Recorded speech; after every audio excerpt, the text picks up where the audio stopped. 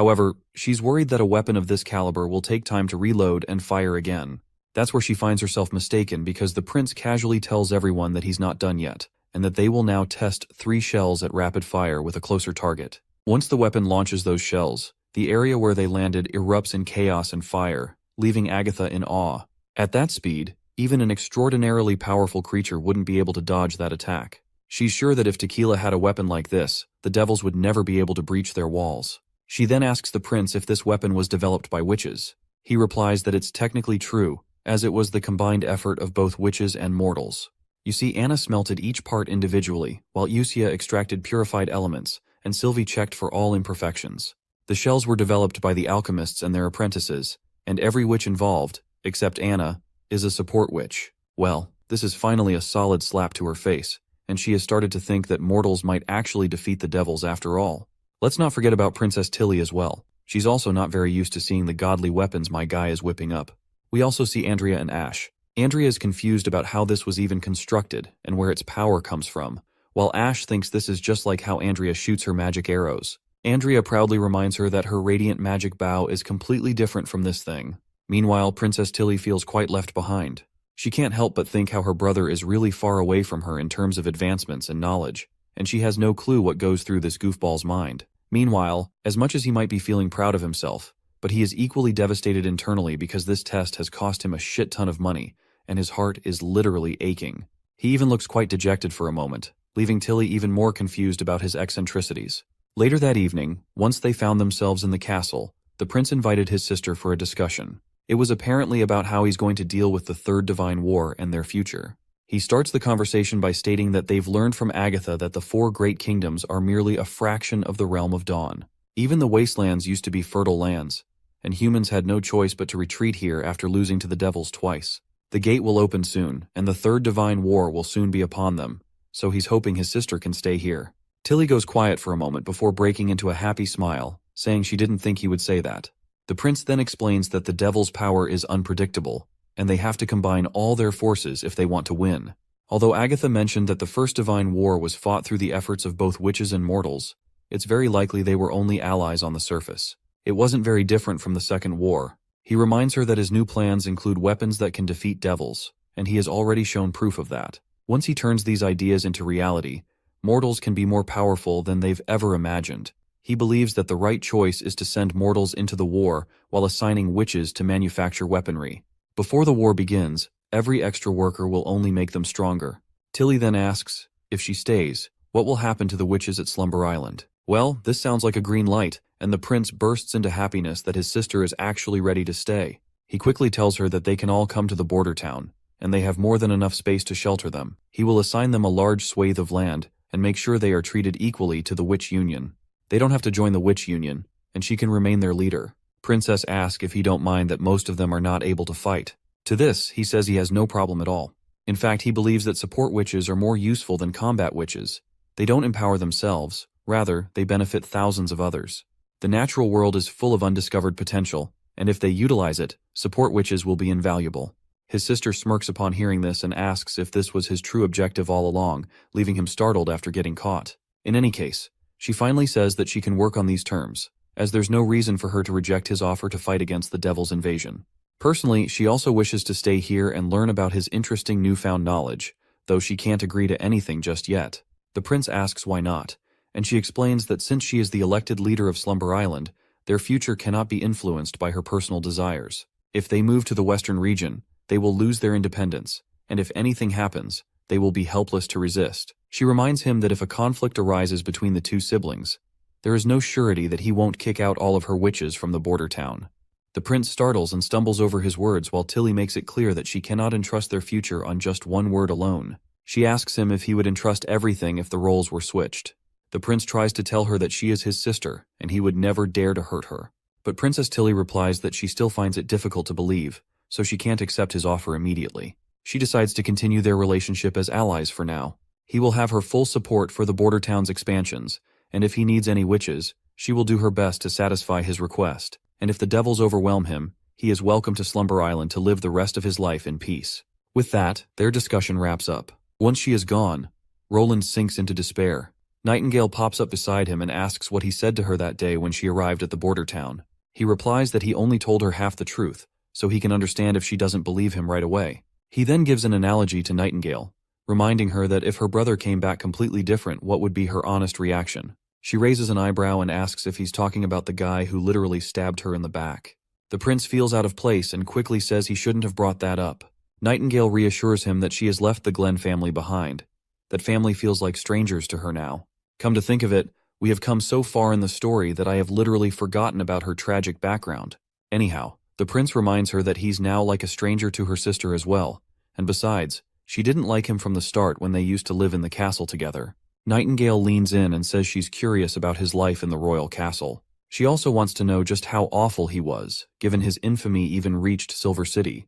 The prince feels embarrassed and admits he was much worse than she might think. He figures Tilly probably started hating him after he pushed her into that pile of broken glass. Nightingale agrees that he did some seriously bad stuff, but she doesn't think she hates him now. The prince asks how she knows that, to which Nightingale replies that Tilly has never lied to him, and if she really did hate him, she wouldn't still be here. He then politely asks if she's just saying that to make him feel better. Nightingale pouts and insists she means it. She reminds him how Tilly agreed to send witches to support the town and help fight against the devils. So how is that any different from her staying here? Also, she jokes that if all the witches from Slumber Island come at once, it's going to be really annoying, especially if there are more people like Ash. Not everyone is as friendly as Maggie, after all. Just as they're talking, Nightingale notices someone approaching and quickly starts to disappear. When the prince gives permission for the visitor to enter, Agatha steps inside.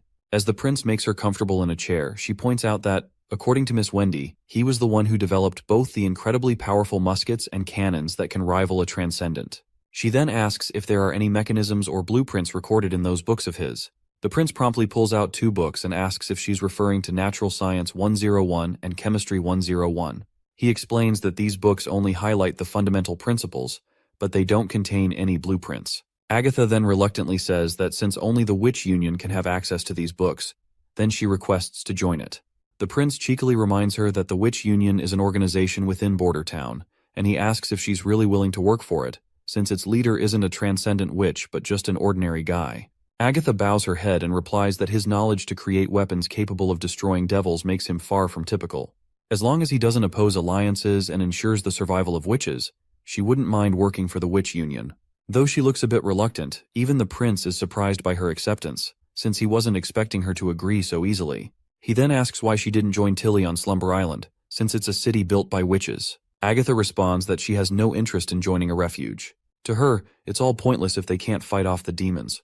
The prince then reminds her that since he also wants to crush the church, she might be seen as an enemy by the Alliance survivors, as it's possible they simply changed their names and stayed hidden all these years. After putting in a lot of thought, he's come to the conclusion that even if the Alliance lost Tequila, they would still have extraordinary transcendent witches and divine warriors. Since they migrated to underdeveloped lands, it's unlikely they just disappeared. He even believes the church might have been founded by the Alliance, not mortals, and that mortals didn't steal the divine punishment method from witches. Instead, it was created by witches to hunt other witches and mass-produce divine punishment soldiers. We, of course, already know the truth, and the prince isn't far off, as the church was indeed founded by the Alliance. Agatha, however, is having a hard time believing that it was the Alliance that started the oppression and slaughter of witches. The prince says it's all just his hypothesis for now. He then pulls out a book and reveals that it's a historical record written by the church, which also includes a chronicle of the 4 great kingdoms. He tells Agatha she can study it if she wants, but no matter what,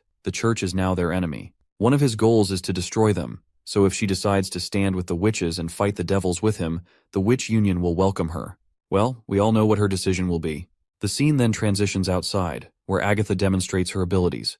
The prince and Nightingale watch closely, and Nightingale notes that Agatha's magic is shaped like pentagonal prisms, with her capacity being at an intermediate level. Sister Scroll categorizes Agatha as a summoning-type witch who has already evolved once. She originally had the ability to create cool temperatures, but after her evolution, she can freeze the air into ice, which is a very convenient power. The prince then asks how she evolved, to which Agatha replies that it was through continuous practice and a sudden epiphany. She explains that she practiced every day to freeze water at a faster speed and lower the temperatures even more. One day, she saw a witch melt lead with her flames, and as the lead started to bubble from the rising temperature, that is when she realized that everything has 3 forms: gas, liquid, and solid. Lead exists as a solid at room temperature, but with enough heat, it can become a gas. Similarly, water exists as a liquid at room temperature, but with enough cooling, it turns to ice. This revelation transformed her magic from within. After ascending to a higher-tier witch, she recorded the principle into the Codex of Principles.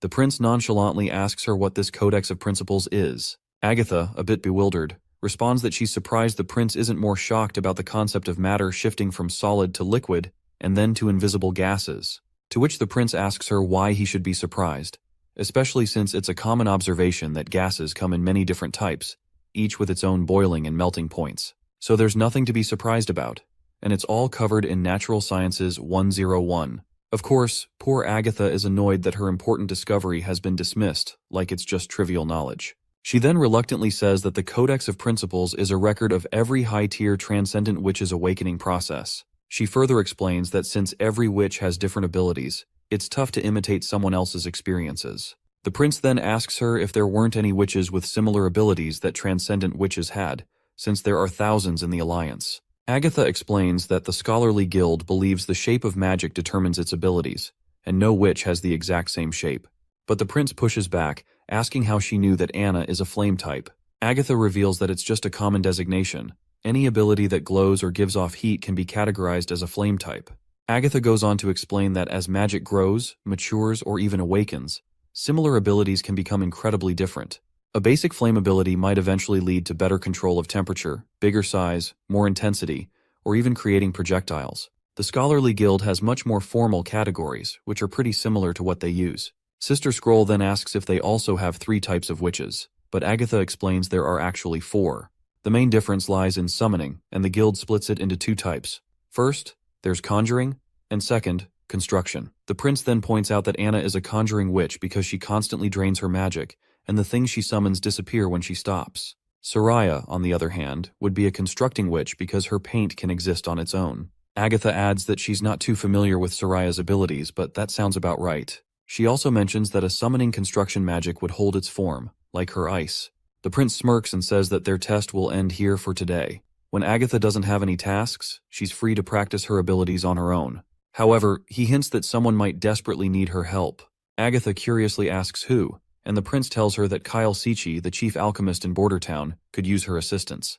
Apparently the guy's been acting like a maniac, pushing forward despite the risks, and poor Nana has been terrified, constantly healing him over and over. Later, back at the castle, the prince is deep in thought about how maintaining a stable temperature is crucial for safely extracting nitroglycerin. Agatha's ice coffin could easily keep things below freezing, which is perfect for cooling the reaction vessels under pressure. But he's also a bit worried about whether Agatha will get along with Kyle, given that Kyle is blunt and Agatha comes off as an arrogant royal.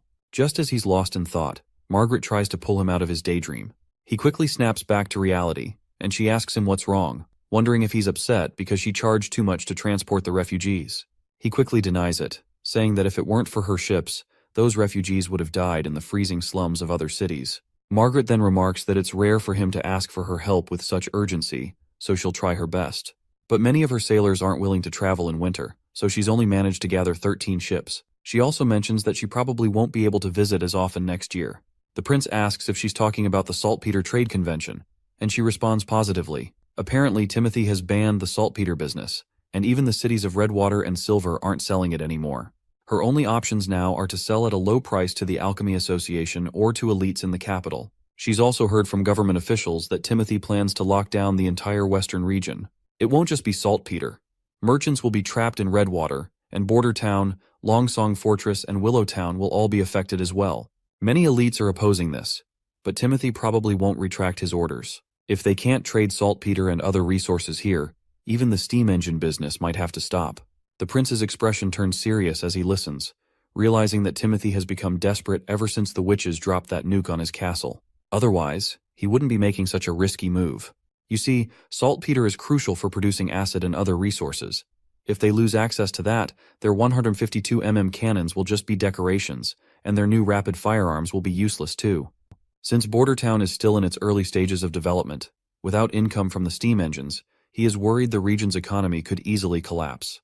The prince reassures her that what Timothy is doing won't last long and that she'll be visiting Bordertown again very soon. He adds that when she does, it will be a brand new city, He goes on to share his plans to open a commercial sea route contracted with the bay that won't pass through Seabreeze Town or Clearwater Port. Instead, it will go directly from the western region to the Bay Islands. He asks if she's interested, but she admits she's not sure if there are any harbors that reach the ocean. The prince replies that not right now, but he's going to build one. He reveals that there's a shallow beach south of Border Town with ideal water depth and size, making it perfect for a seaport. With some modifications and clearing the mountains along the coast, they could export goods from the western region. She would manage the ship transportation and sales, while the western region would provide merchant goods. He then calls out to his butler, Sean, telling him to show Margaret the newest goods. Sean promptly brings over a bunch of bottles, and the prince encourages Margaret to open one and smell it. Once she does, she's shocked to realize it's perfume. She can hardly believe he started making perfume. The prince just asks if it compares to what the Alchemy Association makes. Margaret admits that this stuff actually seems more potent, and she can only think of one word: amazing. She wonders if it was made by Border Town's alchemists. The prince tells her she can have those for free. She happily accepts the gift and asks how many bottles he can produce in a year, explaining that the Bay merchants are very particular about fishy odors, and the capital's Alchemy Association can never keep up with demand. The prince keeps his tone low-key and says that if they have enough ingredients, he can produce up to 10 times the Alchemy Association's output. But deep down, he knows it could be even more now that Leaf and Evelyn are collaborating. He's confident their sales will skyrocket, but he can't just sell it like cabbages. The prince is hoping that Margaret will help him spread these goods, and she smiles, saying this is quite a rare opportunity for her, so she will try her best to make the most out of it.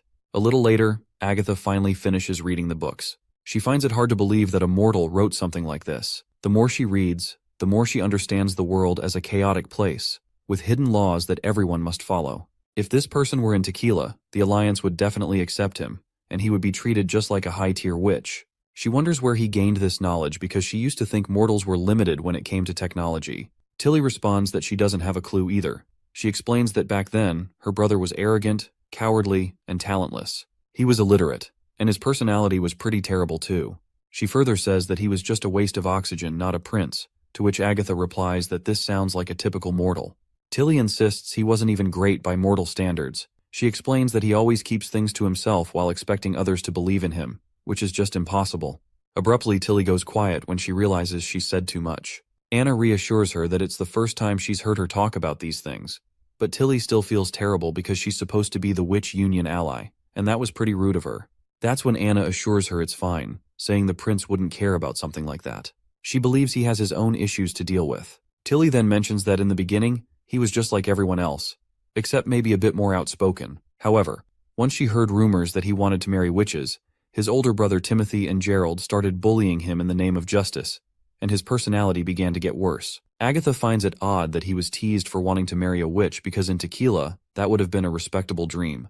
There aren't many mortals who marry witches, and most witches don't want to spend the rest of their lives stuck with a man. Tilly adds that everything is different now. If he marries a witch, it would mean he wouldn't have any heirs. But she figures that since it's been over 10 years, he's probably forgotten about the idea of marrying witches. That's when Anna tells them that the prince still wants to marry a witch, which shocks Tilly, and Anna further claims he said it himself. The scene then transitions to Longsong, and we finally see Ambassador Petrov after a long time.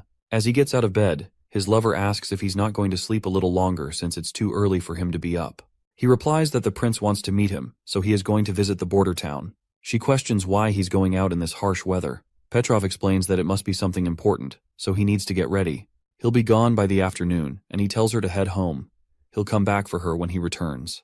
The girl asks why he can't just ignore him. She points out that even though the prince has captured Longsong Fortress, Petrov is still its ruler, and she's sure that even a king's orders wouldn't require such urgency. Petrov gently pats her head, saying that the western region is out of the king's control, but Prince Roland governs it. Roland isn't just the leader of the border town, he oversees the entire western region. With that, Petrov begins his journey, accompanied by a few of his men. As they walk, he reflects on how, ever since the months of demons began, there hasn't been much to do at Longsong Fortress. Since his father is filling in for him, and with the help of his servants and apprentices, they should definitely be able to handle things while he's off visiting the border town. He thinks back to how, just a year ago, he also traveled to the border town in the midst of snow, carrying a warning from Duke Ryan which he had to deliver to Prince Roland. Now he's heading there simply because of a letter from the prince. Suddenly they hear some commotion nearby. Petrov tells his men to check it out, adding that if it's just a typical scuffle, they should kick the troublemakers back into their homes. Later, Petrov's men take out troublemakers causing the ruckus. One of them is an elderly lady, who points accusingly at a red-haired girl, telling everyone they must kill her because she's a demonic witch. But there's a kid standing by the girl's side, insisting she's not demonic at all. He argues that, just like in the plays, there are good witches and bad witches, so there's no reason to harm her. The poor girl is crying, trembling in fear. Petrov calmly asks the elderly woman if she's certain the girl is a witch. The woman insists it's true and warns him not to be misled by those theater plays. She claims she saw the girl using her demonic powers to melt snow off the roof, saying she witnessed it with her own eyes and doesn't know what this girl is plotting. She then laments how all of the churches have been burned down in the western region. But she is sure that the holy city will build more, and everyone will be able to achieve God's pity and protection. That's when Petrov tells his men to lock up the old hag, stating he wants every believer of the church locked away once he returns. With that, they drag the old woman out, and Petrov squats down, gently asking the little girl to show her powers if she really is a witch. The boy beside her warns Petrov not to touch her. The girl, on the other hand, trembles, unsure of what to do, but Petrov reassures her that if she can prove she's a real witch, he'll let her go. She promptly unleashes her abilities and melts the ice on the ground right away. Petrov tells her to come with him, and the girl asks where he's taking her. He replies that he's taking her to a place for witches. Petrov's assistant picks the girl up in his arms, while the little boy left behind shouts for them to let her go, reminding them that they promised to leave her alone. Their boat sails down the river, and that's when we learn the girl's name is Paper. There's no doubt she's an orphan. Only someone with such a simple name would be. I'm glad that even though this is a Chinese comic, they still use English names. Otherwise, I would have had to come up with random names for every witch, which would have been fun too, I guess. Anyway, Petrov promptly offers her some food while asking why she won't use any blankets. He admits that they are definitely not the most comfortable thing, but they'll keep her warm. As the girl blows on the hot food, she says that she'll make it dirty. Petrov reminds her that the sailors aren't any better off than she is, and this trip is going to take 3 days, so she should make herself comfortable as much as she can. Suddenly, she burns her tongue on the hot food, and she looks absolutely adorable. Petrov then asks her about the boy, wondering if he was her friend. She tells him that he was the one who provided food, and requests Petrov to not capture him since he is not a witch. She further reveals that the boy told her that if they cleared the snow from rooftops in exchange for food, everyone would be fed. With the theater in town, no one is afraid of witches anymore. He's the one who negotiates with the adults as long as she's willing to help. Petrov finds it amazing that this little girl is helping her community to earn some honest food. He then asks her if she got any food. She replies that she did. She cleared 3 roofs. One homeowner chased her away, another gave her some bread, but the 4th house belonged to a hateful woman. He pats her gently and tells her to rest and eat well, adding that in 3 days, she'll meet the prince. Of course, the mention of the prince perks her up, and fast forward 3 days, Ambassador Petrov finally meets Prince Roland, who promptly welcomes him back to the border town. Petrov respectfully pays his regards, saying that the honeysuckle family has sent their greetings to the prince as well. Prince Roland invites him to sit, and reminds him that the reason for this urgent meeting is something that could affect the entire future of the western region, including Longsong Fortress. Petrov promptly asks him to explain further, so Roland then reveals his grand plan to build a metropolis, which will stretch from the Misty Forest in the west to Longsong Fortress in the east. This metropolis would encompass half of the western region. Since Longsong Fortress would be the eastern half of this new city, it would also become the first line of defense against the church, meaning it would no longer be an independent city as it is now. He further explains that the vast territory will be governed by the same laws and managed by the same bureaucracy. The elite will no longer have any influence in government, not even the 5 great families. Petrov finds all of this absolutely amazing because, a year ago, he had a similar thought about moving their defenses to the border town and utilizing the land between them. But Duke Ryan never made it happen, but the prince is taking it even further. There's no doubt that the prince has already made his decision about this territory expansion, and this is the only reason he's sharing this with Petrov now. No one can stop him at this point, and all Petrov can do is protect his own interests in this grand revolution. With that in mind, Petrov asks him how the honeysuckle family can help if the 5 families won't be involved in the government. Prince Roland commends Petrov for his quick-witted thinking, saying he has always been impressed by Petrov's insights ever since he accepted the offer to govern the fortress. He appreciates Petrov's positive attitude and acknowledges that these are intelligent qualities he rarely finds in the elite. The prince assures him that as long as the honeysuckle family continues to serve him, they can manage the Longsong area. Petrov promptly bows his head, saying that he and his father will always follow the Highness's judgment. The prince clarifies that while the honeysuckle family will still have a role in managing their lands, they won't have the same political power as before. From now on, all elites under his rule will have land but won't govern it. All laws and regulations will be managed by the city hall. He further states that land can be inherited just like elite titles, and the honeysuckle family will tend to their own crops, workshops, and other businesses. These will all belong to the honeysuckle family, and no one else will be allowed to intrude on their property. That's his promise. He reassures Petrov that their land won't change, except for the fact that they will have to follow government laws, which may even allow them to flourish more. The prince also tells him that he can return to his own territory and continue the traditional feudal system. However, once he completes the constitution for his new city and starts expanding, that land will no longer belong to its current owner. Once the meeting is over and Petrov is gone, Nightingale pops up, asking if Petrov will even accept this arrangement. The prince replies that he doesn't know. Petrov's agreement alone won't be enough. He'll also need to convince Duke Holmes, and if Holmes wants to remain a feudal elite, there's not much anyone can do about it. Nightingale asks if Petrov convinces Duke Holmes, then Petrov will be the one governing the capital. The prince starts discussing all the political implications and the changes that will come after he unifies Grey Castle. Everything goes over Nightingale's head. She cuts him off, saying there's no need to explain since she can't understand this stuff anyway. Instead, she mentions that a new witch is coming soon, and she's heading out for investigations. The prince asks if she's going alone, and she replies that she'll have Wendy with her since she's better at this kind of stuff than she is. The prince smiles and says he'll leave it up to them then. Apparently, Nightingale needs to verify every new witch who arrives at the border town. Since the new witches have to remove the Stone of Divine Judgment for Nightingale's mist to determine their truthfulness, the prince can't be present in case anything goes wrong. Scroll came up with 10 different identity questions for Nightingale to ask. Since Nightingale can only tell if someone believes what they're saying, the questions have to be straightforward without any loopholes. Even if a witch manages to lie once or twice, they wouldn't be able to deceive her with all the questions. Suddenly, the old man Barov bursts into the scene, frantically asking the prince if it's true that he's recruiting witches at the rate of 1 golden royal per month. The prince agrees right away, explaining that witches are being paid the highest, making it literally the best-paying job in this age. The old man suggests that if the prince wants witches, he should ask the people to find them, just like when he asked them to expose spies. He argues that the people have the sharpest eyes, and they can be rewarded for their efforts. The prince reminds him that this approach isn't much different from what the church is doing. He hopes the witches will come willingly, and that they can continue to use their own power. You see, issuing rewards for witches might create a frenzy around them, and people could start treating it like a business. That's when Wendy appears and says they've verified the new witch's identity, and she exactly matches Ambassador Petrov's description. The prince reminds how he knew too much caution was unnecessary, but Wendy responds that it's necessary because his personal safety is their top priority. The prince then tells her to bring the girl in, and they quickly usher the little timid girl into the room.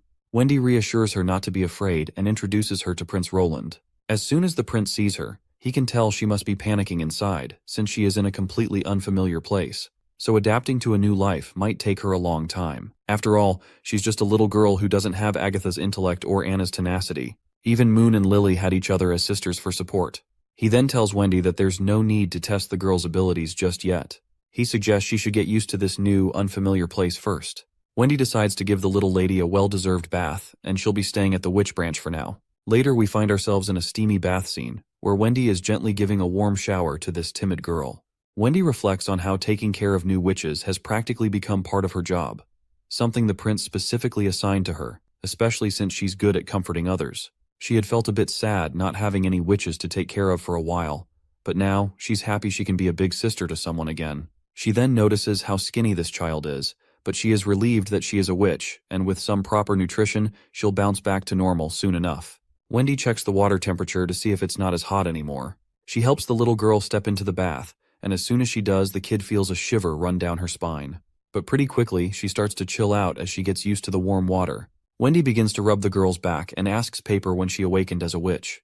The girl replies that it was 2 years ago, back in winter. Wendy smiles and says that's pretty common since most witches wake up during the months when demons are out and about, and it's said that magic is at its strongest then. The little girl asks if that means they have devil powers. Wendy, being the big sister, corrects her and tells her that this is absolutely not true. Being a witch is totally normal. The only real difference between witches and mortals is that we have amazing powers. She adds that a few hundred years ago, witches were considered the children of God. She further assures her that having magic is as natural as breathing. The girl asks if her powers will grow. Wendy agrees and says they'll definitely get stronger as she gets older, but she'll need to work hard to control the energy. Otherwise, she might go through anti-phases, and the church uses this to spread lies about witches being possessed. The girl looks pretty down about it. Wendy realizes that since it's her second year of awakening, She probably felt some of that awakening pain last year. To cheer her up, Wendy reassures her that now that she's in the border town, everything will be alright. She explains that if she hurries and starts practicing, this year's awakening day will be a piece of cake, and everyone will be there to support her. Suddenly, Lily bursts into the bathing room, super excited to see the new witch. She says Moon wants to see her too, but Moon claims Lily is the one who wanted to check her out. The girl panics when she sees them and sinks deeper into the bathwater. Wendy quickly reassures her that they're just fellow witches, so there's nothing to be worried about. Lily asks the girl about her powers, and she replies that she can melt snow. Lily follows up, asking if she can also turn water into ice. The girl shakes her head, saying she can only make hot water cold. When Wendy hears this, she perks up, realizing that while melting snow means raising the temperature, cooling hot water lowers it. But since she can't change normal water's temperature, it doesn't sound quite right. Lily places a steaming tub of hot water in front of her and tells her to give it a try. As soon as the girl uses her ability, the water starts to cool down, and the steam disappears right away. The bubbles in the water also vanish, and the movement of the water slows, creating a clear surface. All the witches are left wondering what kind of power this is. Before we can learn anything about this magical ability, the scene transitions to the prince's office, where Petrov is preparing to leave for Longsong Fortress. Before heading out, he pays his respects to the prince and promises that the honeysuckle family is ready to serve him. Petrov also assures the prince that he'll convince his father, and he will definitely listen since he is different than the rest of the elites.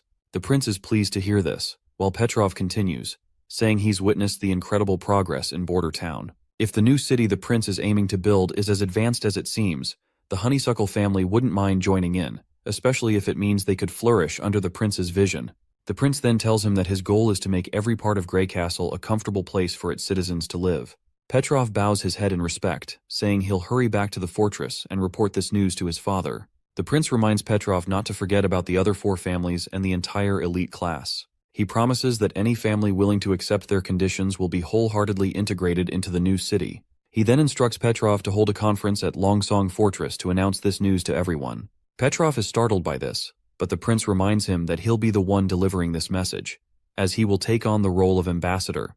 The prince also commends him for doing well in his assignment of recruiting witches, and informs him that the operation will no longer be covert. However, he warns that there are still some people who hold hope for the church, and tasks Petrov with clearing those individuals from the western region. He leaves it in Petrov's hands to figure out how to make it happen. Once Petrov leaves, the prince finally lets out a relaxed yawn and stretches, deciding to take a walk in the garden now that he's done with his office duties. As he steps into the garden, he's immediately startled by the sight of large trees surrounding the area, trees that weren't there before. It feels as if he's standing inside a living organism, with the garden itself almost seeming to breathe. As he walks further in, he spots a cozy bonfire, where Wendy gestures for him to come closer. When he steps inside, he notices other witches gathered there as well. He sits down beside his sister and asks what's going on.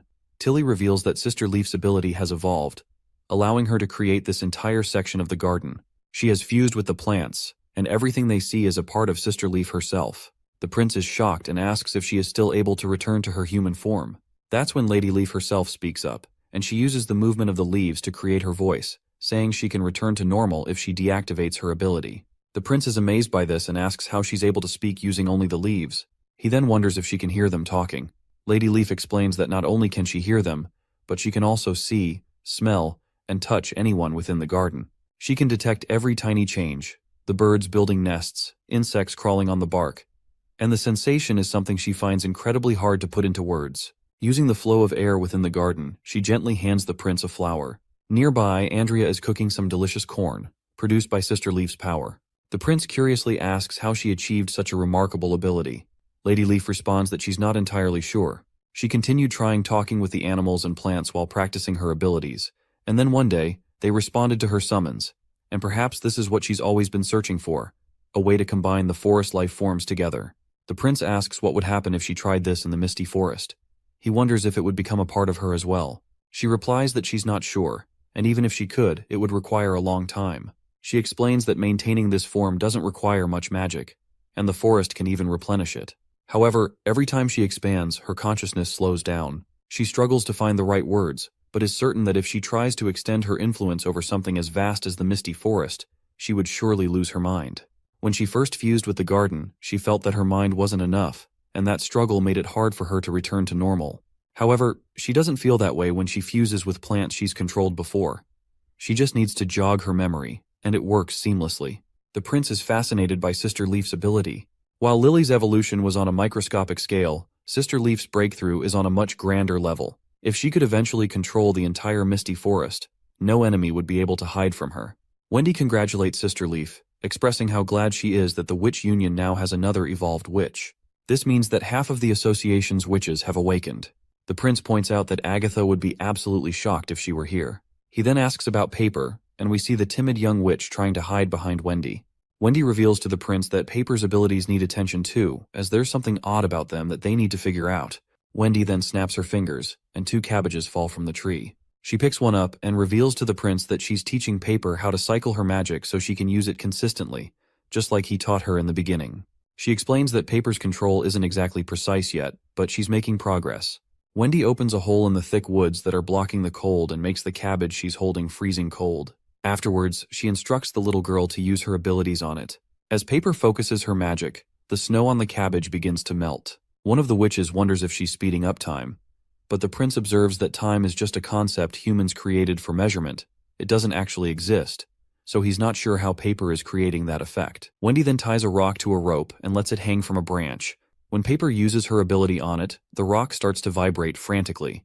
This observation makes Wendy think that if Paper's abilities were related to time, the rock would be swinging slow instead. That's when the prince's mind clicks with the realization that she's not actually affecting time. Instead, she's influencing the movement of atoms, and her magic can either slow them down or speed them up, which results in water freezing or melting. Of course, Paper doesn't really understand the science behind her magic, but she uses it based on her feelings. She thinks her magic doesn't affect other things much other than water, because some changes take time, like when things rust. The prince believes her magic is like a natural helper that speeds up reactions. When he gets back in his office, he thinks that once Paper gets better at controlling her magic, they can make their chemical work even better. They're already making a lot of important acids, and they need to improve their explosives. If they can produce more ammunition, Border Town will easily be able to get new repeating rifles. Suddenly, the prince nearly chokes on his tea when he hears a loud bang outside. Nightingale rushes to go outside, insisting there must be a demon, but the prince warns her to be careful. She reassures him that there's nothing to worry about since they can't touch her once she's in the mist. The prince understands why Nightingale is so eager to go outside. The witches have been feeling cooped up all day because of the winter, especially the battle witches Tilly brought. They've been waiting all day for hybrid demons to fight. He can tell that Andrea, Ash, and Nightingale all want to show off their strength to each other. However, he thinks it would be great if they were this enthusiastic about studying instead. Still, he's glad they have their own kind of fun, especially since support witches don't have that luxury. This is why he's planning to work on a new project to create some fun activities for everyone. Soraya enters the scene, and it looks like she has been called by the prince. He asks her if she's free, and she replies that she's not. A few workers have been going to the factory, so she finished painting the layers in only half a day. Otherwise, she helps Kyle with crafting those metal boxes. She adds that she enjoys her life now much more than during her days in the association in the mountains, and is really happy that her abilities are helping everyone. The prince explains that he called her to help him design some new playing cards.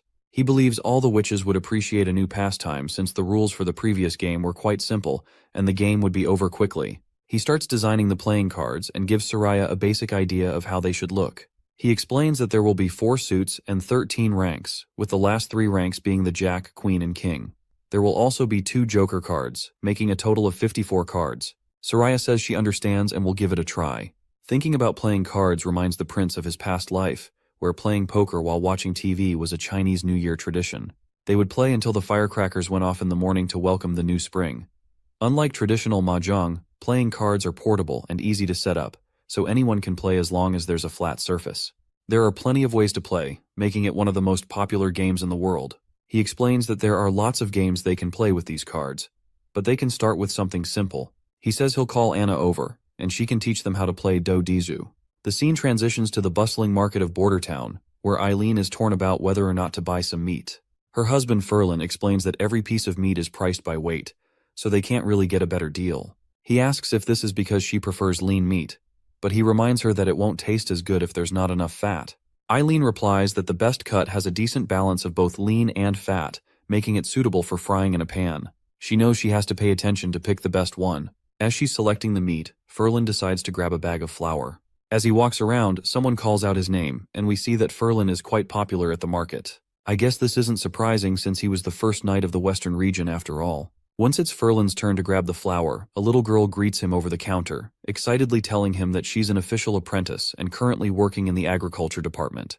Furlan congratulates her and wishes her good luck, then asks for the bag of flour. A guy quickly brings it over and hands it to Furlan. The little girl flashes a smile and tells him to visit again later. As Furlan walks away, he notices Agatha. He's surprised to see her because the clothes she's wearing look familiar, which resemble his family's paintings from the past. He is totally flabbergasted as he thinks if she might be an ancestor of his, and how it's possible for his ancestors to be alive. Right at that moment, Eileen enters the scene and looks annoyed to see him staring at another girl. Furlan is lost in his thoughts while she tries to grab his attention. Finally, she shouts near his ear, asking what has gotten into him. He says he is fine, but his mind still seems to stuck over her. Later, Furlan arrives at his family home, and as soon as he enters, he encounters his brother Mason. Mason tells him that he doesn't belong to the Eltec family, and asks why he has returned. The big brother further asks if he needs money for the winter. He says Furlan can have money, but he better leave as soon as possible. But Furlan makes it clear that he does not want any money or inheritance privileges. He explains that Prince Roland has employed him as a teacher, and he is very satisfied with his life. Mason raises an eyebrow and asks since when he gained scholarly knowledge and if he's teaching other elites. Furlan clarifies that he's not teaching elites, but rather commoners. This shocks Mason, who points a finger at his lil bro and asks if that peasant wife of his has muddled his mind. Just then, their father arrives on the scene and says that Eileen isn't any worse than elites. She just lacks their identity. Both sons bow in respect as they see their father, who looks like a big bearded hobo. He mentions that he's heard from the guards that Furlan has some news, to which Furlan agrees. His father instructs him to meet in the office. As they walk, their father points out that he saw Eileen in the theater during autumn. He notes that she looked very healthy, and her performance was on par with Miss May. He hopes Furlan will have an excellent wife in her. That is when we see Agatha's photo, and while Furlan is looking at her painting, he agrees with his father and mentions that he and Eileen have their own home in Bordertown now. He adds that he's planning to try for a child after the demon months are over this year. The old man then states that the journey must have been tough to come all the way from Bordertown. Once they finally settle in the office, Furlan reveals to his father that he saw a woman in town who looked identical to their family paintings. Of course, this absolutely boggles the old man's mind. Furlan further explains that the woman had blue hair and beautiful features. He swears he saw her with his own eyes and wonders if she could be their descendant. The old man dismisses this as impossible. Furlan then suggests that he must have misunderstood someone. His father agrees, saying it's impossible for her to be a descendant, but she might be the woman in the painting herself. This idea strikes Furlan as even more ridiculous because how could she possibly be alive after hundreds of years? They then head down to the basement, where his father reminds him that he used to love coming down there when he was young. He would always punish Furlan for coming here not because he wanted to be harsh, but because the space contains valuable treasures from their ancestors. Furlan looks at the stones and asks if they are all stones of divine punishment. As he surveys the basement, he notices boxes scattered everywhere and stones of divine punishment all around, which leads him to wonder if the Eltec family has always been this wealthy. Now he's pretty sure that the treasure map he gave to the prince also came from the basement. That's when the old man opens one of the boxes, revealing a ton of magical stones. He explains that every time he sees these stones, he remembers the grim stories passed down by their ancestors. He tells Furlan that these are valuable stones that only witches can use. According to family lore, their family was founded under the protection of a witch. The first Eltec didn't come from the western region. Rather, they came over the mountains from the wastelands, where witches had built a vast kingdom. But they were attacked by devils from the underworld, and the surviving witches and people fled wherever they could. The founder of their family is a witch named Agatha. She led a group to the stone tower in the misty forest to collect her research, while the rest followed the masses to Grey Castle. He explains that their ancestors were among them, and he was Miss Agatha's butler, who should have gone to the forest with her but faltered and suggested looking after their supplies instead. The witch agreed to his request, but all butlers live and die with their masters, so his actions were no different from betrayal. As a result, he carried his regrets with him when he arrived in the western region. He says the witch never returned, and he severed all ties with the Alliance. Later, he took a few servants and settled in this area, away from the survivors. Furlan asks if this means his father knew the church was evil from the beginning. The father agrees, saying he was powerless to do anything about it. If any witches appeared in their territory, he would hide them, but he couldn't do anything about the witches in the fortress. His beliefs are different from Duke Rayan's, who hated witches even more than the church did. He mentions that from the last pages of their ancestors' record, they did the same thing, which was hiding witches. Furlan then asks what makes his father think Agatha might be alive. The father explains that it's only a possibility since witches have many different abilities, but they're unable to have children. That's why it's just an educated guess. He adds that the ancestor wished his descendants would explore the misty forest tower. He notes that his writing is smudged from the passage of time, but his remorse can still be felt with every stroke. Ferlin then asks him if he doesn't want to see Agatha, to which the father replies that there's no need to contact her for now. He states that ancestors don't visit their descendants. Rather, the descendants should seek out their ancestors. He gives Ferlin permission to bring all of the stones with him, saying that if Agatha is indeed who they think she is, then their ancestors' wish will be fulfilled. The scene then transitions to Border Town, where Prince Roland seems to be working on something new. He announces that anyone who guesses correctly will get an extra serving of ice cream bread. The girls perk up at the mention and start drooling right away. Ash then nonchalantly asks if this provides running water for the room, to which Andrea laughs inwardly, thinking how ridiculous her assumption is. Nightingale also chimes in, stating that this is a crude assumption since typical plumbing doesn't require such a huge pipe, and that Prince isn't inefficient. Andrea perks up to see that Nightingale is thinking along similar lines. Not only that, but Nightingale is also good at combat and has an elite background, and even their hair colors are similar.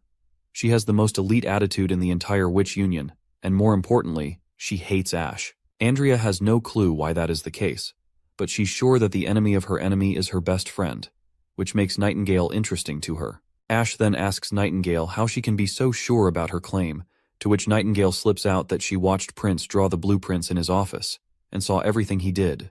The other witches protest, claiming that this is unfair, so Prince declares that Nightingale is out of the game. He then decides to drop a hint, and states that these pipes are only a part of a whole system. He then tells them to visit other rooms, as it will make it easier to understand the whole system. Lightning and Maggie decide to explore the other rooms, while Andrea leans closer to Nightingale, asking about what Prince is actually making. She promises to share half of her bread if she wins, but Nightingale responds that she doesn't understand most of it, as the technical stuff sounds like gibberish to her. She adds that Anna is probably the only one who can understand Prince's blueprints just by looking at them, and if she asks her, she will definitely have the answer. It seems that Andrea is hesitant to talk to Anna, and decides to just figure things out by herself. She examines the copper pipes installed and notices that they're insulated with metal sheets, likely to prevent direct contact with them. She wonders why they need insulation, considering only a barbarian like Ash would be able to damage these pipes. Then, she looks outside at the large hot water facility where all the pipes are leading. But this just makes her even more confused as she has no clue why the pipes are only transferring hot water. Prince finally announces that from this point onward, the castle's heating system is officially ready to be used. This revelation surprises Ash, while Prince explains that after hot water boils in the stove, steam will travel through the pipes into their rooms with diffusers. As long as the doors and windows are closed, the rooms will quickly heat up. Now they can enjoy springtime warmth while they sleep, and once he perfects the system, he plans to start building them in private residences too. Little Nana feels so warm and cozy that she doesn't even want to go home. Prince then reveals that besides Anna, Soraya, Hummingbird, there is another person who will receive the extra ice cream bread for guessing. And as you can imagine, Tilly will be the lucky winner to have some ice bread who guessed correctly. The next scene transitions to a science seminar hosted by Prince, where he plans to give a lesson on nitrogen extraction. Without diving into the technical details, what's clear is that this process is only possible thanks to Agatha's freezing abilities and Kyle Sichi's efforts. Prince is surprised to see how well Sichi and Agatha are getting along. He initially had thought their blunt personalities would clash and cause chaos in the laboratory. Agatha starts using her magic to cool down the canister, and nitrogen begins to emerge from the nozzle. Anna stands by, melting any ice that forms to keep the process smooth. Kyle Sichi brings out a glass jar that contains the nitrogen, but Lily mentions that she can't see anything. This prompts Prince to ask his first question, which is how can they prove that this gas is different from oxygen? 3 students immediately step up with answers.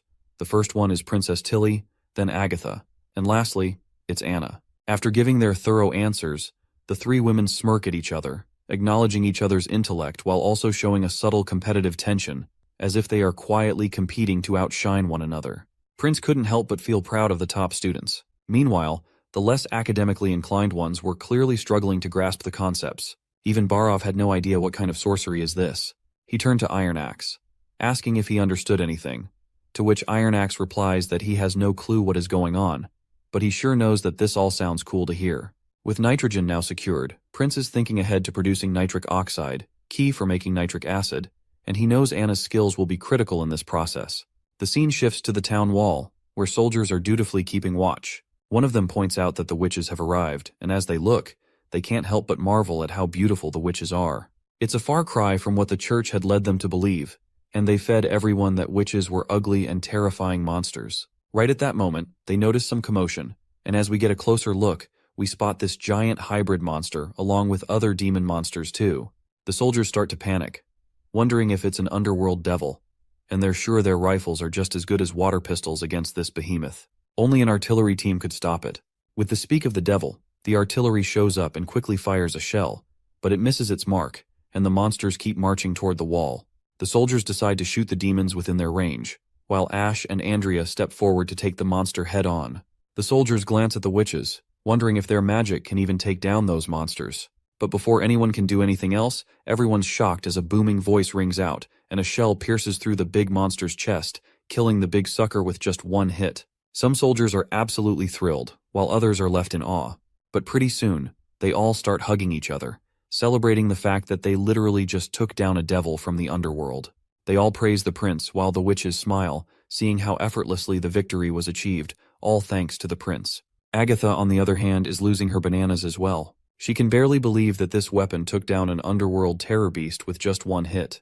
The prince then asks if that's the name of this hybrid demon, and further asks her if she has seen these in the Fertile Lands as well. Agatha confirms she has definitely seen them before, because they used to spawn in packs. They're incredibly tough for witches to defeat, and even devils struggle against these monstrosities. Many cities and towns were raided by these beasts, but they only appear during the months of demons. She goes on to explain that the arrival of the red moon is when magic is at its peak, and many witches are born during that time.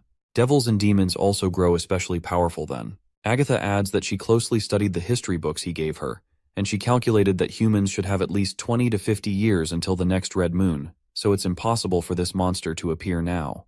But the prince points out that the monster did appear, asking what that means. Agatha grimly responds that it only means we don't have much time left. She reveals they only have 5 years at best. The prince snickers at this, and Agatha asks if he really thinks that's enough time to prepare. She explains that this pattern held true during the First and Second Divine Wars, but now, time seems to be shrinking, and it could get even worse in the future. He explains that the reason he was snickering is because he thought the red moon would arrive early, maybe even this winter. But according to his 5-year plan, by then, their population and resources will be at a decent level, their tactics will improve, and if they fail in battle, they'll have a retreat strategy to ensure survival. His most important goal right now is to build 2 to 3 industrial cities, grow their population, and sustain their army's firepower, food, and supplies. He emphasizes that people are the heart of their supplies, so boosting education and employment is essential. If they can fill the entire wall with weapons like the one that took down the monster, they might just be able to stop the devils. Agatha then says she finally understands why she is working in the lab. Apparently she has been contributing in work related to producing cannons. She promises to do her best to provide distilled nitrogen and oxygen as long as the prince can defeat the devils. To this, the prince confidently assures her not to worry. They will definitely win against the devils.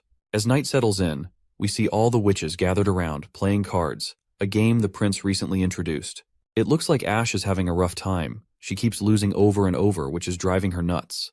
They ask Evelyn if she wants to join in, and she asks what the game is about. Andrea explains that it's a gambling game where the person with the most slips on their face wins, and the loser has to give up their ice cream. Evelyn raises an eyebrow and points out that finals are coming up, so why aren't they studying? Andrea shrugs, saying the foundational classes are pretty easy, and she's confident she can ace them without studying a single word. This doesn't surprise Evelyn, considering Andrea is one of the elites, so she has way more knowledge than the average person. Evelyn starts feeling inadequate, thinking about how even Ash and Shavi already know how to read and write while she feels like she herself is at the bottom of the barrel. Evelyn tells them she can't play cards because she needs to study, so they should go ahead and have fun without her. The 3 ladies are confused about what's gotten into her but agree and let her be. Andrea quickly dives back into the game, and they spend the night having fun. The next day arrives, and the first thing we see is Andrea in the examination hall, feeling quite relaxed. She's excited that after today's exam, the first section of their studies will be over, and everyone will get ice cream bread as a celebration. Andrea is especially looking forward to taking Ash's and Shavi's share since they lost to her multiple times in the card game.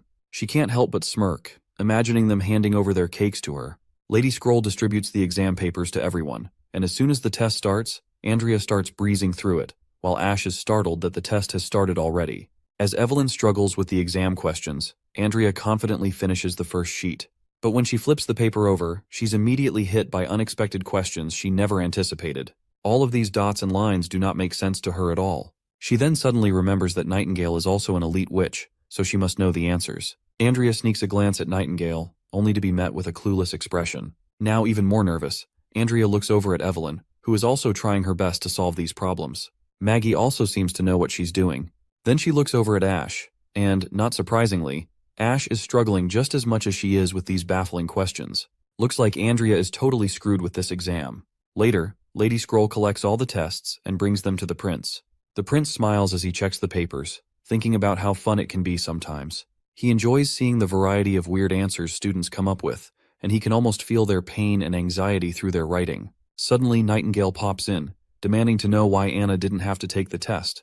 The prince casually reveals that Anna didn't need to because she helped write the test questions with Scroll. Nightingale is stunned to hear this, but then she asks about Tilly. Why didn't she have to take the test? The prince explains that Tilly was responsible for reviewing the test beforehand to make sure there weren't any errors, and she aced it with a perfect score. This revelation throws Nightingale even deeper into despair. The prince reflects on the exam results, noting how much the Slumber Island witches have improved. Evelyn and Sylvie both passed, with Evelyn making the most impressive leap, raising her score from 5 to 62. Even though she still scored the lowest of the three, he can see she put in a lot of hard work. However, it's a different story for the 3 new battle witches, whose scores are all quite low. None of them managed to pass the 50-point mark. He figures it's because they didn't attend most of the classes, and their language skills were particularly lacking compared to other subjects. But Nightingale fares even worse among them. Despite studying with everyone else, her scores are even lower than last time. The prince muses that maybe she's just not cut out for academics.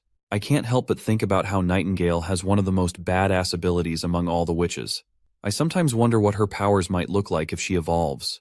Anyway, Prince laments how she barely got anything right on the math and science parts. Her formulas were completely off, but somehow she nearly nailed the multiple choice and true-false questions, which is a mystery Roland couldn't figure out. Later we see Maggie cracking open an egg, and her lucky star shines so bright that she gets 2 yolks from 1 egg. Even Sister Lightning feels a little jealous about that. The next scene transitions to the Holy City, where we find Pope Main in the underground jail. As he approaches one of the cells, he reflects on how the last time he was here, it was to execute the previous king, Wimbledon. This time, though, he's here because of Zero. Once he enters, he asks her how the disciplinary whip feels and hopes she understands what it means to obey him after this. She teasingly asks him if by obey he means her obedience to him specifically, or if he expects her to be courteous to the other archbishops as well. Pope Main makes it clear that she will need to fulfill his commands, and if he needs her to help the other archbishops with their tasks, she'll have to listen to them.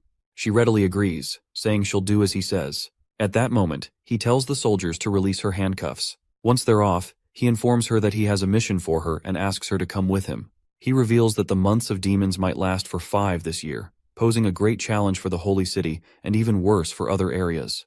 He wants her and the other pure witches to leave for Grey Castle and assassinate the rebels Timothy and Roland Wimbledon while everything is still chaotic. Zero just snickers faintly, which angers Maine, and he asks her if those whips weren't enough to tame her. Right at that moment, a light begins to shine brightly in her chest, and Maine finds himself transported to the old Holy City, the time when he first became a follower of the church. The fact that Maine landed in this place reveals that it holds the most memorable moments for him, which Zero finds quite fascinating. He asks her why she's crossing the line by using her powers on him, to which Zero simply shrugs and says she's well aware of what she's doing.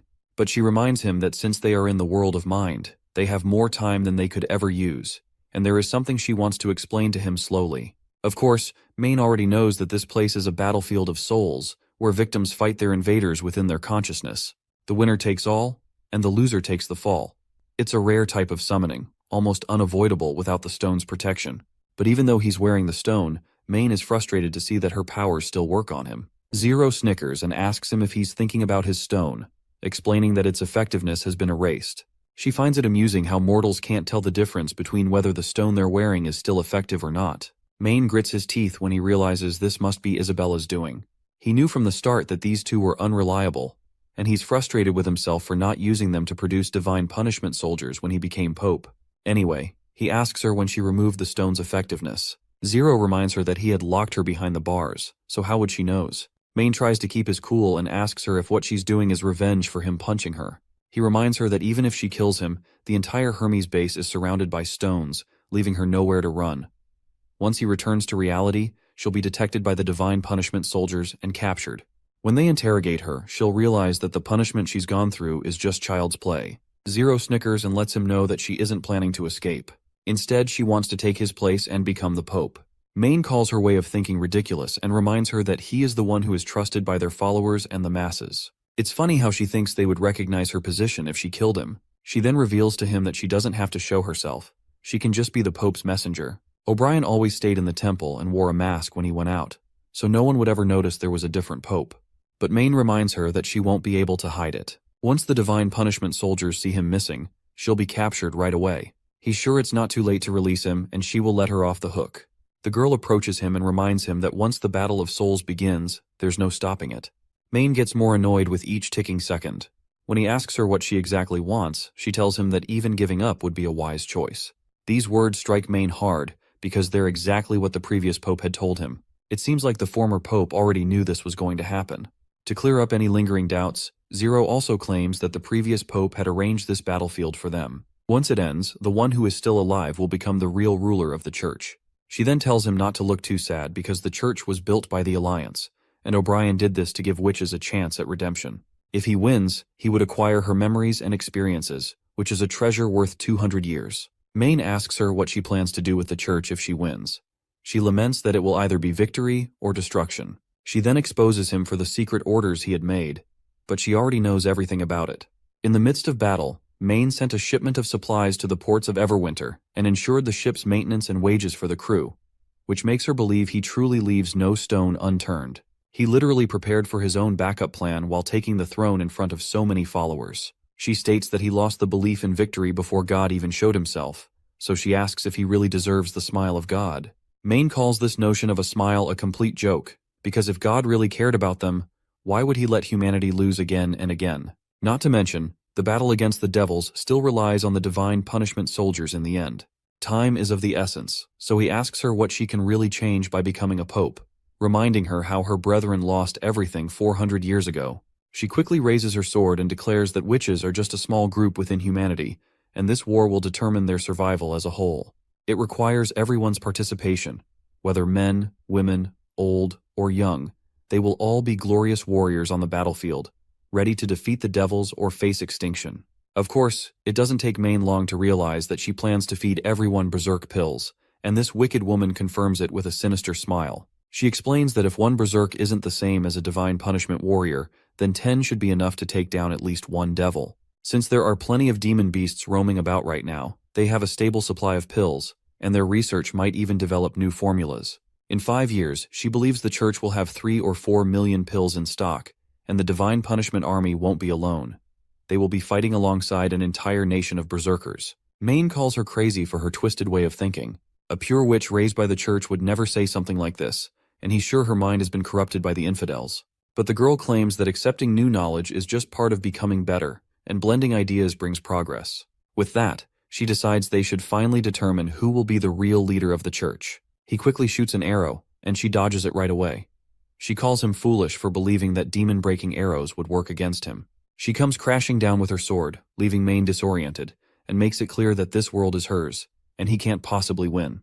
But that's when the red mist those devils breathe begins to surround the area, and the lady starts to burn and suffer from it. Pope Main reveals to her that this mist is a hidden mechanism and is only harmful to magical witches. Once it spreads throughout the entire plaza, she will die over and over, no matter what.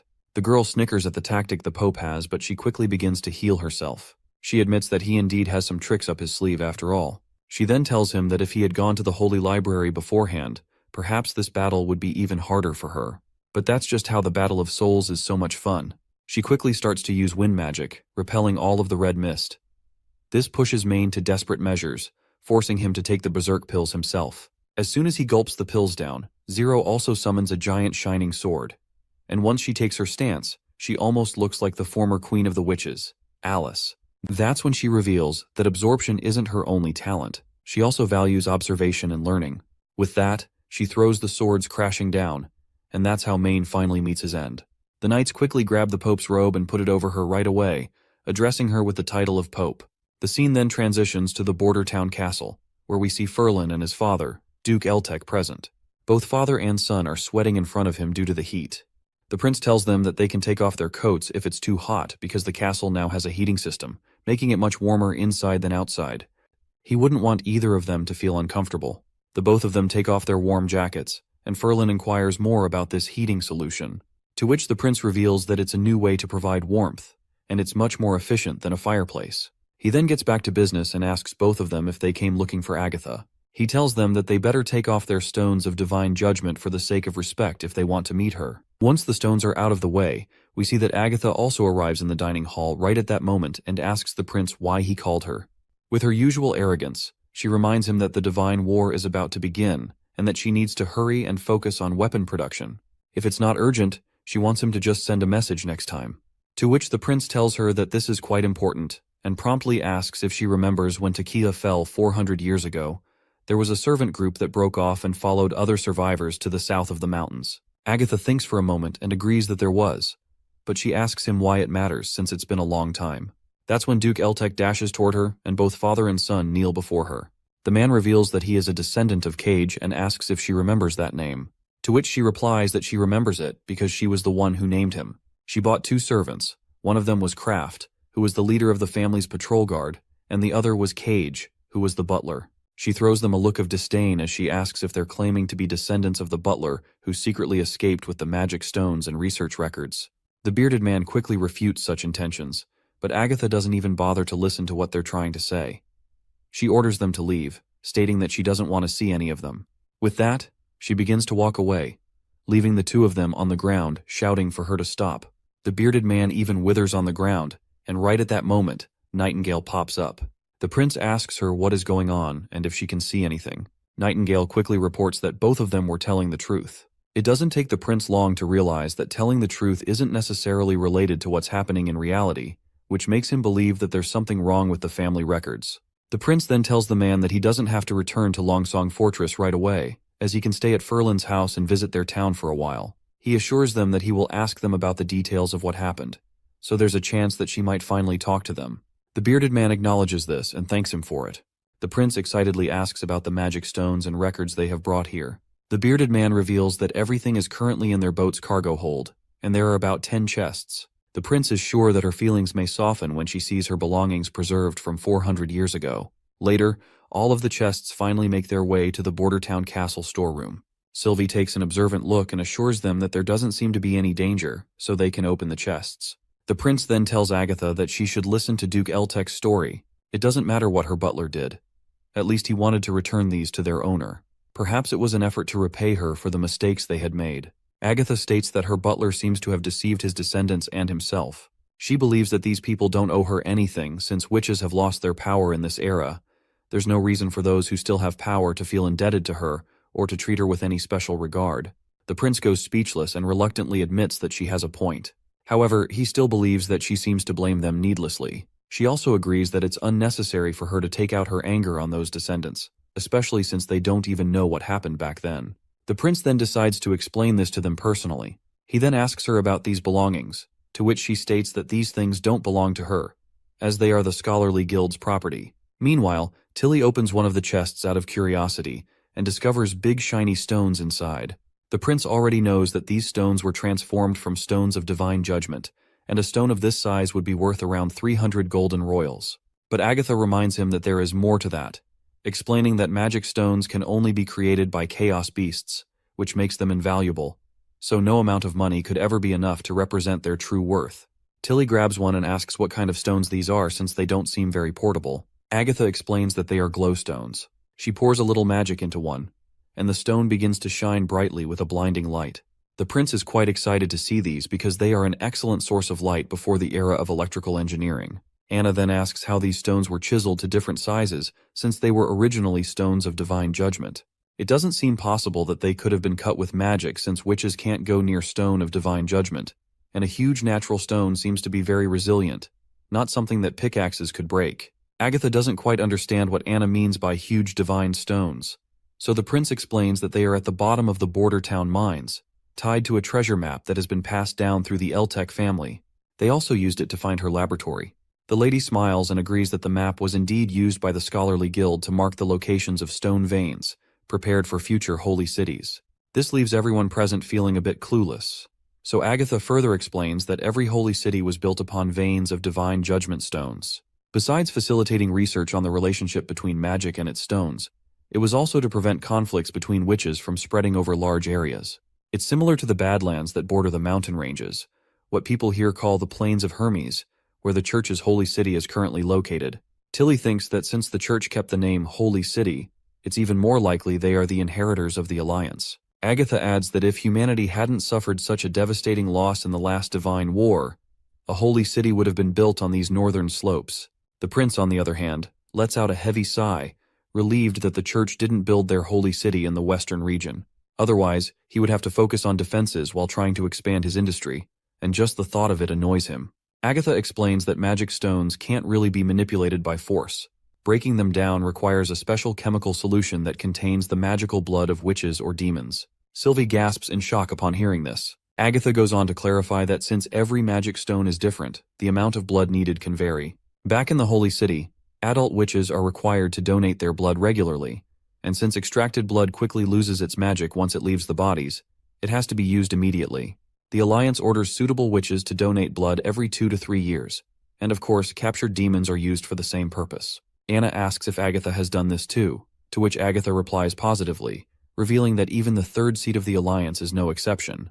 Then Sylvie wonders about demons since some hybrid ones seem to have magic. Agatha agrees, saying that's true, but it's only a small amount.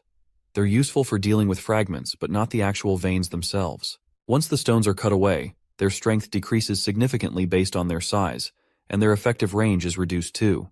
For example, the stones that mortals carry around can be easily broken with an iron hammer. The prince asks if the scholarly guild has ever found ways to create magic stones other than from chaos beasts. Agatha acknowledges this, saying that there have been witches in the guild who managed to transform stones of divine judgment into regular stones, but that was just removing their magic.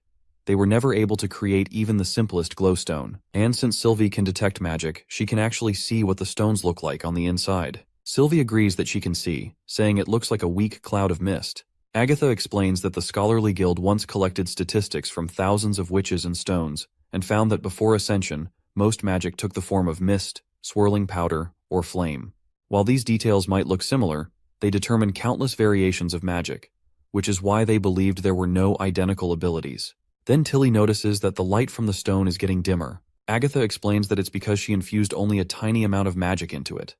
Tilly then mentions that she's seen magic stones still glowing in some underwater ruins at the bay. If those ruins were built by her people, that means the stones have been lit for at least hundreds of years, which doesn't make any sense. Tilly wonders if maybe some members of the Alliance visited that place. But Agatha points out that it's quite possible to keep a stone lit for a long time. It just requires the collaboration of 10 or more witches. They can do this through the transfer of magic. Some witches can provide magic for others, or swap gathered magic between two people, which means the person who enchanted it wasn't alone. Tilly puts a bit of her magic into the stone, and it starts shining brightly again, leaving her over the moon. The prince mentions that this is still really useful for the castle. Just think about it. The castle can be lit up even at night. Agatha agrees as well, adding that it'll be even better in the laboratory. After all, a candle's open flame is too dangerous. This leaves the prince a bit bewildered, thinking about how an 8-hour workday isn't enough for her, and now she wants to work overtime at night. Anyhow, the prince starts looking through the chests, wondering if the books inside are records of experiments. Agatha pretends to clear her throat to cover up the truth and explains that some of them are the Codex of Principles. Of course, the prince quickly picks up on her tone and asks if there's some secret she's trying to hide. Sylvie then notices something strange about the chests. There seems to be a false bottom that she hadn't seen earlier because she thought it was just a normal gap. Anna eagerly tries to unveil what's hidden beneath the false bottom, and they pull out a box that leaves everyone curious. The prince gets a bit excited, thinking there might be some cool treasure that the Scholarly Guild left for them. He's not too far off with his guess, as Agatha goes absolutely bananas when she spots something called a divine sigil. She frantically looks inside the other chests, wondering if her butler Cage might have stolen it from the Scholarly Guild. The prince gives an awkward smile, thinking maybe a caravan was attacked, and someone entrusted Cage with it. After all, it's been 400 years, so it doesn't really matter where it came from. But he wants to know what this divine sigil actually is. Agatha explains that some magic stones have additional effects when their magic is combined. They can change the nature of magic or provide a boost. This was one of the Scholarly Guild's main research topics. Combined magic stones are called sigils, and divine sigils are the most powerful kind. She also adds that these magic stones all come from high-tier devils, and the entire region of Tequila only had about 3 or 4 of them. Curiously, the prince asks how powerful these things are, to which Agatha replies that she could reduce his castle to pieces in an instant. Of course, that doesn't sit well with the prince, leaving him feeling absolutely anxious. Agatha reassures him that he doesn't need to worry, as it takes an immense amount of magic to activate. The more stones a sigil contains, the harder it is to use. Only the top 2 seats in the Alliance could ever manage something like this. Basically, only transcendent witches can use it, because the way they channel magic is completely different from normal witches. It's like they're constantly training their powers. Once they ascend, their magic will eventually reach its peak. That's when Anna nearly blinds everyone by trying to activate the sigil, and a blinding light floods the area. The light is so intense it shoots out of the castle windows like a laser, and Agatha, on the verge of going blind, yells at Anna to let go. Finally, the light begins to die down, and it turns out Anna had perfect control over it the whole time, while Sylvie, standing nearby, feels like someone just bleached her eyes. Agatha breathes a sigh of relief, and Anna casually mentions that it's actually pretty draining, and she thinks she can only use it twice. Even though she says it offhandedly, everyone knows being able to use it twice is nothing to scoff at. The scene shifts to show our little girl, Paper, hanging her laundry out to dry. Wendy arrives and tells her to get some breakfast. Like any doting mother, she asks the little one if she brushed her teeth and everything, adding that she's going to check really quick. Wendy promptly hugs the girl, and she can tell that Paper is indeed clean through and through. Then she takes Paper's hand, and they walk together toward the dining hall. Once they arrive, we see Lightning and Maggie arguing over who will try using the sigil first. Eventually, Lightning decides to give it a go. As she warms up before starting, Paper asks what they're doing. Wendy explains that her sisters are testing their combat points, which is some weird term the prince came up with, and that they don't have to worry about it. She points to a silver square, telling Paper that it's something the witches from the past left behind about 400 years ago. This is what transcendent witches used to fight, so the prince gave it to her sisters to measure their magic levels. Lightning tries her hardest, but after all that effort, she barely manages to make the sigil shine a little, with only 2 gems lighting up. Maggie feels proud, boasting that she can easily get 2.5 gems to glow.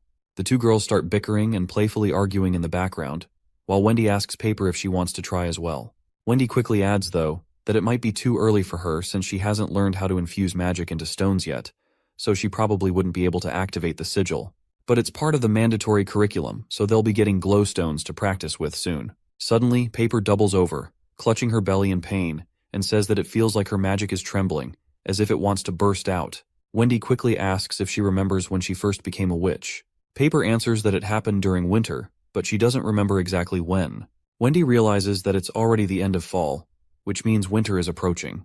The closer a witch is to their awakening day, the stronger their magic becomes, which is a sign of the antiphase. She pulls Paper into a comforting hug, reassuring her that antiphase is no longer a life-or-death matter for the witches of Border Town. The next day, Wendy arrives in the office along with Paper to meet the prince. It looks like Paper has signed all the contract papers, and the prince is glad to see this, and reminds her that from this point onward, she's officially a member of the Witch Union. Wendy mentions how amazing Paper was last night, fighting through the pain and staying conscious without giving up. She adds that they had a special team to cheer her on, but it might have been a bit too much for Paper. Paper starts to tear up, saying that's not true. She feels really happy and isn't uncomfortable at all. The prince is glad to hear this, and that's when Wendy notices the book he's reading. The prince explains that it's a translated record of all the sigils that the Scholarly Guild left behind. It contains all the recipes that the guild found over the course of 200 years. Nightingale then appears, asking him why he finds these sigils so interesting. She reminds him that even though the Witch Kingdom had a bunch of these sigils, they still lost to the devils. The prince admits that he finds them interesting because it's an entirely new horizon for him to explore. He reveals that the documents list countless uses for magic stones and their combinations, but it's like a whole textbook. For example, he can take an echo stone and a marking stone and put them together to create a listening sigil. It seems like whatever the prince just explained went way over their heads. He continues, explaining that according to the book, this listening sigil could stretch up to 3 miles. It might be nothing compared to phones in a world of satellites and signal towers, but it's enough for short-range communication. Nightingale adds that the book says echo stones come from fearsome devils, while marking stones are found in devil camps. She asks him how he plans to get those. The prince reminds her that they already have them. The red stone that Lightning found in the stone tower was an echo stone, and the marking stone is used for tracking sigils. Tilly brought a bunch of them. so they just need to break one down. He then reveals his plan to build a high tower next to the witch building to research and craft Agatha's sigils. Witches and mage towers, he thinks it's all going to be amazing. Later, when he discusses the idea of a mage tower, Agatha finds it ridiculous and calls it unnecessary. She insists that all she needs is a chemistry lab like Kyle's, maybe just a bit more spacious. Besides, she thinks building a tower like that would be troublesome, pointing out that Tequila had towers due to its small size, but they have plenty of land here. The prince sheds a tear of disappointment, muttering that it would have been more thematic. He sighs and reminds her not to worry about the construction. Then he asks if she'd need any other rooms besides a bedroom, office, and apprentice dorms. Agatha replies that if he really wants a tower, then no. Nightingale snickers to see the prince get defeated by Agatha like this. Agatha then explains that they can only build one listening sigil with what they have right now, but if they were to fight devils, they could acquire more. Now that she's mentioned it, the prince reveals there's something written on the last page. Nightingale curiously asks about his findings, but he startles her by asking about her combat points for activating the sigil. Nightingale just shrugs it off nonchalantly, saying it's a secret she can't reveal. The prince notices that she might be embarrassed about Anna's score, which is probably why she doesn't want to share. Anyway, he reveals to them that in this book, the recipe for the stones is unknown, and he's not sure if the scholarly guild didn't write it down for secrecy. But then Agatha chimes in, stating that those stones all come from high-tier devils, and even if it was written, they wouldn't really be able to get them. She can't believe he would think something so precious would just be left sitting around in the lobby. Agatha further explains that sigils might be the connection between different magic stones, but the ingredients required in the process are incredibly complicated. Most importantly, it requires the blood of devils. The prince is absolutely shocked to hear this. Agatha, on the other hand, doubles down on her statement, confirming that it's precisely true and that it requires fresh devil blood. The scholarly guild conducted thousands of experiments while researching the nature of magic, and ultimately concluded that witches, devils, and demons have inherently different magical properties in their flesh and blood. The prince is left in shock after hearing all about flesh and blood. She further drops some truth bombs that the magical properties in witches' blood are used to create divine punishment soldiers. Prince then asks if dead witches can be used, to which Agatha sadly replies that it has to be fresh. This leaves the prince speechless and Nightingale horrified. Agatha continues, explaining that this was the most securely guarded secret of the scholarly guild, and she left the Holy City Tower precisely because of it. She explains that all she knew was that they were mixing the blood of old witches with stones of divine judgment and injecting it into mortals to change their bodies. And as we know, that experiment was likely a success. The prince then asks how much blood it requires, to which Agatha replies that it needs at least half of a witch's blood. This revelation leaves the prince sweating bullets. Agatha further explains that the blood has to come from one person. Otherwise, the magic in the blood will repel each other and inhibit its efficiency. So every experiment resulted in one witch dying. Not only that, but it was also difficult for mortals to withstand the blood. In the beginning, no humans survived, and there were plenty of members who argued that there was no way for mortals to achieve magic at all. But if it weren't for Alice's insistence, this method of divine soldier production would never have succeeded. The prince then adds that now the church has vast armies of divine punishment soldiers, and according to Tilly's report, they have anywhere between 500 to 1,000. Agatha mentions that even if the success rate increased tenfold, it still means a lot of witches were sacrificed. She's sure that the number of old witches would never be enough to mass-produce this many soldiers. It doesn't take long for the prince to realize that the church captured and raised witches to use their fresh blood and create warriors. What annoys him the most is that there were hundreds of witches with unique abilities who were murdered at Hermes, and the church vilified them as satanic beings. Before his head can explode out of sheer frustration, Nightingale places a reassuring hand on his shoulder, helping him calm down. At this point, the prince is convinced that a dangerously foolish organization like this must be destroyed. It does not matter if they are fighting devils or not. He vows to destroy them at all costs. Later that night, we see Wendy stepping out after a refreshing bath. She tells Nightingale to go for a bath as well. However, Wendy finds herself shocked when she sees Nightingale actually studying Natural Sciences 101. It surprises her so much that she loses her grip on her towel and it falls to the floor.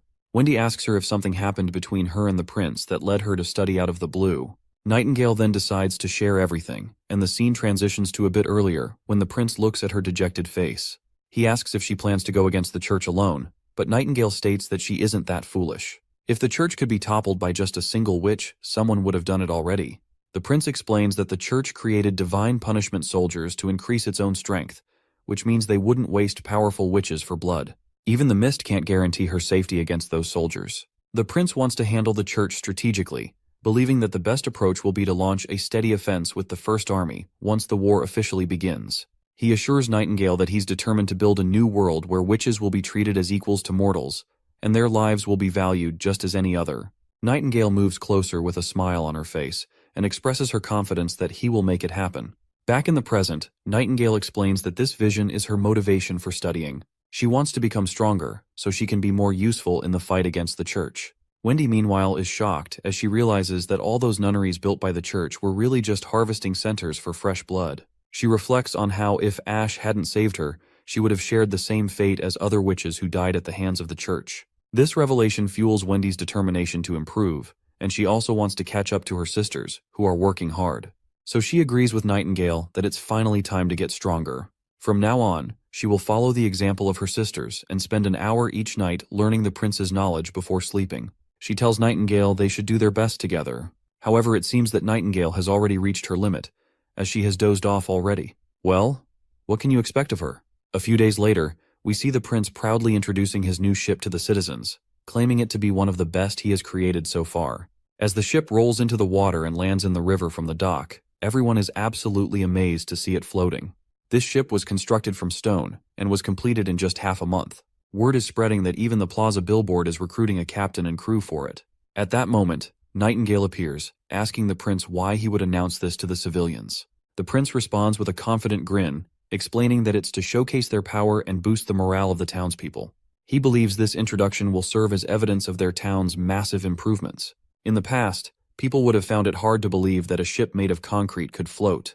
By exceeding their expectations, the citizens will begin to recognize the progress of their town, which will elevate their attitudes and possibly lead them to believe that anything is possible. He tells Nightingale to think of it as an advertising strategy. A territory's growth will change its citizens' outlook. We then see the redhead with his old friend.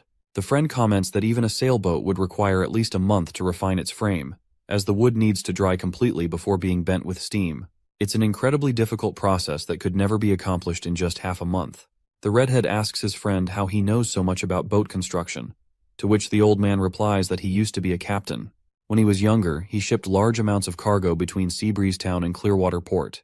He even traveled to the Bay and the Kingdom of Dawn, but due to unforeseen circumstances, he ended up where he is today. The redhead expresses surprise, saying he never knew this about him. The old man shrugs and says he never asked. He then comments that it seems in just a year or two, the prince has built a fleet capable of sailing through all the rivers of Greycastle. With that said, the old man has also decided to apply for the captain's position. Later, we find ourselves in a forest where Lightning and Maggie are preparing to hunt a wild boar. However, they are soon startled by Lady Leaf, scaring both girls out of their minds. Lightning's face goes pale upon realizing it's Miss Leaf. The girl quickly apologizes and morphs back into her original form, which frightens Lightning even more, though at least it's still better than talking to a tree branch. Maggie tries to bite Sister Leaf and confirms that she has indeed turned into a tree. Lightning asks how she can appear out of nowhere like that, to which Lady Leaf explains that she can appear anywhere in the radius of her control. She wishes to command the entire forest one day, as it will be a great asset to Prince in both defending against demons and collecting resources. However, she admits that she can't nurture it like the castle's garden, as she can only expand her influence a little bit each day. Her vision can jump from one side of the forest to the other, and sometimes she feels even faster than birds. Every inch of land is rich in life. If she follows the roots, she can sense the vibration of animals, wriggling insects, rotting corpses, and tiny paths of water. This all sounds completely bizarre to Maggie, who is quite freaked out by this revelation.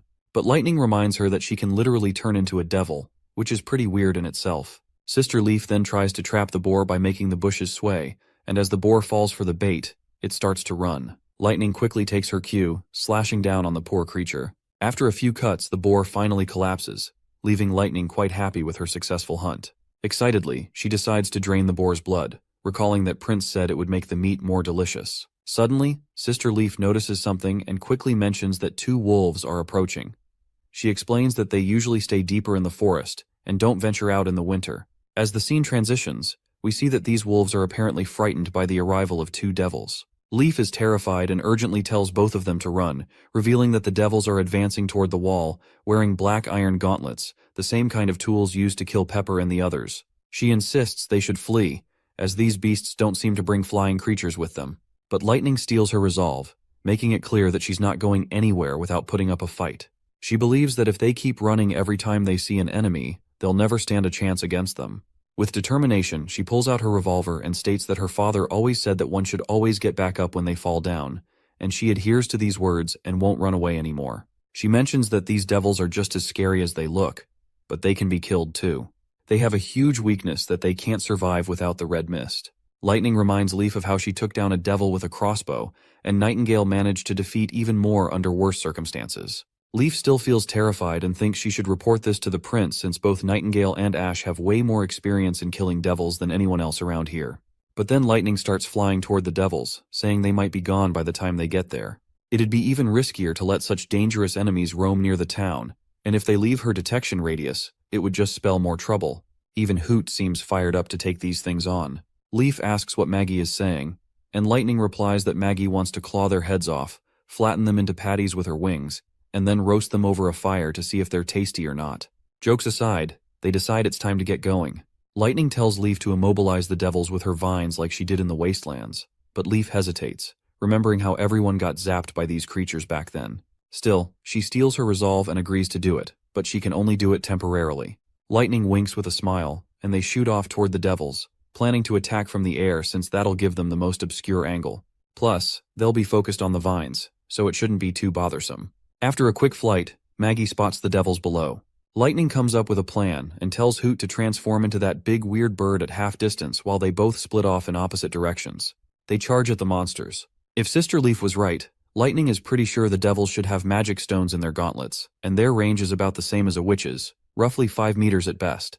So, shooting from the sky at 8 meters away should be safe. But just as she's about to make her move, the devils spot her, which sends a wave of terror through Lightning. Right then, vines sprout up from the ground, catching the devils off guard, and Sister Leaf quickly binds them tightly with her vines. Lightning also signals to Maggie to turn into a monster and roar, and Maggie promptly follows the instructions. Lightning quickly lands on the ground, pulls out her revolver, and shoots the monster right in the chest. The monster roars in pain and charges toward her, but Lightning keeps shooting relentlessly. It doesn't seem to stop, though. Finally, with one last shot, Lightning successfully drills a hole right through the monster, causing red mist to leak out in the process. The monster collapses to the ground promptly. Let's not forget about the second devil, who is overpowering poor Maggie. That monster delivers a strong lightning shock with its gauntlet, and the shock is so intense that it renders Hoot unconscious, making her plop onto the ground immediately. As the devil tries to make a run for it, Maggie ends up falling right on top of the dead devil, and that red mist starts to burn her. But Lady Leaf quickly grabs her with her vines and throws her away to save her from the mist. After Sister Leaf pulls poor Maggie out of that corrosive red mist, Maggie quickly transforms back into her normal form. Sister Lightning immediately checks her to ensure she's not hurt anywhere. Since there are no burns or visible injuries on Maggie, Sister Leaf concludes it might be because of Maggie's devil form. Her devil form might be less susceptible to damage. Either way, they're just glad the devils are dead. Later, they arrive back at the castle. As soon as they step down, Lightning can barely contain her excitement as she rushes to give the prince the good news that they've defeated the devils, and everyone's safe. The prince, though happy to hear this, wants a clear rundown of what exactly went down. Sister Lightning eagerly starts explaining their exploits and how much she contributed to the devil hunt. That's when Nightingale throws both of them some death glares for fighting the devils alone. Poor Lightning tries to remind her senior that at least they won, but it's not enough to escape Nightingale's wrath. She ends up taking a playful flick to her forehead. Anyhow, they turn their attention back to the devils. The first thing they notice is that these monsters don't seem much stronger than normal people at a glance. However, Agatha quickly reminds them not to underestimate any devil. Whether they have magic or not, a devil is a formidable opponent. Agatha then asks if the devils really appeared near the town, and the prince confirms it. According to Leaf, they were about 2 miles from the wall. Meanwhile, Ash begins sifting through the crushed remains of the devils in order to search for any magic stones. The prince doesn't seem to understand why the devil's blood has a different color than humans. While human blood is red because it transports oxygen, the devils don't seem to breathe at all. Also, their skeletons are wider, which is not that surprising, especially their resilience and stamina require a larger body. They seem very similar to humans, so out of curiosity, he pulls up the devil's skirt to see if it has any reproductive organs. Agatha then explains, to the best of her knowledge, that the concepts of sex and gender don't exist in devil culture. It's always been a mystery since no one has been able to get near the red mist towers. Some people believe devils are born from the concentration of red mist, but the scholarly guild doesn't think so. After centuries of warfare, many have witnessed the ascension of devils. In simpler terms, ascension means that some devils reappear on the battlefield after suffering severe injuries, with their bodies changing. But from their scars, it's obvious they're the same devil. This might mean that high-tier devils aren't born, their power evolves after battles, and even their bodies may change. The prince reflects on how their magic stones were already a significant concern, but now that the enemy has the ability to evolve, it's even more worrying. It makes sense why humans haven't been able to defeat these monsters. Fortunately, the monsters don't have equipment that's more advanced than the current age. In fact, their gear is even cruder.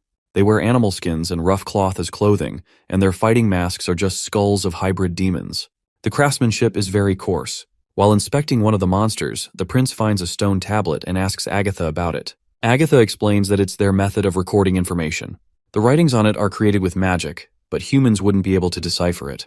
Princess Tilly then points out that perhaps the devil's minds are structured differently from humans. The prince acknowledges this, but remains curious about the stone itself. Agatha then reveals that sensory stones, pathfinding stones, and marking stones are all commonly used by scouting devils. The mention of scouting devils leaves the prince a little concerned. From what he can tell, the devils have already noticed this place and are beginning to scout it out, which likely means they've also taken note of the border town. However, Agatha claims that this scenario is unlikely. According to records from the Second Divine War, the devils wouldn't be so careless if they were investigating a human civilization. Devil Scouts are typically organized in teams of 2 or 3 to ensure they can return with intel. Most teams had demon dragons with them and would never operate too far apart from one another. To eliminate these scout teams, the Alliance would send flying witches to block them from behind, while divine warriors attacked and captured them from the front. By the end of the war, the scouting teams had grown larger, sometimes including flying devils and fearsome devils. There would be no reason for them to send just 2 normal devils for scouting missions. Ash points out that the devils' weapons seem lacking. Could it be that they didn't see the border town as a significant threat? But as far as Agatha is concerned, this doesn't add up. During the Alliance era, even a smaller border town would have had witches to guard it.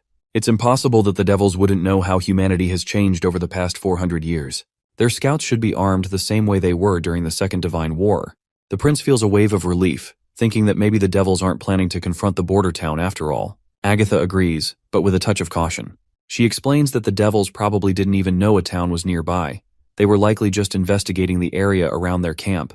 They were expecting to fight demons, not humans, which is why they didn't carry weapons they could use repeatedly, like spears or thunderstones. However, the prince's relief quickly turns to fear when he realizes what Agatha just implied, that the devils have their own camp. Agatha confirms it with a grave tone, explaining that otherwise the devils wouldn't have walked all this way. Now that they've established a base in the fertile lands, they're likely using it to expand into the wastelands, or rather, what used to be the 4 kingdoms. Just the thought that the enemy is building a base right outside his door has the prince sweating his balls. He asks Agatha if their hideout behind the mountains would also be considered a base. Agatha confirms this, explaining that during the war, a scouting station would typically have numerous mist towers, with 100 to 200 devils guarding it. But since the Red Moon hasn't arrived yet, it's unlikely they would build a new base with towers. Also, it's very inconvenient for them to transport mist, so the base wouldn't be very big. His sister then asks what he is planning next. Roland quickly rolls out that he'll find the camp, and if it exists, then he'll eliminate it. Ash supports this idea and vouches to help, promising her support. The prince immediately assigns Lightning and Maggie to scouting duty, and the 2 ladies are more than happy to oblige. He tells them that they won't be fighting the devils this time. They're to return as soon as they find the camp, as the devils might have dragons with them, and their safety is the most important thing. To motivate them, he promises that if they find the camp, he'll treat them to a week of desserts and ice cream bread. A while later, Sister Lightning is roaming around the desolate area, searching for the monster's hideout. That's when they stumble across a giant hole in the ground. Afterward, when they report back to the prince, it turns out that Lightning had brought Soraya along, and Soraya helped sketch the pit they found. The prince looks at the drawing and can tell it looks familiar. Lightning further explains that the location had only broken stones, a destroyed fence, and of course, the huge hole. It's similar to the stone tower they found with Agatha inside, and it was completely empty. No devils were found at all. For a moment, the prince wonders if this might have been caused by a giant worm, just like before. If the worm swallowed the ruins last time, then perhaps another one swallowed this camp. Soraya then adds that the location was right in front of the path the association was following last time, which is about 5 miles from where they first encountered the devils. Sylvie chimes in, noting that the tunnel beneath the hole seems to be heading toward the snowy mountains. It's in the same direction as the misty forest, and it all seems to be leading the same way. The scene then transitions to Timothy's royal palace, where he sits on his throne. A man with daggers steps forward and quickly throws them at a statue, promising that once the traitor Roland appears before him, he'll make sure to complete the task. But Timothy is unsure if this petty trick will be enough to assassinate Roland. The assassin, however, quickly assures him that it will. He claims that at least 10 rats have died by his hands, and once he blends into the crowd, no one will be able to tell where the daggers came from. Timothy still isn't convinced, so he gestures for his knight to step forward and tells the assassin that if he defeats the knight, he'll be generously paid. But the assassin responds that he doesn't fight head-on like this. Well, this is enough reason for Timothy to get rid of him, and the poor assassin guy ends up meeting his end. Timothy then turns to his minister and asks about the snow powder research. The minister solemnly reports that it's not going well. The blacksmiths have tried to create 10 different weapons, but none of them come close to the destructive power that was reported. Only a small number of the weapons could pierce a knight's armor, but their accuracy drops off after 50 paces. Even worse, even if they recruit every blacksmith and apprentice in the city, they'd only be able to produce around 20 pipes a month, and they can't even guarantee that all of them will work.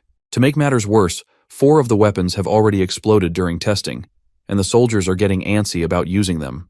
Timothy is visibly displeased with all this bad news. He's frustrated that his options for defeating Roland are limited to pills and snow powder. But the Holy City wants to wait until the months of demons are over before even discussing pill trades. He doesn't understand how a traitor like Roland could be living so comfortably in the Western region and wants him dead as soon as possible. As Timothy fumes, a white-haired old man enters and informs him that 2 messengers from the Kingdom of Dawn have arrived at the capital.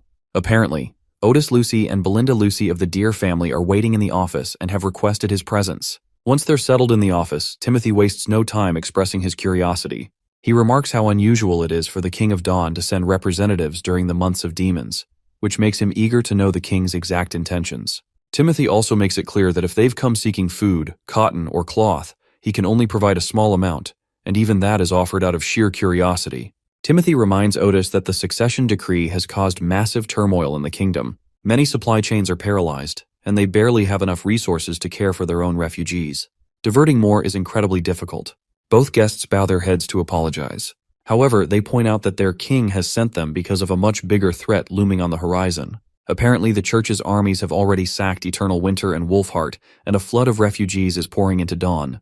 The King of Dawn believes Wolfheart won't be the church's last target. It seems the church is planning to completely wipe out the upper class and take control of all territories for themselves. This puts both Dawn and Grey Castle at great risk.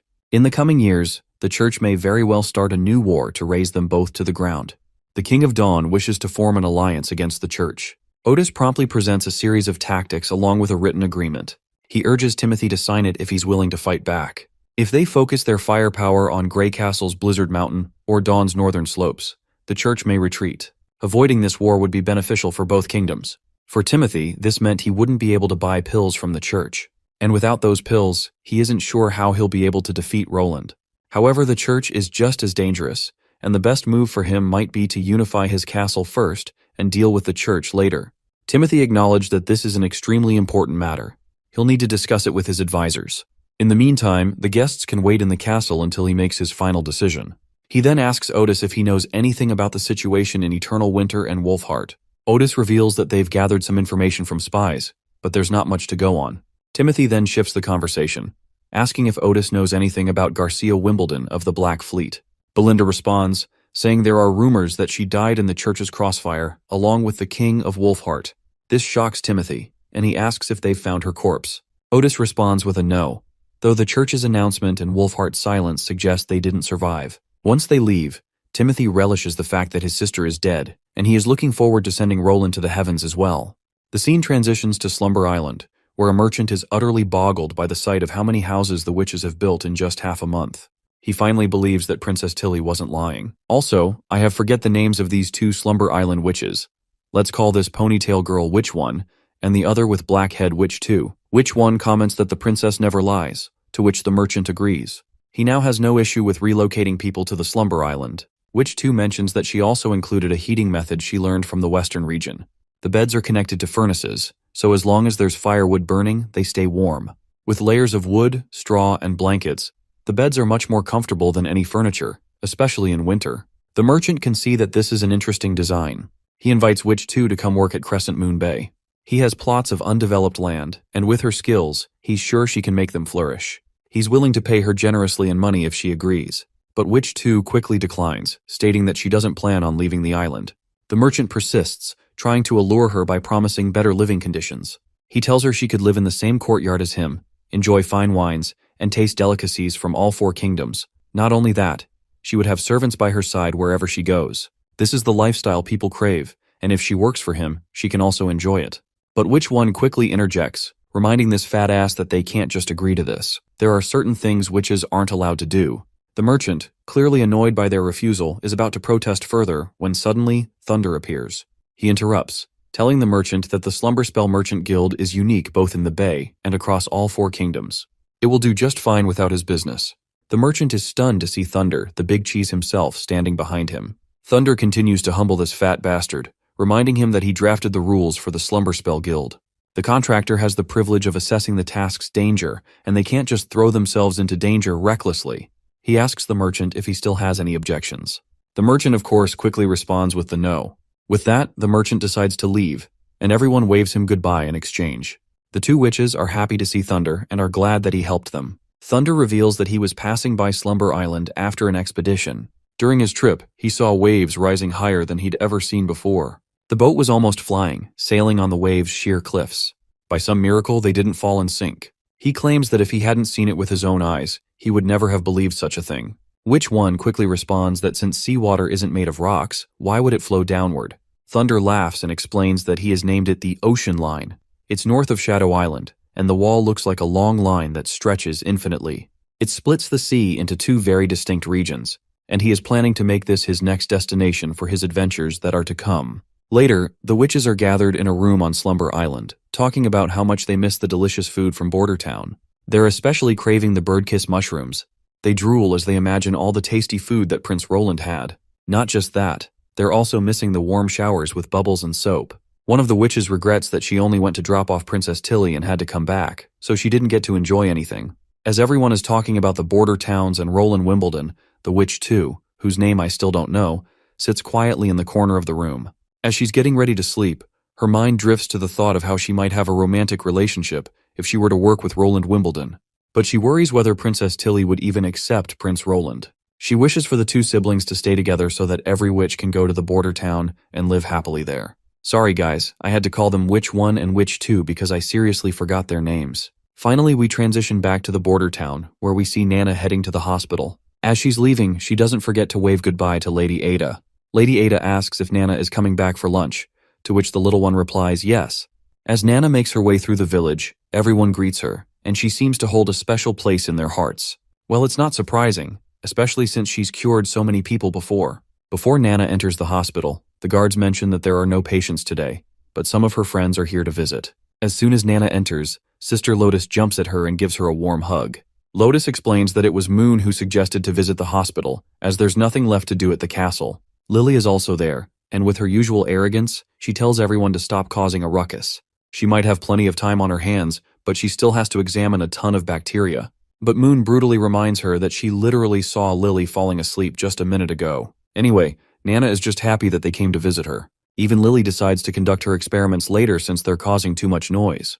When Lotus asks what they're planning to do, she flashes all of the cards. Although many of the witches don't know how to play the game, Nana steps up and votes to play anyway.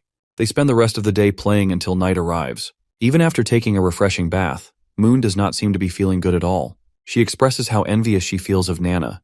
Moon envies her because Nana is always getting attention from everyone in the town. They treat her so well, constantly offering her greetings and kindness. Moon wishes she could have a life like that. But Lily pushes her aside, reminding her that both Nana and Lily herself are the foundation of the town's medical resources.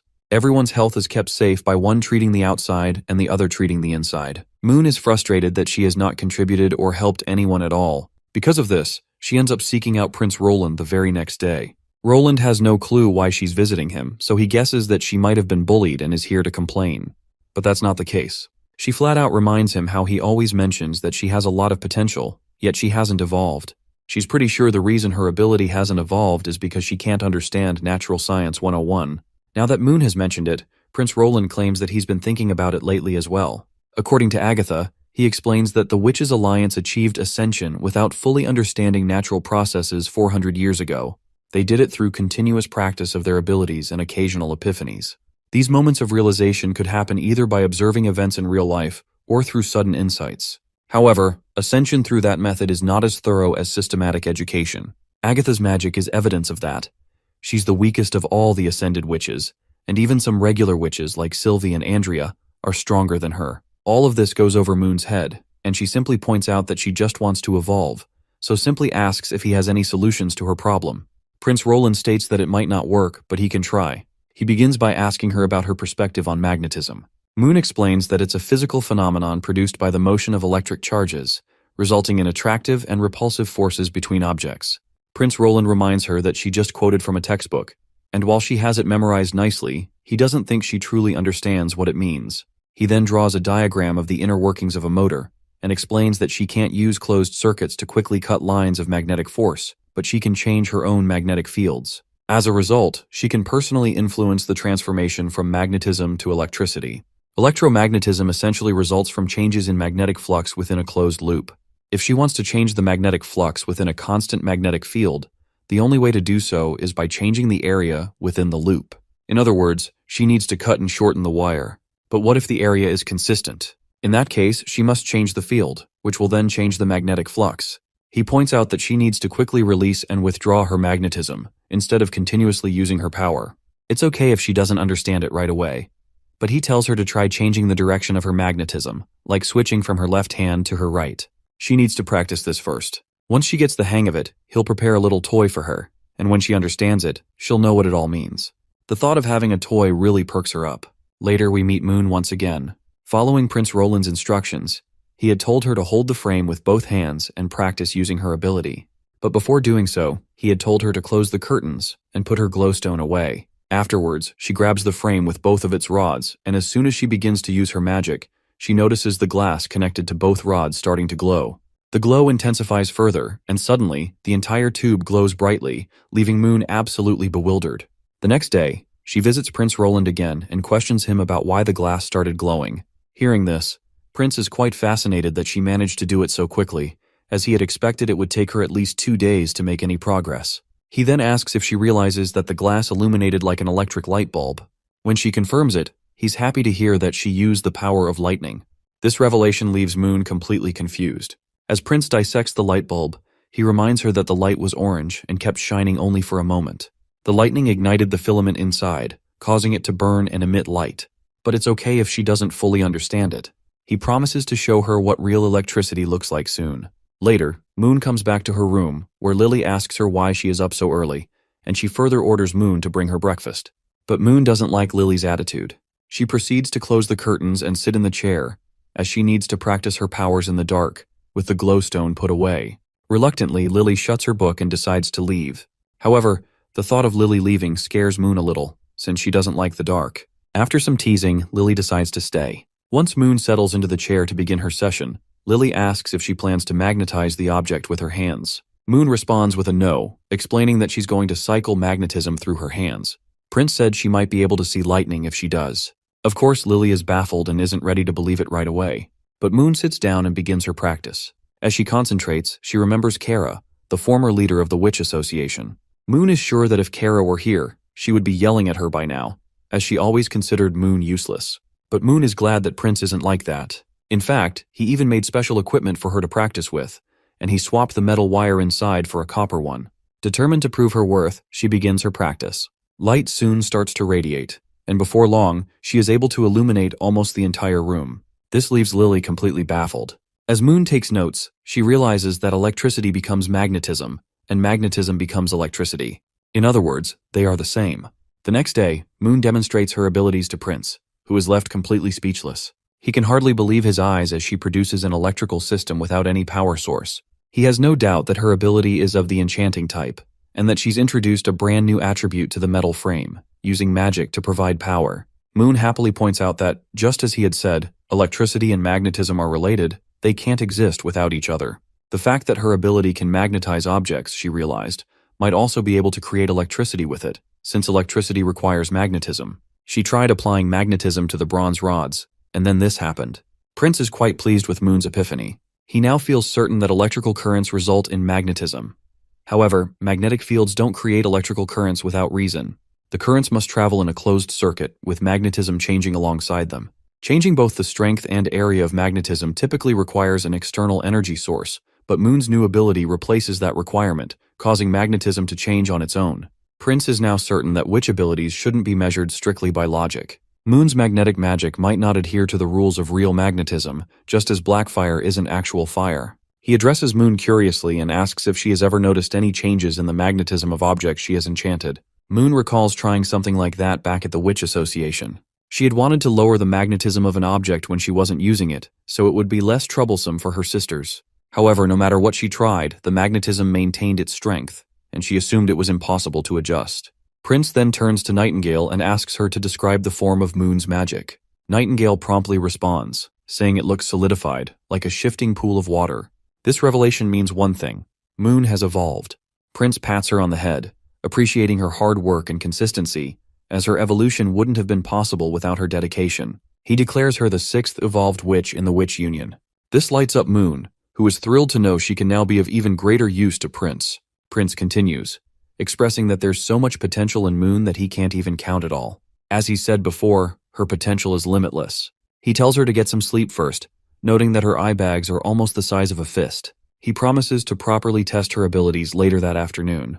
With that, the poor, tired Moon sluggishly walks out to get some well-deserved rest. Meanwhile, Nightingale seems to be deep in thought. She quickly locks the door behind her, then jumps over to Prince and gets uncomfortably close to him. While Prince wonders if Nightingale is coming in for some intimacy, all his hopes of a playful moment are dashed when Nightingale, with a worried look, asks him how she can evolve her abilities as well, without needing to study Natural Science 101. Taking Moon's exam scores into account, there's no way she truly understood anything related to natural science. Yet Prince still helped her evolve. So Nightingale also wants to know how he managed to do it, and if perhaps she needs a toy to aid her evolution as well. Prince sighs and highlights that evolving her abilities through a sudden epiphany might be very difficult. Agatha had mentioned that such evolution requires witnessing an occurrence related to one's ability in the real world. However, Nightingale's mist magic is so bizarre that even he has no idea how it works, so he's unsure how to guide her. Still, he believes there's one way to solidify her magic. She would need to learn a lot about physics, natural sciences, and advanced mathematics. Of course, to Nightingale, this sounds like Prince is suggesting something impossible, especially with the mention of advanced mathematics. She grumbles in frustration and, feeling disappointed, turns to leave. Later, we see Moon along with Prince and Nightingale as well. Apparently, Moon is here to demonstrate her abilities. Prince names Moon's ability as unconditional magnetism. This ability can be applied to any object, just as she had done before. She can enchant any object with her magnetism, but it depends on its conductivity. However, her magic is the weakest among all evolved witches. Currently, she can only make 2 stones glow on the divine sigil, which is half a stone less than Maggie. Additionally, her ability drains a large amount of stamina, and the strength and longevity of the magnetism increase with the amount of magic she uses. After testing, it's clear that Moon's new ability can function as a reliable battery. However, it's nowhere near enough to power heavy machinery or match the efficiency of a steam engine. Prince is deeply moved by how hard Moon worked to evolve her magic. He acknowledges that it wasn't easy, and despite the limitations, it's possible for Moon to advance further with systematic education. Her magical capacity also has room to grow. Agatha had mentioned that if multiple witches work together, they can create glowstones that can last longer. So, if they could gain a witch who can manipulate or transfer magic to others, Moon's strength wouldn't be limited to just herself. Roland visits his sister and inquires about any witches who can transfer magic. Unfortunately, she responds that she doesn't know of any, but she claims that she knows where he might find someone like that. The witch Tilly speaks of is named Spear Passy. She possesses a unique ability to form a connection between witches, allowing the magic of multiple individuals to be linked, making her skill set potentially invaluable for Roland's needs. Passy resides at Dragon's Cliff, where she holds the dual status of both a marquis and a territorial lord. Her father, the previous lord, passed down his position and land to her despite her being a witch. Thanks to the grandeur of her estate, Passy has been able to hide her identity well, living a life of luxury compared to most witches. She even played a pivotal role during the migration to Sleeping Island, helping Tilly gather witches from the southern region with remarkable speed. This contribution significantly aided their cause. However, when Roland expresses surprise that Passy doesn't actively shelter witches, Tilly explains that Passy prioritizes her governing position over anything else. Passy has made it clear that protecting her status is critical to maintaining her influence. Tilly recounts that Passy once explicitly told her that if witches were captured by townsfolk, she would find a way to smuggle them out, often replacing them with other prisoners. However, if the witches were captured by the Divine Punishment Army or the Church, she would not intervene.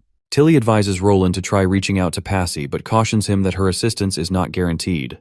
Passy's motivations are complex, and while she may offer help, she won't risk compromising her position or territory. Prince acknowledges Tilly's insights and decides to send ambassadors to negotiate with Spear Passy regarding her potential assistance. After discussing this, Tilly brings up an intriguing topic. Another witch has recently evolved. Prince explains that it was Moon who solidified her magic. He adds that relying on the old methods to evolve witches' abilities is far from ideal. True evolution, like Anna's, requires a foundation of solid knowledge and systematic education. Tilly then references a theory Prince had mentioned previously, something that fascinated her. She asks him to elaborate on his statement. An ability is a manifestation of magic that is an unnatural phenomenon. Prince explains that this is his personal theory. He elaborates by using Anna as an example. Her black fire, he explains, doesn't exist in nature. It is clearly a manifestation of magic. As for the basic fire manipulation Anna possessed before evolving, he speculates that witches initially project their abilities mentally, which leads to their ability to manipulate magic. Over time, as their understanding and perception grow, their magic evolves and changes state. This theory aligns with Agatha's experience as well. Prince points out that many witches have similar abilities before they evolve, likely because they witness the same natural phenomena in their surroundings.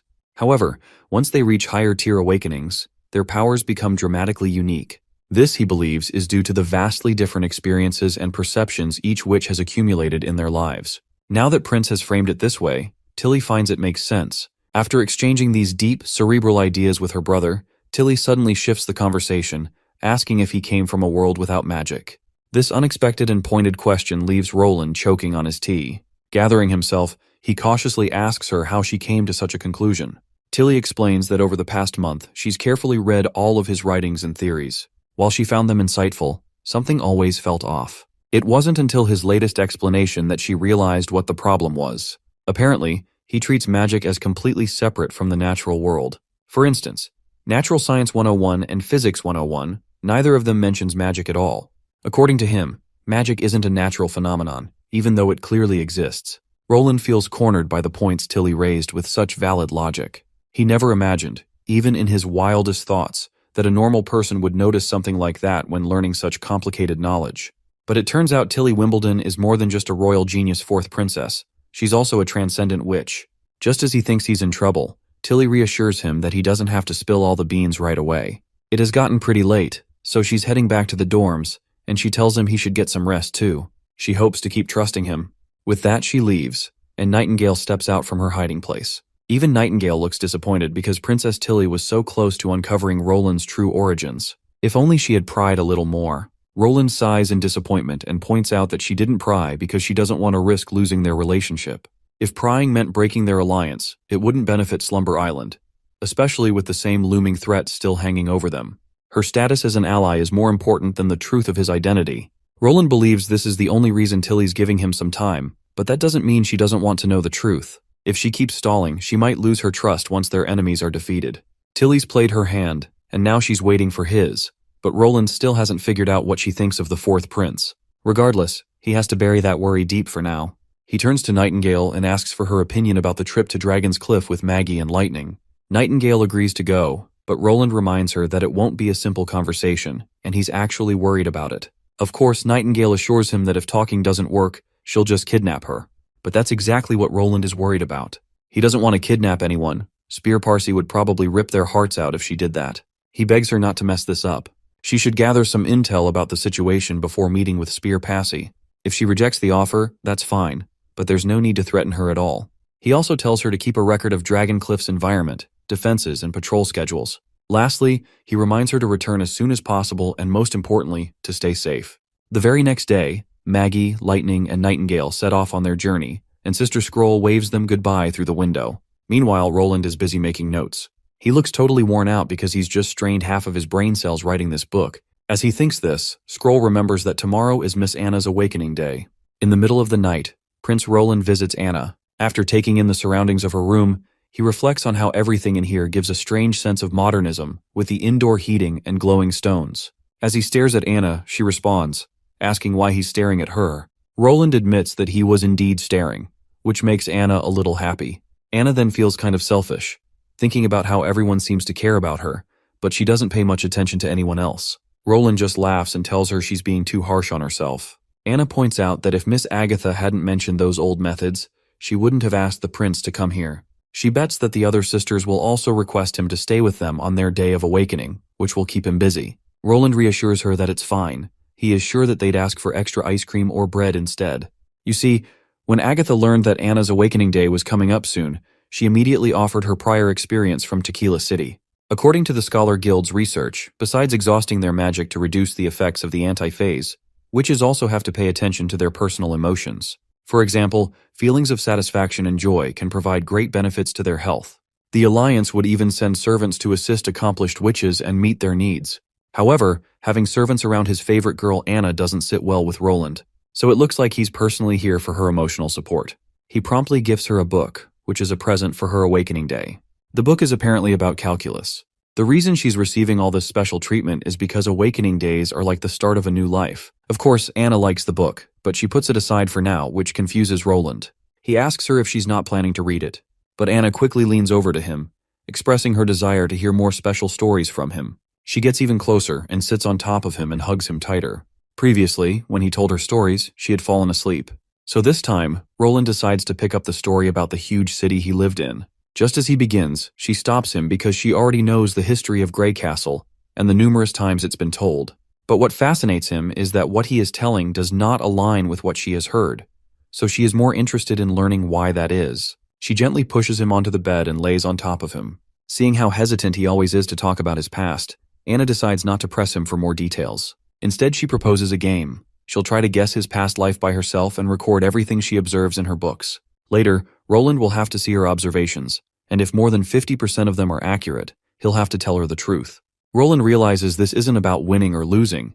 It's just Anna's way of comforting him, and she's not really interested in the real answers. Among all the witches, she's the one who's closest to him and understands his thoughts, so he promises to accept her deal.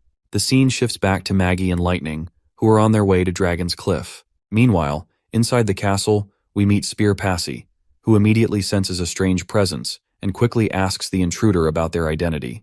It's of course our girl Nightingale, who promptly appears in front of Passy and greets her. Naturally, Passy is shocked by her sudden appearance. Nightingale introduces herself and explains that she comes from the border town of the Western region, and she is a witch. Spear Passy isn't surprised that Nightingale is a witch, since no ordinary person could have snuck inside, though she did not like the fact that Nightingale snuck in without knocking the door. Nightingale replies that she simply wanted to avoid all the guards on the way in, and assures Passy that she comes in peace, and is here only to discuss matters. She further reassures Passy that she doesn't have to use the crossbow hidden under her desk. Finally, Passy asks the reason for her visit. Nightingale explains that she's here to deliver a message from the ruler of the border town, who is the protector of the Western region and the fourth prince of Grey Castle, Roland Wimbledon. He has built a new order in the Western region that allows both mortals and witches to coexist, and Nightingale is here in the hope that Passy will show her support. Naturally, Spear Passy is bewildered to hear that, of all people, the supposedly good-for-nothing fourth prince has tried to contact her. She finds it hard to believe what Nightingale is saying, and doubts Roland is truly the ruler of the border town. As far as she knows, he's an idiot who was granted rights to a wasteland. Nightingale smirks and comments that Timothy cheated his way to the throne, and soon enough, Roland will sack him and become the new king. However, she quickly dismisses these points as unimportant, and gets to the matter at hand. She's here to invite Spear Passy to visit the border town. The prince wishes to borrow her magic transfer ability to strengthen another witch's power. This leaves Spear Passy on high alert. She sternly inquires if this is supposed to be a threat or an invitation. Nightingale casually points out that it's just an invitation. The prince has no intention of forcing a witch to do anything, and frankly, neither does she. She adds that she's not a fan of coercion in any form. Hearing this, Spear Passy decides to reject the offer. She states that if Roland truly needs her help, he can come to Dragon's Cliff himself, with the manners of an elite. Sneaking into her castle won't earn him any favors, and she won't risk drawing the church's attention by associating with someone who doesn't respect proper protocols. Now that Passy has rolled out her final decision, Nightingale prepares to leave, which of course baffles Spear Passy. She had expected Nightingale to try harder to persuade her. Nightingale calmly reminds her that she's just a messenger. She delivered the message, received the answer, and now her mission is complete. Passy, still curious, asks how Roland even knows about her abilities. As far as she can tell, it must have been the witches at the Bay who told him. Nightingale responds positively and explains that the leader of the Bay Witches, Tilly Wimbledon, is currently staying at the border town. She's actively fighting against the monstrous demons alongside her brother, Prince Roland. Furthermore, Tilly herself was invited by Roland, just as Passy has been. Even so, Spear Passy finds it hard to believe that Roland has truly built a place where mortals and witches can coexist freely. Nightingale then reveals that Roland has cleared the church entirely out of his territory. Border Town now shelters more than 10 witches, and the townsfolk are familiar with their presence. The witches are not just accepted, they are thriving in his domain. Nightingale promises that everything she's saying is true and offers to explain everything she knows about Prince Roland and Border Town. She takes her time and summarizes the story of 250 chapters in just a few minutes. As Nightingale finishes her explanation, Maggie suddenly appears at the window, visibly alarmed. She warns them that danger is approaching, specifically a squad of divine punishment soldiers, and there are at least 20 of them headed toward the castle. Nightingale immediately wonders if Spear Passy had arranged a meeting with the church, but Passy quickly denies it, explaining that she hasn't scheduled any meetings with anyone from the church. This revelation leads her to suspect that the divine punishment soldiers might have followed Nightingale. Nightingale dismisses the idea, stating it's impossible unless the church somehow has the ability to surveil every bird in the sky. At that moment, Lightning arrives, promptly reporting that soldiers are indeed making their way directly to the castle. Nightingale has no idea what's going on, but urges Spear Passy to come with her. But before they can act, commotion erupts outside the door, and it does not take the divine soldiers long to break their way inside the office. Nightingale quickly vanishes into the shadows before she can be seen. While hiding under her mist, Nightingale notices that at least 10 of the soldiers are carrying divine stones of retribution, a clear signal that this situation is going to be trouble. She then annoyingly glances toward the window and sees that Maggie and Lightning haven't left yet, despite the danger. Meanwhile, Spear Passy confronts a man named Redwin, demanding to know why he brought the soldiers into her castle. Redwin smirks smugly and addresses her as sister, before declaring that their late father had made a grave mistake by passing his title to the spawn of the devil. He claims he's simply here to correct that mistake. Redwin proclaims he will expose her true identity as a witch, and refuses to let someone like her rule over the castle. Passy is sure that her brother is being backed by the outer forces, especially since their father only chose her because Redwin and her other brothers were too incompetent to handle the inheritance themselves. This harsh truth enrages Redwin, and in a fit of frustration, he slaps his sister across the face. Just as things seem to be escalating, a priest appears on the scene, which only confirms Passy's suspicions that her brother is indeed working with the church. They are apparently here to capture her and take her away. The priest praises Redwin for his efforts and assures him that by the next time they meet, he'll be addressing him as Duke Redwin, a title that will come with great power. Redwin is overjoyed at the prospect of inheriting the Duke's position and ruling over Dragon's Cliff. The priest reaffirms this, but also reminds Redwin that he must adhere to the church's agreement, which includes executing Spear Passy as a witch in the plaza. This news is shocking, but Nightingale does not react. The priest goes on to tell Redwin that his position will be secured, which will benefit the church's larger plans. To further ensure his success, the church will even provide him with a cleric skilled in governance. Once they leave, Nightingale reappears, and Lightning and Maggie are ready for action. They're fired up and determined to defeat the church and save Passy. Nightingale pulls Lightning and Maggie back to reality, because they do not have enough power to take down the entire church, although they could kill and bury the group of soldiers and the priest who just arrived, allowing Spear Passy to regain her position in the Dragon Cliff once again. But Nightingale has another plan. She wants to take advantage of this opportunity to rescue Spear Passy without leaving a trace. Once she's freed, Passy might have nowhere else to go and could agree to come with them to Border Town. Later that night, she sneaks through the town to reach the underground dungeons, convinced that Passy is being held there. There's only one way inside, but it's heavily guarded by divine stones, so Nightingale knows she must tread carefully. When Nightingale finally enters the bishop's room, she encounters a mysterious priestess under a hood, who is intrigued to learn that Spear Passy turned out to be a witch. This only strengthens their plan's chances of success. The priest then inquires whether it would be easier to convince the masses of Passy's witch identity. The priestess responds that things have changed. Under the Pope's orders, new witches are to be processed by the church. Instead of burning her at the stake in front of the public, they plan to smuggle her to the Holy City. They can just simply take any prisoner with similar height and body stature as Passy and burn it in front of the public. This will make the execution even more impactful in the eyes of the public. The priestess orders the priest to follow the orders, while she is about to head for Redwater City. As Nightingale prepares to leave, the priestess suddenly senses her presence and cracks her whip, demanding to know who's there. Nightingale narrowly avoids the whip, and the attack confirms for her that this priestess is not a weak sauce. The priest, on the other hand, has no clue what is going on, and asks the priestess about it. She reveals that someone has snuck in, but assures him that she'll handle it, and orders him to leave the place at once. She then blindfolds herself and prepares to confront Nightingale. After observing the magic around the priestess, Nightingale realizes that she's a high-ranking witch who is aligned with the church. She likely ranks even higher than most, and if she enjoys hunting witches, she wouldn't hesitate to kill her fellow witch. This witch is not someone who would think of Nightingale as a sister. Meanwhile, the priestess begins her interrogation. She points out that Priest Rosade wasn't able to see Nightingale, suggesting that she knows how to hide herself well. Furthermore, the fact that Nightingale dodged her attack makes the priestess believe that she's trained or experienced in combat. She can tell, without a doubt, that Nightingale is rare among wild witches. This isn't just any ordinary witch. Nightingale is something different, and that makes her an even more dangerous target in the priestess's eyes. Nightingale isn't interested in responding to any of the questions this piece of shit is asking, but that whitehead continues to speak, revealing that a new pope has taken the seat in the church. According to her, this pope is benevolent and believes that there's still hope for wild witches like Nightingale. She offers a chance for Nightingale to be baptized and accepted as a pure witch, promising her redemption if she agrees. She believes this is an opportunity Nightingale shouldn't pass up. But Nightingale isn't about to listen to some piece of shit witch who has zero regard for her fellow witches. She fires her bullet at her, but the white-haired witch quickly deflects it with her whip. This leaves Nightingale absolutely losing it. She can't believe this witch literally blocked her bullets. At the same time, the white-haired witch is equally surprised to see her opponent using such a ridiculously eccentric weapon. That only fuels her determination to kill Nightingale right here and now, and she's made up her mind about it. The white-haired witch spreads her magic across the entire area, but Nightingale dodges left and right. As they go back and forth, the white-haired witch punches the ground so hard that it literally demolishes it. Nightingale quickly throws a barrage of bullets to distract her and vanishes into thin air the next moment. The white-haired witch can no longer feel her magic, which means Nightingale has left the room. She commands Priest Rosade to lock the church down and send more guards. She tells him to do as she says. The intruder is wounded, so she knows she can't make it far. The white-haired witch is frustrated that her opponent got away.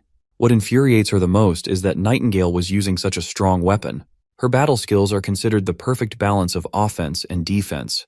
Her whip can block anything, and she even considers herself one of the strongest pure witches. She's consciously kept her magic active for 10 years, and her magical capacity is immense. She's never depleted her stamina from blocking a projectile, but she was brought to her knees because of the weapon Nightingale used.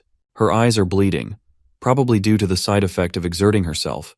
The scene cuts to Spear Passy, who, while sitting behind bars, thinks about the witches she wasn't able to save. They were probably imprisoned here, tortured, humiliated, and eventually killed. That's when she notices Nightingale coming to her rescue. Before the guards standing outside can notice anything, Nightingale silently slits their throats. Nightingale reveals to her that the guards didn't know Spear Passy was a witch, so they didn't realize who she really was before they captured her. This is all a plot by the bishop. They're just after the governor's position, and her brother is nothing more than a puppet of the church. Nightingale doesn't have time to explain everything, so they decide to get out of there first. But Nightingale can't let Passy inside her mist just yet, because she has a divine stone of judgment shackle, which can only be opened by a special key. So their first task is to get rid of it. As they walk through the corridor, soldiers swarm their way, but Nightingale just vanishes into her mist. Then, she pops up right in front of them and kills them with each bullet fired. In a matter of seconds, she takes down a bunch of soldiers single-handedly. Finally, they find the device they can use to remove the shackle from around Passy's neck. Once it's off, they make their way out of the chamber and notice more soldiers. But before those soldiers can launch their barrage of arrows, Nightingale and Passy hide behind a wall because the arrows have stones of divine judgment, which cancel out Nightingale's mist magic. Another barrage of arrows comes in, and in an attempt to save Passy, Nightingale ends up taking all of the arrows right over her back. But thankfully, Nightingale successfully executes her mist magic this time, and they drift into her mist, popping up at the very top of the castle's tower. Before they can catch their breath, they're found again, but that's when Maggie shows up. She smashes her giant tail into the building, and the rocks that break off begin to fall onto the soldiers below. While the soldiers are disoriented from the rocks, Maggie and Nightingale return to rescue Passy. After safely leaving the area, they set up camp somewhere in the forest. There, Passy tells Nightingale to strip down so she can tend to her injuries. Although Nightingale is embarrassed, she eventually agrees and does as told. Nightingale is swollen from the previous fight, but thankfully, it isn't as brutal as it could have been. She's patched up with medicine applied to her wounds, and after disinfecting them and wrapping the bandages, she's back in action, ready to continue. Nightingale then tries to convince Passy to visit Border Town. She tells her that the town is a sanctuary, a kind of holy mountain for witches. If she isn't interested, she can always leave, but the offer is there. With all the details and persuasion, Passy agrees to go with them the next day, which lights up Lightning's mood. Around a bonfire, Nightingale points out that the church will likely contact the Holy City about what happened, and they'll need to eliminate any messengers they send. It's only a matter of time before things escalate. 3 days later, the church and its divine soldiers are leaving the Dragon's Cliff, but just as they think they're in the clear, they're ambushed by Nightingale's group. Ash drops down from the sky like a goddamn meteor, obliterating a soldier with a single swing. The remaining soldiers rush toward her, but they meet the same fate. Andrea doesn't want Ash to hog all the spotlight, so she joins in, using her divine arrows to take down even more soldiers. The two of them make it clear that they're a force to be reckoned with. Nightingale also joins in the fray, and right at that moment, the white-haired witch pops out from the carriage. She quickly deflects all of the bullets Nightingale shoots at her, but she still ends up staring right down the barrel of Nightingale's gun. But the game is on, and both ladies engage in a Hollywood-level action scene. While Nightingale continuously shoots a barrage of bullets, the white-haired witch does her best to keep up, but it's clear she's struggling. Nightingale is easily overpowering her this time. Nightingale doesn't seem to be running out of bullets, but the white-haired witch already looks exhausted and on the brink of giving up. Eventually, the poor witch takes a bullet right over her shoulder, then another right over her chest. After taking a few more bullets, she's down for the count. She tries to retaliate even after being brutally injured, but Nightingale throws a divine judgment stone atop her, rendering her powers useless. Nightingale then points the barrel of the gun at the lady, and with the final bullet, she ends the poor witch's life. In the dead body, she finds a letter pendant with a stamp. Nightingale then pulls away the blindfold from the lady's eyes, and when she does, she notices that the woman doesn't have eyes at all. By the look of the scars, she can tell that this poor girl didn't have a comfortable life. But thankfully, from now on, she won't hurt any more witches, and she won't suffer any longer either. Lightning then approaches with a bastard who's been running away. He looks like a priest or bishop, judging by his clothes. Nightingale pulls off the piece of cloth stuffed inside his mouth, and as soon as the cloth is out, the bastard begins yapping about how they dare to murder one of Archbishop Tayfun's pure witches. But Nightingale tells this bastard that he better start worrying about himself. She stands over him, pressing her leg down, shoving the cloth back into his mouth, and then tells Lightning to hand him over to Iron Axe, as he's very experienced in interrogation. The other ladies also arrive after sweeping the battlefield, and Andrea is surprised that Nightingale took the life of a witch instead of sparing her. But Ash responds that she was just a puppet of the church. Not to mention, some witches are even worse than mortals, and she's never seen demons or devils imprison someone to torture them for years. Ash extends her hand towards Nightingale and assures her that she did a great job, so she shouldn't feel bad about it at all. Nightingale grabs her hand promptly, feeling happy that even Ash can be comforting. Lightning and Maggie also place their hands over their friends' hands, and out of the 5 of them, only Andrea remains without her hand over the group. Although she doesn't like touching hands, as a gesture of friendship, she eventually places her hand over the others. Then, they all raise their hands upward to the sky, celebrating the victory they've had. After their successful mission, the victorious witches return to Border Town, where all of them are already present outside to greet them. All of the witches concern themselves by asking the returned party about their well-being and all that stuff. The prince is also standing there, and when Nightingale looks at him, Roland promptly tells her to go take a hot shower and rest up.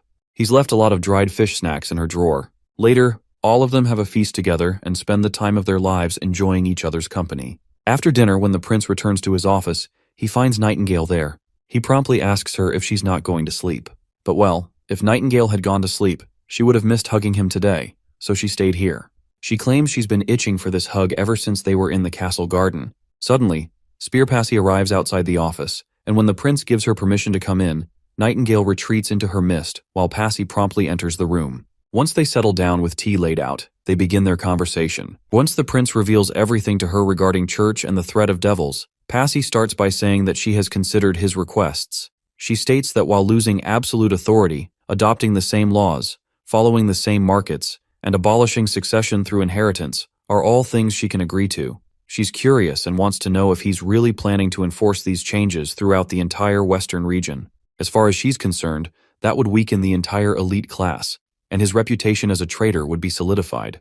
The prince then responds that this is why he's not forcing them to accept it. His main concern is divine war, which is going to define their fates, while elites' opinions are not something important to consider. He adds that he's not planning to kill them off. He just hopes they can adapt to this new order.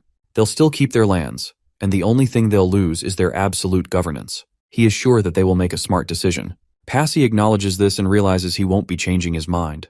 She also understands that if she doesn't agree to his terms, his army will likely sack her lands. The prince clarifies that what he lacks most are subordinates, especially managers with experience in bureaucracy. He reassures her that, as he said, she won't lose her territory, and she'll even be able to appear publicly as a witch without fear of threats from the church. Passy then states that she also has a condition before shaking hands. After he helps her take back Dragon's Cliffs, she'll only stand by his side once Timothy is overthrown. Hearing this, the prince recognizes it as a good answer. While it's not an outright rejection, it leaves room for negotiation. He realizes he'll have to prove that unifying Grey Castle isn't an empty promise if he wants her full support. With that in mind, the prince agrees to her terms, deciding it's a deal. Afterward, Passy humbly asks if she can also attend some of the witches' classes. The prince, surprised by her odd request, reminds her that their curriculum is still quite elementary, and she might not learn much from it. Passy responds that she finds their arithmetic fascinating. It's unlike anything she's ever seen before. Later, the prince goes down into the chambers where the priest they captured is locked up. As soon as the priest sees the prince, he begins yapping nonsense, but Iron Axe quickly shuts him up, warning that if he doesn't want to go through the same pain as last night, he should get to the point and start spilling everything he knows. Terrified, the man begins to talk and introduces himself as Campus, a resident of Hermes. The prince asks who the witch traveling with him was and what her position in the church was. Campus explains that her name was Aurora, one of Archbishop Tayfun's pure witches, but she never held a real position within the church. The prince then questions Campus further about the pure witches. The man promptly reveals that pure witches are individuals raised by the church and can only be controlled by archbishops or the pope. He admits he doesn't know much else about them. As soon as the prince hears this, he realizes that the church is highly secretive about their pure witches, but he now has more intelligence to use in his fight against them. He then questions Campus about the purpose of plotting against the Dragon's Cliff Marquis and why Aurora was being sent to Hermes. Campus claims he doesn't know the full details. His job was only to watch over Aurora, and only she knew the true objective. As for why she changed her mind and decided to return, it was because Aurora discovered that Passy was a real witch. The new pope had decreed that all captured witches should be purified in the holy city. Hearing the mention of pure witches, the prince presses Campus further, asking why, if pure witches are sinless, the church would hide their existence. Campus responds that some followers aren't faithful enough to accept the existence of pure witches, so it's only a temporary measure. They then ask Campus what his destination was after Dragon's Cliff. Campus reveals that their next stop was Redwater City, followed by Wasteland Fortress. He adds that this was all he knew, as Archbishop Tayfun didn't mention a return date. They were instructed to remain at the fortress and await further orders. The prince begins to think about how these three locations, Dragon's Cliff, Redwater City, and Wasteland Fortress, are all near the western region's borders. This makes him wonder if the church's real target might be Border Town. Prince then asks this guy if he is not curious about what awaits him. The priest simply says that it doesn't matter what anyone does to him, as God will be the one to judge them in the end. Iron Axe decides to spend another night torturing the man to change his attitude, but the prince stops him, telling the priest that he will indeed receive judgment, but not from God. It will be decided by the people. The next day, in the middle of the town, the prince addresses the gathered citizens. He declares that he is here to show them an utterly shameless criminal.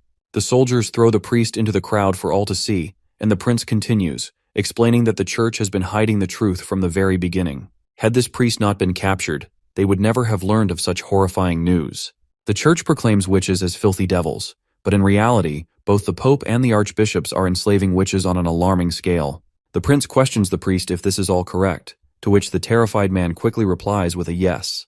The townsfolk are shocked, unable to believe that the church would do such a thing. Some even question if he is really a priest from the holy city. The prince reassures them, stating that the priest was sent to Grey Castle, and all his documents can verify his identity. His uniform badge, along with various letters, are plenty of evidence. Prince addresses all the citizens and tells them to remember his words: the church is enslaving witches. He explains that the church kidnaps young girls from everywhere and forces them into nunneries. There, these girls are treated like livestock. Only a small percentage become witches and receive further training, while the rest are used as the church's toys. To acquire more witches, the church doesn't just pretend to adopt orphans, They even hire criminals to kidnap them. The prince urges everyone to think about it. If the church were still active in this town, they would have lost Miss Nana. The prince tries to sway the crowd emotionally, asking them if they would ever want Nana to be destroyed by the church. Of course, the people unanimously say no. Miss Nana is no devil. She healed burns and has been a part of their lives as she grew up before their eyes. The prince then reveals that the church needs witches to maintain their power. He reminds the townsfolk of the incredible benefits of magic they've seen.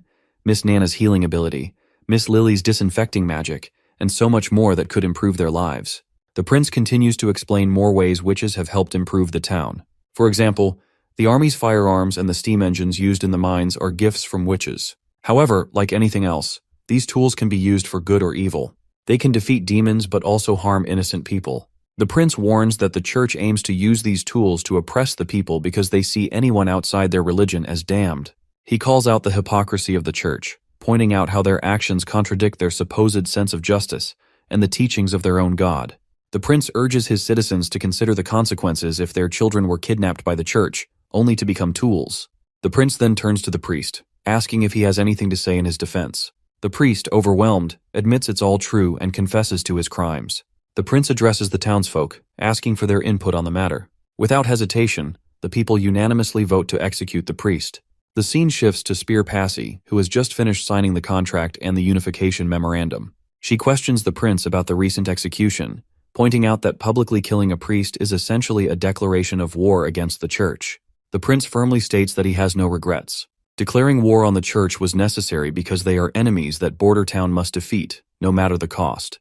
He just revealed the truth about the church's crimes, and he thinks he could have done better. Anyhow, now that Passy has signed the contract, the prince takes a moment to indulge in a conversation with Spear Passy about her abilities. She quickly explains that her magic involves control over other witches' powers. Specifically, she can extract magic from one witch and transfer it to others for their use. She can also extract her own magic and reclaim it.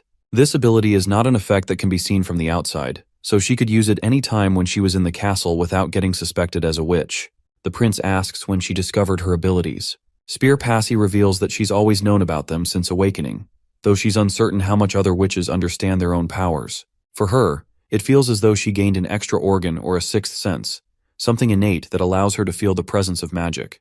The prince then asks if she remembers the proposal that Nightingale had delivered to her. Spear Passy admits she does, and she's happy to contribute her abilities to their cause. Later, the prince introduces Anna and Moon to Passy. He explains that Moon's magic is on the lower end in the Witch Union, but her rate of consumption is incredibly high. As he's mentioned before, Anna is the strongest witch in the Union, and he wants Passy to borrow Anna's magic and transfer it to Moon. Passy acknowledges that Anna may be the strongest witch, but she suggests that they should use more witches for the transfer, as a witch's magic capacity is often linked to age. She believes that even if their strength varies, everything else should be the same. However, the prince tells her that they're just conducting a test, and that they can contact others later if needed. Passy agrees and gets to work. As soon as she begins the process, she starts connecting to both of the girls. But when Passy taps into Anna's vast reservoir of magic, she is immediately overwhelmed. The sheer amount of magic is staggering, and Passy is further astonished to see the shape of the magic itself. The magic within Anna is unlike anything she's encountered before.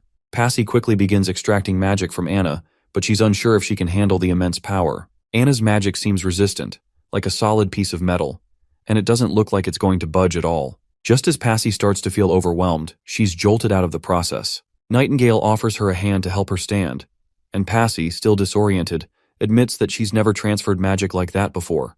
It's too dense, and it doesn't seem like it can be cycled. She explains that once they're connected, the magic should be absorbed into the glowing ball. Anna decides to try something different. She suggests pushing her magic into the ball, similar to what she did with the Divine Sigil. The prince gives her permission, but warns her not to go overboard. At the mention of the Divine Sigil, Passy is astonished, since she has never heard of it before. Nonetheless, Anna begins to release her mana toward Passy's ball. However, the mana Anna is throwing at her is so heavy that Passy can hardly control it. It flows differently from any magic she has transferred before, and her magical tunnel starts bottlenecking with the overwhelming amount of power. Passy realizes that if she keeps this up, she'll exhaust herself before she can even transfer Anna's magic. But she continues, giving Moon all the power she can. Meanwhile, the prince instructs Moon to hold on to a giant magnet. As soon as she grabs it, Moon begins channeling all of the collected magic into the magnet to magnetize it. Passy is blown away by how relaxed Moon looks throughout the entire process. As far as she knows, Moon should be under much more pressure than herself since she is just transferring magic, but even with all the intensity, Moon remains calm and focused. No matter how many times the magic in the pivot is depleted, the magic pouring out of Anna's body refills it instantly. Passy feels as though she's facing an overwhelming tsunami, not just a girl. She believes the channel could be torn apart at any moment by the surging magic. The only word that comes to mind as she watches them work is monsters. They are so powerful that it's almost beyond comprehension. Nightingale makes sure to support Passy, helping her stay steady as the process continues. Finally, after some time, Moon is finished. She quickly rushes to the prince to hand him the magnet, but he doesn't take it directly. Instead, he avoids direct contact and holds it with a stick. Passy asks why, and the prince explains that it's a strong magnet with an ever-changing magnetic force. He's unsure if it will form a circuit with the ground and discharge all its energy through someone, so it's safer for him not to touch it directly. Of course, this explanation goes over Passy's head. Meanwhile, Anna quickly reveals the electric motor they've created. They decide to name it Dawn No. 1. Moon is excited, while Passy still looks clueless. The prince then places the magnet into this box. As soon as Moon flips the switch on the motor wheel begins rotating. The spinning wheel of the motor leaves everyone in awe. Moon excitedly asks if this means the test is a success, but the prince cautiously replies that it's too early to tell. They need to see how long it can run. Meanwhile, Passy, who doesn't understand the applications of a motor, finds it amusing that the prince is so thrilled by this ugly piece of metal, treating it like it's some kind of jewel. As the prince dives into a technical conversation with Anna, Nightingale quietly decides to leave. The nerdy talk is way over her head, and she'd rather not stick around for it. Several days pass after the motor's initial trial. Anna happily reports to the prince that the Dawn 1 motor has been running non-stop at the northern mines. It ran day and night until it finally stopped this afternoon. The prince is delighted to hear this, as it means they've discovered a new potential source of energy. While he acknowledges that its current production capacity is limited and won't be enough to spark a total revolution, it's still a promising backup to steam engines and stoves. The possibilities for the future are endless. There's a significant drawback to the motors. They drain the magic of those powering them. After charging the Dawn 1 motor, Anna, Moon, and Passy were completely exhausted. Even if all three of them charged a motor every day, they could only keep 5 motors running at most. The prince then turns to Wendy and asks if she can calculate the daily magic consumption of all members of the Witch Union and send the results to Moon. He explains that he's talking about the leftover magic after practice, missions, and emergency reserves. This data will help optimize the production of Dawn 1 motors, allowing for efficient use of the witch's power, while also providing a strengthening exercise. He believes it could be particularly beneficial as they approach each year's awakening day. Wendy notes that Hummingbird and Lady Echo will likely be thrilled about this development, as they'll feel just as useful as Anna in contributing to the town's progress. However, Wendy also reminds the prince that today is Lucia's awakening day, and suggests that everyone should take time to celebrate and stay by her side tonight. The prince apologizes sincerely, admitting that he had almost forgotten about Lucia's awakening day if Wendy hadn't reminded him. Wendy reassures him, mentioning that she has carefully recorded the history of every witch in a book so that no one will ever be overlooked. Prince then decides to prepare a feast tonight, where not only the entire Witch Union will be present, but he will personally join in the celebration as well. Later that day, as Lucia rests on her bed, the room is filled with warmth and chatter. All the witches are present, along with the prince. While sipping tea, the conversation drifts to how much easier surviving Awakening Day has become compared to the past, when it was a truly harrowing ordeal. Sister Scroll mentions hearing that Anna even slept through her Awakening Day. Not only did Anna handle it effortlessly, but she also achieved a high-tier ascension. Agatha marvels that if this had happened during the Tequila era 400 years ago, people would have gone absolutely mad with excitement. The prince then turns to Agatha, questioning her about the work she's been handling. Agatha, with her usual nonchalance, reveals that the looming war is almost upon them, and the current workload is nothing compared to the pressure they're about to face. She adds that if they fail again, it won't matter whether she's well-rested or not. But the prince shows optimism, promising that they won't fail.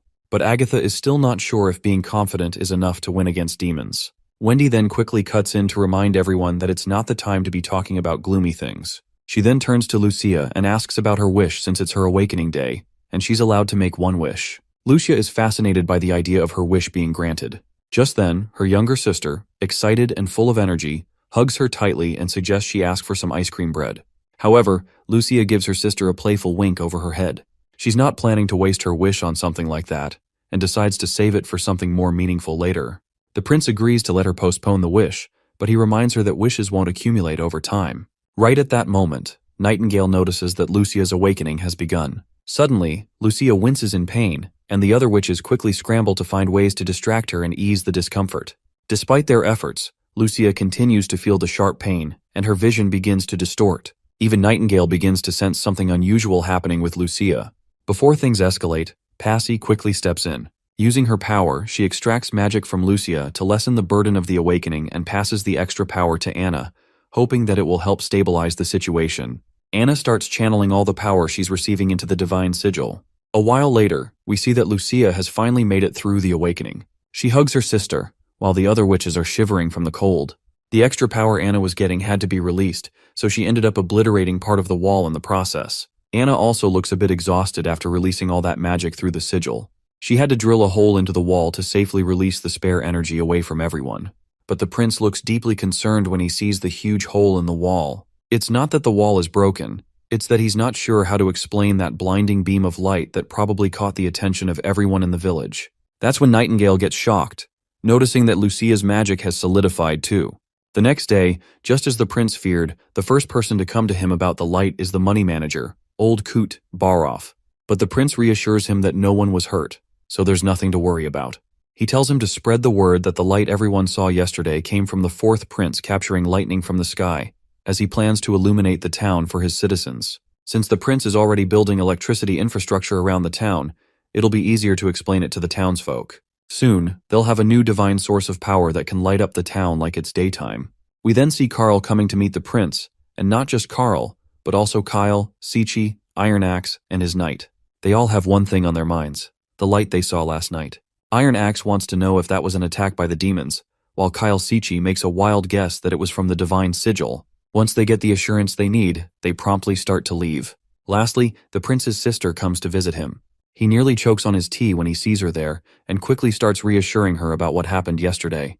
But it seems like his sister already knows what happened, though she's a bit more interested in why it happened. According to Miss Agatha's explanation, antiphase pain can be avoided in both awakenings and coming-of-age events through practicing abilities and exhausting their magic. This theory matches the rough logic they worked out themselves. Slumber Island has been fine following that method, but the question remains, why was Lucia affected by antiphase? However, Lily isn't too surprised. Since coming to Border Town, she feels like she's seeing high-tier awakenings every day. The prince then states that he has a hypothesis about Lucia. It might be the key to what happened. He notes that her academic performance has improved a lot recently. Apparently, Lucia White hails from a family of merchants in Golden Wheat City, so she already had a background in literacy and mathematics. Since she also has no trouble understanding natural sciences, her academic achievements have been excellent. While Tilly doesn't doubt the prince's claim that a deeper understanding of the world can lead to evolution, she's not sure how this relates to magic antiphase. The prince then highlights that, based on his observations of Lily, Leaf, and Moon, evolution also increases a witch's magic capacity. He believes this effect is closely tied to a witch's knowledge of their environment. They're connected in the same general framework, but when it comes to situational and isolated events, magic doesn't compare to knowledge. Moon is a great example. She's a member of the Witch Union who evolved through an epiphany, but her magic is nowhere near the level of Anna or Soraya. From what Tilly understands, the prince is saying that Lucia awakened and evolved at the same time. This caused her magic to double, triple, or even increase many times over, far beyond what she could handle.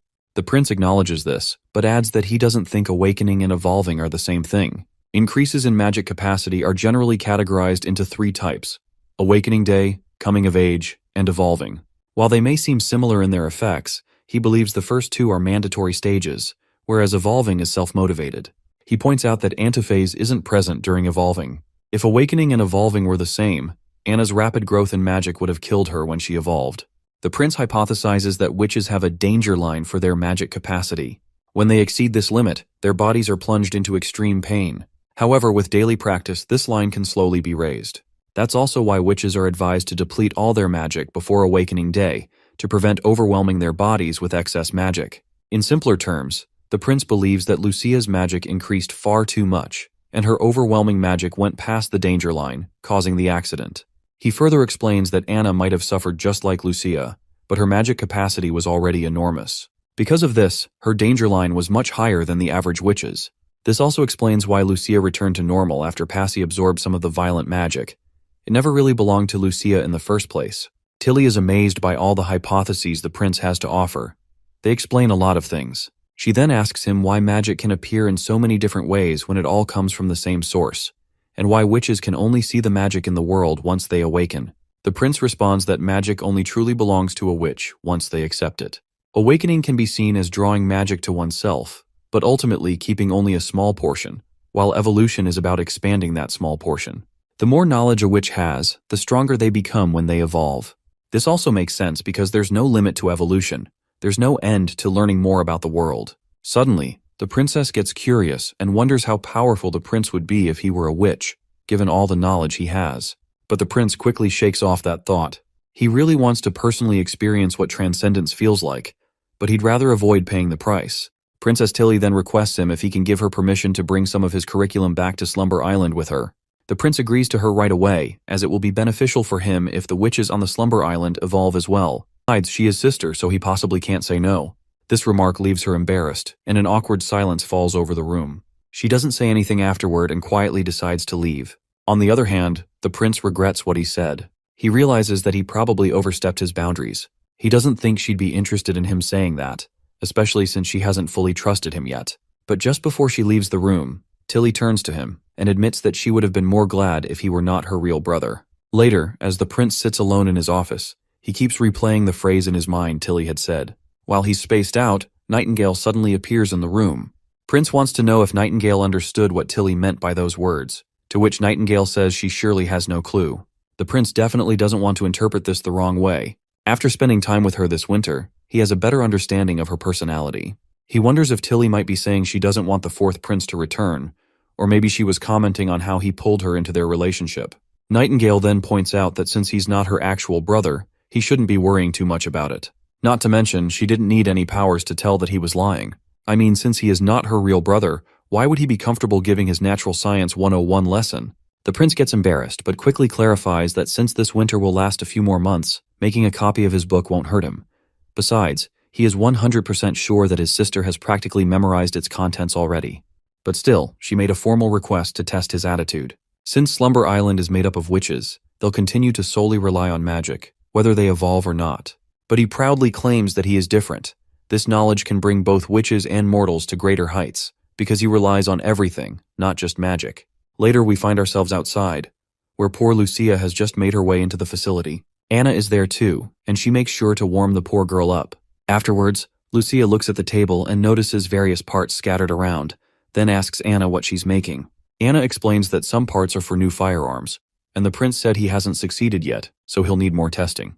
She then asks about the prince, and Lucia says he had some other business to take care of, so he'll be late. He will surely come since he also wants to get familiar with her new abilities. Anna is just glad to see that Lucia is making progress too. She promptly hands Lucia a metal piece and tells her to demonstrate her new abilities. Lucia grabs the metal piece, and as soon as she activates her magic, she finds her consciousness somewhere else entirely. She sees a lot of different colors on the surface of the metal she's holding. She's sure these aren't the tiny atomic particles the prince was talking about. These squares and spots are far too big to be those. Anna reminds Lucia that there's a larger category above atoms, known as elements. Lucia agrees, and explains that she read about how atoms form larger clusters based on different combinations, and the properties of those clusters depend on their structures. Judging from the prince's descriptions and categorizations, she's confident that's what she's seeing. Anna seems to finally understand. Based on her own knowledge, she suggests that this might be a branching ability, a rare talent among matured witches. Anna recalls Agatha mentioning that such rare abilities only appear during a witch's maturity day, and they're closely related to the witch's main ability, possibly enhancing or balancing it. So in the same way, since Lucia's main ability is disintegration and restoration, these color blocks might be a guide for her to dissect specific elements. She then encourages Lucia to try extracting a single element. As soon as Lucia begins, a light starts to illuminate. She successfully extracts another material from the metal, though the process is exhausting, and she takes a rest. Meanwhile, Anna inspects the result. She realizes it might be a new alloy formed from raw iron and other elements, though she isn't certain. However, she decides she can run a small experiment to confirm it. She hypothesizes that Lucia can extract specific elements from a whole object. However, the remaining elements don't just fall apart, they rearrange themselves according to certain rules when they lose those elements. If this is true, Anna is convinced that even every useless byproduct can be reproduced in Lucia's hands. The scene transitions to a black boat sailing across the sea. The boat captain inquires about the type of business the onboard merchant intends to conduct in the western region. He warns that the area once produced jewelry and furs, but such industries have long since disappeared. The merchant speculates whether the population there might have turned to banditry, but the captain dismisses the idea as outdated. Ever since the fourth prince took over Border Town, the western region has been really strange. No one knows what he's doing there all day. Still, any merchant traveling there seems to do well, whether it's food, clothing, or anything else. Everything sells. Hearing this, the merchant hopes he won't return empty-handed. However, even if he does, he doesn't mind much. After all, the main purpose of his trip is just to meet the leader of Border Town, Roland Wimbledon. His identity as a rebel makes it inconvenient for him to travel openly as an ambassador. To circumvent this gentleman, who goes by the name Otto, disguises himself as a merchant. The disguise, however, comes with its own challenges. Otto must abandon his expensive attire, blend in with the crew, and endure the cramped quarters below deck, sharing the same utensils and living conditions as the sailors. Before embarking on his journey, Otto sought information about Border Town by questioning local informants. From them, he learned that, on paper, the king would have to harbor deep animosity toward Prince Roland Wimbledon to assign him to a place as desolate as the western region. This theory aligns with Roland's tarnished reputation. However, the reality presents a stark contrast. Despite all of the shit and warfare that followed the former king's royal decree, Roland has secured an unshakable grip over the western region, and now poses a significant threat to the new king. Among the common folk, some claim that Roland has fallen to the devils. Others say he actively recruits witches. Yet for Otto, neither of these allegations matter, so long as Roland holds a grudge against the church. In that regard, Roland is far more palatable to the Kingdom of Dawn than Timothy. As soon as the ship reaches the shore, Otto is utterly baffled by the sight before him. He can hardly believe his eyes, questioning if he has indeed landed at Border Town's piers. The structures before him dwarf even the piers of Grey Castle's capital, which are only half as large. Furthermore, the enormous ships docked there seem far too massive for traditional rowing. The sight is nothing short of extraordinary. Beyond that, Otto notices organized cargo checkers at work and discovers that there are no toll fees, a concept that seems entirely absurd to him. As the carriage makes its way through the bustling marketplace of Border Town, Otto's astonishment only grows. Among the stalls, he notices peculiar products that he has never encountered, not even in the Kingdom of Dawn.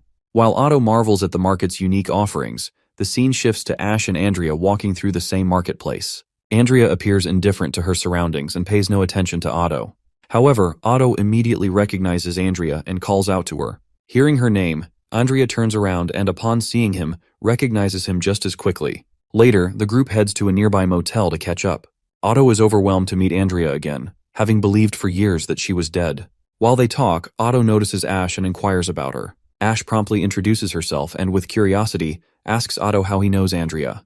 The man formally introduces himself as Otto Lux from the Kingdom of Dawn, explaining that he has known Andrea since childhood. He reveals that his sister Belinda, a member of the Toccata family, and the Prince of Dawn, His Highness Appen Moya, were all close friends with Andrea. Upon hearing these notable names, Ash quickly recognizes that Otto must belong to a privileged class, and asks why he had assumed Andrea was dead.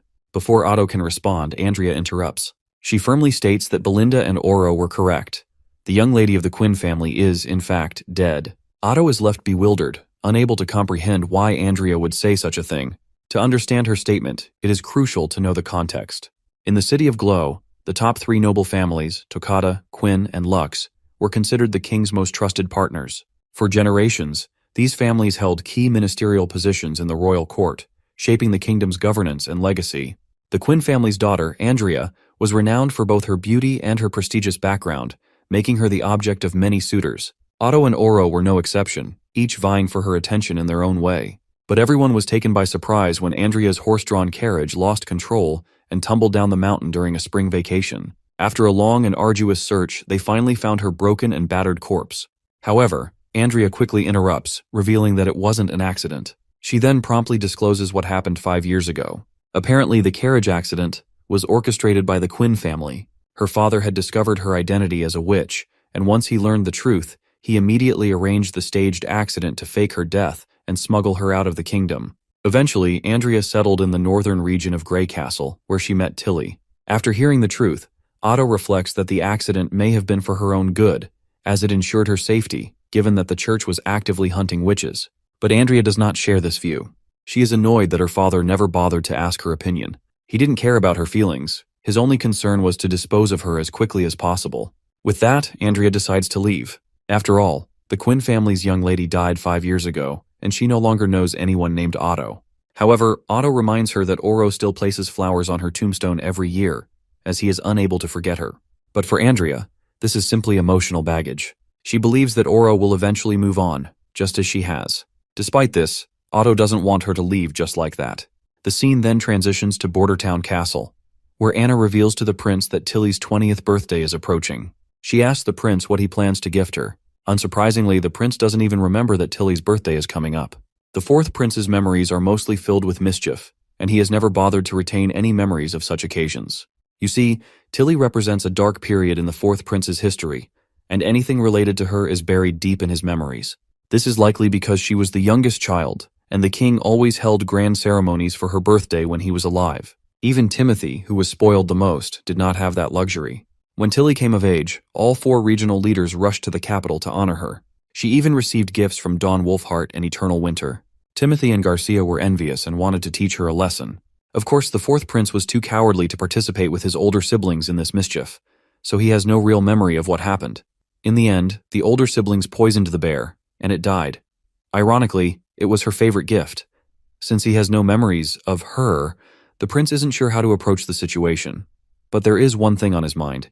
He decides to draw a bear and hopes to use Anna's abilities to pull off the gift he wants to give her. When the day of Tilly's birthday arrives, the prince shows up at her room with a giant gift box in his hands. Not only that, but he is also preparing to host a grand feast for her birthday celebration.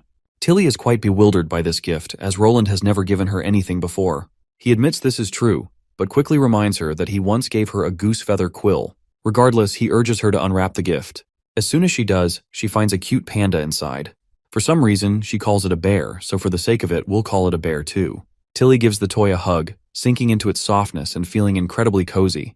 If you want to know the story behind this creation, here it is. The fur of the toy was crafted by Soraya, and its canvas was made from a wolf cub's hide from the north. It is incredibly soft, and the design was entirely inspired by pandas from the prince's past life. You see, pandas are an ancient creature that has survived solely due to their cuteness. They are a common, universally beloved gift, and their charm is unparalleled. Well, it indeed looks like a panda, but since Tilly has never seen one, she assumes it's just a bear with unusual colors. The prince asks her if she finds it ugly, to which she quickly replies no. The prince then reveals that it's called a panda and is very popular. Tilly curiously asks if it's from another world. The prince agrees and explains that it's more than just a huggable plush. He urges her to pinch its neck. As soon as Tilly does, the panda activates. Its limbs begins to move, and she falls flat to the ground. The prince swiftly deactivates the panda and apologizes, explaining that he implanted an electric motor and gears inside to power its movements. He further elaborates that the motors inside are miniature versions of the Dawn 1 motor. Even if Tilly doesn't use it frequently, the panda can continue moving for 3 to 4 months on its current setup. He adds that the toy will stop moving once she pinches its neck again, making it perfect for her to take back to Sleeping Island. Although Tilly is fond of the gift, she can't help but ask why he would give her something like this. The prince responds with a question of his own, asking if she remembers what happened when she came of age. Tilly quickly remembers the incident and questions her brother if he poisoned her bear. The prince reassures her, saying it wasn't him, but rather Timothy and Garcia who were responsible.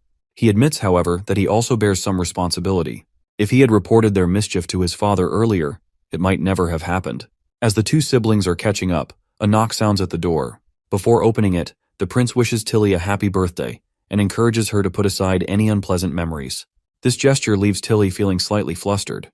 Meanwhile, on the other side of the door, Andrea and Ash are butting heads, each arguing about who arrived first to greet Tilly for her birthday.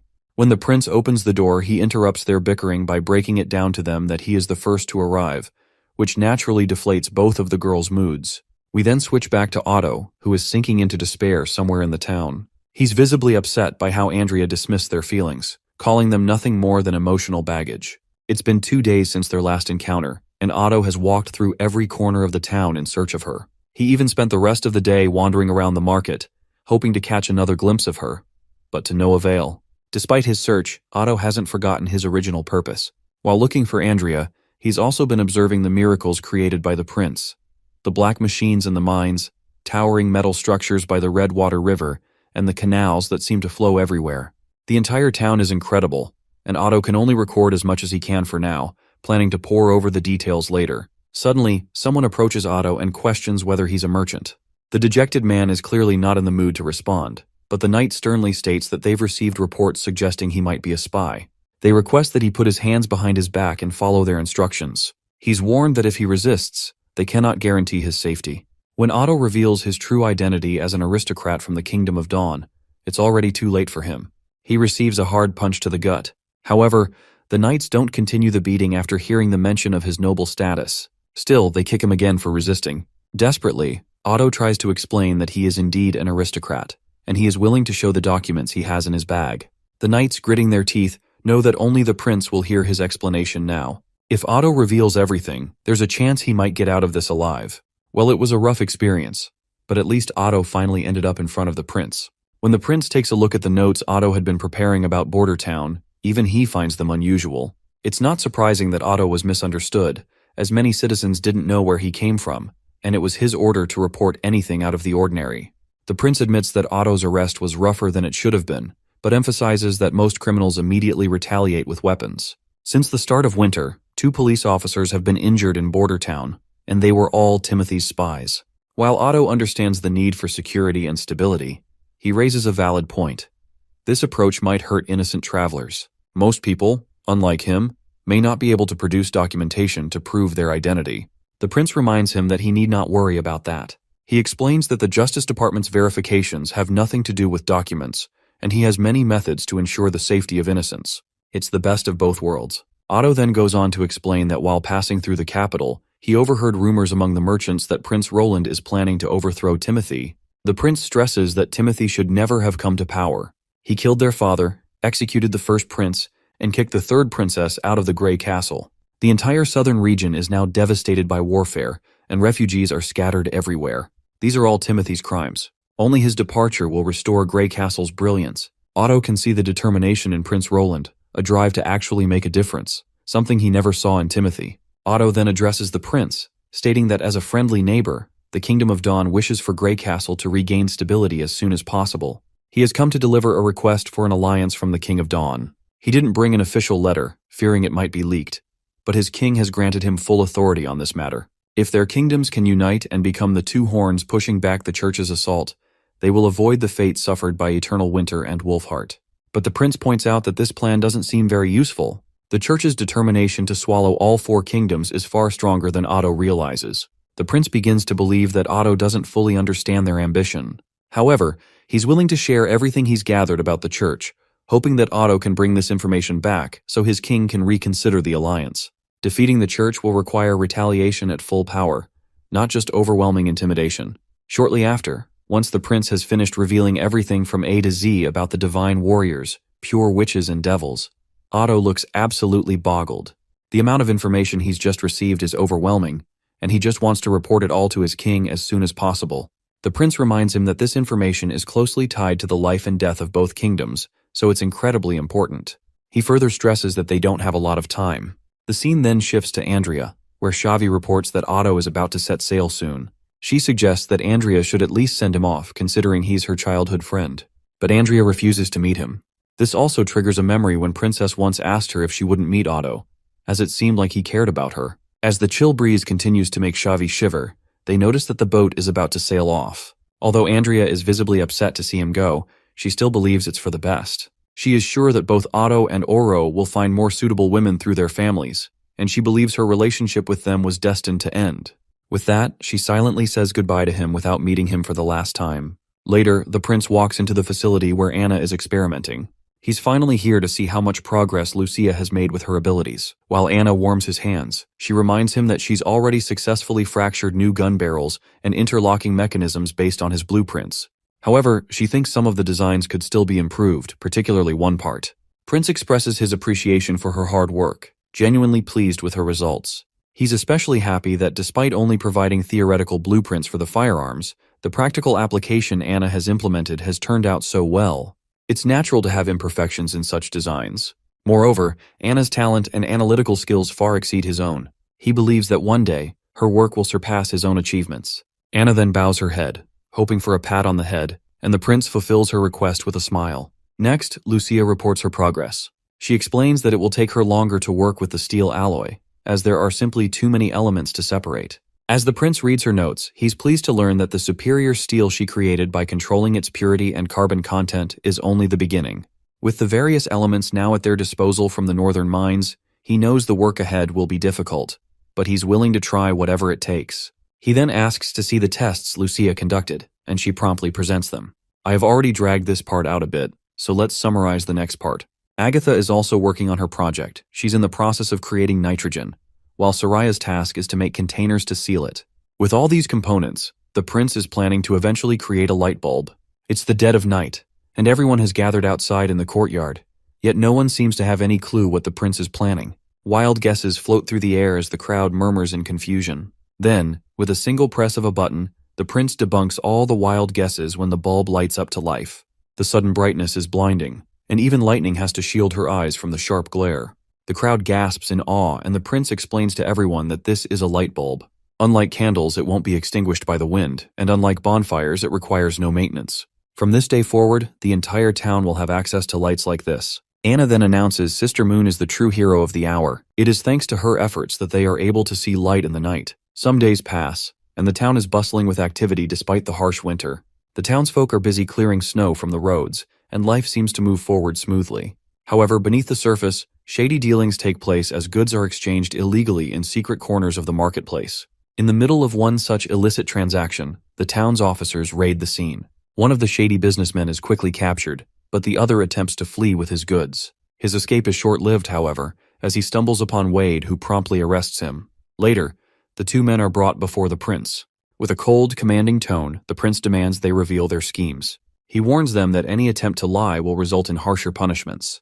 The bald man is the first to speak. Nervously, he admits that he had taken some wheat he purchased from the city hall and ground it into rough flour. He then mixed it with wild vegetables and baked it into bread to sell at the market. He insists that he was trying to stay within the law, as the prince had allowed the sale of foodstuffs other than staples. It was a small business that earned him a few silvers each month, just enough to get by without starving. The older man further explains that he couldn't afford to spare any more grains, so he sought out farmers who hadn't sold all of their produce to the city hall. Desperation drove him to buy directly from them, skirting the centralized distribution system. The guy with the yellow head quickly admits to his crime as well. He confesses that he sold grains illegally because he had no other choice. He claims that the city hall officials refused to purchase all of the wheat as promised, leaving farmers with surplus grain and no income. Selling the excess was the only way he could survive. This seems like a serious matter for the prince. Despite the repeated warnings about the illegality of privately selling staple food, some people still take the risk for extra money. However, the prince is more concerned with the city hall officials not buying up all his crops. To address the issue, the prince directly questions the city hall representative, asking if they refused to buy the crops. The representative respectfully explains that City Hall didn't stop purchasing after the harvest, but prices were adjusted based on the quality of the wheat. At first, the price was nearly identical to the old rate. But when winter set in, most farmers didn't have proper storage facilities and were living in temporary shelters. As a result, the quality of the wheat they had plummeted, often becoming moldy, so the price had to be reduced. Most of the grain City Hall received was either wet or moldy, making it impossible to store further. As a result, City Hall halved the price. Yellowhead's face goes pale. In a panic, he tries to justify himself, claiming that getting half the price is basically the same as getting nothing. He complains that he worked all year only to receive such a low rate. To him, the situation felt worse than dealing with the black market. As far as he can tell, prices were supposed to be fixed and stable.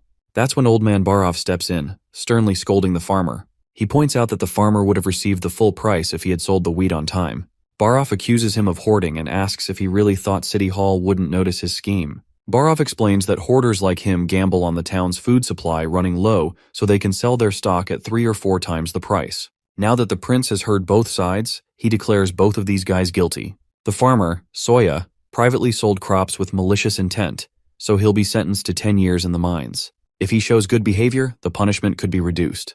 As for this bald citizen who was also involved in the crime and used subpar grains to bake bread and sell it, he'll face 10 years of labor and a fine 3 times the profit he made from selling the bread. This will take effect immediately. The prince then addresses Sirius, the City Hall representative, and instructs him to turn this into an announcement, pin it on the bulletin board. The prince wants all citizens to know every detail to prevent something like this from happening again. Finally, the prince turns to his knight and asks if it's true that Wade was the one who caught them. The knight confirms this, but explains that Wade went a little overboard, he pursued them without his uniform, and a passerby reported him for assault while the suspects were being transported. Knight Carter mentions that he's planning to reprimand Wade later. The prince reminds his knight that reprimanding Wade is unnecessary. In fact, he believes Wade deserves recognition for his actions. Wade had been operating as a plainclothes officer this time, which explains how he was fully aware of who the criminals were and how to reach them. Given his past experience as a patrol guard, Wade's familiarity with the streets and his natural aptitude for detective work made his approach effective. The prince is already considering inviting Wade to join the public security department in the future. Nightingale could use an extra hand, and Wade's skills would be a valuable addition. The scene then transitions to the deep tunnels of Hermes, where Archbishop Tayfun is accompanied by a witch. It is Tayfun's first time in these depths, and he wonders if the Pope truly intended for him to be here. The witch reassures him, reflecting on Tayfun's tireless work for the church and suggesting that the Pope must place complete trust in him. She explains that the rules of the past are no longer suitable for the war that lies ahead. The will of God, she believes, should no longer be reserved for a select few, but must inspire every believer, preparing them for the final challenge. Typhoon, however, finds himself concerned about the adjustment of the two newly appointed archbishops. It had already taken them a long time to accept the existence of pure witches. The two guys he is talking about are Solidare, a member of the Divine Punishment Army, and Edward, from the Justice Court.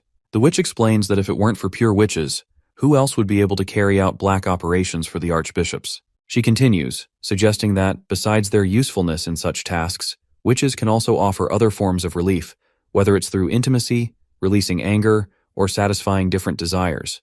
The feeling of a witch, she claims, cannot be compared to that of a mortal woman. Tayfun gets uncomfortable with her words, and quickly tells her to stop making such jokes, especially to someone his age, who already has one foot in the grave. Finally, they reach the dead end of the chamber, where a witch with a veil over her face awaits. She informs them that the Pope is currently experimenting with magic stones. She warns that if they are carrying any stones of divine judgment, they must hand them over, as they could interfere with the magic inside. Reluctantly, Tayfun hands over his stone of divine judgment. The gate leading to Pope finally opens. As soon as he steps inside, he meets Maine, or rather, he meets Zero, who is impersonating Maine.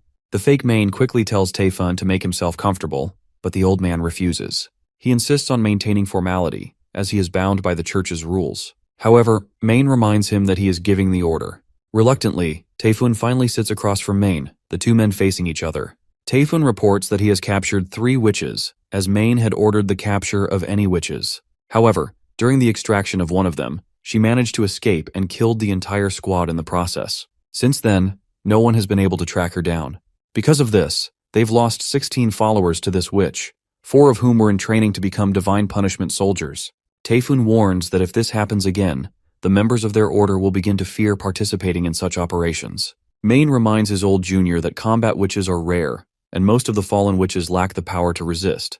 He assures Tayfun that incidents like the recent one are unlikely to occur frequently. He explains that every fallen witch represents the potential creation of 2 divine punishment soldiers, which are desperately needed. The pressure on the Hermes perimeter increases every day, and the church urgently requires more soldiers to defend against the demons. Tayfun is surprised by the logical and pragmatic demeanor Maine is displaying, noting how much more mature he seems since his inauguration as Pope. Shifting the focus, Tayfun shares some good news. Most of Wolfheart and Arista now support the church, excluding a few resistant cities. Eternal Winter, as expected, remains as weak and uncooperative as ever. Tayfun reports that the Holy City's resources are projected to double by next summer, along with a significant increase in the size of the Divine Punishment Army. He also notes that the Kingdom of Dawn is facing riots, sparked by the royal court's crackdown on church followers.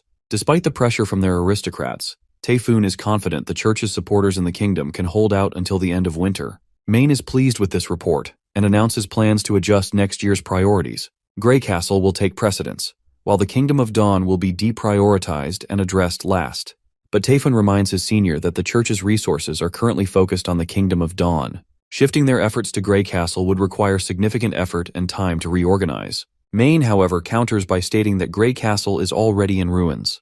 The royal decree for the throne and the distribution of berserker pills have fulfilled their purpose, plunging Grey Castle into chaos. In contrast, the turmoil within the Kingdom of Dawn is internal, driven by their own instability. It is only a matter of time before they destroy themselves, so the order of their priorities is less critical. What concerns Maine the most is the western region's Roland Wimbledon. Over the past year, Maine has gathered detailed reports and uncovered something alarming. Apparently, every operation against Roland, whether orchestrated by the church or by Timothy, has failed. Individually, these failures might not seem significant, but when viewed together, the pattern is deeply concerning. Roland Wimbledon has not lost a single battle. His victories stem from his rapid growth, both in military power and influence, and he is continually expanding his reach. Maine warns that if given another year, Roland might secure control over the entire kingdom of Greycastle. By that point, reclaiming the land would become far more difficult and costly for the church. There is too much to be done in Hermes, and Maine doesn't have the time to concern himself with the church's internal planning and maintenance. He decides to leave those responsibilities to Tae-fun. After the brief meeting, the witches escort Maine out. Once he is out of earshot, the fake Maine calls over a witch named Black Veil and praises her for how much stronger her illusions have become. As Maine transforms back into her true form, it is of course Zero. Black Veil accepts Zero's gratitude with utmost respect. At this moment, Isabella, a blonde witch, joins the conversation. She remarks that Roland Wimbledon, the fourth prince, seems like an intriguing guy, and might even have a better chance of defeating the devils than the church does. Black Veil immediately questions Isabella if she is considering betraying the church. Isabella calmly dismisses the accusation, because betrayal sounds ugly to her. She explains that the church's ultimate purpose is to ensure humanity's survival through the divine war. If someone else can achieve that, she doesn't mind who it is. Zero quickly silences them both. She acknowledges Isabella's argument, but stresses that the divine war is about more than survival. It is about becoming God's chosen child. To earn God's smile, Zero declares that she must win this war herself. The scene transitions to this bearded old man of the Eltec family, whom I forgot the name of, but he is father of Ferlin, and he claims to be a descendant of Agatha. He questions his son, Miso, about where he is headed while wearing armor. Miso confidently replies that he is going to join Lord Mead EE in his campaign to earn glory and secure territory. He explains that Lord Mead E has gathered most of the Western region's aristocrats at his castle, where he presented King Timothy's decree. The decree promises an increase in both status and land to anyone who aids in taking down Longsong Fortress. Miso lists several notable families who have already pledged their support without hesitation. The first is Lady Millicent of the Wild Rose family, the second is Lord Cavan of the Maple family, and lastly, Lord Manoa of the Leaping Wolf family. The fool of a son assures his father that he will prove himself to be better than his brothers by bringing glory to their family. However, his father quickly reminds him of Duke Ryan's crushing defeat. But Miso seems indifferent, and confidently states that this time is different. Timothy has provided them with snow powder, a weapon just as powerful as the one used by the fourth prince. He also mentions hearing rumors that Lord Mead E has something even stronger in reserve. Miso declares that the battle will begin soon. With that, the fool of a son departs, hoping to bring glory to his family, unlike his brother Ferlin, who is now a puppet of the fourth prince. The father can't help but feel disappointment. No matter how strong Timothy or his armies may be, they're no match for Roland. The old bearded man learned this firsthand when he met Prince Roland recently. Roland is an intelligent and compassionate leader, unlike the rest. The old man reflects on his own family, Ferlin, Eileen, and Lady Agatha, all of whom live in Border Town. He orders his butler to leave for Border Town immediately and report this news to the prince. He doesn't care how the butler gets there, he just wants the message delivered as soon as possible. A few days later, we meet an angry Roland, who has just received a distressing message from Ambassador Petrov, who is currently stationed at Longsong Fortress. Apparently, the four families of the western region have rebelled, and Roland isn't sure who is backing them up. Knight Carter explains that these families must have been planning this for a long time. The aristocrats likely have a new patron or leader, one who has united them for the first time. Iron Axe suggests that it must be Timothy backing the rebellion, but Prince Roland is also certain that it wouldn't be surprising if the church is involved instead. Looking at the Dragon Cliffs, Roland notes that an attack on the western region is only a matter of time. Carter explains that, according to the letter they received, the enemy seems to have significant firepower. Roland points out that both the church and Timothy are not strangers to snow powder, but it will still take time before it becomes practical for them. Roland is confused. Even if they have a powerful patron, there's still the issue of distance. Border Town is the closest to Longsong Fortress, so why would they think they can defeat the First Army? Nightingale also adds her 2 cents, suggesting that the enemy's confidence likely stems from the ongoing demon months and the major roads being shut down due to the weather. They're still facing constant demon attacks, and to them, this chaos is the best guarantee for success. Prince Roland commands Iron Axe to mobilize the First Army, taking 500 soldiers and leaving tomorrow morning immediately. He orders Iron Axe to bring 6 cannons, and gives him full discretion to make further plans as he sees fit. He then instructs Carter to stay behind and defend Border Town. Naturally, this suggestion doesn't sit well with Carter, but Roland reminds him that the demons are a bigger threat than the aristocrats. He needs Carter to hold the town while he's away. This time, Roland plans to bring the witches with him. Nightingale quickly pledges to go anywhere he leads. Roland explains that his original plan was to expand slowly, gradually absorbing the elite territories. But the rebellion has given him an opportunity to seize land and labor beyond the fortress, and this time, he won't be lenient. The scene cuts to the butler of the Eltec family, who instructs the boatman to take him to Border Town, promising a handsome reward from the Eltec family. However, the boatman simply replies that it's not about the money. His boat is just a simple hull with no roof to block out the snow. In these temperatures, it will take him several days to reach Border Town, as they will freeze in the boat long before they arrive. The butler asks if there is anyone who can take him instead. The boatman clarifies that only a large sailboat from the fortress is capable of handling such a journey. Just as the butler begins to despair, a giant boat looms in the distance, followed by a whole fleet of ships, all led by Prince Roland himself, making his way to Longsong Fortress. Lightning appears and reports to the prince that the enemy is mainly concentrated in the ruler's castle. There are still some guards fighting, but they can't hold out for much longer. She reports that there are around 200 enemies, and the first wall has already been lost. The enemy seems to have something similar to muskets, but they are completely different from their own. She also informs the prince that Ambassador Petrov is frightened because his family was attacked, and he quickly pulls his father into the castle for safety. However, the rest of his family is gone. The duke's wife and the rest were captured and killed to force his surrender. Lightning had assured Petrov that the prince is on his way, but Petrov made only one request. When the prince asks what the request is, Lightning replies that Petrov wants to make the enemy pay with blood. The prince is unsettled to hear this. The aristocrats have an unspoken rule never to harm a duke or someone of higher rank. But now, the 4 rebelling families seem to have shattered that pride. It must be because of the Honeysucker family's support for him, along with orders from their patron. Prince Roland instructs Lightning to relay his orders. Aside from the witches who will be fighting at the walls, everyone else will rush directly into the city and seize the piers. While the soldiers at the fortress are doing their best to fend off the enemy, the invaders continue to infiltrate the walls. Longsong Fortress soldiers try to shoot their bullets, but the enemy soldiers are equipped with bulletproof shields, and the poor soldier is quickly overwhelmed and defeated. Just when it seems like they're done for, someone crashes through the enemy ranks like a meteor, and it's none other than Maggie and Ash, ready to lend a hand to the struggling soldiers. The soldiers, still terrified by the sight of the witches, are taken aback. Maggie notices the injured soldiers and immediately takes one to Nana for healing.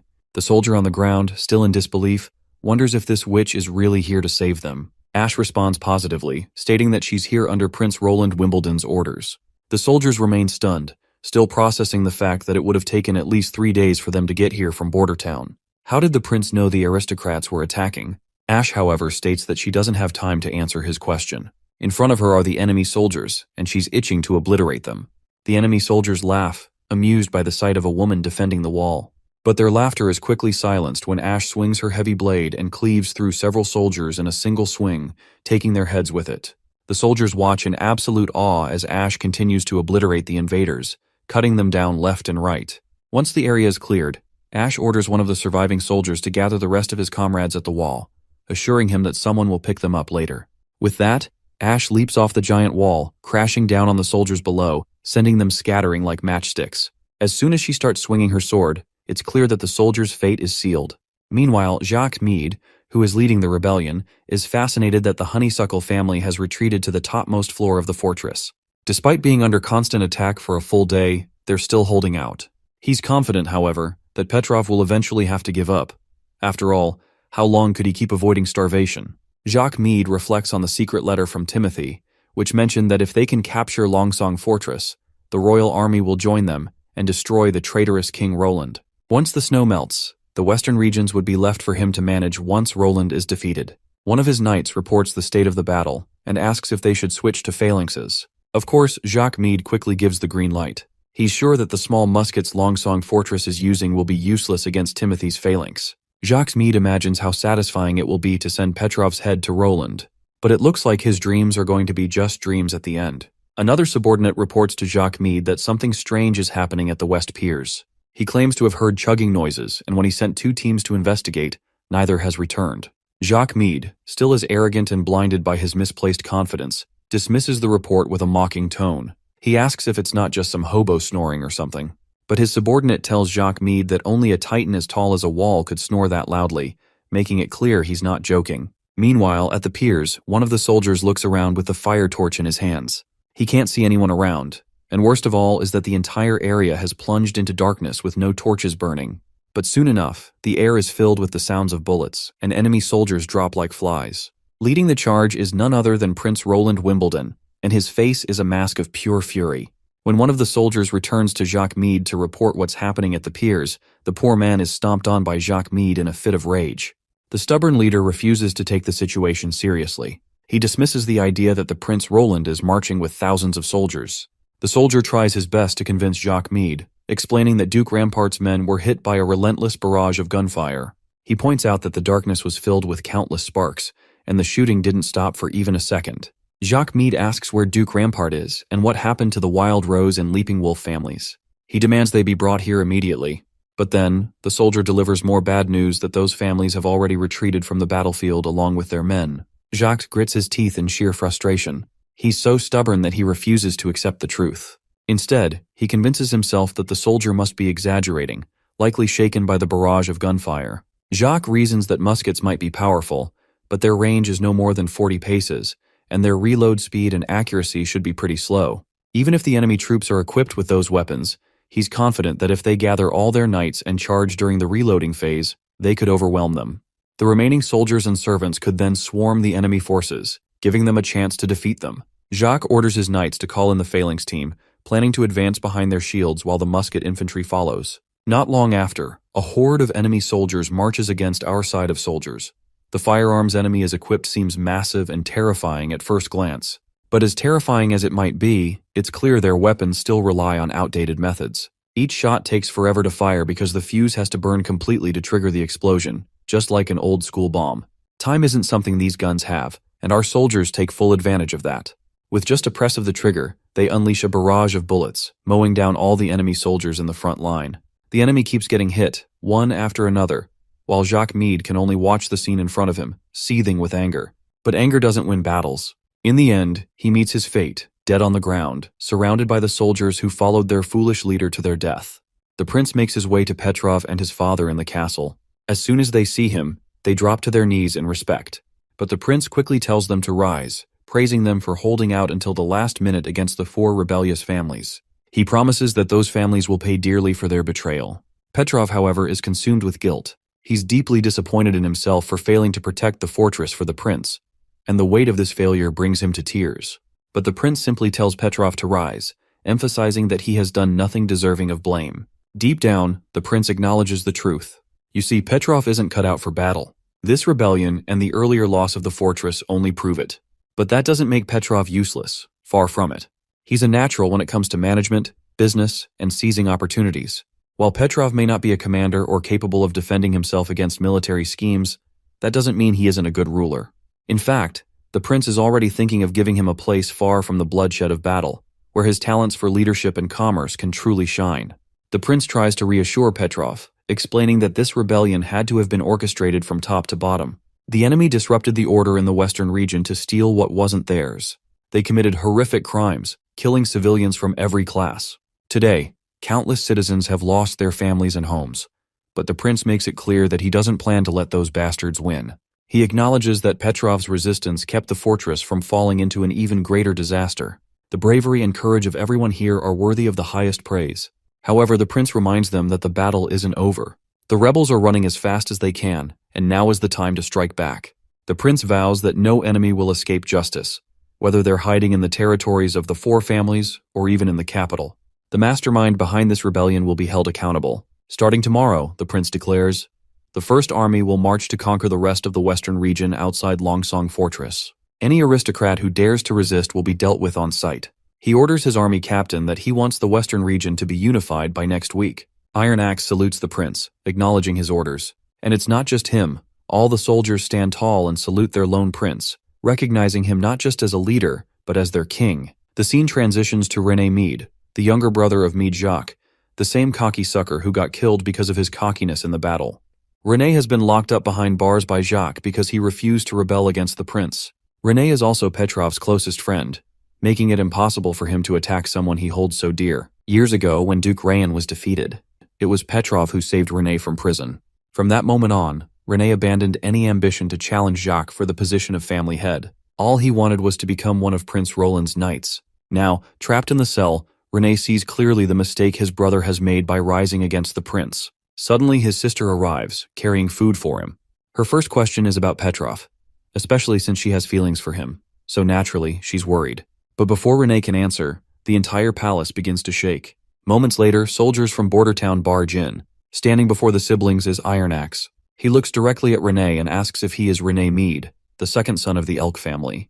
Before Renee can respond, his sister answers the question, confirming his identity. Iron Axe then reveals his purpose. He has been sent by Prince Roland Wimbledon to find them. He adds that Petrov has personally requested to see both Renee and his sister. The scene shifts to Longsong Fortress, where the prince is inspecting the firearms used by the enemy soldiers. As far as he can tell, these so-called guns don't even qualify as firearms. They lack a trigger or firing mechanism, and are little more than metal pipes with open ends. As the prince reflects on this, Iron Axe enters the room, accompanied by Renee Mead and Aurelia Mead. The siblings promptly bow to pay their respects to the prince. The prince quickly commands them to rise and begins by revealing something important. Before he ordered Iron Axe to march on the Elk family's territories, Petrov had assured him that Renee would never participate in Jacques Mead's rebellion, so the prince is relieved that this turned out to be true. He reminds Renee of the devastation caused by his brother's rebellion, which was supported by the other families. Countless civilians were killed, 2 cities were destroyed, and Petrov's family was murdered to force him into surrender. The prince sternly tells Renee that if he had stopped his brother, Longsong Fortress might have been spared from this tragedy. He makes it clear that everyone who participated in the rebellion will face justice, and every rebel will be punished for their actions. However, the prince reassures Renee that no harm will come to those who are innocent. He also promises that the Elk family will not face extinction as long as they remain loyal. First, the prince informs Renee that Jacques Mead has perished during the rebellion. He then asks Renee if he would like to inherit the title of Earl and serve under him. Renee bows his head without hesitation and pledges his loyalty right away.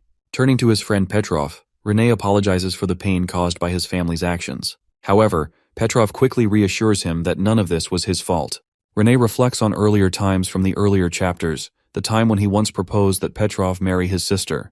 Renee is fascinated that the bond they share as friends has not weakened in all those years. Afterwards, the mission to unite Western Region continued.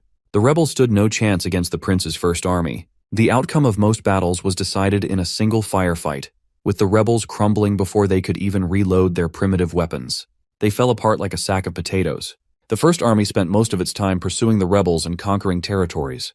They captured one stronghold after another, day by day. The Elk, Leaping Wolf, and Wild Rose families were the first to fall. However, the campaign stalled when the army reached the Maple family's palace. The soldiers encountered an unexpected obstacle, a moat surrounding the palace. 2 soldiers were injured in an initial attempt to approach, and it became clear they couldn't fight effectively while the enemy maintained the high ground. If they wanted to breach the gate, they would have to attack from the bridge, but that was heavily guarded and under constant watch. The commander, whose name escaped my head, lamented not having the artillery team with them. A few well-placed cannonballs could have easily shattered the gates and resolved the siege. Iron Axe highlights an important detail. Reports indicate that the Maple family didn't contribute many soldiers to the rebellion, and their earl didn't even show up. This means their forces are still at full strength, making it unlikely they'll succeed without heavy weaponry. Reflecting on the past, Iron Axe notes that if this had been during his time in Iron Sand City, he wouldn't have hesitated to lose hundreds of soldiers to fulfill his chief's orders. But now he's watched his soldiers grow and become who they are today, and he refuses to risk even a single life unnecessarily. With no artillery or heavy weapons available, the only viable option is to ask for the witch's help. A few days later, Maggie appears soaring through the skies, heading straight toward the Maple family's castle. The soldiers on the walls fire arrows at her, but her massive body renders them completely ineffective. In the next moment, Maggie drops a giant TNT onto the palace. The explosion is immediate, and takes the entire structure in flames, reducing it to a charred ruin in a single swoop. Iron Axe stood watching as the Maple family fell, and with their defeat, he gave the final signal for his soldiers to charge forward. The Maple family was taken down completely. By the time Iron Axe returned to Longsong Fortress, it was the 6th night, and the entire western region was finally under the prince's control. Petrov then came to meet the prince, carrying the completed reports and estimates. He had organized the remaining aristocrats of the western region into categories, and even listed them in alphabetical order by name and criminal status. The findings were staggering. 64 aristocrats were found guilty of participating in the rebellion. 137 aristocrats either refused to participate or were unaware of the rebellion. The rest were knights, nobles, or other non-participating aristocrats. The highest-ranking guilty party was Roman Camellia, the Earl of the Maple family, who had already been captured by Iron Axe. The rebellion had wiped out the 6 prominent families of the western region. The Lion, Leaping Wolf, Maple, and Wild Rose families were now effectively extinct. The Honeysuckle and Elk families had been spared, but their influence and power had been reduced to nothing. With the rebellion crushed, the entire western region was now firmly under Prince Roland's command. Petrov reports that Iron Axe has provided him with a list of criminals, but he's unsure if he should hand it over. He worries that Iron Axe may have made a mistake in his judgment. However, the prince assures him that Iron Axe is incredibly skilled at interrogations. The prince trusts Iron Axe's final ruling. In fact, every aristocrat prisoner had been verified by Nightingale, ensuring that no innocent person was punished. Petrov then asks the prince what he plans to do with the guilty aristocrats. Seeing the hesitation on Petrov's face, the prince asks if any of his friends are listed among the criminals. Petrov replies that none of his friends are involved, but he's concerned that executing the criminals might pose a risk to his rule. He worries that doing so could stir unrest and opposition among the citizens, leading to potential rebellion against his leadership.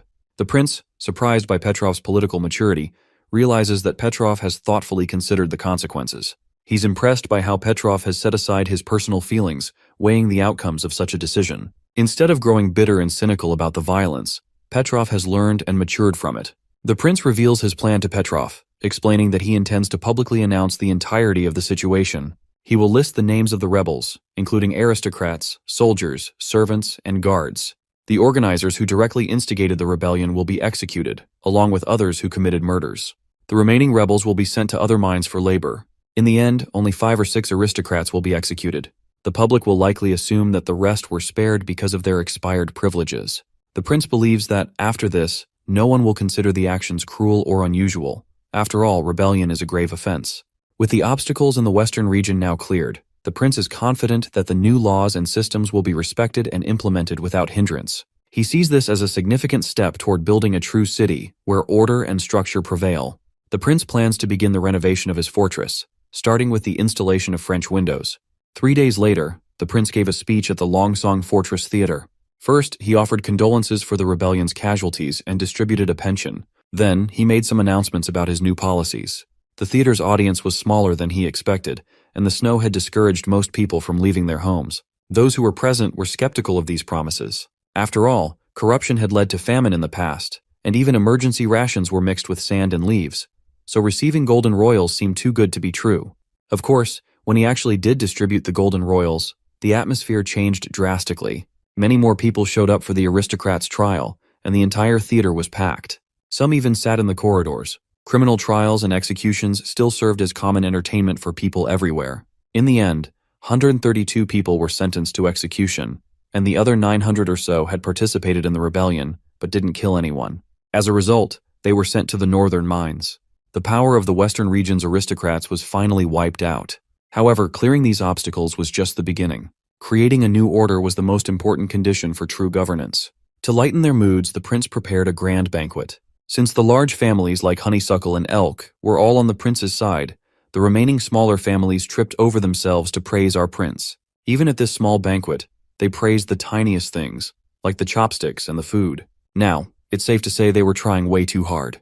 The prince then grabbed everyone's attention and announced that he would like to share an art album with them. When they saw the drawings, their eyes widened. The images looked incredibly realistic, and it didn't seem like they had been drawn by hand. No pigments could express such detailed colors. Seeing this, the prince was pleased that the city's upper class had an appreciation for art. He then corrected them, explaining that the drawings were indeed created by hand. But the distinction was that the artist was a witch, and her pigments were made with magic, which was used in every image. As soon as the mention of witches came, everyone's mood dropped faster than the guy who always make dad leaving me jokes in the comment section. The church's influence has been eradicated long ago, and the prince assures them that witches are not much different from normal citizens, something he has emphasized many times. Of course, they believe the prince and are ready to place their faith in his words. He then shows images of former aristocrats from the western region in the album, such as Tegu Pine, whom he believes most of them would even personally know. He currently lives in Bordertown, and this album serves as a record of his life there. As they can see, Tegu Pine is an aristocrat living under the new order. He is currently training in marksmanship to protect Bordertown, and once the turmoil settles, he plans to take his daughter and servants hunting in the misty forest. Ever since selling his territory to the prince, he has settled in Border Town. His noble rank has been raised by 1 level, and his family's assets have grown many times over. The prince then reminds them how he has already revealed his plans to build a city in the western region. So Border Town, Longsong Fortress, and the land in between will become one. Of course, this unification will be in terms of administration. In other words, the new city will follow the same laws and policies the prince has set up. This is part of the reason why he needs to collect aristocratic territories and assume bureaucratic powers. One person questions what will happen to their lands. The prince assures them that the land will still belong to them. Under this new order, any invasion attempt will be dealt with by the military. As long as everyone follows the law, there will be more opportunities for them to profit than they could ever imagine. The principle is similar to the cake he is cutting right now. Why settle for a small slice now when they can have a much bigger piece? None of them have been to Border Town, so it's normal that no one knows just how much bigger it can be. During the 2 previous quarters, Border's town income has reached 30,000 golden royals. Of course, this revelation boggles everyone's mind. The prince continues explaining that if it weren't for the month of demons, that number would have grown by another 10,000 by now. Since aristocrats will manage their own business, these numbers will come to them soon. One of them asks if the prince is basically implying that they will have to run the fortress. The prince responds with a yes, but also with a no. You see, the fortress will become a region of the city, governed by the General City Hall. The prince will build a branch of the City Hall at Longsong Fortress, and it will follow the Border Town's format, creating many smaller departments. Each of them will work at these departments and handle their respective operations. Managing a region is an incredibly complicated job, and while it can bring huge benefits, it's not easy to handle. After everything settles in Longsong Fortress, all of the new aristocrats will come to Border Town in order to gain experience firsthand how an effective city hall is run. Everyone present here will also have to take classes on management. For now, this is all the prince has to share. The next topic is about rats, and he wants to ask what everyone knows about these shady people. Renee reveals that rats collect intel on the streets, and that he used to be affiliated with them. The prince curiously asks what kind of relationship he had with the rats, to which Renee hesitantly admits that he used to be the leader of the Blazing Fire Gang and had helped other gangs fight for territory before. The other representatives choke on their tea upon learning that Renee, from the Earl's family, had once been a rat. Even the prince is disturbed by this revelation. But before anyone jumps to conclusions, Petrov decides to clear the air. He explains that a few years ago, the rat presence at the docks was at an all-time high, with civilians and visiting merchants being attacked every day, yet the city guards did nothing.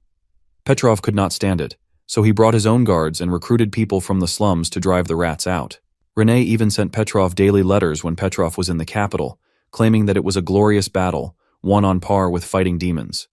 While Renee is dying of embarrassment, the prince expresses his plan to remove every rat from Longsong Fortress so that civilians can live in peace. But Renee objects to this idea. He acknowledges that while rats are just everyday people, they wouldn't stand a chance against knights. However, if rats are labeled as criminals in order to get rid of them, there won't be many people left in Longsong Fortress. He explains that people often change from civilians to rats, or vice versa, and many become desperate when the months of demons are prolonged. It's why many rulers allow black markets and criminal activity to exist. They prefer the rats to fight among themselves rather than risk creating a huge riot. The prince then inquires who organizes the rats, to which Renee reveals that some are local aristocrats, while others are foreign criminals. The prince is glad that no one present here owns a gang. However, it would be fine even if they did, as the prince wouldn't mind as long as they cooperate in clearing out these bad nests of rats. He then addresses Renee and assigns him the mission to put an end to all illegal activity in the fortress within the next month. Renee will need to cooperate with the First Army and eliminate various gang leaders to crush all rat organizations. He also commands Petrov to open the fortress's food inventories and distribute more rations. Some present there quickly object to this idea, arguing that if they coddle the public, they will only demand more, and by then, everyone will become beggars in the city. The prince finds himself disappointed that these aristocrats could only think of the negative all the time, which makes him believe they are lazy and foolish. He is certain that all these commoners need is a good role model and proper direction, and they will become the real backbone of the world he is trying to create. So he declares that he has made up his mind, and this will be his first lesson in teaching how to run a proper city hall. Every citizen needs to understand every detail of public policy. He wants everyone to answer the public's questions and listen to their feedback, because this is how an administration avoids becoming an empty shell. You see, new ideas, unified laws, enforcement, and political transparency are everything the prince is preparing for his new order. The scene then transitions to Sister Echo, followed by Iron Axe, who reminds her that the fortress is not as safe as Border Town, so she shouldn't wander alone. The prince had also asked him to guard her if she left the castle without any other witches. Every time Iron Axe talks to her, he refers to her as Chief. After all, she was the chief of the Osha tribe under her former name, Drow Silvermoon. She doesn't like being called by this title, but Iron Axe continues to do so because this is how he sees her, even to this day. The other citizens begin to stare at them, so she decides to wander off to the other side of the shore. As she walks around, Echo points out how Iron Sand City was nothing like this. Before leaving the southern region, she thought the entire continent looked the same and never expected anything other than sand. Water and oases were precious resources that people would die for. But here, no one would bleed for the Redwater River, and water is available everywhere. But Iron Axe reminds her that people still fight for other things, such as golden royals, jewels, pride, and status. He believes that battles are everywhere, no matter the circumstances. Echo, however, still believes that the prince could stop the war. Even Nightingale told her that the Sand Tribes, Grey Castle, mortals, and witches, all of them would enjoy resources equally and live as they wish. She then questions Iron Axe if he wants to return to Iron Sand. The big guy responds that he has already sworn allegiance to the three gods and will serve Roland Wimbledon forever. However, she doesn't need to worry, as the prince promised her revenge, and he won't go back on his word. When the day of their return comes, everyone will respect them. But Echo doesn't want to be the chief of the Osha tribe anymore. She likes to stay near trees and greenery, and she enjoys being with Wendy and Nightingale. She also likes to learn the songs that the prince teaches her. While she does wish to go back and visit one day, she doesn't want to remain in the desert and endlessly quarrel for water. She decides to start practicing her voice here, as no one is around and she won't be disturbing anyone. She tells Iron Axe that she has made a song for her home and wants him to hear it. She explains that she used the techniques the prince taught her, advising her to mix different instruments together to create a layered tune. But the names were strange. She is sure that only the prince would come up with words like techno and heavy metal. Iron Axe just smirks, believing that the prince is naturally different, and in fact, he is the child of God. Echo then begins her singing, and as she sings, the atmosphere around her begins to shift. Since this song is directed at her home, the entire mood changes, and the scene starts to transform into a sand-filled landscape, even though it's the dead of winter. Once Echo stops singing, everything returns to normal. However, Iron Axe notices that the sand that appeared during her singing is still present on his hands. Later, he reports this to the prince, explaining that he saw the desert in Echo's voice, and even found specks of sand. He emphasizes that he didn't find them intentionally. He was completely immersed in the moment, and didn't even consider if what he saw was real. The prince is unsure of what to make of this, while Iron Axe continues to convince the prince that what he is saying is the truth. Although when she sang other songs, he did not see much, but the experience was surreal. The prince then presents the sand to Nightingale, asking if she can tell whether it is the product of magic. However, even Nightingale has no clue what is going on, as there is no trace of magic on the sand.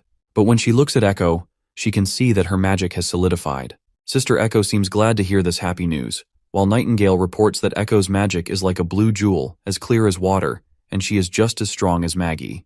The prince then suggests that although sand is everywhere, Iron Axe wouldn't claw through the snow and dig some out to trick him. With that in mind, he wants to test her abilities himself, and tells Echo to sing the tune she created for her homeland. As soon as she does, the entire building begins to echo with her sweet voice. After hearing her tone, Nightingale reports that she heard the sound of wind through the trees, and the temperature rose slightly. But the prince states that he didn't see a desert, which means perhaps her magic didn't work as expected. Iron Axe continues to insist that he indeed saw the desert. The prince then decides to conduct another test, telling Echo to just sing the song he taught her. Echo begins singing again, and it seems like the experience is different for everyone. For instance, the song Gorillas that Echo played makes Sylvie remember the fear she felt when she first saw a cannon fire. The prince has also started to figure out that a song becomes more significant if the audience has a personal memory related to it. Only then can they truly sink into the illusion it creates. Iron Axe relates to the southern region's culture and environment because he grew up there, and that's why he can feel the desert in Echo's song. Since the prince himself hasn't been there, he can't experience the same thing. However, the prince doesn't have the means to test the full extent of Echo's abilities for now, but he is very curious. He wonders if, when the audience is fully immersed, the illusion could actually become reality. He has high hopes for Echo's new ability. He sees the potential for her to motivate soldiers, calm crowds, and perform in the theater, using her magic to influence those around her in powerful ways. Her influence over emotions would be a priceless asset for our prince in the coming days. The scene transitions outside, where Renee delivers an announcement on behalf of the protector of the Western region, Roland Wimbledon, and the minister of Longsong Fortress, Petrov. Starting today, the Fortress City Hall will purchase any extra grain from citizens. However, beginning next month, all private sales of food will be considered a crime. Only the City Hall will be allowed to buy and sell grain. Anyone caught committing this crime will be severely punished, and anonymous reports will be rewarded with 25 silvers. The announcement sparks an uproar among the citizens, who find it ridiculous that Petrov is planning to ban private food sales. Rene tries to calm the crowd, assuring them that he will address all their questions one by one. Meanwhile, the scene cuts to this shady hobo kid, who looks like he's on a mission. From his perspective, he believes that what Rene just announced will cause chaos. If the aristocrats and merchants hoard all the food again, a massive riot is inevitable. After all, most people depend on the rats for their food supply. In a back alley, this blonde teenager meets with a group of his fellows and quickly reports what he overheard. He expresses his confusion about what the wealthy are thinking and shares his concern about how they'll manage to get food now. This group of hobos begins to worry about their future survival. They mention two witches, Paper and Fang, who used to help them earn food. While we haven't met Fang yet, we know Paper has already been escorted to Border Town by Petrov. Kanash, the local underworld boss who dominates shady dealings in this particular area, becomes their main concern. They fear he'll use this food crisis to blackmail them at every turn, further tightening his grip on their lives. But their worries are eased right away when they hear the announcement that everyone will be entitled to 2 bowls of hot porridge per day, served at noon and night. The initiative is presented as an act of generosity from Prince Roland. The scrawny and sickly boy in this group feels relieved at the news. For a brief moment, he wonders aloud if this might mean they no longer have to worry about being threatened by Kanash for food. However, his more cautious friend quickly clamps a hand over his mouth, because speaking ill of Kanash in public could lead to serious trouble if overheard. Meanwhile, Rene continues with the announcement, revealing more about the City Hall's plans. Alongside the porridge distribution, Prince Roland intends to crack down on criminal activities that threaten the lives and properties of the citizens. Rene warns everyone to steer clear of black markets, pubs, gambling houses, and other places associated with trouble during this time. He assures them that the prince has provided public safety officers and police to maintain order and protect the people. The group of hobo kids begins to worry again. They fear they might be forced out of the city entirely, and if that happens, they have no idea where they would go or how they would survive. The scene then shifts to Kanash, who is shown smirking wickedly. He appears unfazed by the City Hall's measures. In his view, no aristocrat, no matter how influential, can truly maintain control in foreign territory. What truly matters, he believes, is who controls the local power. Even the King of Grey Castle, in his opinion, rules in name only. In simple words, Kanash basically thinks that rats are the need of the filthy rich, otherwise they won't be able to run their business. Though Kanash is confident in his own perspective, he finds the second part of the announcement strange. Normally, if those in power wanted to issue free food to gain support, they would inform the rats first, ensuring the system worked smoothly. Yet this time, it seems like the food distribution plan is being presented as something meant for the entire city. To him, this approach seems excessive and unusual. He resolves to consult his boss, the leader of the Bloodhand Gang. Only his boss knows the full extent of what's really happening behind the scenes. It turns out the information about the City Hall's announcement was brought to Kanash by none other than the blonde kid and his hobo friends. However, instead of rewarding them for delivering such crucial news, Kanash reacts with cruelty. He completely bans them from ever tasting the porridge offered by the City Hall. Moreover, he threatens that if they are caught sneaking out to eat the free food, they should consider their mouths sewn shut as punishment. Later, as the group walks through the grimy streets, the blonde kid is determined to taste the porridge despite Kanash's warning. His cautious friend reminds him of the threat they were given, but the blonde kid brushes it off. He reassures them that their friend Sunflower is keeping watch, and that right now, and Kanash's closest followers are currently all huddled by the fire, so no one will notice they've slipped away. But the scrawny friend they are carrying, whose name is George, is in worse shape than ever. His condition is rapidly deteriorating, and anyone suffering from the freezing sickness won't survive without food.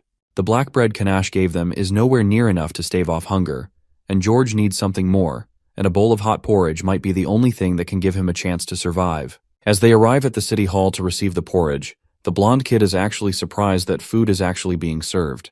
The line stretches long, and as they try to sneak into the front, one of the City Hall officials warns them not to push or cut the line, or else they'll be disqualified from receiving food. The blonde kid insists that his friend is sick and urgently needs food to survive.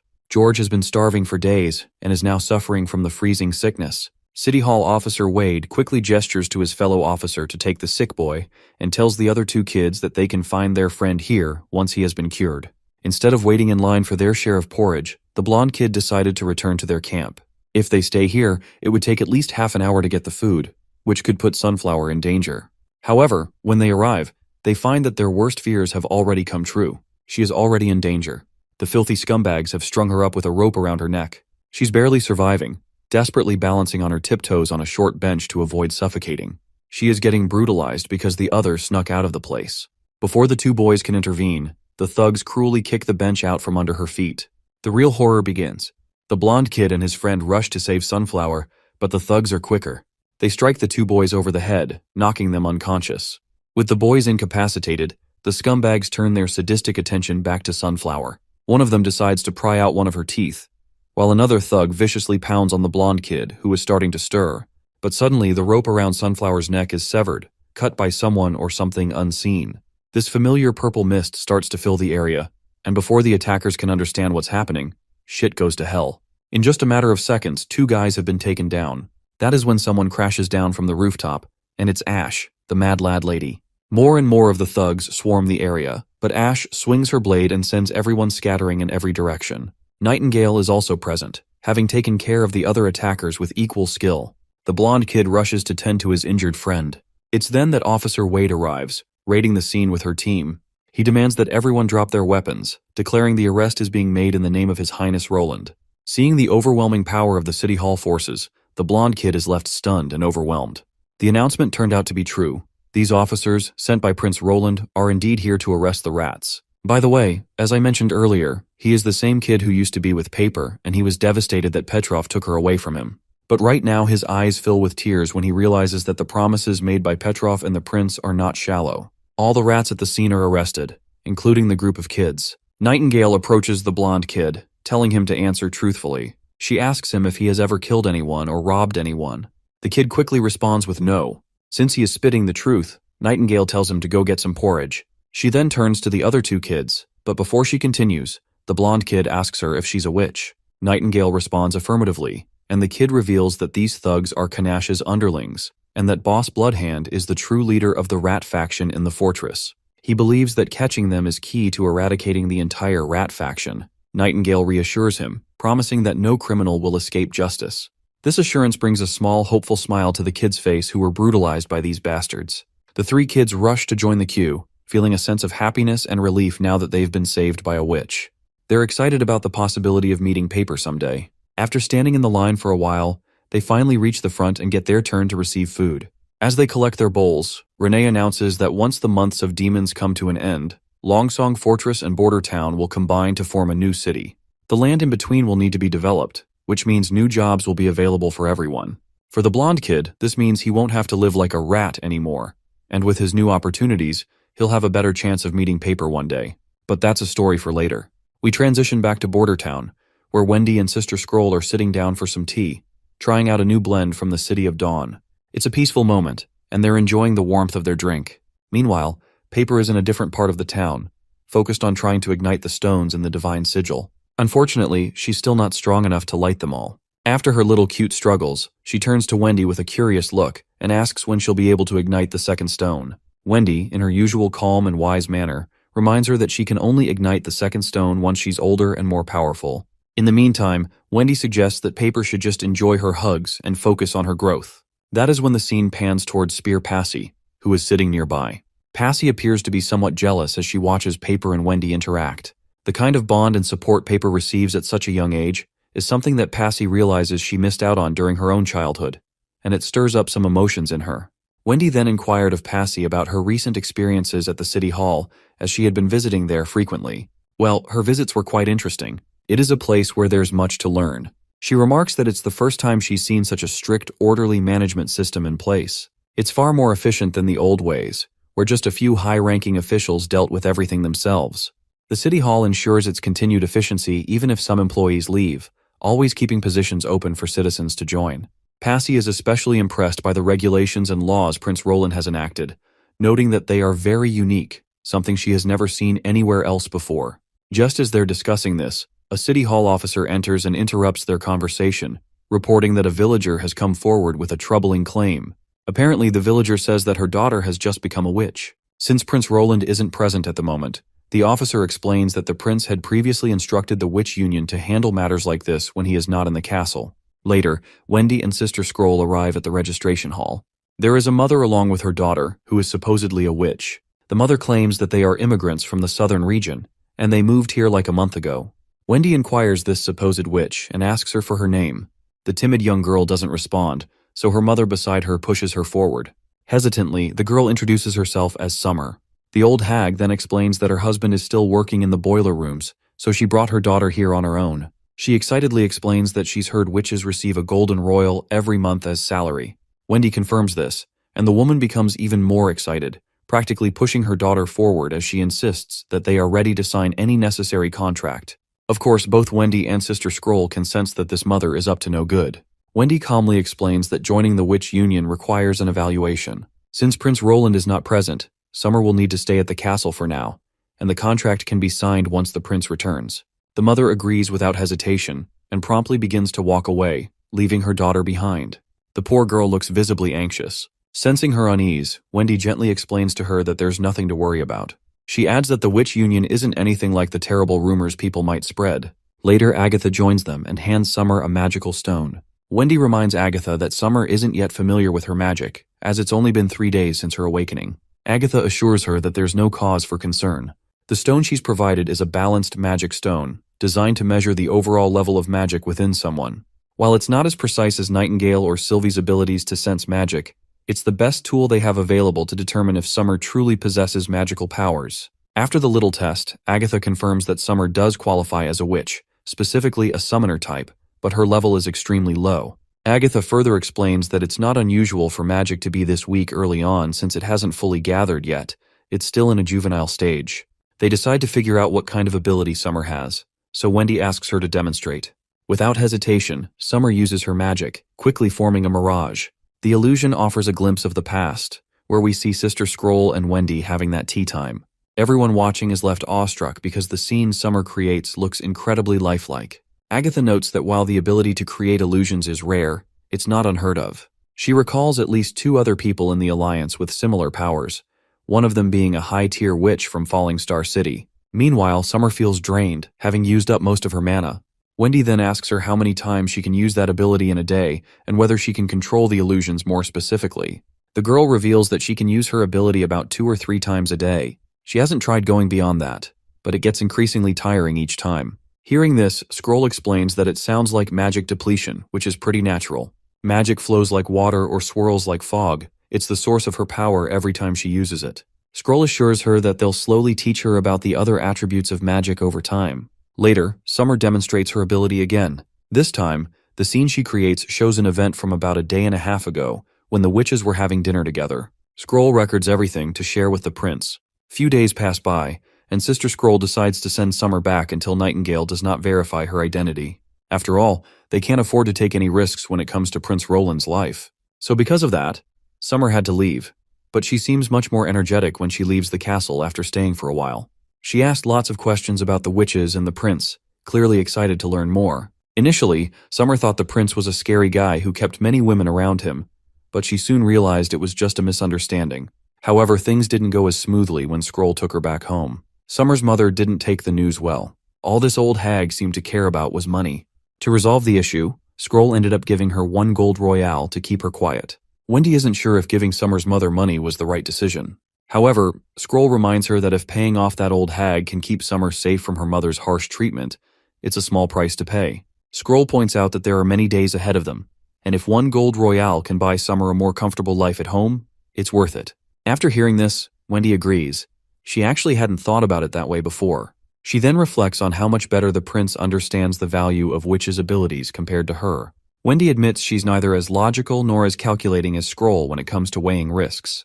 This realization makes her doubt whether she's fit to lead the witch union at all, but Scroll voices her opinion as well. She believes that no one cares more about the witches than Wendy does. Scroll explains that it was only after her time with Kara's Witch Association that she truly understood this. A witch who genuinely considers the well-being of her sisters, regardless of their powers, is the kind of person who deserves to lead.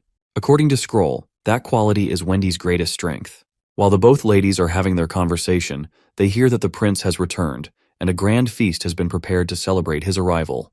The first thing the prince does is hold his most cherished waifu close to his heart. Of course, there are also the overly excited girls who rush in to hug him uninvited. The entire palace feels alive with joy, and the prince feels a deep sense of homecoming, finding solace in the warmth of these familiar smiles compared to the cold atmosphere of Longsong Fortress. Later, the prince makes his way to the library, with Anna quietly following him. He's pleased to see her there and quickly shows her the gift he brought back. It's a collection of historical records and legends, along with some secret lore about the Western region, which he retrieved from the Duke's office. Before he can finish explaining, Anna closes the distance, and they share a heartfelt kiss. For a while, they decide to just savor the moment together, letting the world fade away. The next day, Wendy reports to the prince about the newly awakened witch in Border Town. After reading through the report, the prince agrees to take her in, and they decide she can sign a contract that very afternoon. After that, Wendy hesitantly brings up a matter that has been weighing on her. She admits that she doesn't feel capable of managing the witch union. In her view, Scroll is far more experienced and mature, making her a better candidate for leadership. The prince listens patiently, but already knows Wendy had shared this concern with Scroll. He also knows what Scroll's response was. He gently reminds Wendy of something important. Management techniques can be learned, but personalities are much harder to change. He points out that, aside from Maggie, she's the only one who truly adores all of the witches equally. Besides, the prince reminds Wendy that Scroll is already in charge of the education department, and her workload is only increasing. She wouldn't have enough time to focus on the new witches properly. He shares his vision of making the witch union self-sufficient, with minimal input needed from him. He wants the organization to be well-known and respected by everyone. To achieve this, he tasks Wendy with creating a proper management system to determine witch assignments. As for him, his role will focus only on guidance for evaluations and abilities. He also suggests that Wendy consult Miss Spear for specific advice on management. Additionally, she's free to recruit assistants or city hall workers to help her with administrative tasks. Wendy acknowledges her role with a little dose of confidence and decides to leave to start working on the system. Now that Roland is done with his paperwork, he decides to sort the books he had been working on yesterday. While doing so, he reflects on his romantic moment with Anna from the previous day. He notices how she's become more openly affectionate with him lately, a change that's impossible to miss. Feeling moved by her affection, Roland resolves to reciprocate her feelings more actively, deciding to take the initiative with her moving forward. As Roland sorts through the books, Nightingale suggests him not to keep Anna waiting. With those words, she disappears. Her words leave the prince with a lot to think about. He wonders if the best approach is simply to follow the social rules of his old world to avoid hurting Nightingale and Anna any more than he already has. Just then, Summer arrives in front of the prince after passing Nightingale's test. Since the prince has already heard about her from Wendy, he hands over the contract papers. Summer quickly grabs the pen to scribble her name, but then hesitates. She gets embarrassed as she admits that she doesn't know how to write. The prince reassures her that there's nothing to be embarrassed about. He suggests she just press her fingerprint instead, which she does. Once done, Summer asks the prince why he decided to take her in, especially since she feels her ability is practically useless. The prince smiles and assures her that her ability is far from useless. In fact, it's something that any detective would dream of. Solving mysteries or crimes will be a piece of cake for her, and she'll come to understand that soon enough. He adds that, starting today, he assigns Nightingale as her boss to guide her. The scene transitions to somewhere in Border Town, in the room of the performer's crew. Here we meet Ferland's wife, Eileen, and Miss May, the star of the West and the object of Night Carter's affections. Miss May appears to be getting ready for a trip to the fortress. She's double-checking her bag to ensure she has everything she needs. Eileen suggests she pack an extra set of pillows, blankets, and sheets, but Miss May brushes it off, saying she doesn't really need them. Carter has also promised to buy her new clothes at the market. Apparently, the new stocks in the market come from raids on the 4 great families. While Eileen is delighted at the idea of getting high-quality fabric, Miss May feels proud knowing that the set Carter plans to buy is supposed to cost 5 gold royals. Hearing this, the people in the background are awestruck. For them, that amount is like 2 years' salary. But then again, it's not entirely surprising after all. Miss May used to perform in the capital, and her fame as the star of the West precedes her. As they continue chatting, Miss May asks Eileen about recent events, specifically recalling that Sir Eltek, Ferland's father, had come to Border Town recently. She's curious about how he's doing. Eileen quickly explains that the bulletin announced the prince had cracked down on all illegal activities in the fortress. The Maple Leaf, Leaping Wolf, and Wild Rose's families have been dismantled, and the Eltek family was dragged into the aftermath as well. Most of their troubles stemmed from Ferland's brother, Miso. Miso had been arrested by Prince Roland's soldiers after the failed rebellion. Since he hadn't harmed anyone and voluntarily surrendered, he was only sentenced to 10 years of labor. However, once he chose to rebel, he was no longer considered part of the family. In the end, Sir Eltek still wanted Ferlin to be the heir. He believed the family could be great again in Ferlin's hands. But Ferlin just wanted to become a knight, and Eileen supports him no matter what decision he makes. At that moment, Knight Carter unexpectedly shows up, leaving everyone a bit surprised since they weren't expecting him today. He explains that the prince had given him permission to leave early. He then presents a gift he bought for Miss May, which lightens the mood of everyone in the room. The side characters quickly catch on to the situation, so they excuse that they have work to do and eventually leave, giving the sweet couple some much-needed time alone. And as for the last time, I skipped over their relationship moment where they were all lovey-dovey and you guys grilled me hard for it. I did that because I know not everyone wants to stall the story. I've even seen people criticize me for throwing in a joke here and there, so I've been avoiding it. Honestly, no matter what you do, you can't please everyone. Carter apparently has brought new clothes for Miss May, and he specifically asked the prince to design them for him. Carter had told the prince about their upcoming engagement, and so the prince quickly suggested a type of clothing that would be perfect for a wedding. However, it was also quite difficult to make. To get it done, the prince hired Miss Soraya and had to use ice cream bread as the payment. Carter gave Miss May some time to wear the outfit. Later, he entered into the room back once she was ready. She looked absolutely stunning. This left Carter blushing so hard his cheeks turned as red as tomatoes, and everything felt so sparkling and fresh, like spring had already arrived. Carter then recalls that the prince had promised they could create a new type of wedding ceremony after the months of demons. He was really looking forward to that special day. The scene transitions to a conference room where representatives from every department have gathered for a meeting. The prince begins by explaining his plans to build a new city in the western region. Holding up a book titled Basic Kingdom Laws, he declares that everything written in it will serve as the foundation for this new city. The laws and systems outlined in the book will be implemented to ensure proper structure and order. He encourages everyone to read the book and freely ask questions or voice any doubts they might have. To get things started, he instructs Barov to read it aloud for everyone. Barov picks up the book and decides to begin with the abstract, which summarizes the proposed structure and organization of the new city. Barov begins reading aloud the key points of the Basic Kingdom Laws.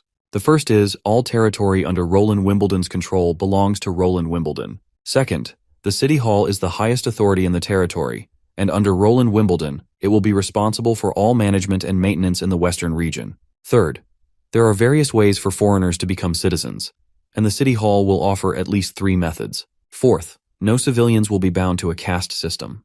There will be no more slaves, servants, or serfs. Men and women will be equal, and civilians will be protected by law, with rights to protections and benefits through taxes. Fifth, aristocrats will be on the same level as any other citizen. Nobility will no longer have any authority, though it may still serve as an honorary title. Sixth, the safety and priorities of civilians will be ensured by Roland Wimbledon, and any violation of this is strictly prohibited. Seventh, the territory will support legal businesses and a free market. Civilians will have inalienable rights to education, careers, and marriage. Eighth, the new flag will be based on the towers and spears of the Grey Castle Royal Crest. It will feature a large 5-pointed star above the tower and 3 smaller stars below. The large star symbolizes Roland Wimbledon, while the smaller stars represent the City Hall, the military, and the Witch Union. Ninth and the most critical point. The territory's name will be Neverwinter City. The months of demons finally come to an end, marking a day of grand celebration for the entire town. Prince Roland addresses the citizens, expressing his pride in their collective efforts. He emphasizes that the victory belongs to everyone who has contributed to the growth and defense of Border Town, regardless of where they come from. This success stands as a testament to their unity, resilience, and hard work. He reminds them that the threat of evil still lingers and will inevitably return. However, with their combined strength, victory will always be within their grasp. He encourages the townsfolk to embrace the moment and calls for everyone to celebrate their achievements and look forward with determination. The festivities include an elaborate stage show and a grand feast for all. The townspeople enjoy free meals, and for many, the abundance of meat is an extraordinary treat. The joyful atmosphere underscores their shared triumph and the bonds that hold the community together. As night falls, the focus shifts to the castle courtyard, where the witches hold a private celebration away from the townsfolk. However, not everyone is feeling these party vibes. Agatha, in particular, finds the festivities misplaced. She sees them as a distraction, convinced that preparation for the inevitable return of the devils is far more critical than celebrating. Prince Roland notices her unease and takes a moment to address her concerns. He tries to reassure her that one day of rest and celebration will not undermine their readiness for future battles. Offering her a glass of wine, he gently encourages her to relax and join the others, reminding her that victories, no matter how small, are worth acknowledging. As much as Agatha resists the idea of celebration, she reluctantly grabs the glass of fine wine from Prince's hand. Despite her stern outward mood, she allows herself to partake in the moment. The mood lightens further when Wendy unveils the highlight of the event, the giant cake especially produced for this very occasion. After the arrival of the cake, laughter and joy fill the courtyard as everyone indulges in the rare luxury. It becomes a night to remember, a heartfelt celebration of their shared efforts. After the festivities wind down, Prince Roland retreats to his room, only to find Anna waiting for him in the corridor outside. Prince then reveals a special gift he has prepared for Anna, which is a sigil crafted with 2 magical stones. One is a pathfinding stone, and the other a waypoint stone. When combined with magic, the sigil becomes a tracking device, allowing Anna to find him no matter where he is. With nervousness and sincerity plastered all over his face, Roland finally confesses his feelings and proposes marriage. Well, ladies and gentlemen, the moment we've all been waiting for has finally arrived. As for Anna, she's overwhelmed with emotions. She had dreamed of this day for so long, and now that it's a reality, tears stream down her face. It goes without saying that she says yes and reciprocates his feelings. In the quiet of the night, they spend some intimate time together, but since we don't need to get age-restricted, we'll skip ahead to the next morning. The prince wakes up, clearly disoriented. He's alone in his room and has no idea where Anna went. For a moment, he wonders if what happened last night was just a dream, but when he spots Anna's hair over the bed, he's convinced it was real. He quickly rolls over onto the blankets, hoping to catch her scent, but just as he starts to get a little creepy, Anna appears behind him. She scares him as she brings in some food. After setting the breakfast down, she tells him to eat well to regain his strength. But the prince insists on taking a few more days off for some extra fun. Anna shuts that idea down quickly. Like Agatha, she reminds him that they still have to fight the devils. Soraya and Agatha are working hard for this very reason, and she doesn't want to fall behind. Later, Princess Tilly comes to visit the prince. Seeing how cheerful he looks, she can't help but tease him, thinking he must have had a pleasant dream to be so happy. However, she quickly moves on to the real reason for her visit. Sadly, she is here to say farewell because it's finally time for her to return to Slumber Island. She has stayed here long enough and has kept in touch with the island only through letters. Now that the months of demons are over, her mission is complete. The prince suggests that she consider moving to Western Region instead. With the large expanse of land on the southern bank of the Redwater River, there's more than enough space to house all her witches. But Tilly reminds him that they've already discussed this, and her decision to return to Slumber Island hasn't changed. Despite this, the prince asks her to stay at least another week. He wants time to prepare something for her and the witches, a collection of books, study guides, and practice problems to help improve their learning and save them time. He also suggests she take some revolvers for protection in case they run into enemies wielding stones of divine judgment. He promises to send her steam engines as well, explaining they'll be useful for everything from irrigation to desalination. But the biggest reason he wants her to stay is so she can witness the grand opening of Neverwinter City with him. He hopes she can be there for the creation of the city, something he's been waiting to share with her. Later, Wendy comes across Nightingale sitting in a quiet corner, looking completely dejected. It's clear she hasn't slept at all. The expression on Nightingale's face is so full of devastation that it reminds Wendy of the day they first met. The cause of Nightingale's heartbreak is quite evident. It's troubling her that the prince is now finally with Anna. What makes it even harder to bear is that Nightingale herself had encouraged the prince to take that step. Although she insists she was prepared for this and always knew it was inevitable, the weight of reality has hit her harder than she expected. Wendy feels deeply concerned for her friend. Nightingale's broken state reminds her of the past, of the times when they had faced so much together. Nightingale had always been so brave, fighting countless battles without flinching and never showing fear, not even before Kara, as terrifying as she was. Yet now, this pain has completely shattered her. Wendy knows her friend needs comfort more than anything. She gently urges Nightingale to cry as much as she needs, letting her release the pain she's been holding in. Wendy then reflects on their shared reality. They have nowhere else to go and no one else to turn to. Staying by the prince's side is their only option, even if it comes with its challenges. Wendy reflects aloud that while everyone can enjoy the warmth of the sun, the closer you get, the more you risk being burned. It's a bitter truth they both must live with, but she promises to stay by Nightingale's side, offering whatever support she can. Wendy urges Nightingale to give up and move on, reminding her that she already has her sisters to support her. But Nightingale refuses, making it clear that she won't let the prince go so easily. No matter what, she is determined to protect him until the very end. This is her decision, and she won't back down. As spring blooms in full swing, people gather to celebrate the wedding of Miss May and the prince's knight, Carter. The couple looks stunning in their outfits, radiating joy as they make their way to the beautiful gazebo. Once they arrive, Bravo officiates the ceremony and prompts them to exchange rings. When they do, the moment becomes electric with emotion, and the crowd erupts in happiness. Carter, however, hesitates when it's time for the kiss, his nervousness causing him to tremble as he inches closer to Miss May. But Miss May takes the lead, and leaps forward to kiss him and save him from further awkwardness. Among them, Soraya busily paints each scene, determined to immortalize the memory through her art. After the ceremony, the prince offers his congratulations and announces a small but thoughtful gift. 2 days of vacation for Carter. He assures him that he'll take care of any pressing work so Carter and May can enjoy their time together. The wedding concludes successfully, with everyone showering the couple with blessings and happiness. The prince stands close to his beloved, holding her hand tightly as he quietly expresses that he too dreams of the day they'll share such a moment.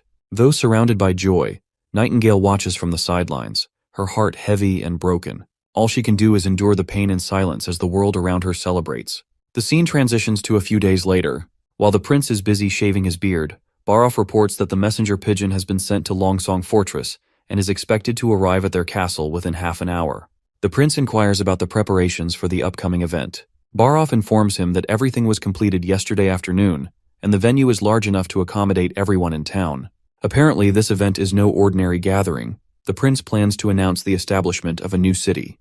To emphasize the significance of this milestone and how it will affect the citizens of both sides, the announcement will be coordinated with Longsong Fortress. Both locations will deliver the news simultaneously, highlighting their unity and shared progress. The prince expresses hope that Petrov will receive the letter promptly. As expected, the messenger pigeon eventually reaches Longsong Fortress, delivering the message to Petrov.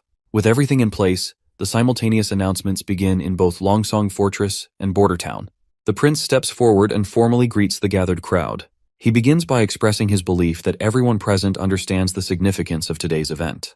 The small town, built on the slopes of the northern mines, will soon transform into a real city. He reflects on the past, reminding everyone of the annual nightmare that the months of demons once brought to Border Town.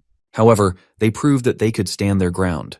He recounts their triumphs over their enemies. Osmond Ryan, who sought to disrupt the peace of the western region and met his downfall. The Church, which tried to oppress witches and enslave the people but was ultimately banished. And even Timothy Wimbledon, whose schemes failed to defeat him. The prince points out that Timothy set the southern and eastern regions ablaze, yet Border Town remained unharmed, a living proof to their strength and resilience. He also speaks of the new king's atrocities, such as the sacking of Golden Wheat City, and the knights who acted no better than bandits. But the prince promises that such tragedies will no longer happen. This new city they are building represents their unity and strength. As long as the people stand together, no enemy will dare step foot in their lands. The prince vows to make their enemies pay for their wrongdoings. With pride and conviction, the prince announces that this place will become the new capital of Grey Castle. A new kingdom will be born here, one that will thrive even in the harshest winters. He assures the crowd that this city, no matter the season, will remain as warm and vibrant as spring. Finally, he declares that starting today, Border Town and Longsong Fortress will unite as one, Neverwinter City. The crowd erupts in cheers, their voices echoing across the square as they wave the flags of their new city high in the air. Princess Tilly is also present in the ceremony, witnessing the grand inauguration. She feels a deep certainty that the spark the prince has ignited today will one day grow into a roaring flame, spreading across the entire continent and reshaping its future. The scene shifts to the filthy witch, Zero. She's apparently been learning all about the prince's exploits so far. Against all odds, he escaped the royal decree for the throne, managed to defend himself against his better-prepared siblings, and even came out on top. It's all pretty intriguing to her. Zero also learns from the fourth prince's memories that she tried to kill him by poisoning his food. The poison was colorless and odorless, definitely fatal, but it didn't affect him at all. His leadership has drastically changed since then. He's won the favor of all his citizens and has even transformed the western region on his own. If he weren't the fourth prince, she wonders what he could have become. This is all getting pretty interesting, and she's absolutely looking forward to acquiring Prince Roland. She wants to absorb him, make him part of the church, just as it should be. That's when Isabella shows up. When Zero asks how her meetings went, Isabella mentions that she had a hard time befuddling those old men again, plus one geezer and 2 lunatics. Zero reminds her that it's not just about befuddling them. This connects to the church's entire lower system. Witches may be the core of the church, but they can't gather all the resources they need without the mortals helping them achieve their final objective. Isabella finally relents but says that, according to the others, it'll take until the second month of summer to move the resources needed for an attack from Dawn to Grey Castle. She then reveals, rather disappointedly, that they have only about 400,000 pills left in their warehouse. On top of that, Isabella isn't sure if it's a good idea to let mortals fight the devils. They're talking about millions of people, and using the pills would quickly deplete Hermes' entire stock. She worries the church might not even win. Once mortals take the pills, their value only lasts a day. They're useless if they don't take enough, but they die faster if they take more. Zero feels a little disappointed that Isabella doesn't seem to understand her point. She explains that she never intended to use their berserker army to defend Hermes. The final battle, she says, will most likely take place at the ruins of Tequila. When Isabella questions whether Zero is planning to attack first, Zero reveals her reasoning that time is their most precious resource. She never thought sweeping all the devils at once was possible. It's simply unrealistic. The divine texts mention that when the underworld gate opens during the red moon, the devils will build a towering black structure. However, this tower isn't built, it grows. The material used for this construction was only referenced in the readings of the Alliance's third seat, and the expansion of devil territory requires these towers to produce red mist. Past towers have always been built in locations rich in stones of divine judgment. An enormous monster lives beneath each tower, its body even thicker than Tequila itself. This monster digests the stones of divine judgment, turning them into black crystals that diffuse red mist. Isabella finds it disgusting, while Zero points out that she doesn't know how long it takes to digest the stones, but it definitely doesn't happen overnight. During this time, the devils can't build their tower here. They can only ship it from their homeland. Zero wants to carve a bloody path through the devils with the Berserker army, and then kill the buried monster with the Divine Judgment army. And if they're lucky, they might gain another 4 centuries of time. You see, the Berserker army just can't replace the Divine Judgment army. The drug they use also affects the mortal's consciousness, but it won't touch their emotions. Against a truly terrifying enemy, they'll still feel fear, or even retreat. A broken army of millions will leave them defenseless. Of course, it won't be that easy. The Berserker army will mostly be the lower followers of the church, but they'll be led by Divine Judgment soldiers. Unifying the kingdom is the only way to gain that many followers. Zero knows she has to gamble with humanity's fate and gather as many chips as possible. She tells Isabella not to fear the battle, because it's the unexpected rewards that are the sweetest.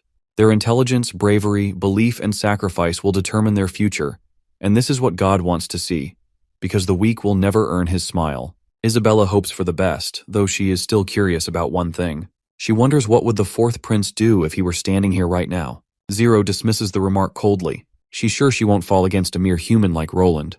But Isabella presses on with reason, pointing out that, according to Archbishop Taefun, the pure witch he sent to Grey Castle still hasn't returned. She simply disappeared without a trace. Not only that, they also lost a Fura in the capital, Archbishop candidate Mila, and the Longsong Fortress Cathedral.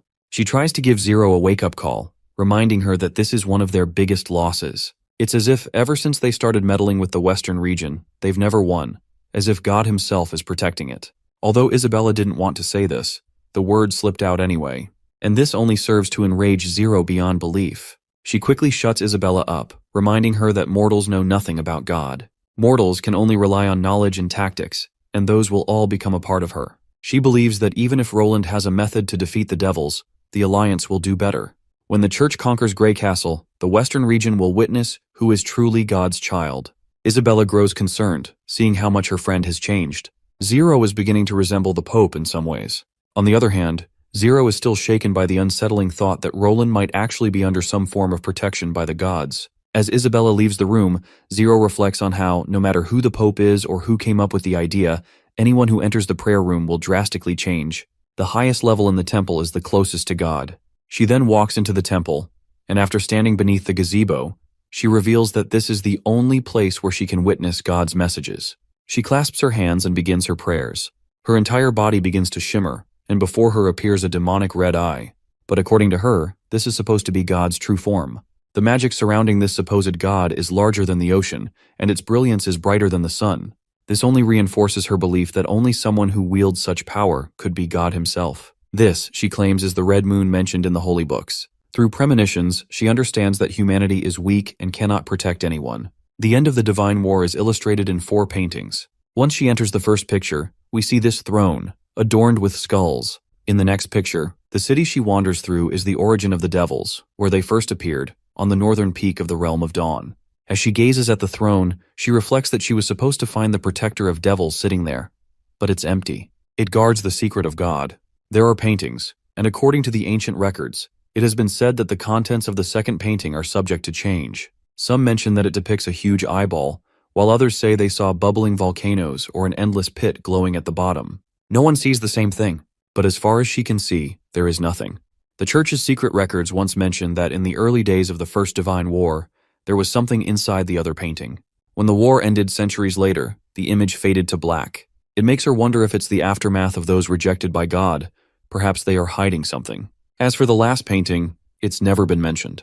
If even the popes don't know about it, this secret could be lost forever. She starts to feel exhausted as she prays, and sadly for her, God did not respond today. She had thought that there would be nothing more to care about until she became pope, but her understanding of this world only skims the surface. There is a brand new secret in front of her, and her immortality is the perfect resource to chase it. She is truly the child chosen by God, and she can get closer. Centuries, even millennia, won't matter, because it will be worth it. I've got no clue what in the hell she just talked about all, but let's hope to soon get some context and figure out things. It's finally time for Tilly and her party to return, and the ship has arrived to take them. Andrea turns to the prince before boarding and says that she had a great time in the border town, but she's not sure if she'll be able to make the same ice cream bread when she gets back. In return, Prince promises to make even tastier food when she returns.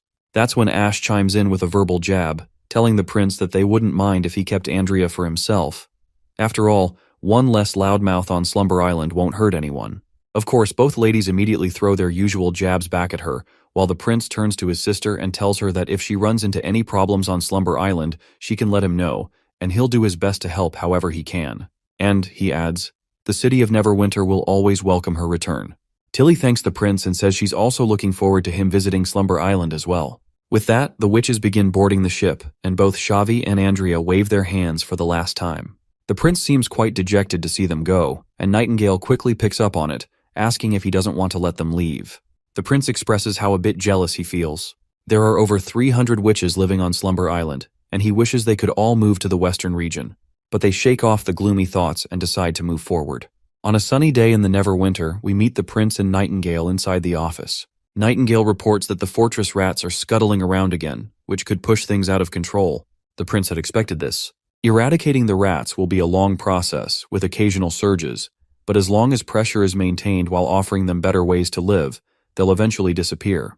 That's the reason Petrov had mentioned he hoped the prince could provide help with skills and labor. Nightingale then asks if he intends to send her, as she doesn't seem too keen on leaving him alone behind. The prince reminds her that she is in charge of the security department, and she'll need to frequently travel between locations to oversee various jobs. But Nightingale worries that their enemies might send a witch assassin, and in that case, only she can protect him. The prince believes she's just overthinking, but Nightingale stubbornly sticks to her guns. No matter what he says, even Wendy and Scroll will stand by her side. That's when the prince reveals that he's going with her too. This finally calms Nightingale down, and the prince adds that she should bring Summer along as well, so she can learn how to use her abilities in practice. He also tells her to bring Sylvie and Soraya as they'll need to investigate the fortress mines and create an identification system. With that, the prince leaves Neverwinter with a select group of witches. Once they arrive, Petrov reports that they have a bigger issue at hand than the usual robberies and small crimes. There have been incidents that are more public, and they're happening against the police force the prince had deployed. According to Officer Wade, this should be called the Northern Outer District Serial Killer Case. Renee further reveals that, starting 3 days ago, a civilian has been murdered every night. The victims were all male, lived alone with no family, and most importantly, all had received jobs from the city hall. A symbol was also painted in every room with blood, resembling a crown with an X later crossed over it. Since there was a symbol, Renee tried investigating the city hall and discovered that they were about to begin construction in the Redwater district. News of this had already spread through the northern streets, and people now believe that they will be killed once they accept jobs from the city hall. The number of applicants was already low, and now no one dares to sign up. In fact, a number of citizens want to quit their jobs as well. If this spreads to the other districts, it will be detrimental to their expansion plans. There were no witnesses, and no one knows where to begin the investigation. The prince questions Renee, asking how he solved something like this in the past. Renee reveals that the patrol never had a solid protocol. If it was a big problem, the victims' families would appeal to the city lord, and the lord would promise justice for the people. Only then would the patrol be pressured to make the criminals hand themselves over. The patrol, however, never cared if they were scapegoats or not, and they ignored victims who were foreigners or loners. That sounds quite horrible to the prince. You see, from what he's heard, this means almost everything is under the rats' control, so it's no wonder they were considered vital to the city. The prince has also observed that this world doesn't seem to have investigators. If there are no witnesses, it always results in a cold case. The prince quickly gives Petrov good news, telling him that the Department of Security will handle the case tomorrow. All he wants from Renee and Petrov is their cooperation. Nightingale then asks about his plans for this, to which the prince explains that he's not going to be directly involved. He needs to supervise the aristocrats on building the second city hall. The sooner he can finish that, the sooner Soraya can start making the ID cards. So the case is up to her now. He tells her that she will be in charge of the Department of Security and needs to decide how to crack the case. The entire police force of Neverwinter will eventually be hers to control. Wade, Renee, and anyone else will answer to her. But Nightingale reminds him that he was the one who told her that departments need to be balanced in power, and she doesn't fully understand how the City Hall works. Wouldn't the Department of Security be lower in rank than the City Hall? The prince places his hand over Nightingale's, startling her a little. He reminds her that the security of their land is more important than anything else, which is why she answers directly to him. It's also why she will control both the police force and any investigations involving the City Hall or the military. All of their departments need to be tightly connected by a big net to prevent internal corruption. There's a saying that the strongest defenses always start to decay from the inside, and she will be the one to shield them from that happening. Seeing him putting so much faith in her just makes her feel flustered, and now she is looking forward even more to live up to his expectations. Later that night, overcome with excitement, she practically strangles Summer as she tells her they're going to catch all the criminals and make sure they never return to Neverwinter again. As Nightingale begins to plan their next steps, she tells Summer that her job will be to recreate the crime scenes. However, Summer objects, pointing out that she won't know what time of day the crime occurred, so how can she accurately recreate the scene? Also, after a week of practicing with Miss Wendy, she can only use her abilities 4 times a day. If she extends the duration of the illusions, that number goes down. Furthermore, she can't keep it up for more than 2 days at a time, or her exhaustion becomes overwhelming. Nightingale grows concerned. It'll be a problem if their recreations don't accurately reflect the criminal's presence at the crime scene. She then asks Summer if shortening the duration of her recreations would allow her to use them more frequently. Summer responds in a roundabout way that her magic drains quickly and it won't make much difference. This makes Nightingale appreciate Spearpassy's power transfer ability even more.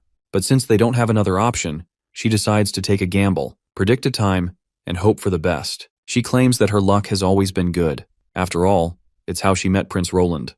With that, the both ladies settle into bed. Morning arrives, and Renee formally introduces himself as Earl Renee Mead, at Nightingale's service under Prince Roland's orders. Nightingale reciprocates the gesture, introducing Summer as her assistant and witch. Renee expresses his eagerness to work with the 2 witches to find and capture the criminals. With that, the investigation begins. Nightingale requests that Renee take them to the crime scene. As Renee leads them toward their destination, Summer feels nervous being around someone of Renee's status. Nightingale reassures her that in Prince Roland's territory, titles don't carry much weight. She should not be afraid, as Renee would not belittle her. Moreover, the Department of Security is more important than the City Hall, making them his superior. As they walk, Renee shares that there was another victim last night, this time at the intersection between North and West Street. This marks the 4th murder, with each location being different. The killer appears to understand that staying in one area would be risky, especially now that the rats are no longer present. Once they enter the restricted crime scene, Summer is horrified by the sight of the old man's body brutally killed and lying on the ground. She trembles, feeling sick, and Renee suggests she step outside for some fresh air. Nightingale asks Renee when the body was discovered. Renee explains that it was this morning, when civilians came to fetch water. They found the corpse and noticed the door was left open, almost as if the killer wanted to make sure everyone saw it. In the past, it might have taken 2 or 3 days to report. But thanks to the City Hall offering rewards for information, someone immediately reported it. The victim's name is Pickaxe, a free citizen with no known ties to anyone or anything, which underscores that he might have been a rat in a past life. Nightingale then inquires if anyone saw him the previous night. Renee confirms that he asked around, but no one saw anything, and no one heard anything either. After thinking it over, Nightingale concludes that killing an adult like this would have made noise. Pickaxe didn't die immediately from a slit throat. He must have struggled or at least thumped against the floor, making a significant sound. She then questions whether the witnesses could have lied. Renee doesn't believe that's likely. The civilians are too fearful to lie, and since anyone who helps the police is rewarded, they don't have a reason to do so. Nightingale decides to call everyone who is nearby and conduct her own questioning. She then turns to Summer, instructing her to go to the castle and bring Soraya. Later, we find Nightingale standing in frustration, because not only Soraya but also the other 2 girls have barged in uninvited in the midst of such a serious criminal investigation. She scolds Lightning sharply while asking whether she isn't supposed to be protecting Prince Roland while she's away. Lightning explains that Prince Roland is engaged in a conference with the elites in the Grand Castle Hall, so he's not in any danger. Furthermore, Sylvie is still present, and with her around, no one would dare approach the prince. Despite this, Nightingale fumes with anger and orders them to return to the prince before the conference concludes. Back to the investigation. Nightingale gives Soraya the task of drawing the killer. Summer replay the murder, and Soraya will use her abilities to produce the visuals of the killer's face. Renee believes that if they can obtain a clear image, they should plaster it across the billboards in the fortress, as that's the fastest way to catch the criminal. However, Nightingale points out that it may not work as planned, especially considering the limitations of Summer's illusions. They will need to be lucky for it to find the exact time when the crime took place. She then tells Summer to replay the events between midnight and dawn. When Summer begins to replay the events, they see the old man sleeping peacefully in his bed. Nightingale instructs Summer to extend the timeline slightly after midnight, as the killer would have needed extra time to draw the symbol after the murder. As soon as Summer does this, the killer materializes, who is busy drawing the symbol on the wall with the old man's blood. However, they can only see the killer's back since he is facing the wall. Nightingale instructs Summer to replay the events just before the man was facing the wall. After doing so, they finally get to see the killer's face. Well, it seems like Bro has been caught in Ultra 4K. Everyone at the crime scene finally sees the criminal behind the murder. Poor Summer feels exhausted after pushing herself, but once again, because of her efforts, we get a clear look at the person responsible for these murders in this joint. They notice that the victim didn't resist at all, as if he had been asleep the whole time. This leads Renee to believe he was possibly drugged with dream water. Soraya agrees, as it's the only explanation for why Pickaxe didn't even make a sound. His throat was slit, but only enough to draw blood, because Pickaxe had already been dead long before. Suddenly, a police officer reports back, claiming to have found out the murderer's identity. The officer states that the killer's name is Manes, and that he used to be part of the patrol. This officer knows this because he had worked with that killer before. Maines lives in the inner city district, near West Street and the Sheep Pub. Nightingale is pleased with the report. Now that they know who the criminal is, they won't have to waste time searching for him.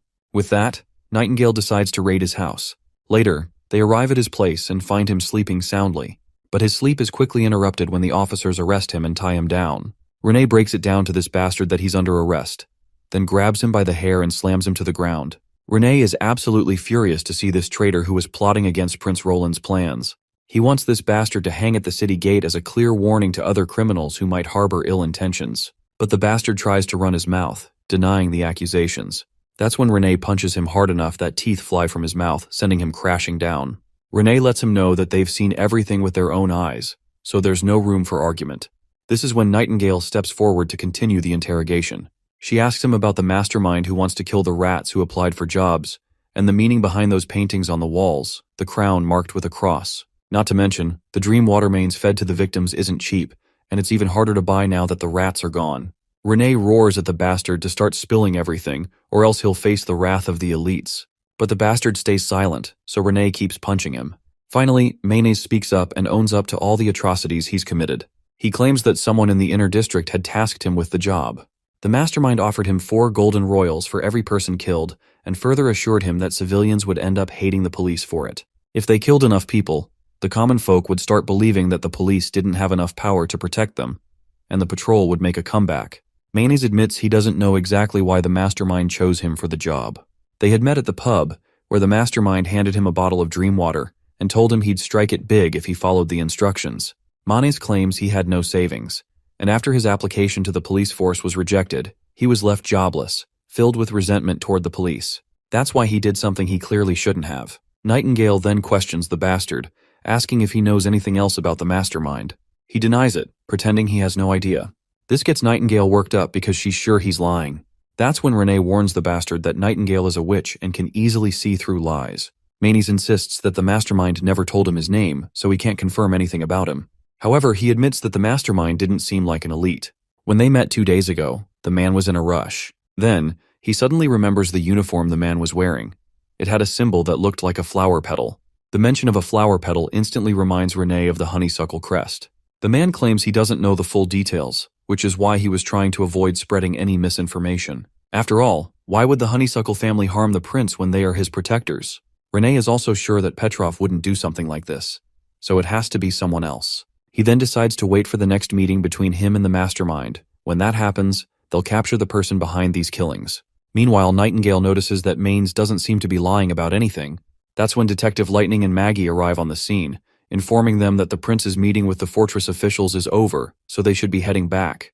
The mention of the meeting jolts Nightingale out of her thoughts as a realization sinks in. She reflects on the fact that the prince is currently meeting with the elites to discuss the new city hall. That means no one is guarding him. He's been left inside the conference room with no guards. If the killer is really the member of Honeysuckle family, he would definitely have access to approach the prince. Seeing the urgency of the situation, she quickly tells Lightning to take her to the prince immediately. And so, they speed through the sky above the streets, confident they'll arrive within 3 minutes. Nightingale feels tense with each passing minute. The murders started 3 days ago, the same time Petrov's letter arrived at Border Town. It all feels suspicious to her, as if they had always been waiting for the perfect opportunity to catch the prince alone, with no one around. And so, as we see, Roland has been pierced by a sword. Nightingale rushes to the scene, but when she gets there, she finds a body on the ground. Tears well up in her eyes as she thinks that Roland is dead. She watches as the officers arrive and turn the body over, only to reveal that it's actually the assassin who got screwed instead. He was a guard from the Honeysuckle family. Just then, Prince Roland catches everyone's attention, and without a second thought, Nightingale throws herself into his arms, hugging him tightly. Roland then turns to the panicked crowd in order to calm them down. He instructs everyone to carry on with the lunch and stay inside the castle, as the meeting will continue in the afternoon. A while later, Nightingale fills Prince Roland in on everything. How the serial killer, Maines, was linked to this assassination attempt. She explains that they found out a guard from Honeysuckle was behind the attack, which is why they rushed over immediately. Their plan was to create a diversion, giving the assassin a perfect chance to strike the prince. She's relieved beyond words that he's safe. Roland, however, is visibly disappointed. Petrov, standing nearby, looks equally guilty, admitting that he had no idea something like this would happen. The prince reassures him and tells him to rise, stating that he doesn't like placing blame. However, he does point out that it is Petrov's fault for leaving holes in security and failing to properly vet his personnel. He then orders Petrov to investigate the assassin's identity and origins, and he wants answers as soon as possible. Once Petrov leaves, Roland explains that it was thanks to Sylvie's immediate warning that he was able to escape in time. He also admits that the assassins made a dumb mistake attempting the attack inside the conference hall. Even though no weapons were allowed, the assassin was still a guard, and he managed to hide a dagger in his clothes to bypass the pat-down. Another misstep on his part was carrying a stone of divine judgment. While it was common for guards to wear one while patrolling outside, it made him stand out too much in the room, especially since no elite was allowed to carry a stone. The slight gap in the crowd gave Sylvie just enough time to notice him immediately. With her warning, Roland drew his revolver and flicked the safety off. Though the prince was stabbed, the blade failed to pierce Soraya's special cloth, which saved his life. Wasting no time, Roland fired at nearly point-blank range. 2 12mm bullets tore through the assassin, killing him instantly. The situation was over before it could spiral out of control. But Nightingale still feels uneasy about all of this. If he hadn't managed to flick the safety off in time, or if the revolver had malfunctioned, Roland would have been doomed. Her frustration shifts to Lightning, who had left the prince alone in the first place. Poor Lightning, who only wanted to play detective, nearly bursts into tears as she apologizes over and over. She swears she'll never leave the prince unguarded again. Next time, she'll stay at her post, no matter what. But Nightingale still insists that the prince punish Lightning and Maggie for failing to carry out their assigned duty. If Lightning had been there, she could have picked him up and flown him away. However, Roland doesn't believe strict punishment is necessary. Still, Nightingale keeps pressing the issue. Eventually, the prince gives in and decides on a punishment for Lightning.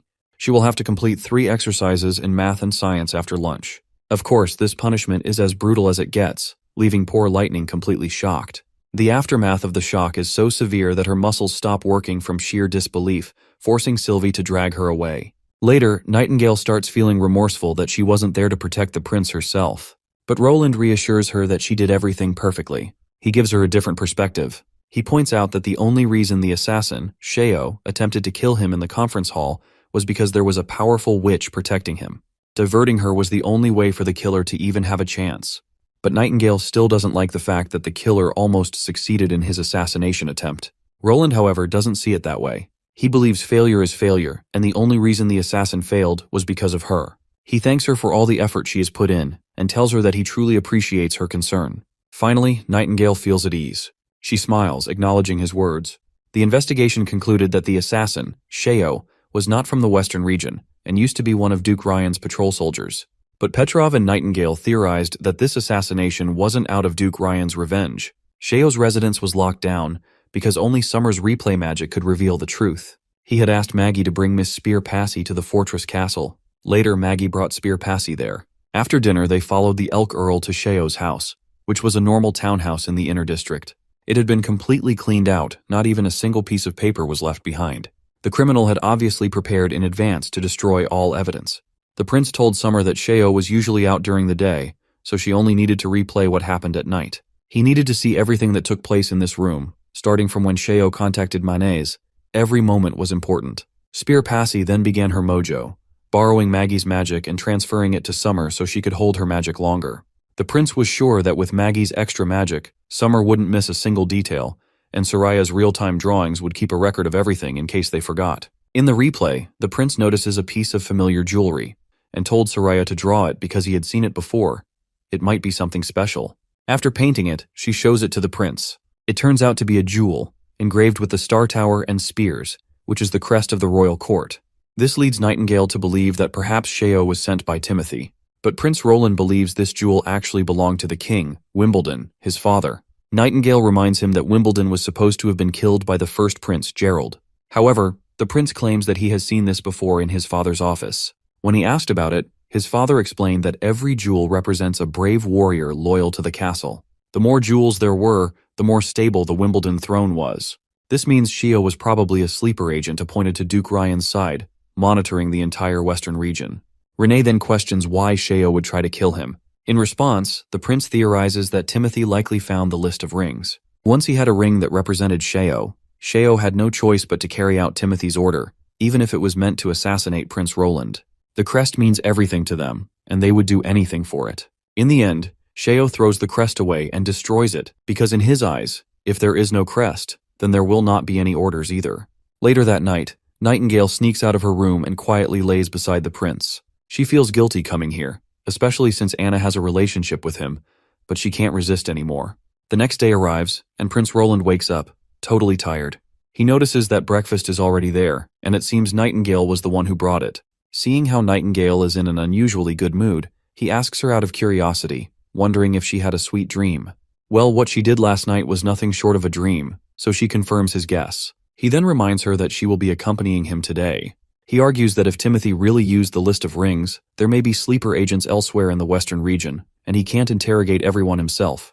Not to mention, some of these sleeper agents should not be wasted on Timothy's orders, as they have higher potential than that. Nightingale is ready to follow him wherever he wants to go. That's when he shares with her that they're heading to the mines and the salt wells, and it's one of the main reasons he came here. Later, they arrive at the mines, where they meet a man named Denver, who acts as their guide. He reveals that many generations have worked around these mines, and the hunters who first discovered them were his ancestors.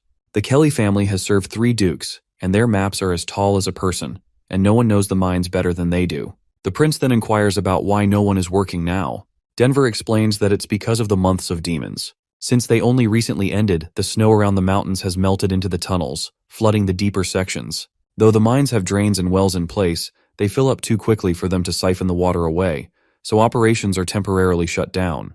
According to precedent, they can only start working again in the summer. The prince is confident that a few steam engines would be enough to siphon the water. Since Denver doesn't seem to know about steam engines, the prince elaborates, explaining that a steam engine is a machine that can keep the mines running all year round. With that settled, the prince decides to proceed further. But before they go deeper inside, Denver stops the prince and presents him with a gift on behalf of the Kelly family. The box contains an exquisite rainbow stone, selected from the purest crystals. Its history stretches back centuries. When the prince opens the box, the brilliance of the object inside shines brightly, leaving him in awe. Then, suddenly, it dawns on him that this crystal seems familiar, something he had seen in his previous world. He remembers that this crystal was called diaspore. When diaspore reaches the quality of a jewel, it becomes incredibly shiny under extreme heat. Its mix of red and green is striking, which explains why people likened it to a rainbow. When diaspore loses its moisture, it transforms into corundum, which can then turn into valuable gems like rubies and sapphires. The prince then questions Denver about the remnants surrounding the stone when they dug it up. He wants to know what they did with the rocks, mud, and everything else they extracted along with it. Denver reveals that they simply piled them up at the foot of the mountain after sorting them out, discarding anything too impure or cracked to be made into jewels. But the prince confidently tells him that this is where they've been mistaken. If he's being honest, what they threw away is actually the real treasure. You see, diaspora is mostly made of aluminum oxide, and since it's a byproduct of bauxite, that means this place is rich in aluminum.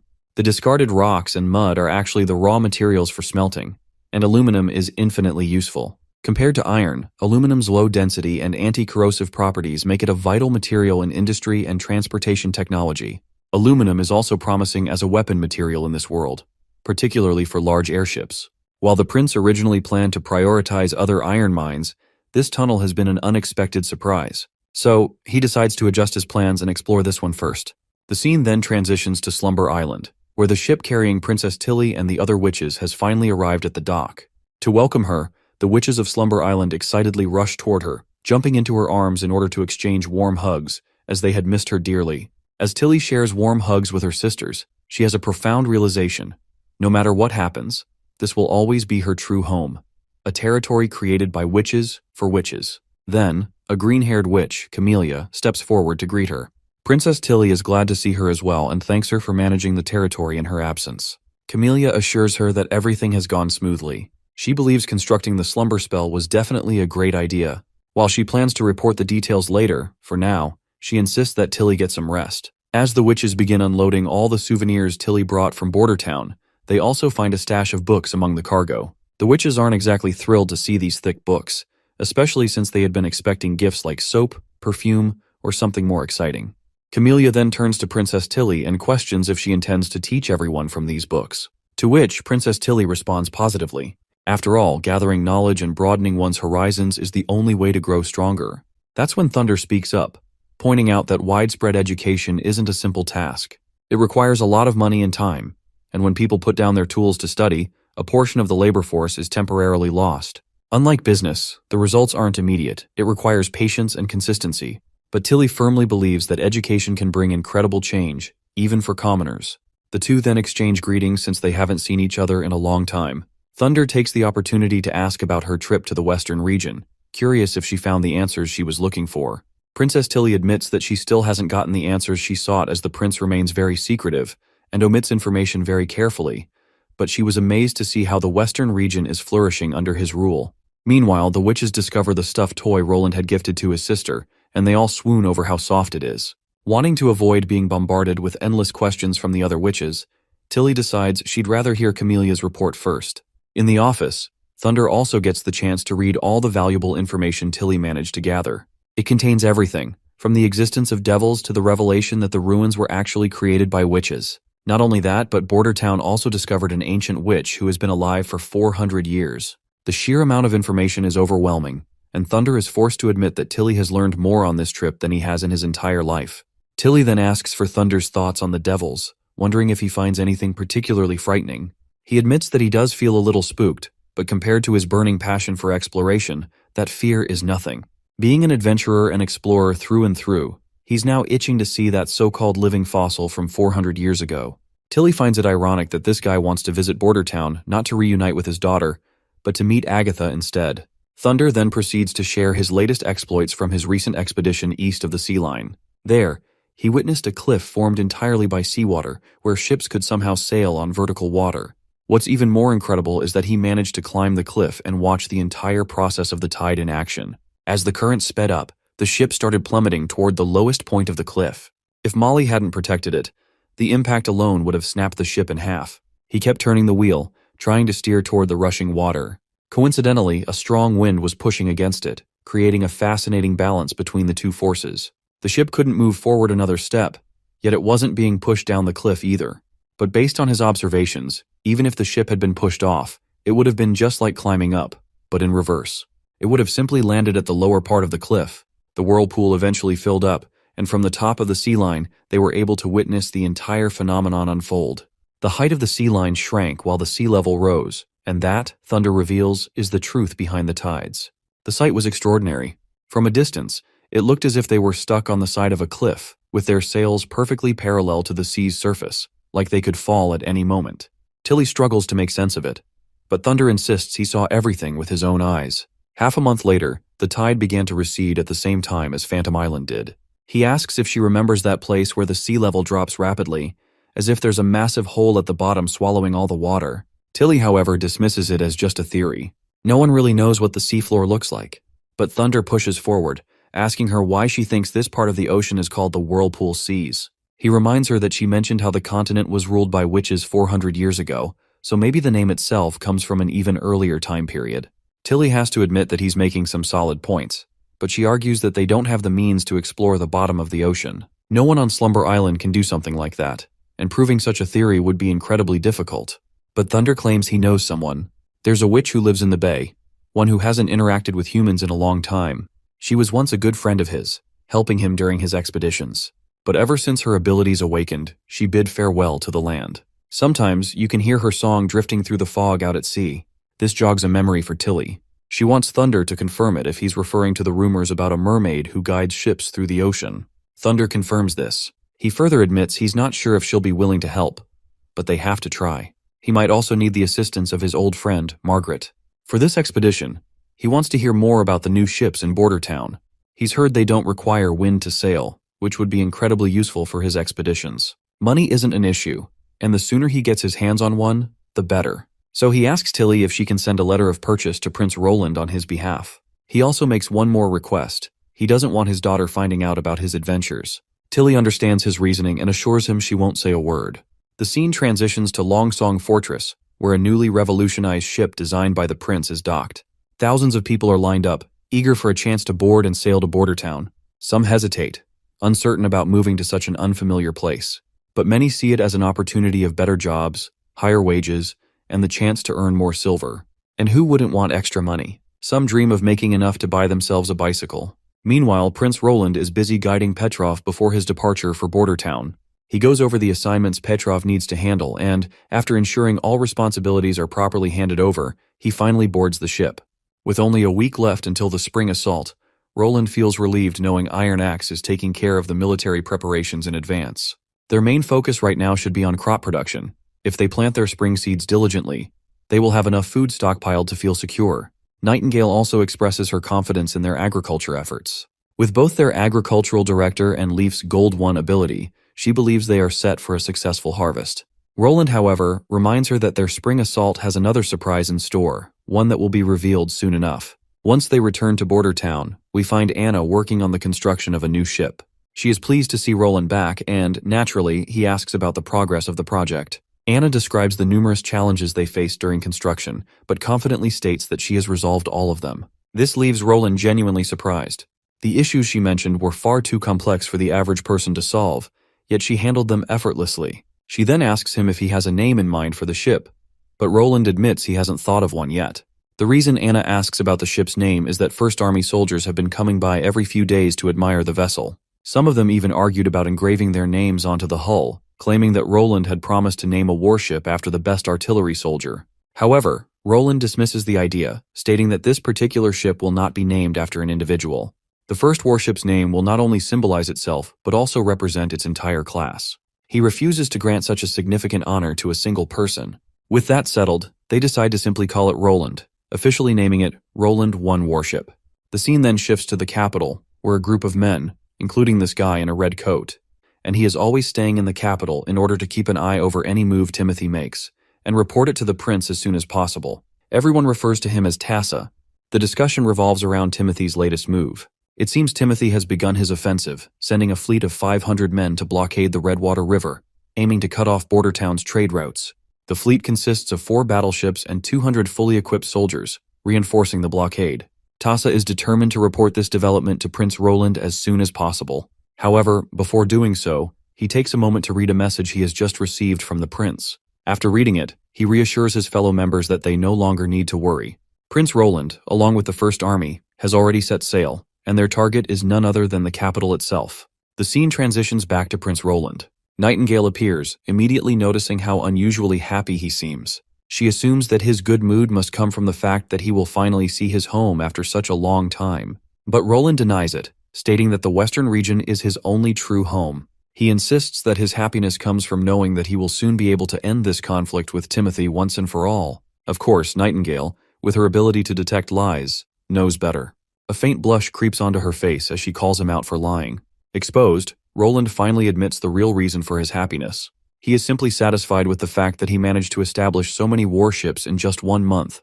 Nightingale then shifts the conversation. She sincerely thanks him. She is grateful that he is bringing an end to the conflict and stabilizing Grey Castle. Under his rule, both mortals and witches will finally be able to live in peace. She had always believed in him, but she never expected this day to come so soon. However, Roland reminds her that victory will not come instantly. Even if he defeats Timothy, there will still be remnants of the elite who resist or struggle against his rule. Fully unifying Grey Castle may take years. Hearing this, she quietly worries that she might not live long enough to see that future. But before she can dwell on the thought any longer, Roland swiftly flicks her forehead. No talk of dying is allowed here because he would never let her go so easily. Nightingale argues that as a battle witch, she is always on the front lines.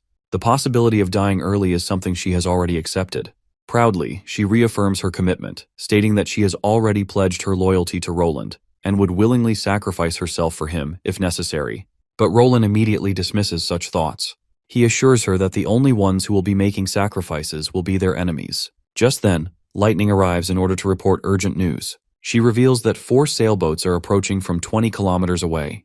With oars on both sides, it is highly likely that they are the eagle-headed boats mentioned in the letter. Roland gives her an approving pat for her surveillance skills. He also corrects her that the word eagle likely refers to a battering ram hidden below the waterline.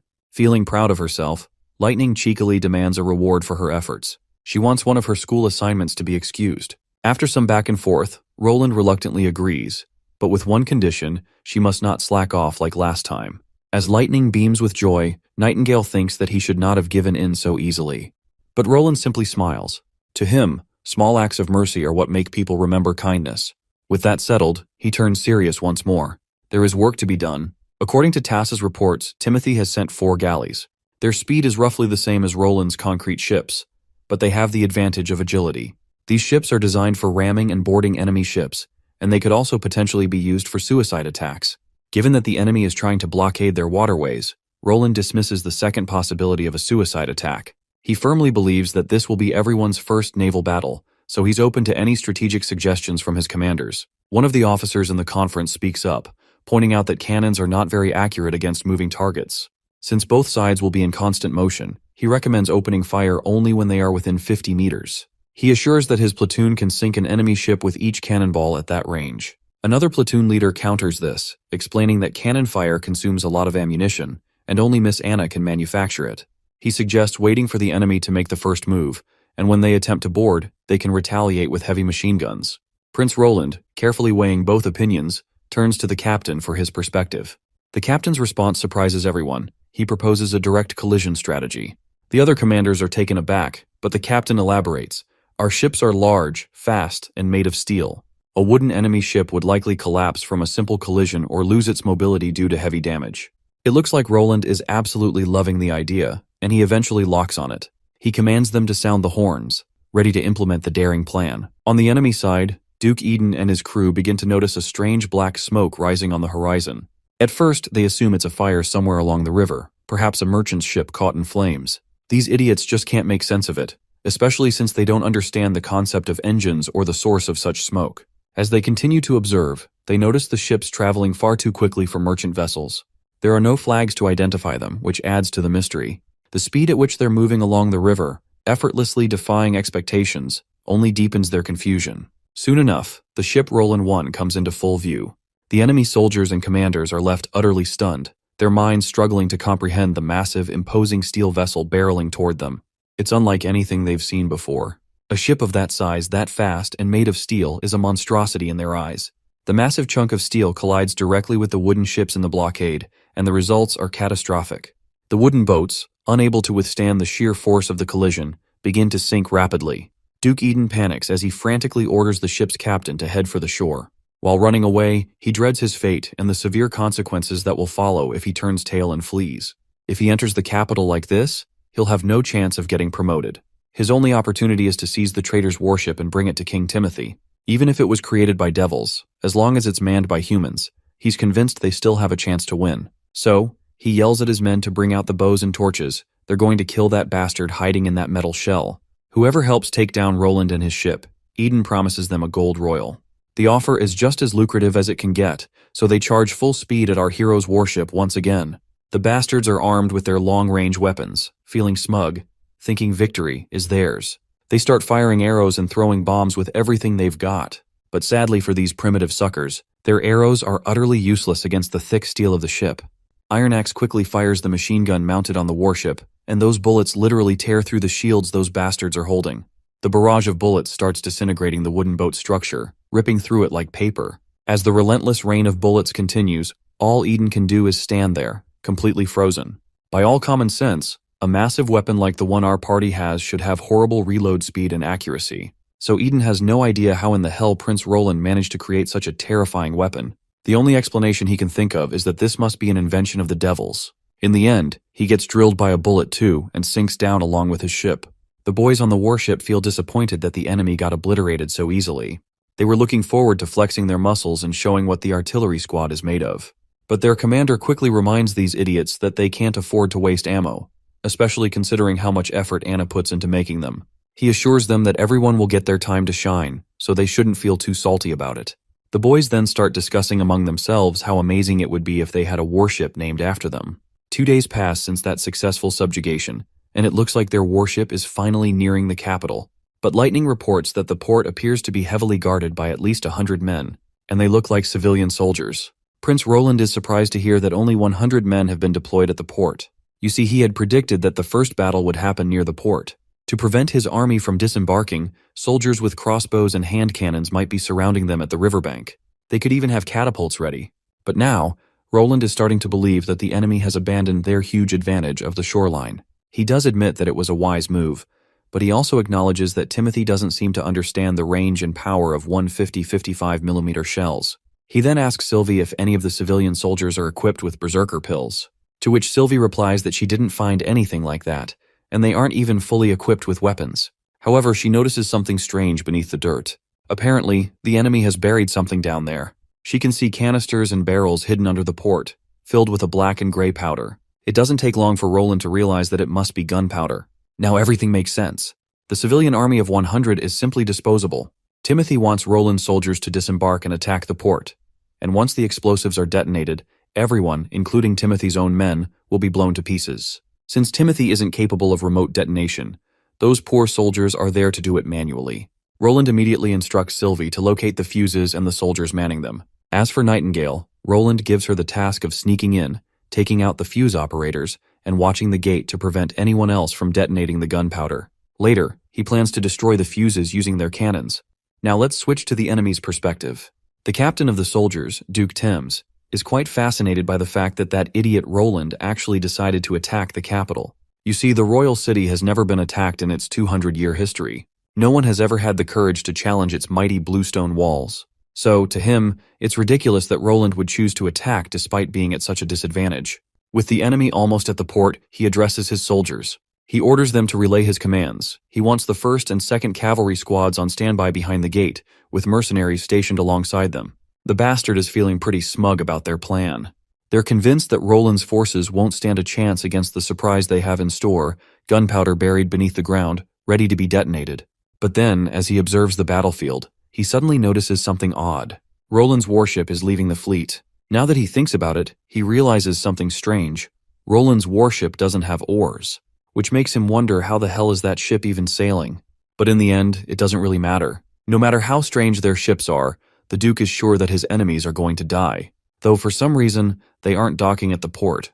For a moment, these overconfident bastards think that maybe, just maybe, the tiny civilian army managed to scare the shit out of Roland, and he's running for his life. And that's when our warship fires its first 150-55mm shell, obliterating everything where it lands. Those idiots have no clue what the hell just happened. Duke Thames assumes for a moment that the gunpowder they buried must have detonated by accident. But then, a soldier frantically reports that the attack came from the warship.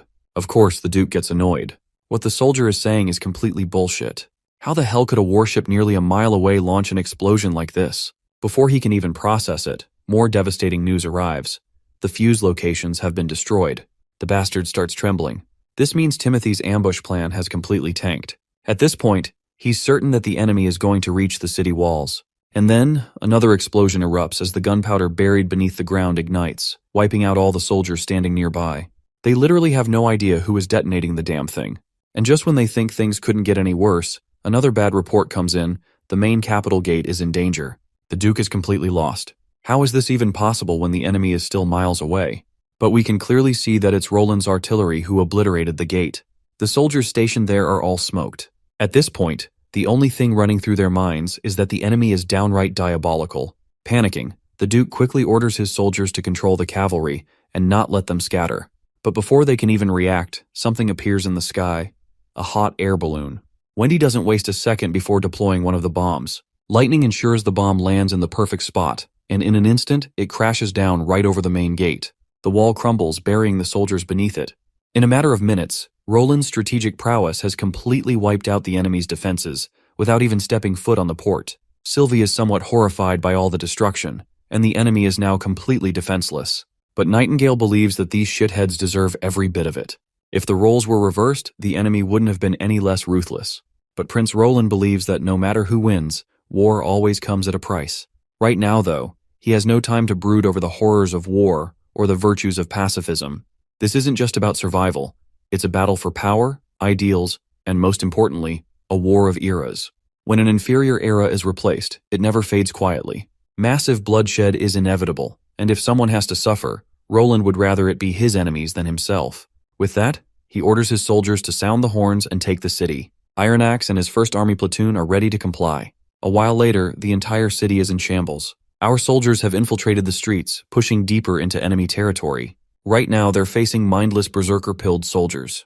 The platoon commander orders Squad 4 to retreat and instructs Squad 3 to stand by, ready to engage. Suddenly, an enemy soldier lunges forward and kills one of our men on the spot. Turns out, berserker soldiers were waiting in a nearby shack, lying in ambush. They launch a surprise attack, but as soon as our troops start firing, the tables turn fast. One of the soldiers grabs the heavy machine gun, unleashing a relentless barrage of bullets.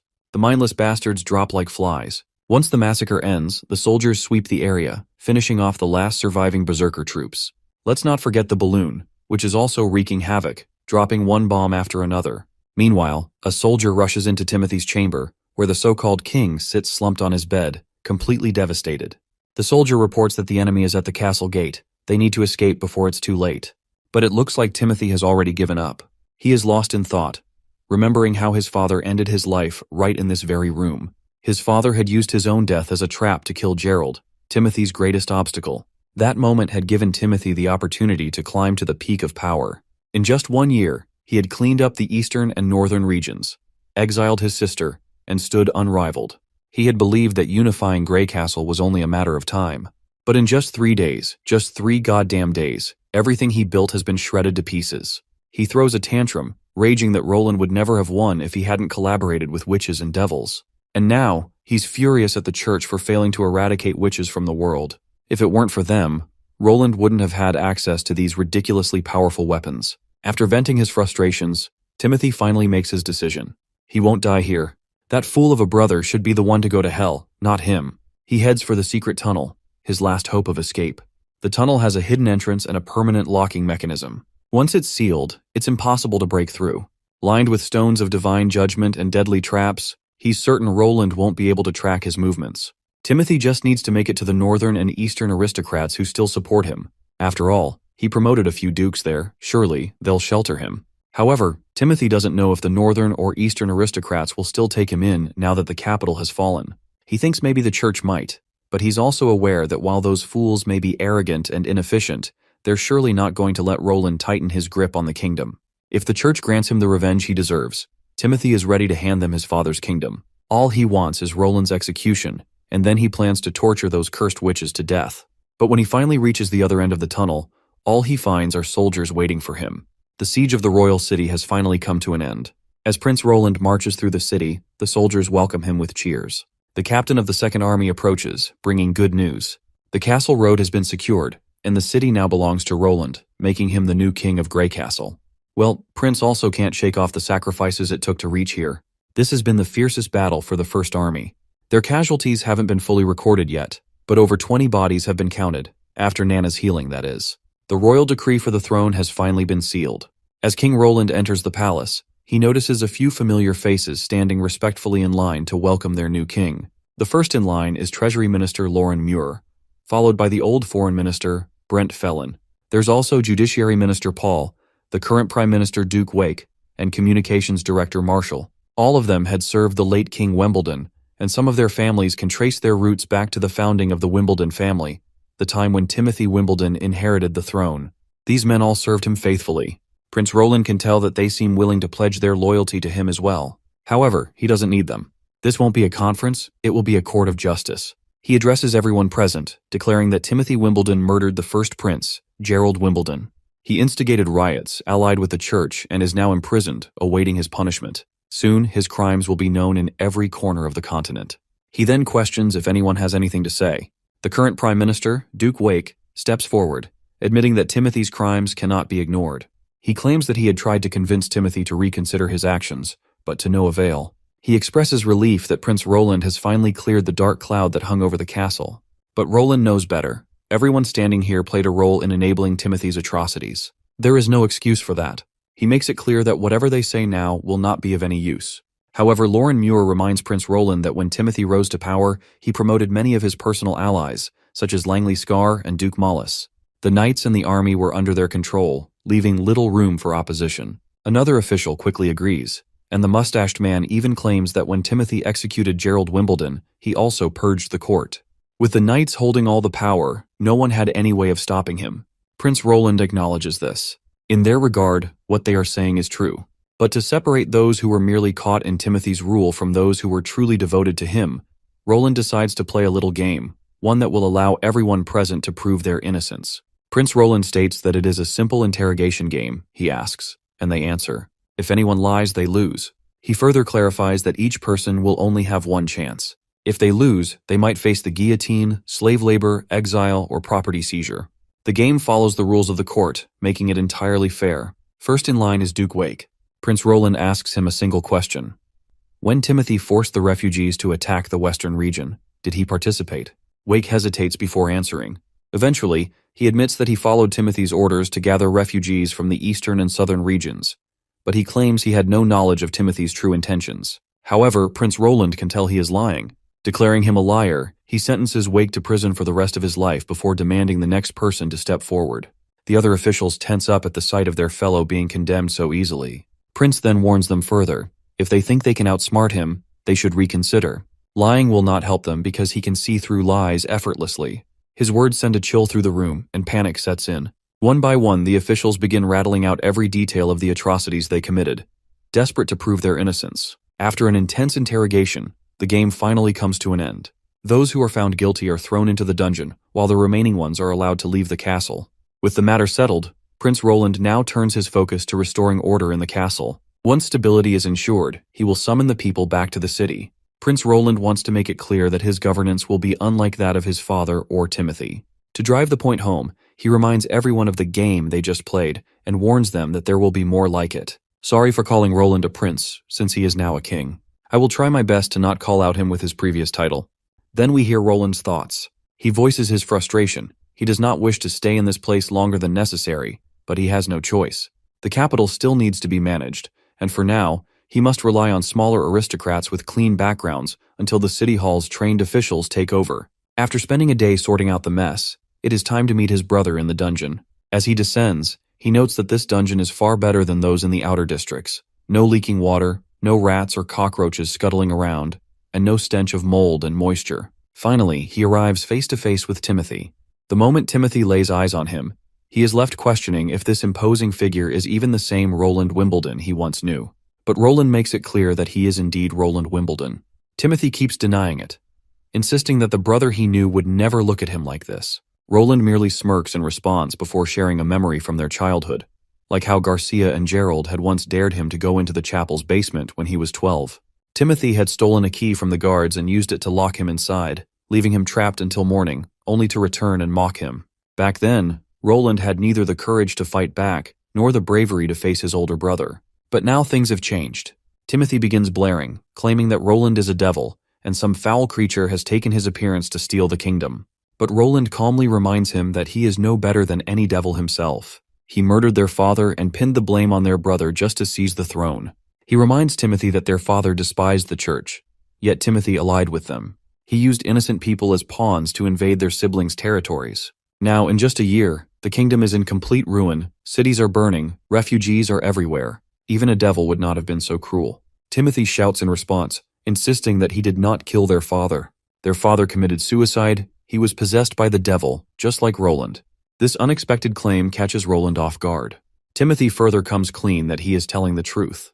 Their father was lying in bed as usual, but then, out of nowhere, he took a dagger and stabbed himself, all while smiling. He had even been wearing a stone of divine judgment. It happened so suddenly that no one had time to stop him. This revelation gives Roland pause. If the king had been wearing a stone of divine judgment, then how could he have been controlled? Nightingale, standing nearby, offers a reminder. There exists a type of pure witch who can take on the appearance of anyone. The pieces begin to fit together. If the church was behind this, it would make perfect sense for them to use the throne decree to throw the kingdom into chaos. However, speculation is not enough. They need proof. And the only way to get the truth is from a church archbishop. Nevertheless, Roland confronts his brother one last time, making it clear that there is no escape from the consequences of his actions. He reminds Timothy that he murdered Gerald, spread violence throughout the kingdom, allied with the church, and used berserker pills. His reckless rule has led to the deaths of countless people. There will be no cover-ups, no fabricated trials like Gerald's. This time, everything will be real. Timothy's crimes will be publicized for all to see. He will be put on trial, and then, just like Gerald, he will face the guillotine. But Timothy refuses to accept his fate. He keeps ranting about Roland being a pawn of devils, insisting that he will not allow a demon to rule the kingdom. He argues that even if Roland becomes king, he will never be able to stand against the church. Only he, Timothy, truly understands what they are capable of, because he has read their father's notes. But Roland reminds his dumb shit half-witted brother that he knows far more than Timothy could ever imagine.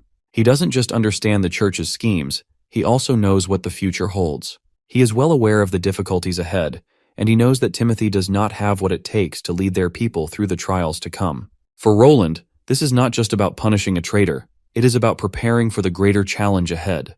Timothy's rule has ended, and so must his life. Still, he assures Timothy that his journey to hell will not be a lonely one. Many of his loyal followers will accompany him, so he can rest easy, knowing he won't be alone. With that, Roland turns away, having nothing more to say. He leaves the rest to Fawkes. Timothy, meanwhile, continues his tantrum, screaming and struggling against his fate, but his cries go unheard as Roland descends from the dungeons. Fawkes then introduces himself to the fallen king, calling himself Hill Fawkes, a former member of the Pigeon Hat Circus group. Timothy may not recognize him, but this man remembers this shit of a king all too well. Fawkes claims that because of Timothy, he lost his wife and was forced to become a rat. He has always tracked Timothy's movements, reporting them to Prince Roland. Timothy's plans to manufacture snow powder and forcibly deploy civilian troops into the western region, all of them were leaked by Fawkes himself. Timothy, of course, starts ranting again, insisting that Roland is the real devil and that Fawkes shouldn't serve him just for the sake of a woman. But Fawkes doesn't give a damn who he serves, as long as he can get his revenge. If it meant serving a devil and going to hell with him, so be it. And now he's more than happy to help stoke the fire that will burn Timothy to ashes. The scene transitions to Nightingale and Wendy, getting ready for bed. Wendy feels exhausted after dropping all those bombs from the balloon. Maggie and Lightning have already fallen asleep. Wendy then questions Nightingale if she plans to visit her old home in Silver City. She figures it would only take half an hour if she takes Maggie with her. She also reminds her about the little brother she left behind. But it's clear Nightingale has no desire to see the people who abandoned her. So she makes an excuse, claiming that this is a time to keep the city in order. Enemies are lurking everywhere, and she can't afford to leave King Roland even for a single step. Once things stabilize, she'll have plenty of chances to go. Well, Wendy had thought she would emphasize her severance from the Glenn family like she always had, but it seems she doesn't hate her brother anymore. Nightingale believes that if it weren't for his betrayal, she wouldn't have met Wendy or King Roland.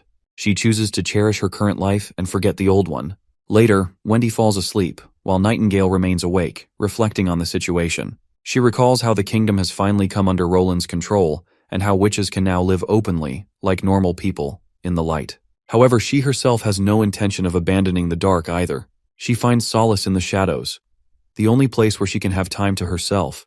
Time to admire Roland from afar, without interfering in his life. The next day arrives, and Margaret, Roland's old friend, comes to visit him. It looks like she's here to share something of utmost importance, as she insists on meeting Roland privately. First, Margaret apologizes for barging in like this, but she explains that her friend Thunder wishes to meet the king. Naturally, Roland is startled, because as far as he remembers, Thunder was supposed to have died in an exploration accident. But Margaret reminds him that Thunder is the kind of guy who never leaves a trail. He especially didn't want Lightning to find out. And that's precisely why Margaret is here, sharing this in secret. Thunder had initially planned to contact Roland through Tilly, but the sudden attack Roland launched on the capital caught him off guard. Margaret explains that Thunder also saw something incredible at Phantom Island, something that might be closely related to the ruins. That alone makes him very interested in meeting Roland. He's currently in the capital, having just arrived yesterday. Roland takes note of how Margaret doesn't seem all that surprised that Thunder is still alive, which makes him suspect she already knew. Margaret doesn't deny it. She admits that she was aware and apologizes for not telling him sooner. She also reveals that the magic stone Lightning wears on her necklace is how Thunder has been tracking her location.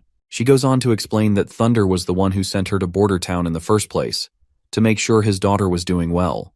When Lightning chose to settle there, Thunder decided to hide his whereabouts, hoping it would dissuade her from becoming an explorer.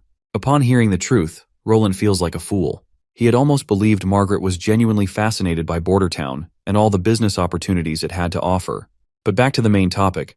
Roland states that the kingdom is still a complete mess right now, so there's no way he can leave the castle. Instead, he gives her permission to bring Thunder here if he truly wishes to meet. And he promises to keep it a secret from Lightning as well. Once Margaret is gone, Nightingale reappears, teasing Roland about how he failed to see through her lies back then. She reminds him that Margaret was wearing that huge stone of divine judgment at the time. Before Roland can respond, a soldier rushes in, reporting that an aristocrat claiming to be an old friend of the king has arrived. The supposed friend's name is Yorko. The moment the name sinks in, Roland nearly chokes on his tea. And just like that, the aristocrat in question barges inside. Yorko is quite the charming figure. He is full of admiration for how King Roland managed to defeat his demonic older brother so quickly. It's been a whole year since they last met, yet Yorko notes that Roland hasn't changed at all. For some backstory, Yorko, also known as the Magic Hand, was once on good terms with Roland. Back when the fourth prince was shut out by the Big Three and even rejected by his own little sister, Yorko took him under his wing, introducing him to a life of drinking and partying. It was Yorko's presence that pulled the old Roland out of his misery, giving him a ragtag group of friends, something he never had inside the castle. At that time, the fourth prince considered Yorko to be his best friend. With his sharp taste in clothing, refined manners, and skill in gambling, Yorko easily won the hearts of many rich young ladies. And as usual, he's here for one reason, to invite Roland out for a drink. The man of culture even leans in and whispers in Roland's ear, casually asking if he'd prefer to spend the night with Madame Ross or Miss Kingfisher. Of course, Nightingale, listening from the shadows, begins to exude such a menacing aura that the air around her starts to freeze. Sensing danger, Roland quickly tries to escape her wrath, insisting that he never did anything with any of those girls and has no relationship with them whatsoever. Technically, this isn't a lie, especially since the current Roland never had any romantic entanglements, so Nightingale wouldn't be able to detect anything off. But Yorko, being Yorko, keeps insisting otherwise, making Nightingale grow even more suspicious. Eventually, Yorko lets it slide, deciding to just hang out like old times. He excitedly tells Roland about the new spots that have opened up in the city, places they could go and enjoy themselves. But Roland quickly shuts that idea down, making it clear that he no longer has such worldly desires. They go back and forth for a bit, but Roland firmly reminds him that he's a king now. He can't afford to be as careless as before. Besides, he knows Yorko didn't come all this way just to reminisce about the past. So he wants his old friend to cut to the chase, as there's no need to dance around the real reason he's here. Finally, Yorko comes clean. He wants to work in Roland's government. Roland is caught off guard by this, but Yorko continues, saying he'd like to be one of his ministers. He doesn't need an important role like managing the treasury or judiciary. He'd be fine overseeing the patrol or something, like Knight Ironheart. Roland can hardly believe what he's hearing. If he hands over the patrol guard to Yorko, the capital's reputation might be in ruins. But Yorko seems unusually confident that he can keep all those rats in check. While Roland understands that giving him a governmental position is fine, he still needs to work it out with City Hall and figure out a suitable role for him. He assures Yorko that he'll get a letter soon enough. With that promise made, Yorko leaves. Once Roland is alone, Nightingale reappears, immediately teasing him about Madame Ross and Miss Kingfisher. She wants to know who they were exactly. Roland tries to brush it off casually, explaining that they were just two women he met once. He wasn't familiar with them and didn't even know their real names. That's just how it is with aristocrats. Everyone wears a false mask, putting on a show, and once they part ways, no one bothers to remember anything. Nightingale continues her interrogation, but eventually, Roland manages to convince her to drop it. Now that he's free from Nightingale's scrutiny, it's finally time for him to meet the legendary adventurer, Thunder. When Thunder appears before Roland, he pulls back his hood and greets the prince with proper manners. Roland thanks him for helping Tilly after she moved to Sleeping Island. Thunder assures him that it was no problem at all, as she provided great support during his expedition. In fact, if it weren't for the witches, Phantom Island would have been the limit of his team's range. He then asks if Tilly mentioned the sea line to Roland in her letters. But Roland has no idea what that is. Seeing his confusion, Thunder proceeds to explain everything about the sea line and his recent exploits. After explaining his situation, Thunder expresses his desire to purchase a ship capable of sailing against the wind and currents. Money is not an issue, and he's willing to pay any price Roland asks. Roland accepts the request, stating that money isn't important to him either. He assures Thunder that he'll calculate the price fairly and build the ship using the best technology available. He promises that the ship will go far beyond his own sphere of influence, and he genuinely wants to support Thunder in this endeavor. Exploring the unknown could change the fate of humanity, so he'll fully back Thunder's expeditions, on the condition that Thunder reports any new discoveries to him immediately. Thunder acknowledges this and promises to do as instructed. After their conversation, Roland reflects on everything Thunder revealed about the sea line. Seawater that defies gravity, flowing upwards like a wall, and a ship traveling vertically while everything appears level as usual.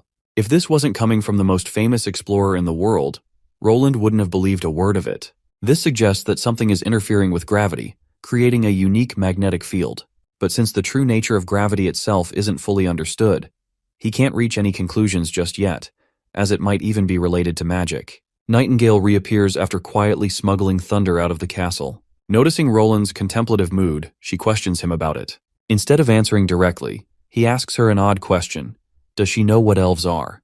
They're mythical humanoid creatures with pointy ears, known for living in forests, elegant, agile, and immortal. Well, Nightingale admits that she's never even heard of elves. In response, Roland explains that he's seen them in storybooks. They are fictional creatures that were once spread across the continent but were eventually pushed deeper into the forests by humans, to the point of extinction. They were intelligent, but their numbers were far smaller than those of humans. The elves never stood a chance against the overwhelming human armies. Forced to retreat into barren lands, their civilization began to decline, and eventually, humans surpassed them in technology. In the end, the elves were completely subjugated, enslaved, with no way to fight back. Right now, Roland warns, humanity is in the same position as the elves once were. The technology humans currently possess is primitive. They are confined to a corner of the continent, knowing almost nothing about the outside world. He fears that if humanity doesn't broaden its vision, if people don't seek to understand the world around them, they will eventually be overpowered, just like the elves. The two divine wars have already cost nearly 1,000 years of progress, and he can only hope there's still time to change the course of history.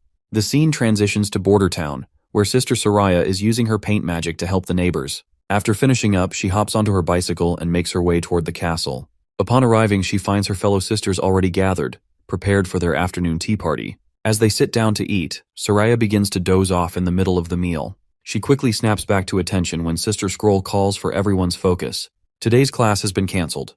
Instead, they will be testing Echo's abilities. Sister Echo steps forward, standing above the rest, ready to begin her song.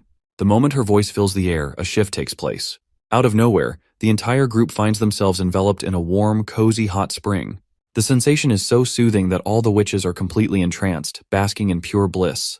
For the first time, they experience the true power of rejuvenation, and it feels absolutely euphoric.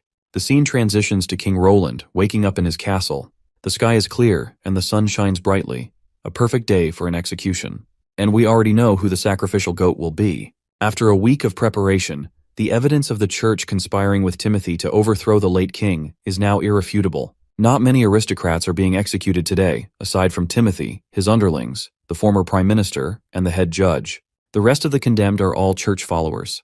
By the end of the day, the capital's church will be uprooted completely. No one who participated in the plague has been spared. When these criminals meet their end, the crowd will likely erupt in cheers. As Roland stands by the window, Nightingale asks if he isn't going to watch the execution take place with his own eyes. But the prince replies that Iron Axe and Tassa have it under control. He has more important matters to deal with. This morning he arranged for the Central Command to return to Neverwinter, and Barov will be arriving soon to help manage the aristocrats. He also believes Kyle Sichi will be eager to present his latest research progress to the Royal Alchemy Society. Just then, Yorko barges into the room, carrying his usual charismatic demeanor. He's here to pay his respects to Roland because, like many others, he hadn't initially believed that the church was responsible. But now that Bishop Philip has confessed, the truth is undeniable. Before Yorko can start rambling any further, Roland silently hands him a letter. As Yorko reads it, he finds out that it's a job offer from the prince. A long-term ambassador position, stationed in Radiant City, the capital of the Kingdom of Dawn. Roland explains that an appointed ambassador holds a much higher status than a regular one. The foreign king will treat him as an equal. But of course, Roland has chosen this post for a reason. In Dawn, Yorko can rampage as much as he pleases. The aristocratic ladies there are famous for their beauty. Perhaps this will be the perfect place for him. Yorko naturally accepts the offer without hesitation. Now that it's settled, Roland insists on teaching him proper etiquette before he departs for his new position. The prince hopes Yorko will settle in quickly and ensure the alliance remains strong. They will be fighting against the church together, after all. Yorko acknowledges this and leaves in a noticeably good mood. With that done, Roland turns to Nightingale. He instructs her to bring Sylvie, Lightning, and Maggie because he plans to visit the astronomers. They finally arrive at their destination in the balloon. Once Roland steps onto solid ground, he finds the army captain and Renee already waiting. The captain promptly reports that the perimeter is secured. Nothing is getting in or out, not even a mouse. Renee also reassures him that the astronomers' stones of divine judgment have been confiscated, so Miss Sylvie's surveillance won't be interrupted. With that, they introduce the scholar, Missan.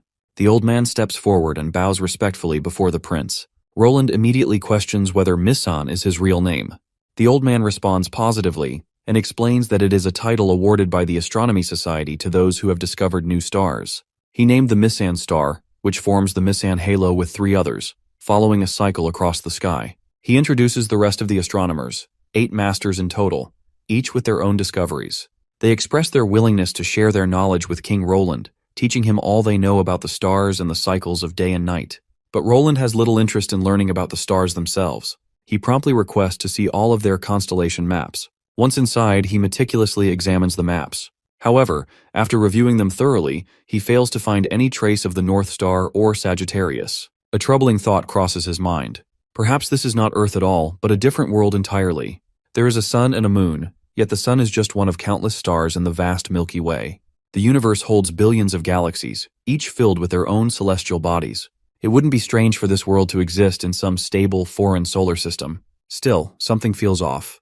The materials found here are so similar to those on Earth, but the evolution of life is a product of chance. A similar environment wouldn't necessarily produce identical results. Even more troubling, devils and demons don't seem like a natural product of evolution at all. And unlike Earth's astronomers, the scholars of Grey Castle have no concept of a zodiac.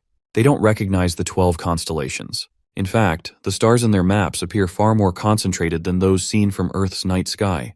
This would only happen if they were located closer to the galaxy's center, where stars are more densely packed. That realization only makes the possibility of this being Earth even smaller. Roland then asks how many people are part of the Astronomy Society. Missan responds that they have 12 astronomers, 156 students, and 67 craftsmen. Hearing this, Roland wastes no time making his decision. He announces his plan to shut down the observatory. He orders them all to pack their belongings and relocate to Neverwinter City with him. Naturally, the old scholar immediately raises his voice in protest. But Roland doesn't believe in fortune-telling or the idea that stars can predict the future. He makes his own decisions, and as the king of Grey Castle, he has the authority to shut this place down. In the western region, he declares, they will learn the true knowledge of the stars, not use them as mere tools for divination. Yet the old man refuses to back down. He insists that their work must not be interrupted, that they must continue to watch the sky at all times. And his reasoning is that this is an order that came from Roland's own ancestors. Roland quickly shakes his head, dismissing the old man's claim. There's no way to verify if any of this is even true. But the old coot, Missan, suddenly reveals that he does have proof, something meant for the king's eyes only. Curious but skeptical, Roland follows him into a secret chamber deep within the observatory. Once inside, Missan finally reveals the truth. He explains that he is merely carrying out an order from one of Roland's ancestors. The rulers of the past knew that a future descendant would one day attempt to shut down the Astronomy Tower. This, he claims, is not the first time it has happened. While alchemy and astronomy are both advanced sciences, they cannot be compared. Alchemy is a significant source of income for the kingdom, generating wealth through its discoveries. In contrast, astronomers require heavy investments, craftsmen, crystal lenses, and time, while producing nothing of immediate value.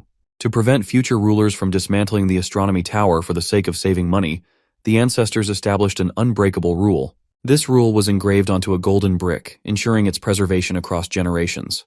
Missan presents the ancient relic and reads aloud the inscription, "No one shall interfere with the Astronomy Tower's duty to watch the skies, for within them lies the fate of the universe." He then reveals that the Wimbledon family has been entrusted with a mission that spans centuries. It began when the very first Wimbledon set foot on this continent. This message is not hidden from the throne, yet there is a condition. A successor may only learn of this truth upon reaching the age of 30. The ancestors believed that if a ruler learned of this too early, he might panic, leading the kingdom to ruin. Misan then delivers the most shocking revelation of all. For generations, their true purpose has not been merely to chart the stars or study their cycles. All this time they have been searching for the Star of Doom. He describes it as a crimson star, or rather, a red moon. When it descends, the world will be plunged into an unfathomable disaster. Roland narrows his eyes. He struggles to grasp the abstract nonsense this old man is spouting and demands he get to the point. Misan then proceeds to elaborate. This knowledge has been passed down orally through generations of chairmen. According to legend, a red star travels across the sky. When it appears at night, resembling a crescent moon, the world will be destroyed. Their duty, he says, is to find it before it transforms. If they can track its path, they might be able to predict doomsday. Of course, Roland has no idea what in the hell any of this means. Misan acknowledges the king's skepticism, but he is not surprised. The stars are always changing. The Star of Doom follows a specific orbit, one that spans centuries. It is rumored to complete a full cycle every 400 to 500 years. Its path is vast, meaning it only gradually comes close to their world. But when it finally nears, it will change. It will transition from a dim, unseen object to a blazing red star, and eventually it will take the shape of a crescent moon. However, the ancient order left behind by the ancestors did not specify exactly when the Star of Doom would descend. It is entirely possible that it still lingers somewhere in the sky, beyond their reach, invisible, but approaching. Misan reveals that he has been watching the skies for the past 40 years, ever since he became a disciple of the Astronomy Tower. He has never once stopped. Perhaps 10 years ago he might have given up. But ever since he succeeded Scholar Meteor as chairman and inherited this sacred duty, he finally understood what he was truly looking at. This will be the first true star, a prophecy unlike any other, and the very reason the Astronomy Tower exists. Unfortunately, he does not have much time left to continue watching. Roland then questions that, if this so-called Star of Doom truly marks the end of the world, then surely the ancestors must have left behind instructions on how to survive. Well, it looks like Misan has no answers for this daunting question. He cannot offer Roland an answer. He can do nothing but gaze upon the sky on the king's behalf. It is the king's duty to lead his people and ensure their survival. Should the earth rupture or the sky rain fire, as long as they can predict it, humanity will have a chance. Thus, he pleads with Roland not to shut down the Astronomy Tower. Roland considers his words. He understands the old man's concerns. For now, he decides to leave it at that. The Astronomy Tower will remain standing. He will send them better stargazing equipment and teach them the true knowledge of the stars. And as for when the red moon descends, Roland assures the old man that it will not be the end of the world. No matter what catastrophe awaits, he will ensure humanity survives. With that, King Roland departs, boarding his balloon and leaving the tower behind. Initially, he had planned to relocate the astronomers to the western region, but Misan has spent decades watching the skies. Perhaps it is only fitting that his journey ends here as well. Still, Roland has a hunch. The Star of Doom is likely the very same phenomenon Agatha once mentioned. When the red moon appears, doomsday will follow. A prophecy and warning. And most likely, somehow it is also connected to the witches. Sylvie shares the same suspicion. After all, why else would Grey Castle pursue it, even when their own kingdom was not yet complete? The survivors of the Alliance brought the grim news of the red moon, a celestial event tied to their efforts in rebuilding humanity. They had entrusted the mission of stargazing to the earliest astronomers, and one of them just so happened to be an ancestor of Roland. Roland, however, mentions that he has been reading his family's history in his father's library recently. To his surprise, there was no mention of any astronomers or the Astronomy Tower. His first ancestor, Mond Wimbledon, and the first king, Talak Wimbledon, were both recorded in his family's lineage, but nothing about the construction of the Astronomy Tower. It seems someone erased that part of history entirely. Nightingale is now also invested in the story, and is curious to know who could have done such a thing. Roland, in deep thought, replies that it wasn't an accident. If someone had gone to the lengths of engraving such an order on a gold brick, they would have documented it elsewhere too. If it was an intentional act of hiding the truth, there is no reason for leaving traces of the Astronomy Tower's existence at all.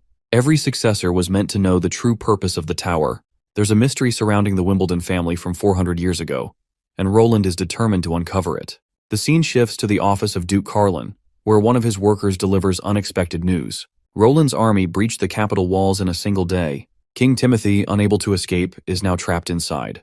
Duke Carlin is baffled by this report, while the worker continues, detailing the power of Roland's weapons. Their rate of fire is devastating, and they are almost unstoppable. Even Timothy's berserker army, known for their ferocity, couldn't stand against the onslaught. The weapons tore through them, leaving crippling injuries or death in their wake. Carlin slumps over his chair in despair. He can see everything falling apart. Just a week ago, he received King Timothy's orders to become the newly appointed Duke of the Northern Region, and Carlin accepted. His family had already allied with Timothy to support him. There's no doubt that his actions will be seen as an act of rebellion by Roland Wimbledon, and his prosperous days will be over. Just then, a beautiful lady clad in white comes into view, asking her father about the cause of his distress. The poor guy is in tears as he jumps toward his daughter, Iris, revealing that the Candle family is facing a great disaster. They pledged loyalty to Timothy, who just lost to Roland. Iris remains nonchalant, not surprised at all. She already knew this would happen, which is exactly why she refused to marry Timothy in the first place. Her father is shocked. How did she even predict Timothy's downfall? To this, Iris simply states that Timothy was never fit to be king. Carlin then asks her who she wants to marry. He's really curious to know who she thinks is better than Timothy. Iris, however, decides to put the marriage talk aside and focus on the real issue.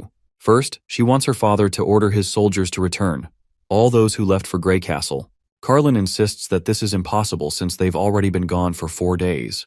But his cunning daughter has a plan. She suggests sending some men to Valleytown first. They'll get there by tonight if they leave now. From there, they can take a boat to the capital, arriving a day earlier than the soldiers. No matter which route the soldiers take, they'll have to pass through the North Gate. That way, they can intercept them on the outskirts of the capital. Carlin is absolutely blown away by his daughter's quick-witted thinking. He hadn't even considered this plan himself. Without wasting time, he quickly orders his butler to follow her instructions. Once the butler leaves, Iris turns to her father and asks if Night City's walls will be able to stop Roland. Well, given the kind of weaponry Roland has, it sounds nearly impossible to him. She then reminds him that even if they manage to pull back their soldiers, it won't change the fact that they are still enemies in Roland's eyes. They serve Timothy, and that won't be forgotten. Even if Roland doesn't come for them now, he will in the future. To save the family, she believes they need to take bolder action.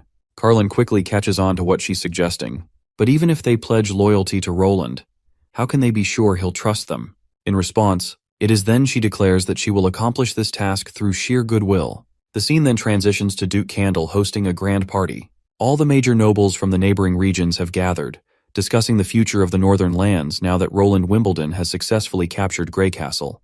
Their endless yapping is pointless. They all secretly harbor ill intentions toward Roland. The loudest of them, the one speaking the most boldly against Roland, suddenly finds himself pierced by Iris's sword. His life ends in an instant. Panic spreads through the room. Within minutes, Carlin's daughter and his soldiers seize control of everything. One defiant duke still insists on fighting. Iris takes him on in a duel, and before long, she defeats him miserably. With the room under his command, Carlin finally speaks. He gives the nobles a choice: either join the corpses on the floor, or swear loyalty to the new king, Roland Wimbledon. Without a second doubt, everyone surrenders. Later we find Carlin with his daughter. Carlin questions her if Roland will accept this. Iris claims she's not sure if what they did will work out, but at least they've made their intentions clear.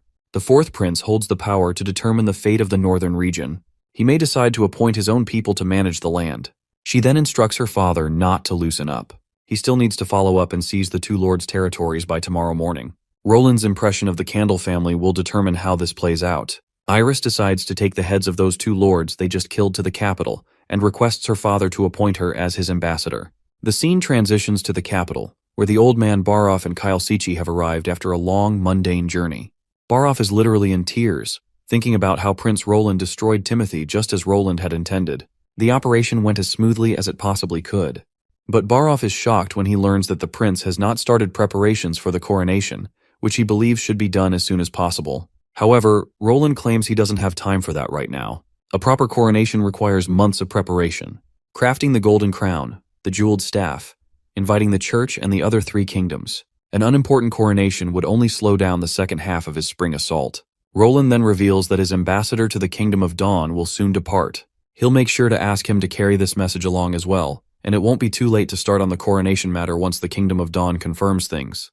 The prince then addresses Kyle Sichi, reminding him that he summoned him here because he wants him to recruit from the Royal Alchemy Society. Since Sichi already knows most of the members there, he'll be able to convince them easily. Later, the prince arrives at the Alchemy Society in his balloon, where Chairman Lenin and his colleagues are already waiting. Once the balloon lands, the prince hops out, and Chairman Lenin doesn't forget to greet their new king. Being an alchemist through and through, Chairman Lenin initiates the conversation by mentioning how he's heard about the fourth prince's crystals, glass, and perfume inventions. To this, the prince acknowledges the praise and reveals that the sales of these items even reach as far as the Bay Islands, providing the western region with a rich source of income. That's why he built an alchemy workshop in a border town. Chairman Lenin is sure that it must have been a difficult task to build the workshop, considering the huge investments needed, especially since the border town was a place struggling with poverty. The prince acknowledges this and admits that the workshop currently produces many goods, including glass and perfume. Naturally, he's curious as to what the Alchemy Society spends so much money on. Roland then introduces his chief alchemist, Kyle Sichi, and shares that Sichi will inspect the products of their alchemy. He mentions that he wants to shut down the workshop if it hasn't produced anything new in the past few years. Upon hearing this, Chairman Lenin is rattled to his core. He quickly expresses that the prince's suggestion isn't a good idea. He also believes Roland doesn't fully understand alchemy, as it's vast and complex, with each formula resulting in different outcomes. But Kyle Sichi steps up to shut down these amateurs. He apologizes to King Roland on behalf of the loudmouthed fools who've barely skimmed the surface of the wide world of alchemy. Kyle is more than ready to prove that their formulas are antiquated and outdated, and he's willing to show whether the results are useful or not. The tension builds between the two alchemists, with Chairman Lenin gritting his teeth at Kyle Sichi's boldness. They enter the lab, where Kyle Sichi is ready to prove how lacking these amateurs are in their experiments and knowledge. At first, Kyle's method doesn't sit well with them. The others believe they've seen it before since it's already recorded in alchemy's history books. So Kyle decides to show them something more extraordinary. With a bit of alchemy mumbo-jumbo, he literally produces gold from regular stones, leaving the bald-headed chairman absolutely bewildered. The chairman is skeptical. He's sure that if Kyle Sichi had truly created real gold, he would have bought up the entire Grey Castle by now. He's convinced that what Kyle just produced is simply copper. Kyle, however, makes it clear that he didn't choose this path for money, but to understand the world. And as for the authenticity of his experiment, he's ready to prove whether it's copper or gold. So, they begin the next experiment to confirm whether Kyle's creation is indeed gold. Meanwhile, Chairman Lenin has a sense of familiarity about Kyle Sichi. It finally hits him that this man is the same person he rejected a long time ago. Kyle eventually proves the authenticity of the gold, and the others standing there confirm that it is indeed real gold. After driving his point home, Kyle once again invites them to come to the border town with him. He promises to teach them everything he knows, including every possible alchemy formula and the secrets behind the creation of everything. Later, we see Roland and Kyle together.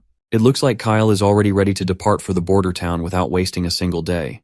Kyle doesn't want to develop any feelings here, and there's still a lot of work to be done at the lab and chemical factories. And if they want the gunpowder production line to continue functioning normally, he'll have to return to Neverwinter City. For clarity, Neverwinter City is the new name for the border town. Sometimes I forget and say border town, so don't be confused. Roland has no choice but to let Kyle go and promises to prepare a ship for him to depart. Once Kyle is out of earshot, Nightingale pops up. Seeing the unusual happiness on Roland's face, she questions him about it. She teases him, asking if he's perhaps excited just thinking about Miss Kingfisher and Madame Rose. The prince reminds her that the source of his happiness is actually the fact that Director Sichi's chemistry demonstration was extremely successful. There are 320 alchemists and apprentices willing to go to the western region. Most of them are already experienced, so they just need a little training, making them incredibly valuable resources gained from taking the capital. Though he admits that this isn't the only source of his happiness. He's even more pleased that Chairman Lenin, Riley, and Archer, all respected chairmen, are also willing to go to Neverwinter City. Roland is genuinely glad to see people volunteering to help the kingdom thrive. Roland then shares that they should also be going, because not only Lotus and Honey are coming back from Slumber Island, but there are also new witches Tilly has sent, which he wants to meet eagerly. The scene then transitions to the boat sailing, carrying all the witches from Slumber Island. All the witches are lively and excited to reach Border Town. Seeing this, the captain notes that all the witches seem chatty and full of energy, except for two, Evie and Soft Feathers. The reason for their silence is clear. Unlike the others, they are actually from the Bloodfang Association in Wolfheart. Compared to Tilly, they are more loyal to the leader of Bloodfang, Heidi Morgan. The scene then shifts to Ash and Tilly spending some time alone together. There, we learn that it was Heidi Morgan who asked Tilly to take Evie and Soft Feathers along and send them to Border Town with Lotus. Morgan also wants to establish good connections with Roland. Tilly had no reason to refuse, so she agreed to send them. But Ash doesn't understand why Morgan thinks she can get as close to Roland as Tilly is. After all, Tilly is Roland's sister. To this, Tilly reminds Ash that Heidi is royalty from the Wolfheart Kingdom, and personal connections matter less the higher up you are. It's the same in any kingdom. Morgan understands this and wants Roland's support. Ash seems upset with Tilly for accepting Morgan's request, especially since Morgan once challenged Camilla for the title of the strongest battle witch, an insult to the witch equality Tilly believes in. But Tilly assures her that everything is fine. She reminds her that Slumber Island is their home, and every witch is a free citizen here. As long as they aren't putting anyone in danger, they won't stop them. Also, it's not a bad thing for them to go to the western region.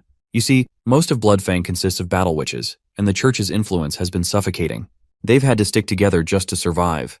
But now that the Bay's churches have been crushed, it's only natural for them to feel confident about their own abilities, and they want to expand even further. Morgan claims that they are different from the old association and that a single method of rule can't work for such a diverse range of organizations. And if they're going to work together like they did in the beginning, they need a strong enemy to unify them. Tilly further reminds Ash that with the enemies in the Fertile Lands, the failure of the Alliance, and the upcoming Third Divine War, their own personal experiences will teach them far more than any explanation she could give. And at Bordertown, they will see even more. They will see how non-combat witches can be just as valuable. They will witness how mortals can wield incredible power that rivals witches. And most importantly, they will see the power of unity. A wider world and a new perspective will open up for them. That's exactly why Tilly specifically chose Evie and Softfeathers. She is certain that her brother will understand her reasons for sending those two witches. The scene transitions to Roland and Anna having fun in bed. Once the prince is done clapping her, he decides to get ready since the new witches are about to arrive. Later at dinner, the new witches join the table. The prince decides to let them have a well-deserved rest after the feast, knowing they must have had a tiring journey. He specifically instructs them not to be shy as this place is just like their home, but the two new witches still can't help but feel a little tense. Seeing this, the prince acknowledges that they might be feeling a bit shy. That's when Honey teases Lotus, revealing that she has been wearing the scarf Roland gave her last time and that she wanted to thank him. The poor girl is completely spooked by this. While all the other witches are having the time of their lives, Roland's eyes remain fixated on the two shy witches. Later, once Roland returns to his office, Honey reveals everything about them, how both Evie and Softfeathers are Bloodfang witches. It's a surprise to the prince, since he hadn't known Slumber Island had a subgroup like that. Now it makes sense why those two seemed particularly uncomfortable. Honey then explains that Evie's magic allows her to construct cages that can trap even those much stronger than her. Even someone like Ash would have a hard time if she got caught inside. As for Softfeather, she might not be a battle witch, but she is still incredibly powerful. Anything she touches becomes sticky, and once something is attached, it's impossible to break apart until the effect wears off. The prince can't help but recognize how versatile these abilities are, and he's even more surprised that Heidi Morgan actually agreed to send them. Since I don't know the name of this witch you see in front of you, I will call her Buttpuss until we find her real name. She explains that Bloodfang witches are just naturally strong. The construction of Slumber Island was partly thanks to them, and they always act high and mighty, often bullying witches who are weaker than them.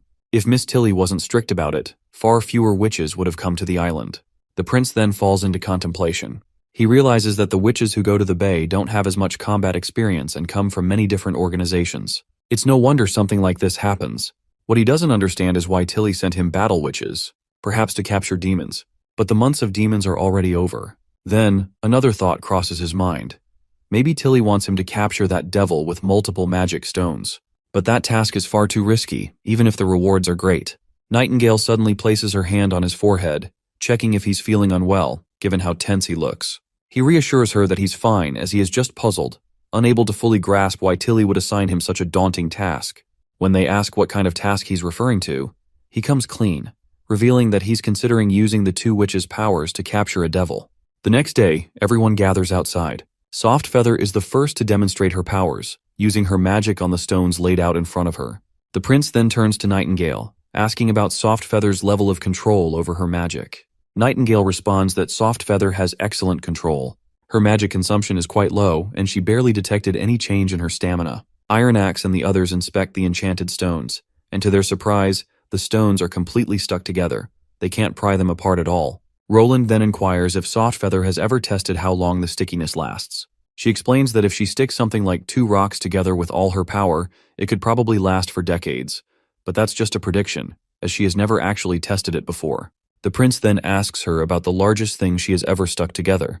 She claims it was the sea walls of Slumber Island. One day, large cracks started forming on the walls during high tide, and Lotus was absent. To prevent disaster, she filled all the cracks with her magic glue, cloth, and stones to stop the water. Otherwise, the walls wouldn't have survived the next tide. But Puss then chimes in, expressing that she plans to stay longer this time, and she's also ready to demonstrate her abilities. Roland immediately shifts his attention to Butt Puss, which causes Soft Feather to pout in annoyance. But Puss then reveals that her ability is an area of control. Anyone who comes within 5 meters of her has to act according to her will.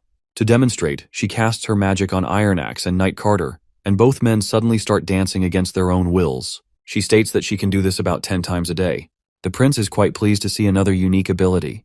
It might not be suited for ranged attacks, but in close quarters, it's incredibly effective. Also, since this ability can't be seen with the naked eye, enemies won't see it coming. As long as she can get within 5 meters, their lives will be in her hands. It's obvious that this will be incredibly useful for observing devils up close. Then, it's time for Evie to shine.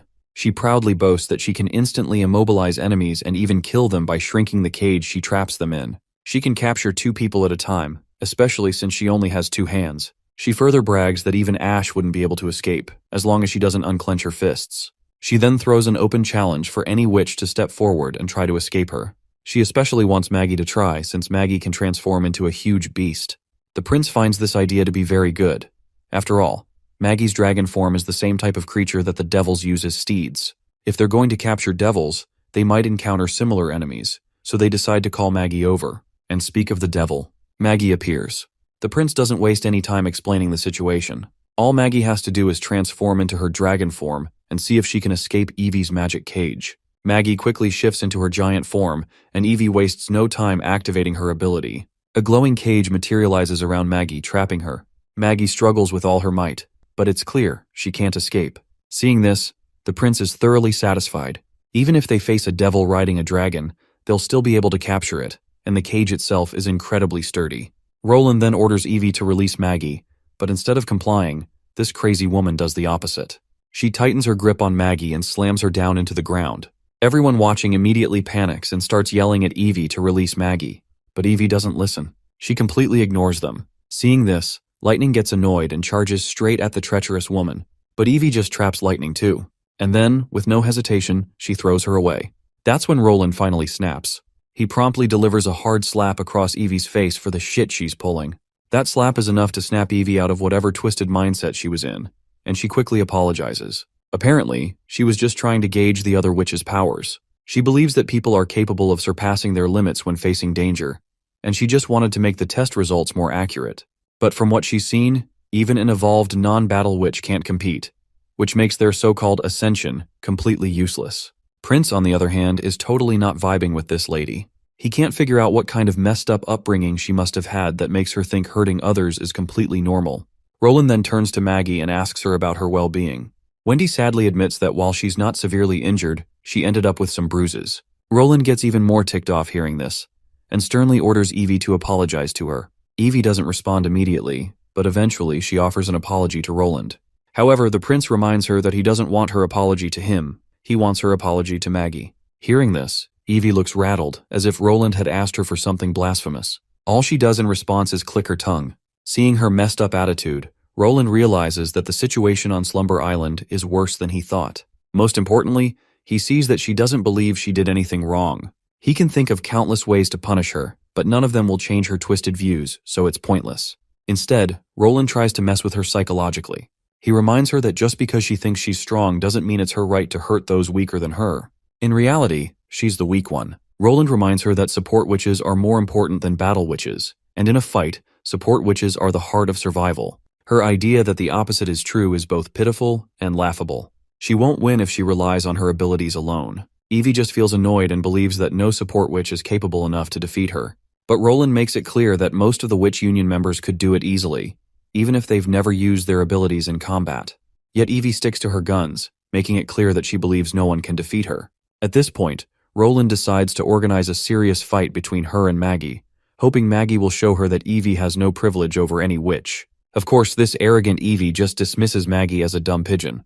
Roland makes it clear that the duel will take place tomorrow, and he wants Evie to learn that she's not as strong as she thinks she is. The next day, an extravagant breakfast is laid out in front of Evie. She had expected them to starve her so Maggie would have an upper hand, but it seems like they want her to fight fair and square. This also shows how much Roland trusts Maggie. Soft Feather then reminds her that Madame Heidi Morgan had clearly told them to simply observe the situation, and they've only attracted unwanted attention by making a scene.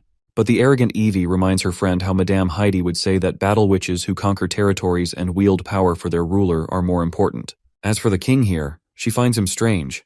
It's like he actually sees all witches as equals. She also doesn't like the fact that someone like Maggie, who can barely finish her sentences, is loved by everyone, including the king. Evie also believes that Maggie is a traitor who left Slumber Island and joined these witches. She wants to show the king her true strength so that he will acknowledge her and hold her in high regard, since she is a battle witch. She wants to show him that the gap between battle and support witches can't be closed, no matter how much evolution occurs. Now, let's switch to Maggie and Lightning. Lightning is totally fired up and wants Maggie to beat the crap out of Evie. While Maggie doesn't want to hurt her fellow witch, Lightning reminds her that if she lets Evie go this time, she won't take Maggie exploring anymore, because cowards can't become explorers. This is when Nightingale yells at Lightning for calling Maggie a coward. Cowards don't fight devils, and Maggie clearly saved Nightingale's life from them. She then turns to Maggie and explains that Roland arranged this duel to make the Bloodfang witches recognize their mistake and change their attitudes. If Maggie can defeat them, she'll be helping them learn the truth. So if she's not fighting for herself, she's protecting everyone, just like when she was fighting the devils. Maggie relaxes a little and acknowledges what her senior is saying. She even breaks into a happy smile because Roland promised her unlimited ice cream and peppered steak for a week if she wins. Just another reason for her to give it her all. The time for the duel arrives and both participants stand facing each other. Before the fight begins, Evie, out of habit, throws some nasty jabs at Maggie, telling her to surrender while she still has the chance. But Maggie isn't fazed at all. As soon as the king signals the start of the duel, Evie immediately tries to retaliate. But Maggie quickly transforms into a bird and flies off, giving Evie no chance to trap her in her cage magic. After dodging left and right, Maggie seizes an opportunity. She shifts back into her human form and fires a barrage of bullets at Evie, utterly defeating her. Suddenly, the scene transitions to Evie's past. She is running alongside a red-haired girl named Annie. After running for what feels like forever, they are eventually caught by soldiers hunting witches. But before the soldiers can act, they are obliterated by another faction. The one who just brutally slaughtered them is none other than Madame Heidi and her companions. Skyfire, one of Madame Heidi's underlings, interrogates the two girls. Annie reveals that they are both witches, but 3 others got separated from them. She wants to find them. But Skyfire makes it clear that they don't have the resources to find and rescue everyone. If those who are not powerful enough to make it here, then they are no use for Bloodfang. Not to mention, those who even end up making to Bloodfang are not guaranteed to be enrolled. Later we see that only Evie ends up joining the Bloodfang group, while her friend Annie is left behind. Annie's abilities weren't impressive, and physical strength is not enough to be classified as powerful. Evie cries and begs to stay with her friend, but Madame Heidi personally addresses her concerns. She tells Evie that Bloodfang doesn't need lambs for slaughter, it needs beasts. Then, she tells her a story. The stone wolf, the mascot of Wolfheart, is the apex predator of the mountains. A stone wolf mother commonly gives birth to 3 or 4 cubs, but not all of them survive. The mother wolf kills any cubs she can't afford to feed, ensuring the survival of the strongest. She believes that this is the only way future generations can survive. She further tells Evie that to survive in this cruel world, a witch must become a beast. Only a witch as strong as them can keep her life. They continue to drill this belief into her mind. Right then, Evie wakes up from her nightmare. When she opens her eyes, she finds Nana happily introducing herself. She's the one tending to Evie's wounds under King Roland's orders. Suddenly, Nana remembers that Evie must be hungry, so she quickly leaves to get her some food. Evie moves her limbs and realizes she isn't hurt anywhere. Reflecting on the fight, she feels deeply embarrassed, losing to some stupid pigeon of all things. To her, all these witches are nothing more than untrained lambs, living only for foolish pleasure. Meanwhile, her own struggles are written in the scars that still remain on her body. She believes Tilly's witches are the same, pleasure seekers who would barely put up any real resistance against a powerful enemy. This world belongs to the strong, where survival means preying on the weak. To live, one must become a beast and act like one. She holds Madame Heidi's teachings close to her heart, and yet, she can't stop thinking about her friend Annie, who was left behind simply because she wasn't strong enough. She remembers the times they used to share food, breaking bread together. Just then, Nana returns with some freshly baked bread, and Evie promptly takes it. She then asks Nana if she was sleep-talking earlier. Nana responds positively, claiming that she kept repeating the words, "wild beast." She asks why Evie would say something like that. After all, she isn't a wild beast. To Nana, they are all just witches. And witches, in the end, are no different from humans. Sure, witches possess supernatural abilities, but according to King Roland, they aren't all that different from mortals. Later, Evie meets Roland, wanting to know what kind of weapon Maggie had used against her. That's when Roland shows her the revolver. This thing is called a gun. It uses gunpowder to propel a fatal bullet at the enemy. However, the bullets Maggie used were specially modified so they wouldn't penetrate her body. Otherwise, she would have been dead by now. He emphasizes the importance of this weapon. He shows her a bullet, not longer than a pinky finger, but manufacturing it is an incredibly complex process. This process involves hundreds of ordinary townspeople and 3 witches, all working in strict coordination to produce them. And these witches are non-combat witches, the kind Evie has always considered useless. Perhaps they can't use their abilities to directly take down an enemy, but that doesn't mean they aren't powerful. Similarly, an ordinary human would struggle to fight a wild beast with their bare hands. Yet those who have risen to the top of the world are humans, not beasts. So, instead of calling them non-combat witches, he prefers to call them support witches. Their abilities allow them to accomplish things that would otherwise require dozens of ordinary people. As a result, humanity can easily defeat beasts, and from a certain perspective, support witches might even be more valuable than combat witches. But Evie believes that if these weapons were placed in the hands of battle witches, they could be put to far greater use. To this, the prince points out that the difference wouldn't be significant, at least not significant enough to turn the tide of a war. He asks her to imagine facing 10 ordinary combatants, each wielding the same weapon as her. In that situation, her chances of winning would be slim. His lands can currently produce 7 or 8 of these guns per day, but there is only a limited number of combat witches available. Simply having weapons isn't enough. If they wish to keep using them, they must establish massive production and logistics teams. It may be a hard truth to accept, but he reminds her once again that humans surpass beasts because they use intelligence to create and harness power that previously didn't exist. And in that context, support witches are indispensable. Magic is undoubtedly one of the greatest tools, yet she is wasting her talent. At that moment, she remembers her friend, the one who wasn't a battle witch and was left behind because of it. For the first time, she questions whether support witches can actually be useful. To this, the prince admits that magic has countless uses. Its effectiveness varies, but as long as it is used correctly, it can bring about miracles. In the afternoon, the reserves of the First Army will conduct live fire gun training. He arranges for Evie to observe. If she goes, she will witness firsthand what true power is. Later, we see Wendy scolding Agatha for skipping meals while overworking. Agatha apologizes, explaining that she was so focused on making the last batch of dinitrogen that she didn't realize it was already nighttime. She partly blames Roland for inventing light bulbs. When the factory lights are on, it feels like daytime. Regardless, Wendy places a dinner box on the table and urges her to eat before it gets cold. She also tells Agatha that if she ever feels tired, she should ask Echo to sing the Song of the Springing. The melody can lift her spirits and relieve exhaustion. More than anything, Wendy reminds her that she is part of the Witch Union, and she doesn't want any of her sisters falling ill. Agatha is touched by Wendy's concern and promises to take better care of herself. As she opens the dinner box, she notices a small jar of honey, which warms her heart even more. Wendy not only made sure she ate but even remembered her love for sweets. It reminds Agatha of tequila, where they mostly survived on fruits and grains grown by support witches. Meat was rare, and seasonings, sugar, and honey were out of the question. Even if they had a witch who could control bees, she would have been sent to the battlefield rather than assigned to produce what was considered an unnecessary luxury. She is grateful that Wendy paid attention to her small preferences. Since she can't feel the cold, she has never been particularly sensitive to warmth. But in a way, it does get chilly when she's alone. Maybe living with others isn't so bad after all. Just then, Nightingale appears, teasing Agatha about her cravings for sweets. But she's also here to deliver a message. Roland wants to see her. Agatha already knows what this is about. He probably wants to lecture her about work-life balance and convince her to go home earlier. Since she already knows what he's going to say, she tells Nightingale to inform him that she doesn't want to waste his precious time. She promises to keep his concerns in mind. However, Nightingale reveals that this isn't the only reason. Roland also wants to discuss launching an attack on the devils. That gets Agatha's attention. She opposes the idea. Killing a few thousand devils won't make them throw down their weapons and flee. The war won't end that easily, and if they act too soon, the kingdom could be in ruins before they even establish what they have envisioned. But the prince clarifies her misunderstanding. He doesn't intend to destroy the devil's camp. He wants to capture some of them alive.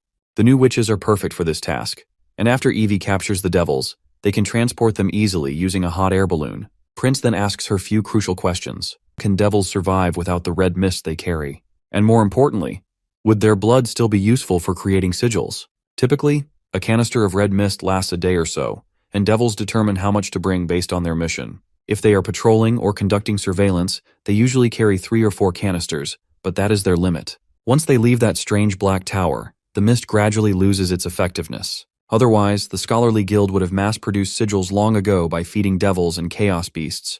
The prince understands this. If they successfully bring back a live devil, he asks Agatha if she can use it to create more sigils.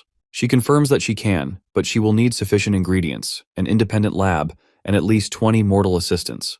The success rate for creating simple sigils is around 8%. More advanced ones require specific types of stones, materials they currently lack. She then suggests that when he goes to capture the devils, he should bring both her and Anna along. She reminds him that his witch union includes multiple high-tier witches, and when combined with his unique weapons, their overall strength is comparable to an allied divine squadron. Even if they encounter the underworld ruler, Miss Anna can activate the divine sigil twice, enough to obliterate their foes. Besides, victory over the devils is her life's mission. She will not disappoint him. King Roland then asks another question. He wants to know why she reacted so strongly to the idea of attacking the devil camp. Based on what she had told him before, he assumed she would support making the devils their first target.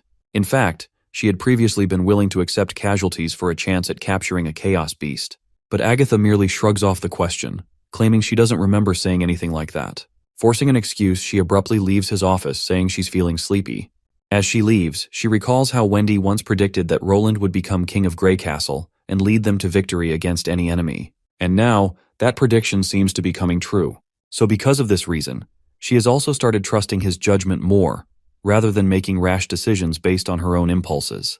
Meanwhile, we switch back to Evie, who is dealing with her own turmoil. After observing the soldiers at the training grounds, she has come to understand that metal bullets are far more powerful than the ones Maggie used.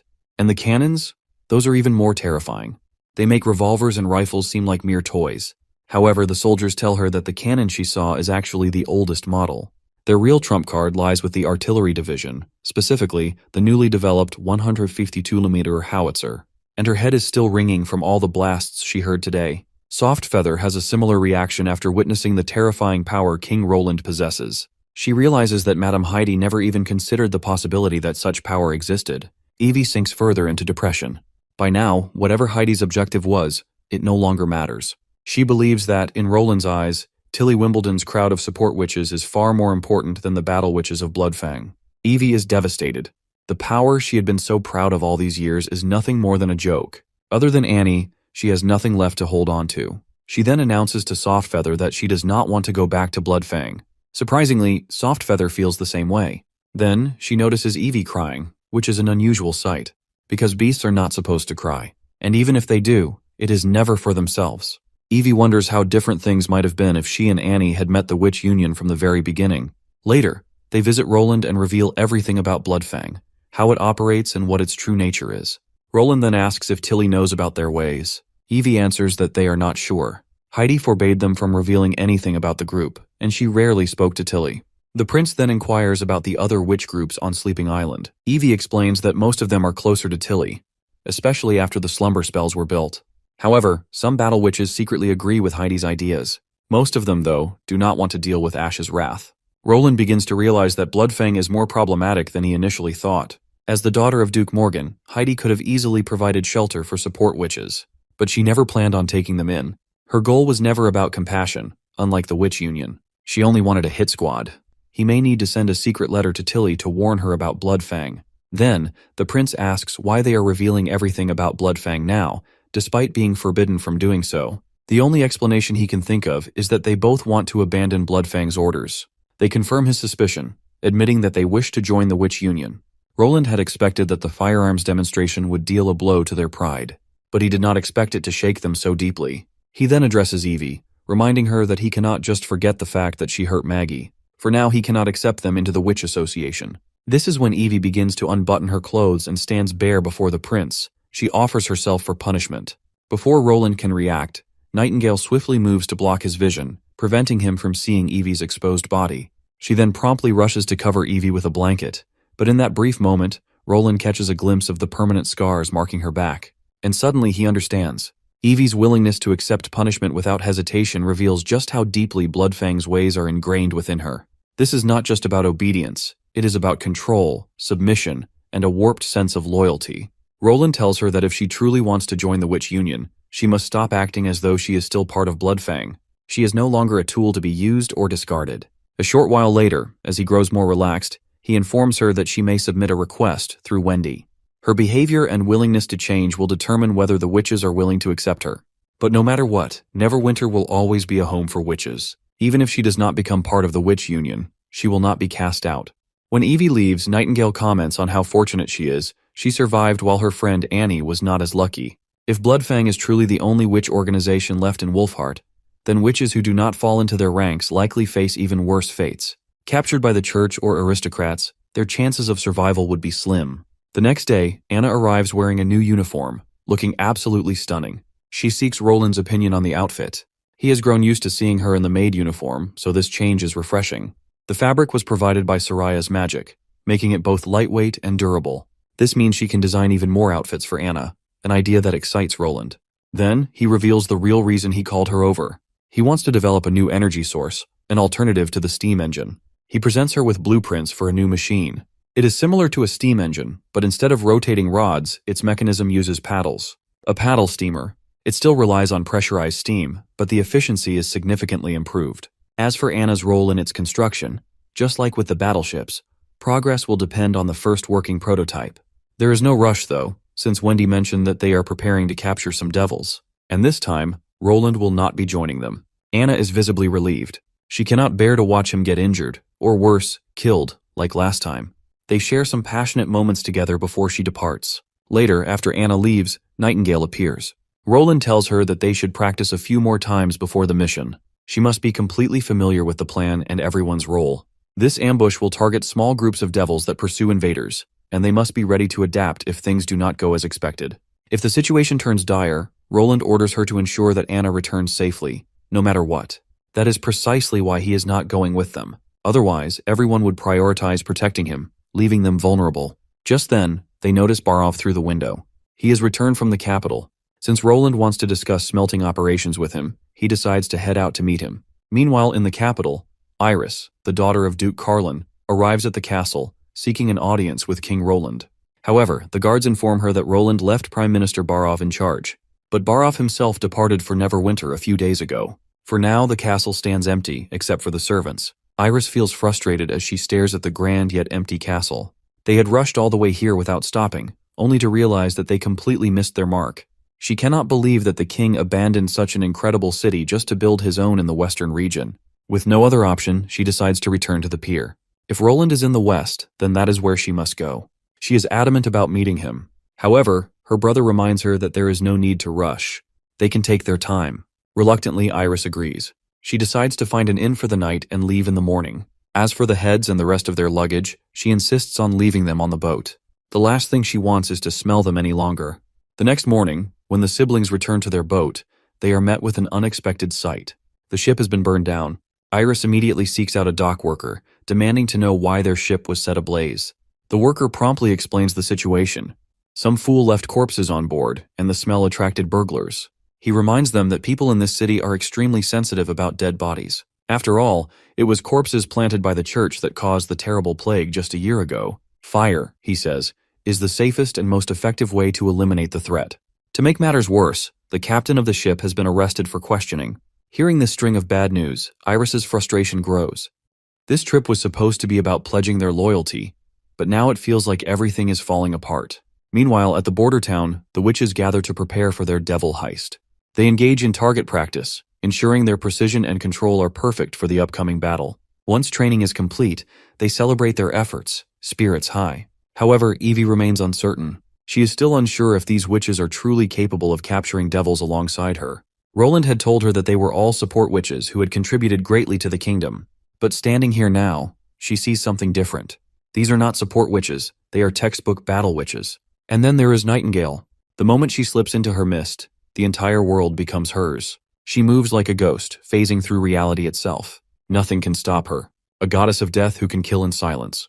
Any enemy would be struck with dread upon realizing she was coming for them. But Evie knows that even this terrifying display is nothing compared to the unimaginable existence of devils. After all, they destroyed the Witch Empire centuries ago. And now, they lurk near the western region, closer than ever before. Their plan was crafted by a 400-year-old witch who intends to study the monsters. According to their strategy, Anna is their true trump card. But is she really powerful enough to wipe out pursuing devils in an instant? Now, it is finally Anna's turn. Her task is to eliminate all the balloons floating in the sky. She activates her sigil and unleashes her power. In an instant, every balloon is obliterated at once. The sheer force of her attack is so overwhelming that even Agatha is in awe. It feels like divine punishment itself, a true hidden weapon at their disposal. Witnessing this power, even Evie is left speechless. Compared to Anna, the beasts that Bloodfang prided themselves on are no different from sheep. Roland then questions Nightingale about what she saw in Anna's attack.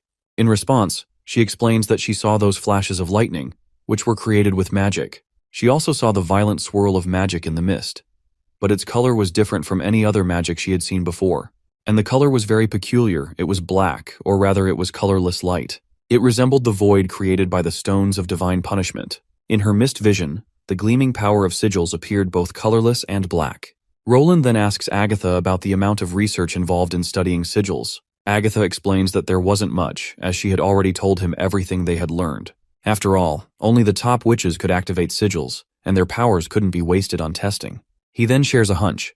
The stones of divine judgment don't actually negate magic. Instead, they might be vessels of highly concentrated magic, so much so that their magic levels are so high they cause other magic around them to stop working. Agatha then remembers that the disciples at the Scholarly Guild, who were in charge of observing magic, had clearly stated that surrounding magic stones would stop working when sigils were active near them.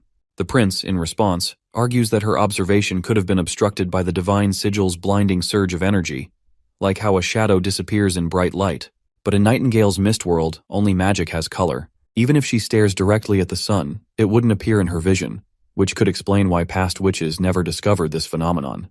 With this explanation, Agatha figures that divine sigils remain unaffected by the stones of divine punishment because their magic concentration is even higher. She then wonders if chaos beasts absorb magic from the stones to focus their direction. The prince somewhat agrees, but Agatha still isn't sure. If the lightless void is a result of an incredibly high magic concentration, then why doesn't it happen to witches? For example, Anna has activated the divine sigil twice, meaning her magic levels should be higher than a stone's. But her black fire is still affected by the stone's negation, and she herself doesn't negate magic. That doesn't make sense. She also notes another strange thing. Why do magic stones need to be charged with magic to activate? She remembers her teacher once believed that only life could be a vessel for magic. Lifeless materials were abandoned by magic, and the properties of witch and devil blood were proof of that. The prince doesn't mind proving this hypothesis wrong, but he points out that magic stones aren't much different from regular gemstones, unless they're infused with external magic or formed into a sigil. There has to be a connection within all this, something he might be overlooking. For now, Agatha decides to set this mystery aside. They may figure it out as they create more sigils in the future. Right now, they need to focus on Operation Melting Point, the mission to capture the devils. The time for the mission finally arrives, and before Anna departs, she and Prince Roland share a romantic moment together. But suddenly, Lightning and Maggie butt in, completely ruining the sweet time the couple was having. All because they want Roland's attention too. Seeing this, Agatha can't help but notice how this is just a simple devil hunt, yet Prince Roland seems so deeply caring for Anna and the others. Anyhow, the ship finally sets sail, and as the prince waves them off, Nightingale suddenly pops out of her mist, steals a quick smooch of her own, and vanishes, promising that she'll be back soon enough. With that, the ship leaves, and King Roland is left hoping everything goes well. For this operation, the team has hot air balloons along with 2 fully equipped ships carrying soldiers as a safety measure. The steamboat is much slower than the hot air balloons, so they need about 2 days just to reach the end of the Redwater River. They only have 2 ships with them, both stacked with the First Army's best veterans, with Captain Brian leading the charge. One of the ships will remain on standby near the beach, about 2 to 3 miles away from the operation site. They won't participate directly in the hunt unless something goes wrong and suppression is needed. The hot air balloon doesn't have to fly very high this time. As long as they get around the snowy mountain, Sylvie should be able to spot the tower's eye monster. According to Agatha, anyone who notices the eye monster will immediately be located by the devils. As they lower their balloon's altitude, Lightning asks Sylvie if she can see anything. Sylvie replies that she needs to get closer, otherwise she won't last for very long. Wendy promptly uses her wind magic to push the balloon a little lower, and once the balloon is right over the red mist, Sylvie activates her abilities again. Almost instantly, she feels as if countless monsters are staring back at her, shocking the hell out of her. She quickly reports that she has managed to grab their attention. The devils are coming. Without hesitation, Sylvie hops out of the balloon and onto Maggie's back. Meanwhile, Lightning makes sure to carry Wendy as they head toward the ambush spot, leaving the balloon deserted in the air. Sylvie spots 5 silhouettes, 4 flying beasts, and about the 5th one, she's not sure what it is. If there are 5 of them, it's more than what Agatha had predicted, but it's still doable. They can carry out the mission. But then, Sylvie notices something strange. These devils look different from the regular ones they've seen before. This is unexpected. While they had considered the possibility of new developments, they're not sure if they should continue or abort the mission. Once they reach the forest, Lightning orders them to head to the rendezvous point while she goes to destroy the balloon. But just as Lightning is about to fly off, Sylvie suddenly calls out for her to stop. But Maggie quickly reminds Sylvie that it was Roland who told them to destroy the balloon if enemies chased after it. Wendy also agrees that they should regroup with the First Army to minimize unnecessary risks. However, Sylvie urgently reports that some of these devils don't look the same. They aren't just fighting against normal devils. She wants to warn everyone before they engage. Meanwhile, Lightning zooms through the sky and finally reaches the balloon, which is being pursued by the devils. Without wasting time, she detonates the bomb and dashes away. The explosion goes off, taking down one of the devils while the others are caught in the blast, tasting fire. Feeling proud of herself, Lightning mocks the feeble monsters for getting tricked so easily. Then, picking up speed again, she dashes off toward her next goal, luring them into Miss Leaf's forest. She's confident that the thick overgrowth of vines and thorns will become their worst nightmare. But judging by how these guys look like Dark Souls monsters, this devil hunt probably won't be as easy as they thought. Meanwhile, Sylvie reports to everyone about the strange devils she just saw. It seems like Agatha already knows about them. She explains that while those robed devils are fearsome and incredibly terrifying to mortals, witches don't need to fear them, so long as they avoid eye contact. Their eyes are hidden beneath scars on their faces that resemble scorch marks. Sylvie then brings up the armored devil, the one flying without the help of a dragon monster. She wonders if it could be an underworld ruler. Agatha quickly assures her that it's not. If her memory serves her right, she believes it's most likely a high-tier devil. The Alliance knows very little about them, but she does know that they have multiple abilities. They are humanoid but much larger. High-tier devils are incredibly powerful, both in strength and magic. It's been rumored that only witches stronger than Transcendents can rival them. Hearing this, Sylvie panics again as they don't have anyone stronger than a Transcendent. She immediately decides to tell Leaf to stop everything and retreat to the First Army. Agatha then explains that the armored devil can fly because it has a flight stone. If the team only consisted of Lightning and Maggie, they might be able to escape. But the rest of them wouldn't survive once they left Leaf's protection. She has never seen a high-tier devil in person before, but she's heard from Lady Alice that total concentration is necessary when fighting them. Even a tiny mistake could cost them their lives. So Agatha directly calls the others and announces that they are changing the operation. She orders all witches to switch to Plan B, abandon the capture, and use the Divine Sigil to wipe out all enemies. Nightingale must keep an eye on the armored devil, and Anna must strike the moment an opportunity appears, no hesitation allowed. Sylvie, however, can't help but have doubts. Can they really defeat something like that? Agatha assures her that high-tier devils rarely appear alone, and if it has 2 fearsome devils as support, they may win. Turning their backs and running would only lead to death. Full retaliation was their only option. Lightning reports that the enemies have arrived. Sylvie follows up, confirming that the armored devil hasn't landed yet. It's still chasing after Lightning. Meanwhile, the rest of the devils have parked their mounts outside the forest and are now giving chase as well. That's when Sylvie notices something strange. There are only 4 devils. One is missing. Agatha and Maggie decide to stick to the plan and eliminate the devil's steeds first. Maggie quickly lures the dumb monsters in with her charm, and Agatha ambushes them. Together, they take down 2 of the creatures in an instant. Only 1 flying monster remains. Agatha wastes no time, using her ice magic to freeze it mid-air. Maggie follows up with a powerful strike, shattering the frozen beast into pieces. Meanwhile, we switch to Nightingale and Anna. Hearing about the change in plans, Nightingale feels disappointed. Evie's ability is no longer needed, which makes her a little sad. Now, it's her job to create an opening for Anna to activate the Divine Sigil and obliterate the enemies. She recalls Roland's words, his wish for her to protect Anna at all costs. Stealing her resolve, she prepares to fulfill her promise to the king.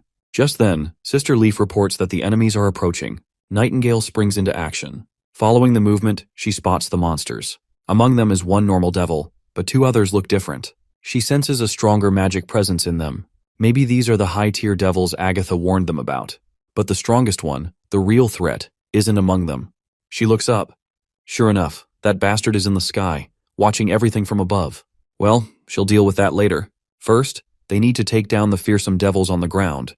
These are the ones that terrorize their victims through sheer presence alone. With precise aim, she takes down one of them. Sister Leaf doesn't hesitate and eliminates the second. Then, working together, Anna and Nightingale finish off the remaining devils. Now only the high-tier devil remains. Lightning suddenly yells for them to watch out. The monster has just thrown a giant black sword straight at them. Nightingale immediately activates her mist magic to evade, but it doesn't work. Her magic is nullified in an instant. This confirms it, the high-tier devil has the ability to disrupt magic. Before they can react, he throws another sword. Anna steps forward.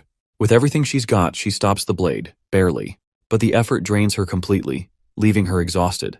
Then, something even stranger happens. A blinding light fills the air. Lightning and the others spot the source. It's coming from the devil. For a brief moment, Nightingale wonders if he's using the divine sigil. But no, this is his own ability. The bastard comes crashing down, unleashing a terrifying force. The shockwave sends lightning tumbling through the air. Leaf also gets caught in the devastating blast. Then, the devil turns his attention to Nightingale and attacks. Her mist begins to crack. Sister Leaf, already weakened from the previous attack, takes another hit. Evie and Sister Leaf lose their balance. They fall from their safe position.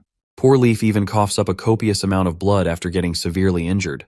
The high-tier devil is standing right in front of Anna and Sister Leaf, so Nightingale quickly hops out of her hiding spot and starts throwing a barrage of bullets. But those bullets are useless against the devil's sturdy armor, and he just keeps blocking them with his sword. Since she can't shoot through, she decides to go for a direct stab to the head, aiming to fracture its mist canisters. But the bastard quickly swings his giant sword, refusing to let Nightingale get any closer. The back and forth continues until Nightingale finally gets an opening. She strikes the bastard's head, only for her knife to shatter into pieces on impact. The bastard actually has a magic barrier surrounding its body. Then the bastard starts charging energy in his palm, preparing to throw it at Nightingale. The energy he exudes completely nullifies her magic, and before she can react, he strikes her hard in the stomach with his sword. That single hit nearly obliterates one of her sides. The bastard raises his sword in the air, ready to finish her off, but before he can, Evie uses her magic and completely traps him. But it's clear Evie is struggling. The bastard is just too powerful, and he's already resisting. Nightingale tells her to just slam him into the ground, and before the bastard can break free, Anna steps in, prepared to unleash the power of the sigil. That terrifying force is enough to leave the monster in shambles. He can't silence abilities anymore, so Nightingale seizes the chance, grabs Evie, and they quickly escape. Meanwhile, Anna gives it everything she's got, unleashing her full power against the bastard. Eventually, she's completely exhausted. The worst part is that even though the devil is brutally wounded, he's still standing. He just tanked the sigil's attack and braved through it. Nightingale starts feeling the toll of the battle. Anna is out of commission. Leaf is drained, and lightning is nowhere to be seen. That's when Evie steps forward, dagger in hand, ready to fight the monster. Her powers are almost depleted, but she's still a combat witch. Just then, Agatha and Maggie arrive. Maggie swoops in, crashing right onto the bastard. But the damn thing just nullifies Maggie's magic and tosses her away like a rag doll. Seeing this, Agatha realizes it's a magic slayer. She then quickly uses her ice magic, freezing the bastard's feet and rendering him immobile. Nightingale and Maggie quickly pull out their revolvers and start firing. But once again, the monster counters with another magic attack, sending Agatha staggering. He finally breaks free from the ice that was restraining him. But before he can do anything else, Sister Leaf steps up. She uses the sigil herself and launches a devastating attack that completely stuns the monster.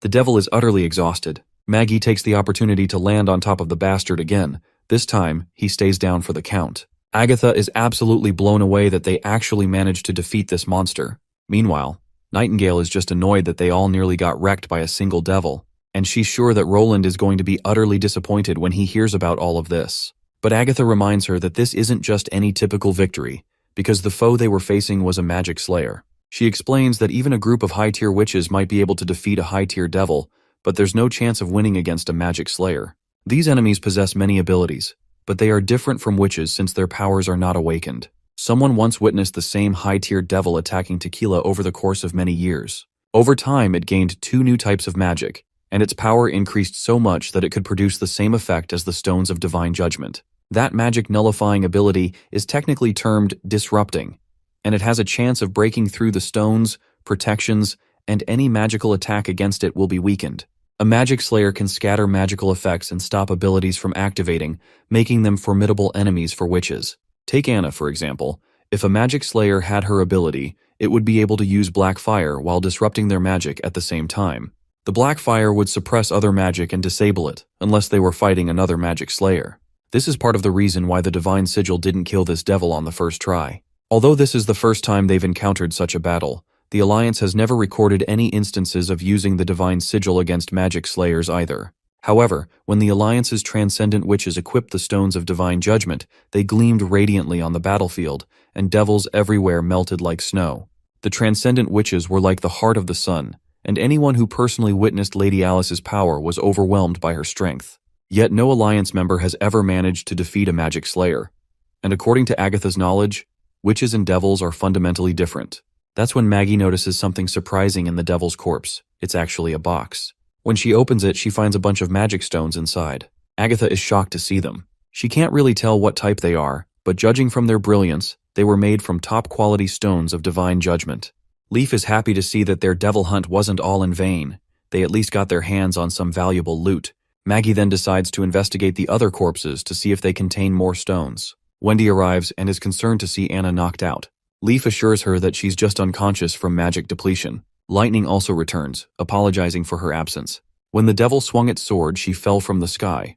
But Nightingale is just happy that she's safe and gives her a little pat. Brian also joins the scene, and is stunned at the sight of the terrifying devil corpses. Nightingale then orders Brian to have his soldiers sweep the forest and bring back all the corpses, including every piece of armor, clothing, and weapon they can find. While their plan to capture a live devil has failed, the least they can do is gather the remains and bring them to Roland. Speaking of live devils, Lightning remembers the one that got caught in the explosion and fell into the water. If devils can swim, then it must still be alive. Eventually, they manage to find a living one. All the human soldiers eye the creature closely, as they have never seen anything like it before. Nightingale, on the other hand, meets Agatha outside and expresses her relief at capturing a live devil in such an unexpected way. They were incredibly lucky. Agatha is just glad that they suffered no casualties, but she is disappointed in herself for underestimating the enemy during this operation. Nightingale reassures her, saying the unexpected presence of that high-tier devil wasn't her fault. No one could have predicted it would appear in a place like this. But Agatha states that this is what concerns her the most. High-tier devils typically hide behind large armies, and they never act alone. There weren't many of them around either. She had thought they would only see one when the Red Moon arrived, but after seeing these magic stones, she isn't so sure anymore. The stones they retrieved were of such high quality. The Alliance has killed thousands of fearsome devils. And if magic stones were so easy to obtain, the Scholarly Guild wouldn't have such trouble finding chaos beasts to cultivate stones. So why did these devils they just hunted carry so many high-quality stones? Could it be that they never stopped magic stone production in the past 4 centuries? She is also uncertain about the lifespan, growth cycle, and reproduction of devils, so she has no clue how they might have developed over the years. If the enemy is gathering numerous stones, does that mean they have more high-tier devils? She hopes they find the answer before it's too late. The scene transitions to Iris, who has finally made it to Neverwinter City, or rather, Border Town, where she is ready to meet King Roland. After seeing how massive the city is and how bustling the streets are, she can't help but marvel at how Roland united the western region into one city. The growth in population and commerce has even surpassed the former capital. She vividly recalls how the fourth prince was notorious for his scandals and neglect of studies. She then instructs her brother Carl to send a message to Roland announcing their arrival. She specifically tells him not to mention her as his sister. He will be representing and handling the meeting. Soon enough, Roland receives Carl's message and learns that the northern region has surrendered. Carl Candle, representing the northern region as Duke Carlin's son, has come to deliver the news. Later, Roland meets Carl and Iris. Carl speaks on behalf of his house, bringing good news. Holmes and Lista have been dealt with because they were treacherously supporting Timothy. Meanwhile, Roland's eyes remain fixed on Iris, while she is Carl's supposed assistant, but something about her presence feels more commanding than Carl's. Carl, on the other hand, continues that they hadn't expected Roland to return to the western region so soon. They had wanted to present the severed heads of Holmes and Lista as evidence, but the heads rotted away during the trip. Roland is surprised that Duke Carlin killed the 2 dukes outright. This makes him believe that Carlin's loyalty is stronger than he initially thought. If Carlin is sending the heads of 2 dukes as a pledge, it must mean he is struggling to gain the support of northern aristocrats again. At the very least, the possibility of rebellion in the northern region has greatly diminished, so Roland is somewhat relieved to hear this. Baroff then fills Roland in that the Stallion Holmes and Snowfox Lista families are founding families of the northern region, even more famous than the 5 great families of the western region. However, the Candle family is not well known, and if he remembers correctly, they only appeared within the past 50 years. To think that Timothy would choose Carlin Candle as the northern region's ruler is shocking. Even if it was to keep the 2 powerful families in check, it must have been difficult for Carlin, and the other families likely weren't happy about it either. That means it's unlikely Karl is lying. This concerns the pride of aristocrats. Barov is certain that if Roland accepts their loyalty, even if they are lying, the northern region will fight among themselves first. Roland finally comes to terms. First, he expresses his thanks to Duke Carlin. Protecting the royal castle's pride is the responsibility of every aristocrat, and Carlin Candle did an excellent job. Second, the two dukes got what was coming to them, and the kingdom will not pursue Duke Carlin for this matter. Karl is pleased to hear this. The Candle family is more than ready to seize this opportunity to serve King Roland. Roland reminds them that Duke Carlin will have to abide by Grey Castle's new laws, which Karl is unaware of, so the king begins to elaborate. The new order dictates the dissolution of all aristocratic positions, and the class system will cease to exist. In other words, Grey Castle will have only one ruler, the king. Before Karl can panic, Roland reassures him that aristocrats will remain aristocrats. Their privileged lives will not be disrupted, and they will even have opportunities to reach new heights. These laws have already been enacted in Longsong Fortress, and the book that Barov hands them contains a detailed record of these changes. The book also includes real-life stories and examples to make the information more comprehensible. While it may seem that the aristocrats are losing privileges, in reality, they are being freed from the limitations of their territories. Instead of being confined to their lands, they will have the opportunity to operate across the entire kingdom, or even the whole continent. Roland assures them that everything will be fine and that they can relay this to Duke Carlin later. In the meantime, they are welcome to stay in Neverwinter City and enjoy its unique scenery. Roland is confident that Karl will grow to like this place. Karl, caught off guard by this out-of-syllabus contents, for which he was not prepared to respond. So he glances at his sister, silently seeking support. Eventually, his sister discreetly pats his back, offering him some reassurance. Gathering himself, Karl expresses interest in seeing the various inventions that King Roland has developed so far. After this exhausting meeting, Roland reflects on the situation. He recognizes Duke Carlin's intelligence in sending his own son as a messenger. Not wanting to waste this opportunity, Roland resolves to make the most of it.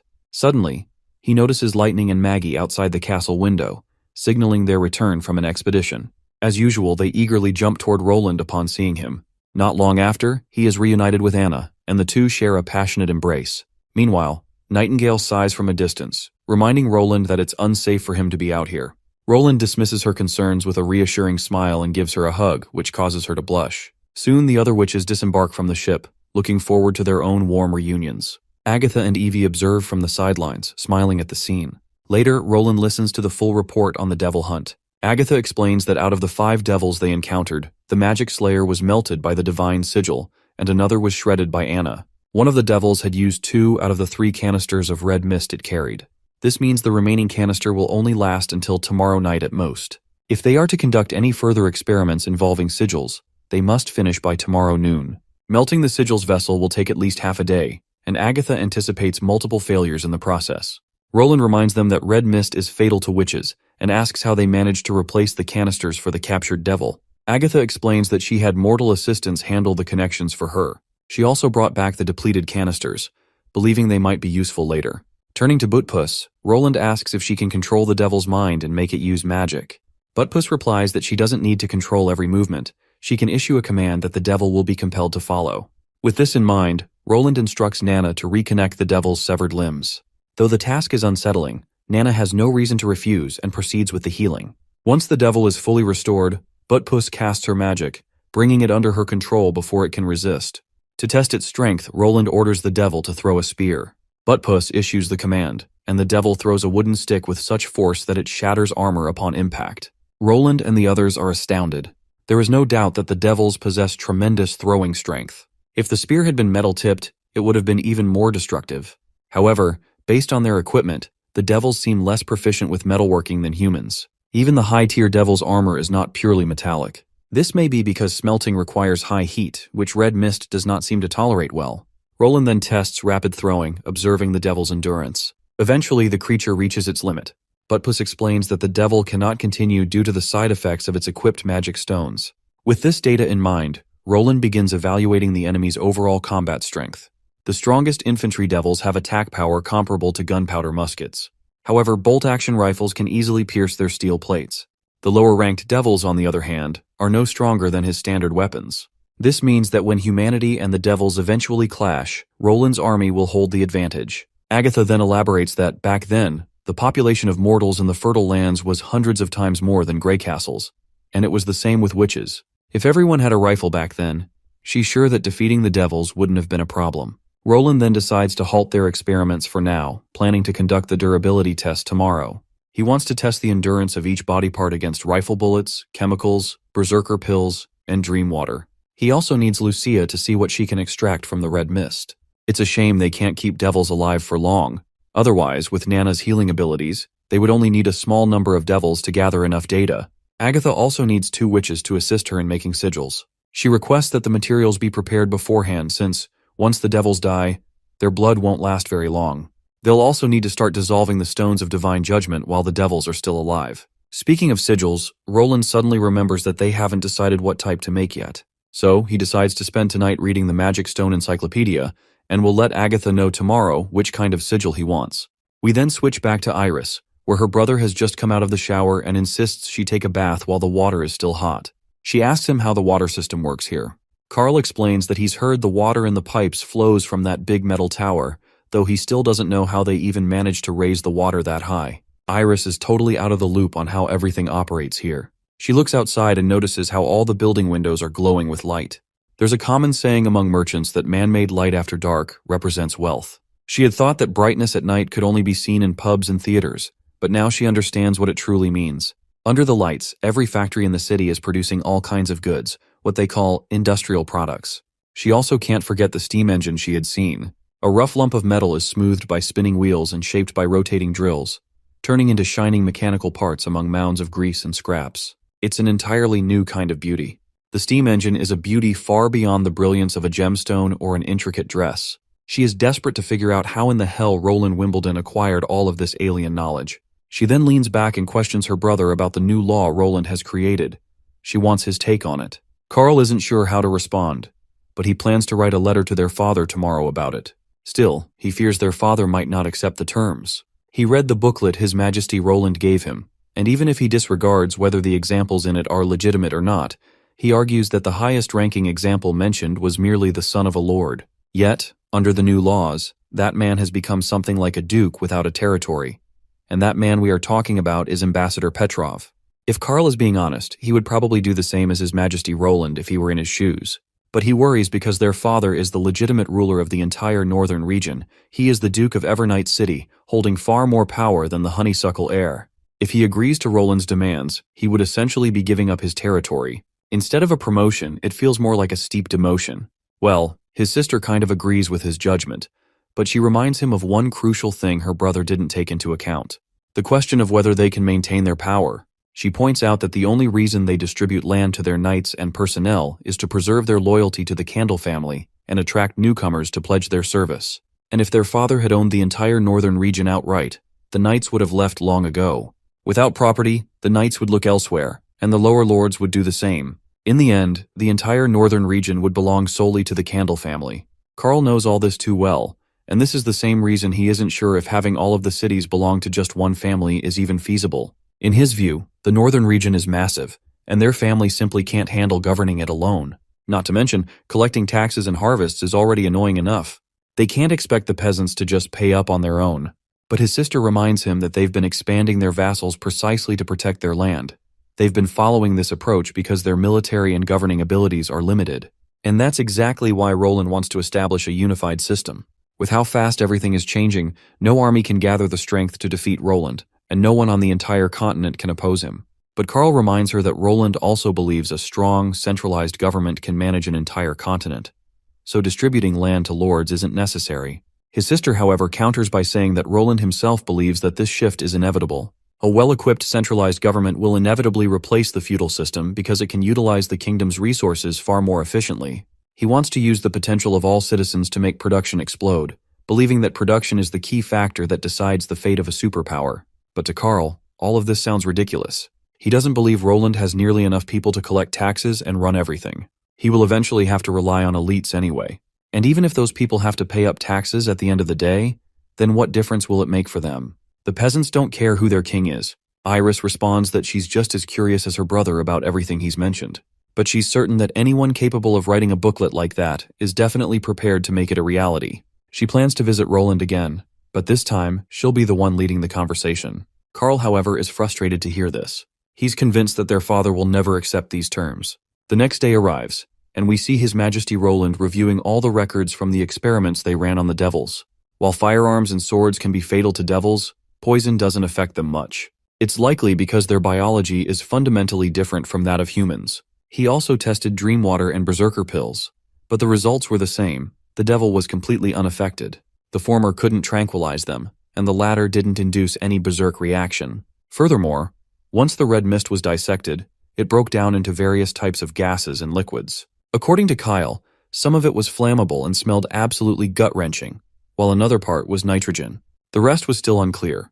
However, those components weren't necessary for the devil's survival. The key lies in the mist's enchantment and understanding why the red mist expires. Also, when the temperature rises to 300 degrees, the red mist starts to separate rapidly. At 800 degrees, it even begins to burn. It seems that fire is a decent weapon against devils, on top of traditional firearms. Just then, an officer reports to Roland that the Northern Region's ambassador wishes to see him. Roland is a bit surprised that they're ready to talk after just a day, but he's prepared to meet them. If they don't recognize his law, he's already planning to force them to stay. Later, Iris finally introduces herself as Iris Candle, the Duke of Evernight's eldest daughter and Carl's sister. She apologizes for not introducing herself previously, explaining that her brother probably forgot to do so. Roland immediately figures that she must be the real ambassador, and Iris doesn't hesitate to admit it, further claiming that her father has given her full authority over this trip, along with his official approval seal. The prince is quite intrigued to finally meet her. In this age, it's incredibly rare for a woman to be an ambassador, let alone someone so young and attractive. Given her impeccable etiquette, he can tell that this isn't the first time she has met someone of higher authority. He also realizes that she hid her identity to avoid attention during negotiations. It wasn't really deception, more like a playful tactic often used by elites. Since she is here on behalf of her father, the prince finally asks if she has made up her mind. Before giving a direct answer, she first wants to ask a few questions and clarify some things. She recalls that he mentioned how the aristocratic system would be eliminated due to the growth of central power. But without the elite's help, she wants to know how he plans to ensure that the kingdom will still be managed efficiently. Majesty Roland is intrigued by her willingness to debate, and her question is an interesting one. He's more than ready to respond, so he tells her that he will ensure the kingdom is managed efficiently through the power of the people and the development of technology. She then follows up with another question, inquiring if he is talking about normal citizens. He confirms that he is indeed talking about citizens. Essentially, the city hall will hire, train, and equip a governing team. Their qualifications won't be based on wealth or status, because it doesn't matter whether they were aristocrats or not. She then challenges him again. How will he prevent governing officers from neglecting their duties when stationed far from the capital? Once Grey Castle is fully unified, how will commerce be regulated across different regions? And can high production really be a standard to measure the efficiency of legislation? Roland smirks and elaborates on everything. Once he's done explaining, she appreciates his answers. She hadn't expected him to be so thorough. She's also impressed that the rulebook he wrote doesn't lack context either. Once again, Roland finds himself fascinated by how sharp she is. While he isn't the most well-versed in politics, he feels that's the most he can tell her on the subject. She then moves on to another topic. She wants steam engine equipment to be produced in the northern region. But the prince reminds her that he doesn't have enough personnel for that. Most importantly, replicating the technology would be difficult since the process requires the input of witches. After discussing all these matters, she is still curious about one particular thing. She doesn't quite understand why he is rushing to reunite Grey Castle, especially when he could just wait 10 years or so and easily conquer any region. In order to answer her question, Roland invites Iris to follow him. He assures her that she will understand soon enough. Eventually, he takes her to the experimental lab, where the devil lies restrained on a table. He explains to her that the foreign creature before her is a devil. They originate from beyond the northern mountains, and they pose the greatest threat humanity has ever faced. The war between humans and devils isn't about wealth or territory. It's a battle for survival. The losing side will be completely wiped out. This truth has been buried and censored by the church for centuries. In reality, this war stretches back millennia and was once known as the Divine War. Seeing the undeniable evidence before her, Iris is forced to acknowledge his words. Roland suggests continuing the discussion at the guest house. With that, they both leave the lab, leaving Agatha behind to continue her experiments. Not long after, Anna and Nana arrive. They are here to assist Agatha in accelerating the process of creating sigils. Their goal is to craft 4 listening sigils, 1 screeching sigil, and 1 observing sigil. Agatha recalls how, back in the days of the Scholarly Guild, it would have been considered a complete waste to use high-quality stones of divine judgment from magic slayers to create something as basic as screeching and observing sigils. But with Roland's powerful artillery, combat sigils are no longer as essential as they once were. As Agatha continues her work, Anna asks if the quality of a sigil depends on the ingredients used. Agatha confirms that it does. The primary determining factors are the Stone of Divine Judgment and magic-infused blood. The Scholarly Guild once believed that magic alters the body in every aspect, and a high-tier witch's body contains far more magic than that of a normal witch. This difference becomes even more pronounced with those who surpass the transcendent level. To forge an excellent sigil, one requires the blood of powerful devils and the highest quality stones of divine judgment. For example, Lady Alice's sigil of divine judgment was created on the battlefield, using the blood of a dying magic slayer. Hearing this, Anna wonders if the same result can be achieved by combining witch blood with the stones instead. Agatha responds with no. The stones do not melt like wax, and the reaction is not as strong. When mixed with witch blood, the liquid becomes watery and clear. However, when mixed with devil blood, the liquid hardens like rock. Since the process of crafting a sigil is similar to smelting metal, the magic stone must be placed before the liquid solidifies. At the same time, they must complete a key step, connecting the magic veins. The veins are similar to those found in plants. The Scholarly Guild believed that only living beings could harness magic. Without this crucial step, the magic stone remains nothing more than an isolated object, incapable of channeling true power. Anna hesitates for a moment before asking, does this mean that devil blood can grant ordinary elements life? Agatha does not hesitate to reveal the harsh truth. Not only do they require devils, but they also require witches. Of course, this revelation shocks both Anna and Nana. Agatha further continues to reveal that the Scholarly Guild discovered this secret by accident. When witch blood is mixed with devil blood, a unique effect occurs.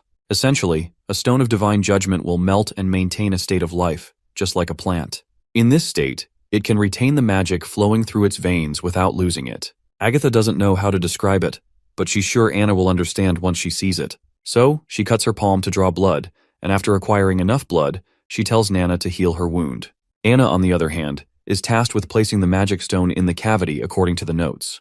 The reason Agatha chose these two for assistance is obvious. While Nana can help her through the pain, Anna is the most educated witch in the Union, making her perfect for inheriting this practice. If King Roland hadn't given Agatha hope of defeating the devils, she would have buried the method of creating sigils forever. Mixing witch and devil blood was a truth even the Alliance found difficult to accept. That controversy was incredibly detrimental to the Divine War. Consequently, the crafting process was the Scholarly Guild's closely guarded secret, and that's exactly why she doesn't want Roland to observe it. The next process involves pouring the blood. Afterward, Agatha works her magic, and once the blood and stone mix together, it feels like the fluid is coming alive, a sign that their experiment is succeeding. Next, they'll have to cut it open and seal it again with a sheet of silver. The last step differs with each type of sigil. For example, the screeching sigil can't be cut, so it must be used as a whole. Anna is worried about what happens if the process fails. Agatha reassures her that failure is always a possibility. However, the solution is quite simple. They just need to extract the magic stone and start over. The problem is that it's going to consume more blood. This is why devil blood was more valuable than witches in tequila. It doesn't really matter if witch blood is spilled during experimentation, but wasting devil blood was punishable. Now it's time for the next sigil, and this time, Anna volunteers to donate her blood. She reminds Agatha that while Nana can heal cuts, she can't replenish blood. Roland also warned that blood loss can cause nausea and even fainting, so they can't risk too much experimentation if Agatha spills too much blood. The best method for recovery is to rest for 2 days before resuming practice and production, but a diet of porridge and liver speeds up the process. Agatha is taken aback to hear this, as those are the exact words she once heard from Roland. Anna further mentions that since she's supposed to inherit Agatha's crafting methods, she will take charge of producing the next 2 sigils. Agatha smiles and hands over the responsibility to her. Later, Iris meets with Roland again, discussing the upcoming divine war against the devils. She's having a hard time digesting the sheer amount of information. She wants to know if the devils are really as strong as His Majesty claims. Roland confirms it without a doubt. They possess both immense strength and overwhelming numbers. To give her perspective, he reminds her that while his armies can easily defeat Timothy's knight squadrons, he isn't as confident when it comes to devils. After all, the devils have been hiding in the northwest of the Dawn continent for the past 400 years, and unlike the witches, they never had to start over. Most importantly, negotiation isn't an option in this war. It will only end when one side is completely exterminated. Iris questions if Roland intends to announce this information to the public. Roland admits that while it's inevitable, he won't disclose it yet. He has no way of knowing how people will react to the existence of such cruel and terrifying monsters, and building trust takes time. Iris agrees. understanding that panic can be more dangerous than any enemy. She has one last question. How long do they have until the next divine war? Roland explains that they have 5 years or less. No one knows exactly when the Red Moon will descend. All he can say is that war could break out at any time, so he can't unify Grey Castle at a slow pace. Since that's the case, Iris declares that she is willing to follow Roland's orders without hesitation. She formally states that the Candle family will adhere to His Majesty's laws without resistance, and Roland's decree will be the only voice that echoes through the northern region. She also hopes that his promises to establish steam engine factories in the north will materialize soon. Then, she proposes something drastic. She's willing to leave Carl behind so her father will have no choice but to agree. However, Roland believes that if she leaves her brother as a hostage, Duke Carlin will see it as a threat. Of course, Iris has already considered this as well. Later, as Roland sits alone lost in thought, he can't help but notice how radiant Iris is. Her ideas are progressive, and she's rather adaptable. If the entire northern region truly serves him as she promised, then his controlled territory will practically double in size. After all, nothing is sweeter than population and resources. With this, pressure will mount on the remaining aristocrats in the eastern region, and if all goes well, he may finish unification before the months of demons arrive. His thoughts are interrupted when Agatha enters his office, carrying a box full of sigils. She explains that they failed twice in the first batch, and Anna also participated. Agatha then reminds him that if she's going to continue making sigils, she requests an independent and spacious laboratory instead of a shack that's shabbier than a horse stable. We then shift our attention to these sigils. There are different types of sigils, each designed to mimic basic functions of a phone. The listening sigil provides long-distance communication. The screeching sigil emits a piercing scream when it detects magic energy, an effective prevention measure against enemy raids. As for the observing sigil, it will assist Thunder in his explorations. Speaking of Thunder, Roland mentions how he wasn't able to join the crew on their voyage, so he couldn't witness the incredible sea line. He's feeling bummed about it. The scene transitions to Thunder and his crew sailing through the sea. The fog is dense around them, so he instructs his crew to roll up the sails and move slowly while keeping their eyes and ears open. They're getting close to their destination. Margaret and Molly are also present on the boat. They are all here on the mission to find another witch, Joan. She's actually a mermaid. Margaret last saw her 10 years ago. Back then, Joan's legs transformed into a fishtail. However, a decade has passed, and Margaret doesn't know what Joan is like now. Camellia, another witch on board, hears Margaret's description and comments that this sounds like a summoning ability. It's not surprising that Joan can transform into an aquatic creature. If she's been living in the ocean all this time, then her awakening day wouldn't have been dangerous. She's likely been passively using her magic power to maintain her form. But Camellia isn't sure if they'll find Joan there after all these years. Thunder, however, is confident. His intel has never been wrong. Ever since he learned Joan was a witch, he has been watching this place. Her song is the symbol of Wavesnow Island, and some merchants even tried to take her voice for themselves. Camellia asks if Thunder ever tried stopping them. He responds that a sailing accident stopped them, and he promises that none of them will ever think of capturing her again. Suddenly, one of the men in the watchtower reports that he hears the song. Thunder immediately silences the crew. As the melodies fill the air, Thunder quickly orders the anchors dropped. He and a group of witches board a rowboat to meet her. Thunder is certain that she remains hidden out of fear of being caught. He explains that endangered ships typically only hear her song, and few have ever seen her in person. This is why he anchored the ship in order to draw her in while they approach her with the rowboat. Finally, they spot her, and Joan notices them in return. Margaret quickly introduces herself, but Joan, timid and overwhelmed, mumbles incomprehensibly. Thunder realizes that Joan may have forgotten how to speak. He turns to Camilla, who uses her magic to bridge their communication. Suddenly, Margaret is able to understand Joan's words. Margaret begins the conversation by expressing her gratitude for saving her back then, and she is once again to ask for Joan's help. Joan remembers Margaret well. They used to spend a great deal of time together. In order to make her comfortable, Margaret praises the incredible powers of witches. She points out that even their conversation is possible only because of Camilla, a fellow witch, who can connect hearts and minds. However, Joan remains wary of the sailors, as they have always sought to capture witches. Margaret assures her that the church has been eradicated. Witches have now settled in the bay, where Slumber Island has become a sanctuary, a town built by witches, for witches. Joan is free to join them. As the conversation continues, Thunder grows more curious about what they are talking about. Suddenly, Joan retreats into the water. Seeing this, Thunder immediately turns to Margaret, in order to question her how the conversation went. Margaret delivers the good news that Joan has agreed to her request. The scene transitions to Dawn Capital, where Yorko rides in a carriage alongside a refined woman. She asks his thoughts on the city. Yorko admits that Dawn Capital is indeed a city of merchants. Even the city ruler supports the free market. If this were Grey Castle, such unrestricted trade would be shut down by patrol guards. Perhaps only the Bay could compare. Miss Denise then reveals an interesting tidbit. The capital's goods fall into two categories: practical items such as glassware, mirrors, perfumes, and high-quality fabrics, and unique or peculiar items, which have no fixed price and are valued based on the buyer's preference. Every weekend, the city's auction house opens, with entrance requirements that vary depending on the items being sold. She offers to take Yorko to the most exclusive auctions if he is interested. However, she mentions that slave trading has taken over the two businesses she just mentioned. Yorko remarks that slave trading is nothing new, but Denise clarifies that this is an expansion of an already existing industry. The easiest businesses are always the most popular. Since the church's invasion of Wolfheart, hundreds of thousands of refugees have fled. If one feeds and shelters them, they can be gathered and sold for profit. Though she personally dislikes the idea of trading people, especially women, Yorko reassures her not to dwell on it if it upsets her. The most profitable ventures often carry great risks.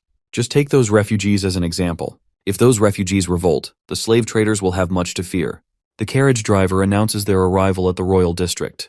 Yorko parts ways with Denise, relieved to be free of her company. She is a married woman, and if her husband had seen them together, Yorko fears the consequences. His assigned guard, Fox, approaches, inquiring about his conversation with the lady inside the carriage. Yorko brushes him off, claiming they only discussed business. Fox was personally assigned to Yorko by Roland, and it is clear that Yorko does not like him in the least. Regardless, Fox inquires what is the next step.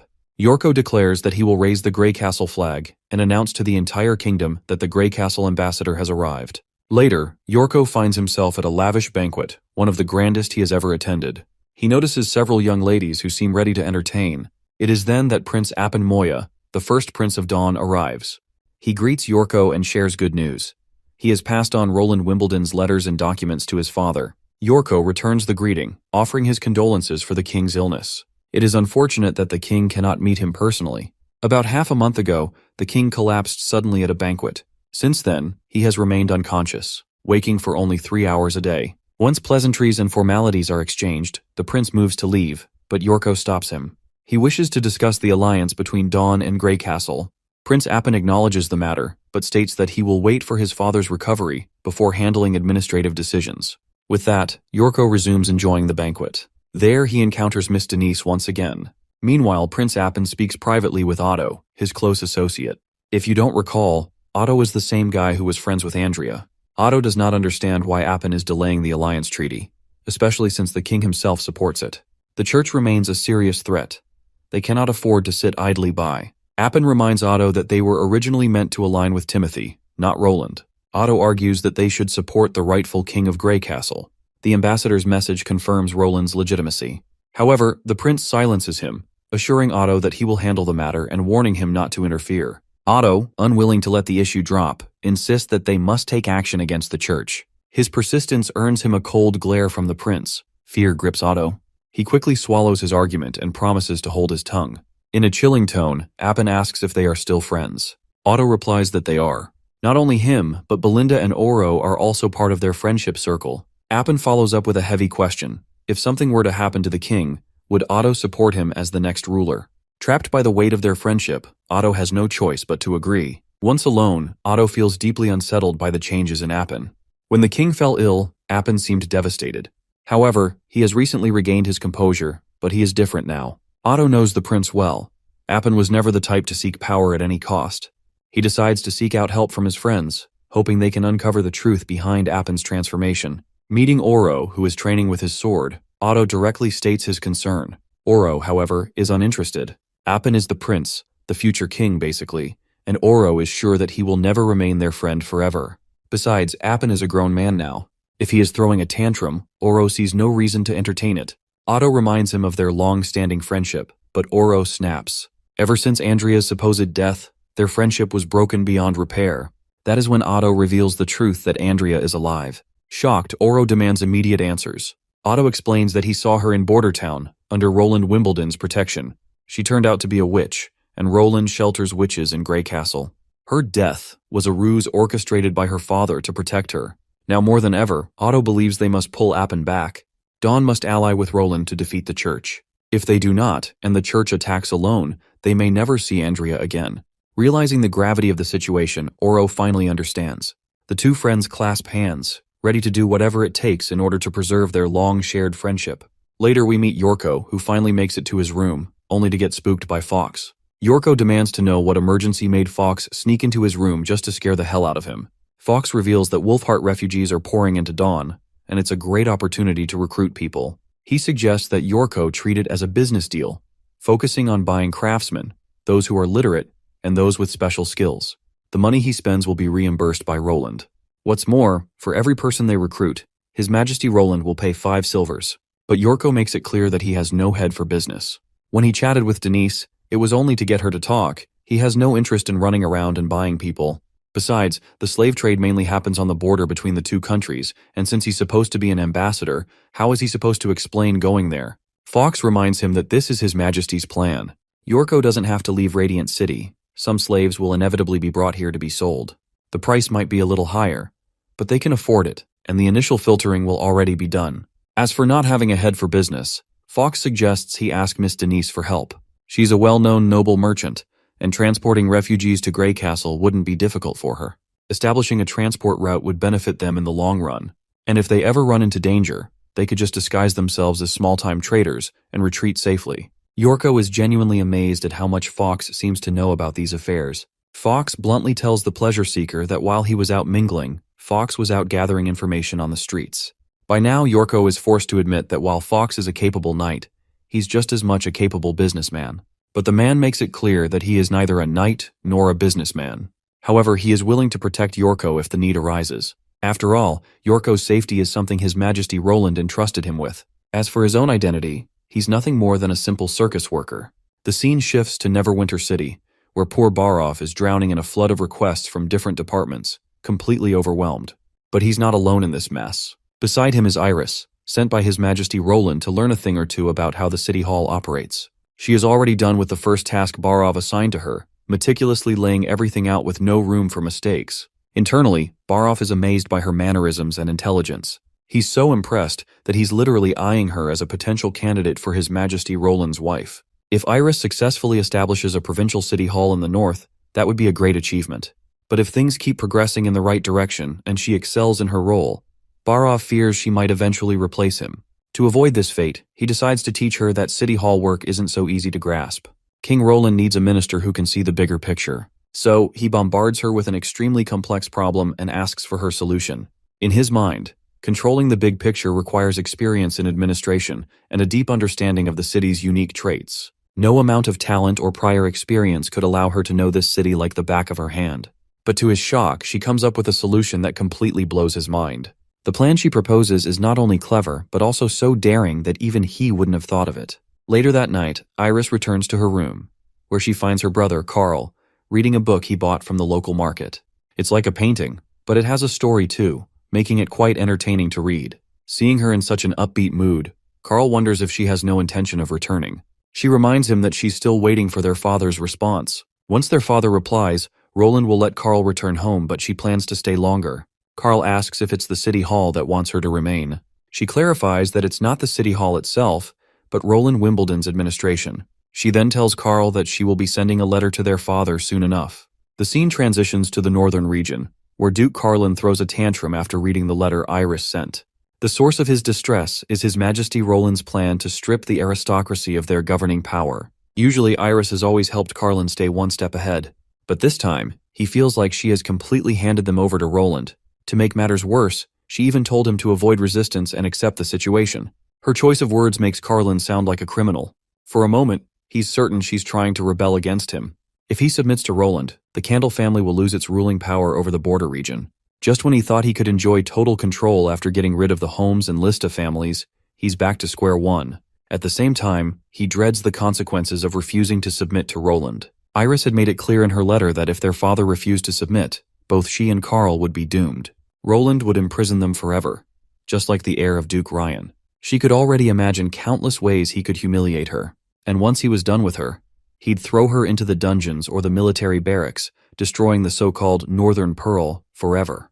To intimidate her father further, she urged him to think about his own fate as well. Before long, Roland's armies would descend upon the north, and she was willing to bet that his vassals and knights wouldn't last even half a day. If he resisted, he wouldn't just lose his title, he wouldn't even be able to live as a normal citizen, much less a duke. Basically, she was trying to convince her father by showing her own fear of the worst. She wanted him to send an official letter of loyalty to express their cooperation. Along with that, she asked him to send literate servants to learn the city hall's governing system so they could familiarize themselves with the new laws. Since Iris had already made her decision, Carlin saw no choice but to trust her plan and pledge his loyalty to His Majesty Roland. But as a duke, he still wanted to rely on his last trump card, offering Iris as the next queen. He would include this condition in his letter of loyalty. The scene transitions to Dragon's Cliff, where Iron Axe launches an attack with the First Army in formation. Their objective is to take down Spear Passy's worthless brother and reclaim her territory. Iron Axe asks her what she intends to do with the traitor knights and the servants who sided with her brother. Without hesitation, she makes it clear that they are no longer her knights if they chose to betray her, and she wants them to pay for it. He then asks her what she plans to do with Redwin Passy, her brother. He reminds her that His Majesty's orders were to send all elite rebels to Neverwinter, except for her family. Everyone else who resists will be executed. However, she has the choice of what happens to her brother. For now, it seems like Spear Passy hasn't decided yet. The battle erupts, and after a brutal clash, she emerges victorious, reclaiming her land by utterly defeating her brother. When she finally stands face to face with him, the bastard still has the audacity to spew nonsense, calling her a witch, a devil's claw. Paranoid from his defeat, he throws every insult in the book at her, even going so far as to claim she's just an adopted child. But his words have no effect on Passy. In fact, she welcomes the idea. If she were adopted, that would be even better. She has no desire to be associated with a scum brother like him. She turns on her heel to leave, but not before ordering the knights to take Redwin Passy to Neverwinter City. Since he's lost, he is just a lost cause. He's better suited for hard labor in the mines. With that, she walks away. As she moves through the corridor, she takes in the ruins of her town and silently wishes for Dragon's Cliff to prosper under Roland's rule. The scene shifts to Neverwinter, where the skies rumble with thunder, a clear sign that summer is here. The weather seems unforgiving. Roland is relieved that it didn't rain 3 days ago. Otherwise, one of his plays, The City of Love, wouldn't have had its outdoor performance. Fortunately, the remodeled plaza was spacious enough, and Echo's ability had taken the performance to the next level. Even Roland, despite having watched many high-production films in the past, was deeply moved by the performance. He had no doubt that the song she sang, the Song of Unison, had a profound effect on everyone who heard it. Suddenly, Barov bursts into Roland's office with good news for once. It's a rare sight. Usually, every time he steps into the office, he's already out of breath and rattling off the worst possible scenarios. Barov reveals that the latest real estate statistics have been calculated, and the results are just as Roland expected. After the performance of The City of Love, the number of people submitting requests for rentals and home purchases has surged. Even marriage registrations have increased significantly. Roland feels proud upon hearing this. He further emphasizes that the theater is not just for entertainment, it serves as a tool for emotional stability. Beyond promoting the pride of labor and construction, it also strengthens social bonds. His next plan is to expand efforts to accept more refugees. A thriving population is Neverwinter's greatest resource for development, and it takes priority over many other matters. He then instructs Barov to summon Scroll, as he has something important to discuss with her. Soon enough, Scroll arrives in his office, responding to the summons. Roland wastes no time getting to the point. He intends to expand the education department's reach and include the newly arrived refugees in the system. However, Scroll is hesitant. At the moment, they lack enough teachers and classrooms. To accommodate the new influx, they would need to double or even triple their current staff. But Roland already has a plan to ease the burden on teachers by having students teach themselves. His idea is simple. Public classes will be held once a week for basic literacy, and the rest of the time, students will practice writing and recognizing words using workbooks. There will be no grades, tests, or formal requirements. Everything will depend on the individual's willingness to learn. Scroll, however, is skeptical. Without supervision, she doubts that even 1 in 10 students will succeed in learning properly. But Roland doesn't mind. His goal is simply to give them a chance. There will always be people dissatisfied with low salaries, and to prevent them from making poor decisions, he feels it is his duty to provide them with a way to improve themselves. Offering a legitimate path for the lower classes to rise is essential to maintaining the energy of a new government. Outside, the rain has finally stopped after pouring all night. A new day begins. Wendy attempts to wake Nightingale, but she remains in a deep slumber, oblivious to Wendy's calls. Deciding not to disturb her further, Wendy heads off to breakfast. After eating, she meets with her little students. She inquires about the sales of the first volume of Witch Diaries. One of the girls eagerly reports that the book has been a hit. Everyone is fascinated by the stories of border towns' angels, especially the First Army soldiers. People come to buy copies every day. In the past week alone, they have sold around 60 copies. At this rate, they'll sell out all 1,000 initial copies within half a month. Wendy is pleasantly surprised by these numbers. While they may seem modest on paper, they are impressive for a town where food is the top priority. Witch Diaries is purely for entertainment. It doesn't help with studies, nor does it feed people. And it's not cheap either. It's time for them to start brainstorming ideas for the next volume. Luckily, Roland has already chosen the protagonist for the second book, Sister Echo.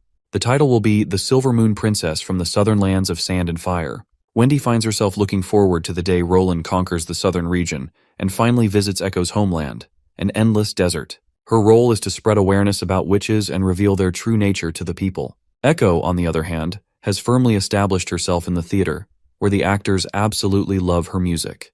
Meanwhile, Evelyn has opened a pub near the Holy Mountain Hotel, selling all sorts of unique liquors. Her drinks have become unforgettable to both locals and tourists alike. Rumor has it that Hummingbird will soon join City Hall as the Vice Department head of the construction department, making her the second witch to hold an official position after Scroll. As everyone works hard to build Neverwinter City, public perception of witches is also beginning to change. One day, they will be seen as equals. The scene shifts to the Kingdom of Dawn. Oro and Otto sneak around the king's residence, moving carefully through the shadows. Otto is anxious, fearing they might get caught. Sneaking into His Majesty's residence is strictly forbidden, but Oro insists this is necessary if they are to accomplish their goal. In fact, Oro still can't believe he used Andrea's whereabouts as leverage to demand help from Lord Quinn, her father. They burn through a sewer cap using acid and proceed inside. This passage is actually an old escape tunnel. Otto knows it like the back of his hand. He and Oro used to explore the castle through it during their childhood. Eventually, they reach the end of the tunnel, which leads directly to the fireplace in the king's chamber. Inside, they find His Majesty lying in bed. Appin is also present. Soon enough, two pure witches enter the room, joining Appin. If anyone had forgotten, the blonde one is Isabella, while the veiled woman is literally named Viel. They claim to have the medicine that can cure the king, but they refuse to hand it over unless Appin fulfills their unreasonable demands. And even if he manages to get the medicine, there's one condition. It will only work if the Pope is the one to administer it. The mention of the Pope catches Oro off guard, leaving him sweating bullets. From what Oro and Otto understand, these women are not alchemists sent to cure the king. They are pure witches, exactly like the ones Roland had warned them about. Veal reminds Appin of the orders he had received a month ago to shut down all roads leading to Wolfheart. Yet, for some reason, refugees are still pouring into the kingdom. She coldly points out that even if these people crawled their way to the border, they should have reached it by now. Appin tries to explain that there are simply too many of them. If they are stopped at the border, most of them will starve to death.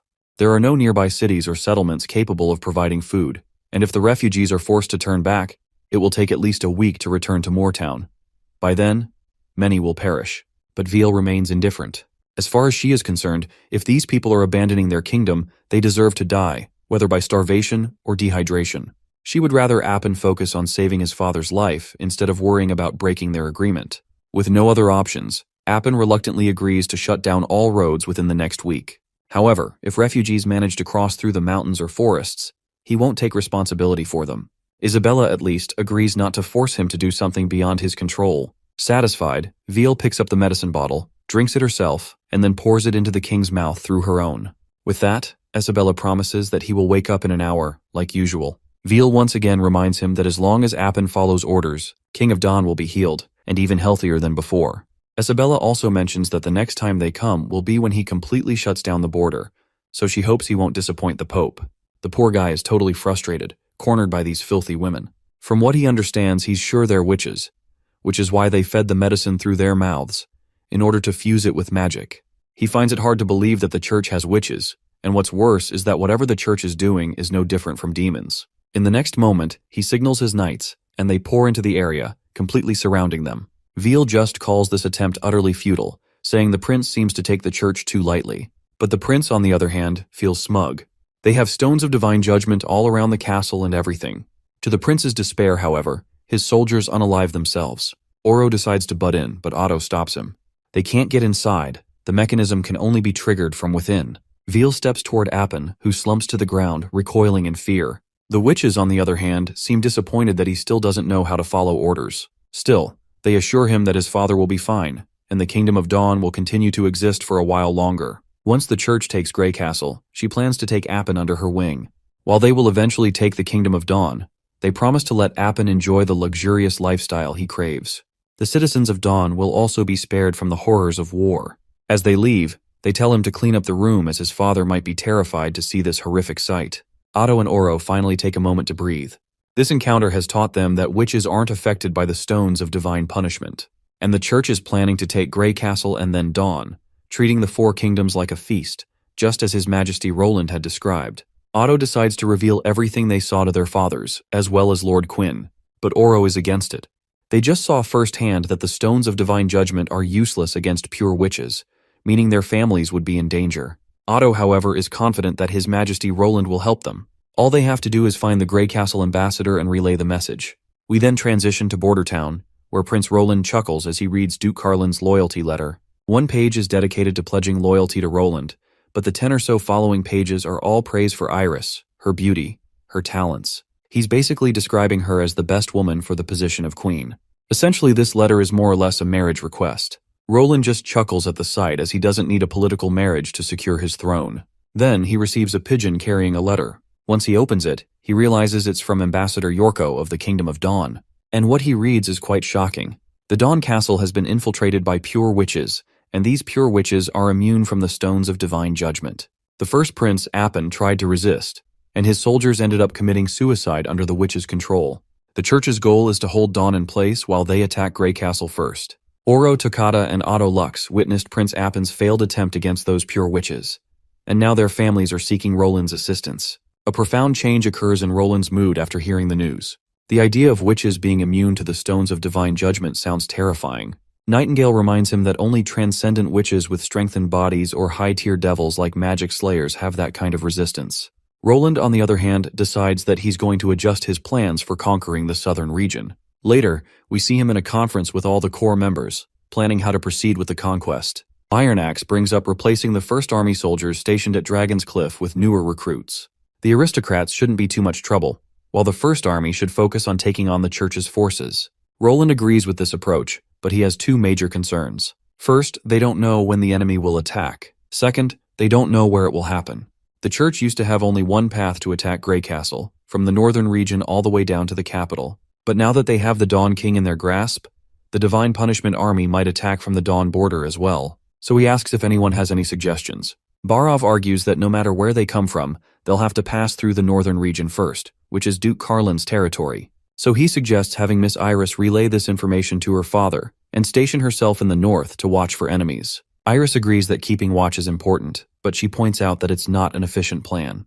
If the enemy is already at their doorstep, it would be difficult to buy more time. Roland then asks if she has a better solution, to which she suggests sending people to Hermes. This idea leaves a few people in the room stunned. Sending spies to the church's holy city sounds ridiculous. Even if they made it inside, it's not like the Pope would announce their invasion. The place is filled with church followers, making infiltration nearly impossible. But Iris reminds them that they don't need to enter the holy city. All they need to do is negotiate with the merchants near it. She then directs everyone's attention to the map and points out Hermes' unique geography. She highlights a particular slope by the mountains. The old holy city was below, while the new one was built on the plains above. The environment there is incredibly harsh. While it's harder for demons to attack, the living conditions are terrible, making farming impossible. That means Hermes must source food from elsewhere. Every fall, dozens of caravans arrive from all four kingdoms to provide resources, turning the old holy city into a marketplace, almost like a small town. The church maintains order there, and merchants frequently pass through. In other words, if the church starts sending large armies of divine punishment soldiers, the merchants will know immediately. While the room is rocked by Iris's quick thinking, Knight Carter is shocked by her intelligence. Roland also approves of her plan, and now he understands why she's called the Northern Pearl. Iris then turns to Roland and expresses her desire to see his army in action. She has always been intrigued by how he managed to siege the capital in just one day. If she can understand the First Army's combat style, she might be of use in the coming conflicts. Meanwhile, Sylvie believes they should contact Miss Tilly, as the witches of Sleeping Island might also be able to help. Roland is reluctant to rely on Tilly's aid, knowing that Sleeping Island is already dealing with internal conflicts. However, Sylvie is right. If they want the best chance at defeating the mysterious pure witches, they need the help of other witches. So, he decides to write her a letter. Agatha also reminds him not to forget to equip all mortals with stones of divine judgment. During the time of the Alliance, there were witches with incredible power, and mortals without stones were completely helpless against them. But Barov raises a concern. Where will they get enough stones in such a short time? That's when Roland reveals his plan. He intends to take the stones from the church itself. Instead of waiting for the enemy to strike, he plans to locate them first, like snapping the fangs off a venomous snake. Later, we see Wendy gathering the other witches to break the news. The church is coming. For a moment, a heavy gloom settles over the room. But one by one, the witches promise to do their part to contribute to the war. Moon vows to generate as much electricity as she can, while Evelyn promises to produce as much liquor as possible. Wendy can see that everyone is anxious about the looming war ahead, but no one seems to be backing down. Their belief probably stems from the fact that His Majesty has never lost a single battle. This war is critical for the Witch Union's future. Wendy is certain that if His Majesty obliterates the church, the entire kingdom, or even the whole continent, will finally be safe for witches to live in. And in Roland's territory, they will create a new world where witches and commoners share equal status and honor. For now, Wendy insists that everyone keeps working as usual, just as Roland has always taught them.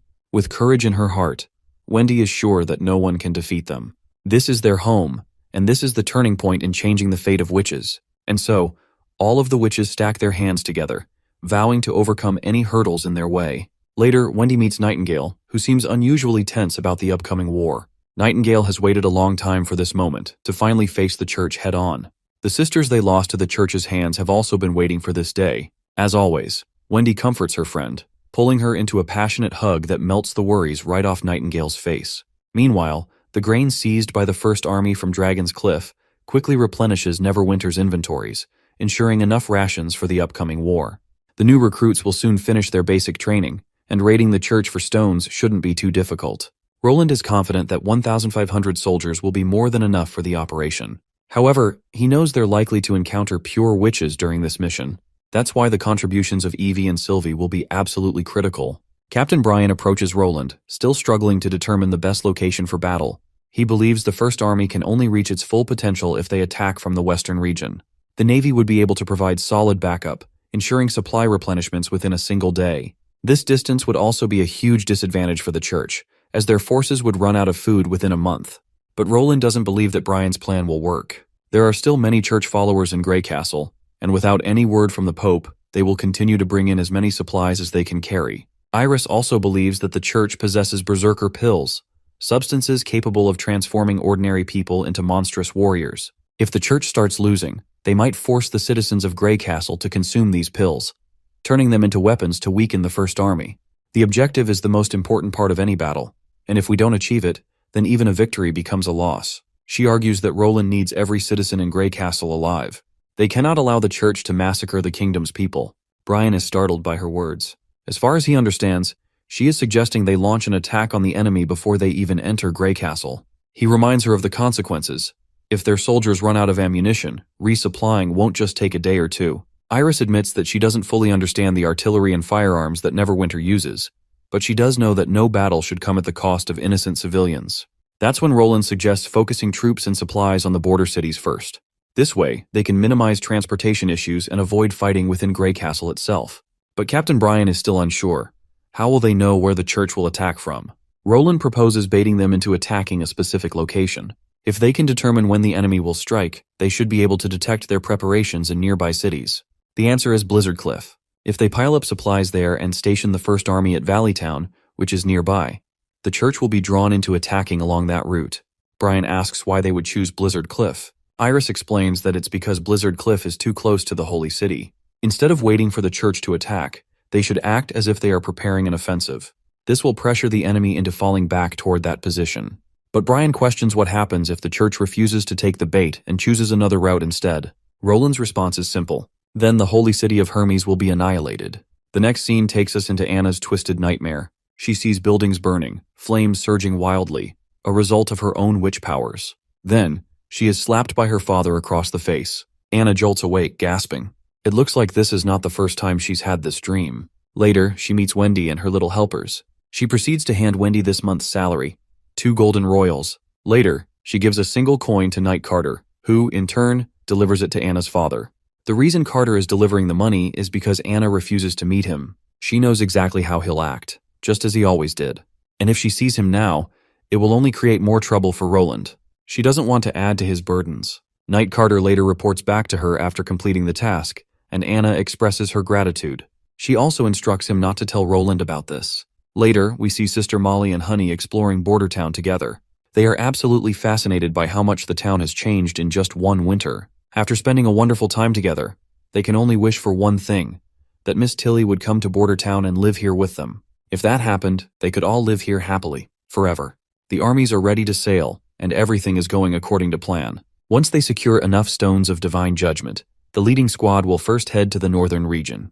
Eventually, all 4,500 troops will rendezvous at Valley Town, forcing the church to attack Blizzard Cliff. Iris assures Roland that she will write to her father, requesting that he provide half of the northern region's stored rations for the soldiers. She also promises that the ruler of Valley Town will fully cooperate with anything the First Army requires. Roland curiously inquires if she does not plan to return, to which she expresses her intentions to follow the First Army in all its subsequent battles. She entrusts her brother to Roland's care, and he promises to look after him. Grateful for his kindness, she assures him that when the time of battle arrives, she will be waiting in Valley Town. Once she departs, setting sail with the First Army, Nightingale appears beside Roland. He asks if everything the woman said was genuine. Nightingale confirms that there was nothing deceitful. Her loyalty and combat knowledge were at least truthful. With this reassurance, Roland returns to the castle. In his office, he studies the map, noting that the western region now has an oceanside dock. His next step is to contact the infrastructure department to construct buildings, storage spaces, and a temporary port. He also orders an increase in coke oven production. Suddenly, Maggie arrives carrying a letter from Princess Tilly. Whatever is written inside demands immediate attention.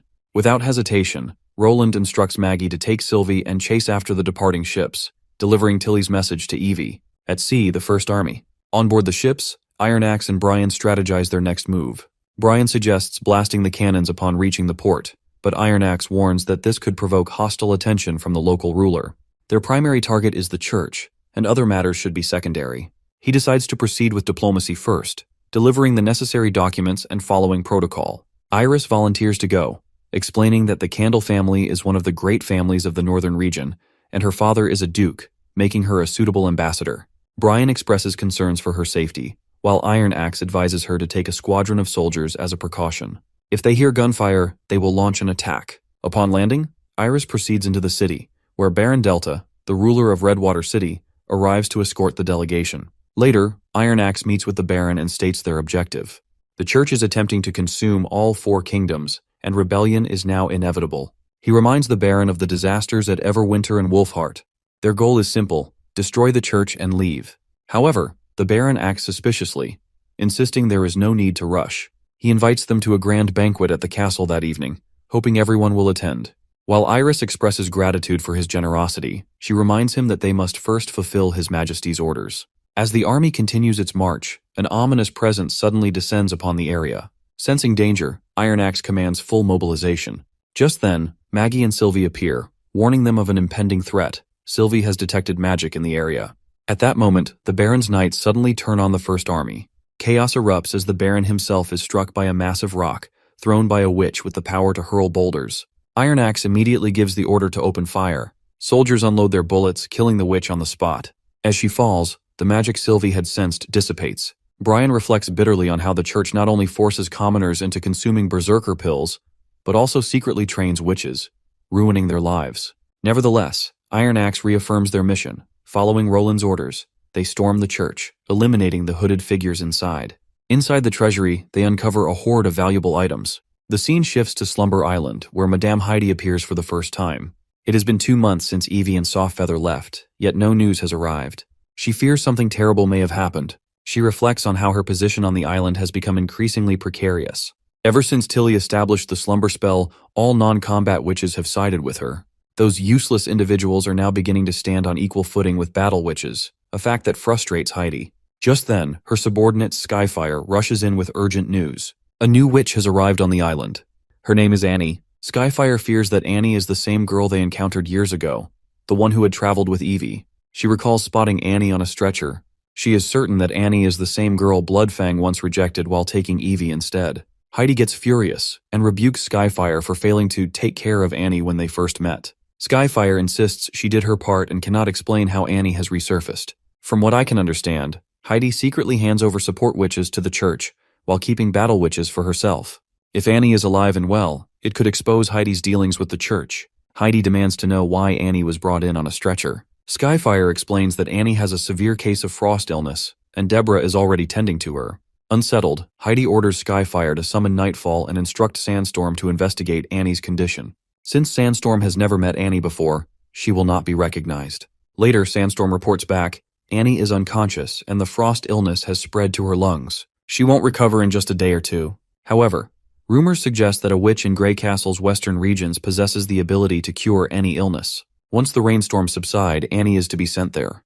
This infuriates Heidi. She turns to Nightfall and asks if she can ensure that Annie sleeps forever. Nightfall hesitates but confirms that it is possible. When she inquires why it is necessary, Heidi dismisses the question, simply stating that Annie is a traitor to Bloodfang. Under Heidi's menacing glare, Nightfall quickly agrees to follow through. Heidi instructs her to cast her magic now, and it should only trigger when Annie is aboard the mermaid ship.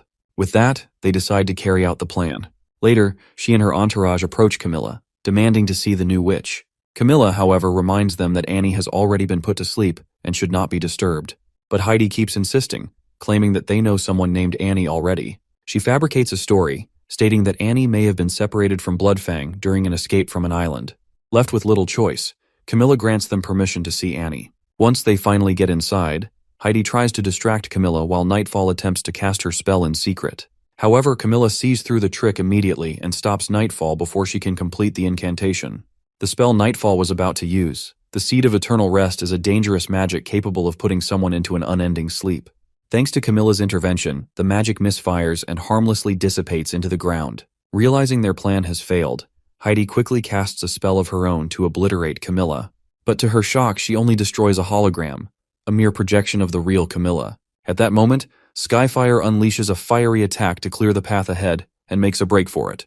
But before their escape can be successful, they find Ash standing outside, blocking their way. Alongside her are several witches, including Andrea. The battle is swift. One by one, the Bloodfang members are subdued by Andrea and Ash. The next morning, Ash and Andrea report the capture of the Bloodfang group to Princess Tilly and await her decision. Tilly looks distraught to realize that everything Roland had warned her about in the letter turned out to be true. She can't help but feel sorrowful. Why must witches always be forced into conflict? According to Evie, most of the Bloodfang witches were unaware of Heidi's secret agenda. They had simply followed her without knowing the full extent of her schemes. After careful consideration, Tilly makes her decision. She will gather all the Bloodfang witches, including Heidi, and take them to the Western region. There, they will face the Divine Punishment Army, the Judgment Army, and the Pure Witches. Tilly firmly believes that, just as Roland had said, if they can defeat the Church once and for all, witches will finally enjoy true freedom. Even if Roland were not her brother, she would still stand by his side, for he has been helping her all along. Turning to Ash and Andrea, she asks if they are willing to accompany her on this mission. The answer is immediate. Both witches are more than ready to fight alongside her. Andrea, in particular, is already daydreaming about the ice cream and desserts she will indulge in once they reach Border Town. We then cut back to Neverwinter City, where Nightingale receives a report from the First Army about their mission to infiltrate the church and seize the Divine Judgment Stones. The report states that Silver City has lowered its drawbridge, and the armies are currently entering the church. Noticing how Sigil's transmission is heavily distorted, Roland deduces that this must be the maximum distance the communication sigil can operate without losing connection. If he wants direct communication with the north and east, he'll need to set up relay stations. But Nightingale reminds him that there aren't enough sigils for that. Only 4 pairs were ever made, and 2 of them are already in use for the current mission in Silver City. Besides, producing more isn't an option since capturing devils isn't exactly easy. As Roland tries to figure out a solution to their communication problem, Nightingale receives another transmission. The report confirms that there are no Divine Judgment Stones in the church. The place is completely empty. Even the basement has nothing. This leads Nightingale to suspect that the church might have fled, causing the prince immense disappointment. Suddenly, the sigil picks up another transmission, and it's lightning this time. She reports that the red mist beyond the snowy mountains has disappeared, or rather, it's currently dissipating. Roland finds it hard to believe, but lightning confirms it again. They're witnessing it with their own eyes, and Maggie is also a witness. Roland quickly warns them not to get any closer to the Devil's camp and to return immediately. Then, he instructs Nightingale to summon Agatha, as she might have an answer for this unusual behavior of devils. Unfortunately, Agatha has no explanation. The Alliance rarely had the chance to make contact with the Devil's inner camps, so she's never heard of anything like this happening before. In decades of war, she has never seen the Devil's retreat. With no immediate answers, Roland decides to keep an eye on the Devil's movements. 5 days pass, Roland receives a report from Lightning that the mist has completely disappeared. In this case, Nightingale suggests launching an investigation, and Roland agrees. Soon they gather the witches best suited for the mission. Before long, they arrive at the Devil's hideout. Agatha notes that this is the closest she has ever been to a devil camp in her lifetime. Lightning quickly reports their arrival at the location. The prince reminds them to stay cautious and retreat at the first sign of danger. As they walk through the Devil's Nest, they realize just how eerie the place looks, something they hadn't noticed when they flew over it in a balloon. Agatha can't determine the reason for the Devil's retreat, but it hasn't been long since they left. The towers haven't completely wilted yet. They've only darkened in color, and it'll take some time before they become brittle. This camp is nothing like the frontline camp the Alliance captured in her day. This suggests that the Devils weren't preparing for a retreat. Instead, their decision was sudden and unexpected. Agatha decides to venture deeper into the center, to the area where the multi-eyed devil was last seen. That's the only place where they might find any clues. As Lightning takes an extra step, the brittle ground beneath her crumbles, and she falls into a hole. But she quickly flies out of the pit. When they peek inside, they spot a devil lying at the bottom, and it looks long dead. Agatha starts piecing things together to figure out the situation. According to Sylvie, devils usually reside underground, which solidifies the evidence that everything happened very suddenly here. These devils couldn't have been waiting for new orders until death. Lightning suggests flying instead of walking to avoid falling into any more pits. As they take to the air, they discover a massive hole. While Lightning is looking forward to going deeper inside, Maggie and Agatha strongly protest against the idea of going inside, for obvious reasons. While exploring the area from above, they come across a towering wall of mountain stones blocking their path. Lotus steps up, using her powers to widen the path by moving the stones away. As they go further, they stumble upon a treasure trove of magic stones and other valuable items. Maggie takes on the task of transporting the goods back. Back in Neverwinter City, we return to Roland. He reflects on their mission. While Maggie has already taken a whole bunch of magic stones back home, Summer is currently working on deciphering what happened. Nightingale arrives with a letter in hand, addressed to Roland. Before we find out who sent the message, the scene transitions to the docks. There, laborers are working hard to rebuild the collapsed dock. According to Nana's report, 3 construction workers broke their legs in the accident. The prince takes full responsibility, admitting that the dock's design was flawed and promises that it won't happen again. However, that's not the main reason Roland is here. It's actually because Tilly has just arrived. The siblings shake hands and greet each other. Tilly reveals that she managed to bring Heidi with her, the leader of the Bloodfang. Roland is surprised and wonders if this means Tilly has resolved the internal conflict plaguing Sleeping Island. Tilly clarifies that while she has Heidi restrained, she hasn't yet revealed what happened to the witches who were rejected by Bloodfang, though she promised to explain everything once she meets with Roland. Tilly believes that Heidi sees Roland as her last hope. Since he is the ruler of Grey Castle and represents the elite, Heidi is banking on striking a deal with him to save her own life. She's hoping Roland will help her regain her position in Wolfheart. Later, we see Andrea reading that letter from her friends, Otto and Oro, who are in the Kingdom of Dawn. Andrea is a bit frustrated that Otto put both his life and Oro's on the line, but Ash is actually feeling grateful for both of them. It's all thanks to them that they now have intel on the church's movements ahead of time. Tilly asks if Roland has replied to Otto yet. Roland responds positively. He advised Otto not to be reckless. If the Divine Judgment Stones are truly useless against pure witches, then mortals won't be able to restrain them. With the vast distance between Grey Castle and the Kingdom of Dawn, providing immediate aid would be impossible. The only smart move is for Prince Appin to keep his head down and act only after the church fully turns its attention toward Grey Castle. Andrea, knowing Otto's personality all too well, doubts he'll just sit idly by. But Roland assures her that Otto will listen. After all, Otto is a sucker for Andrea. And since Roland promised she would be safe in Neverwinter City even if they fought the church head-on, no one would be able to hurt her. Seeing Andrea die is the last thing Otto would ever want. Of course, Andrea gets annoyed, while Ash doesn't waste the opportunity to tease her about her supposed admirers doing everything they can to protect her. Tilly cuts through the banter, bringing them back to the main topic, how they plan to defend against the church. Roland initiates the discussion by revealing that after receiving the reports, he sent the First Army to stockpile supplies in Valleytown and clear out any church influence there. Hearing this, Tilly raises her concerns. With Roland's approach, the Holy City of Hermes will easily detect Grey Castle's movements. And if that happens, her own plan to advance to Blizzard Town will also be exposed. Andrea shares the same thoughts. After all, they were supposed to mislead the church with false information. But unlike Nikocado Avocado, Roland is actually 2 steps ahead. With his approach, he won't have to guess where the church will attack from. If he knows the church's invasion route in advance, he can minimize civilian casualties.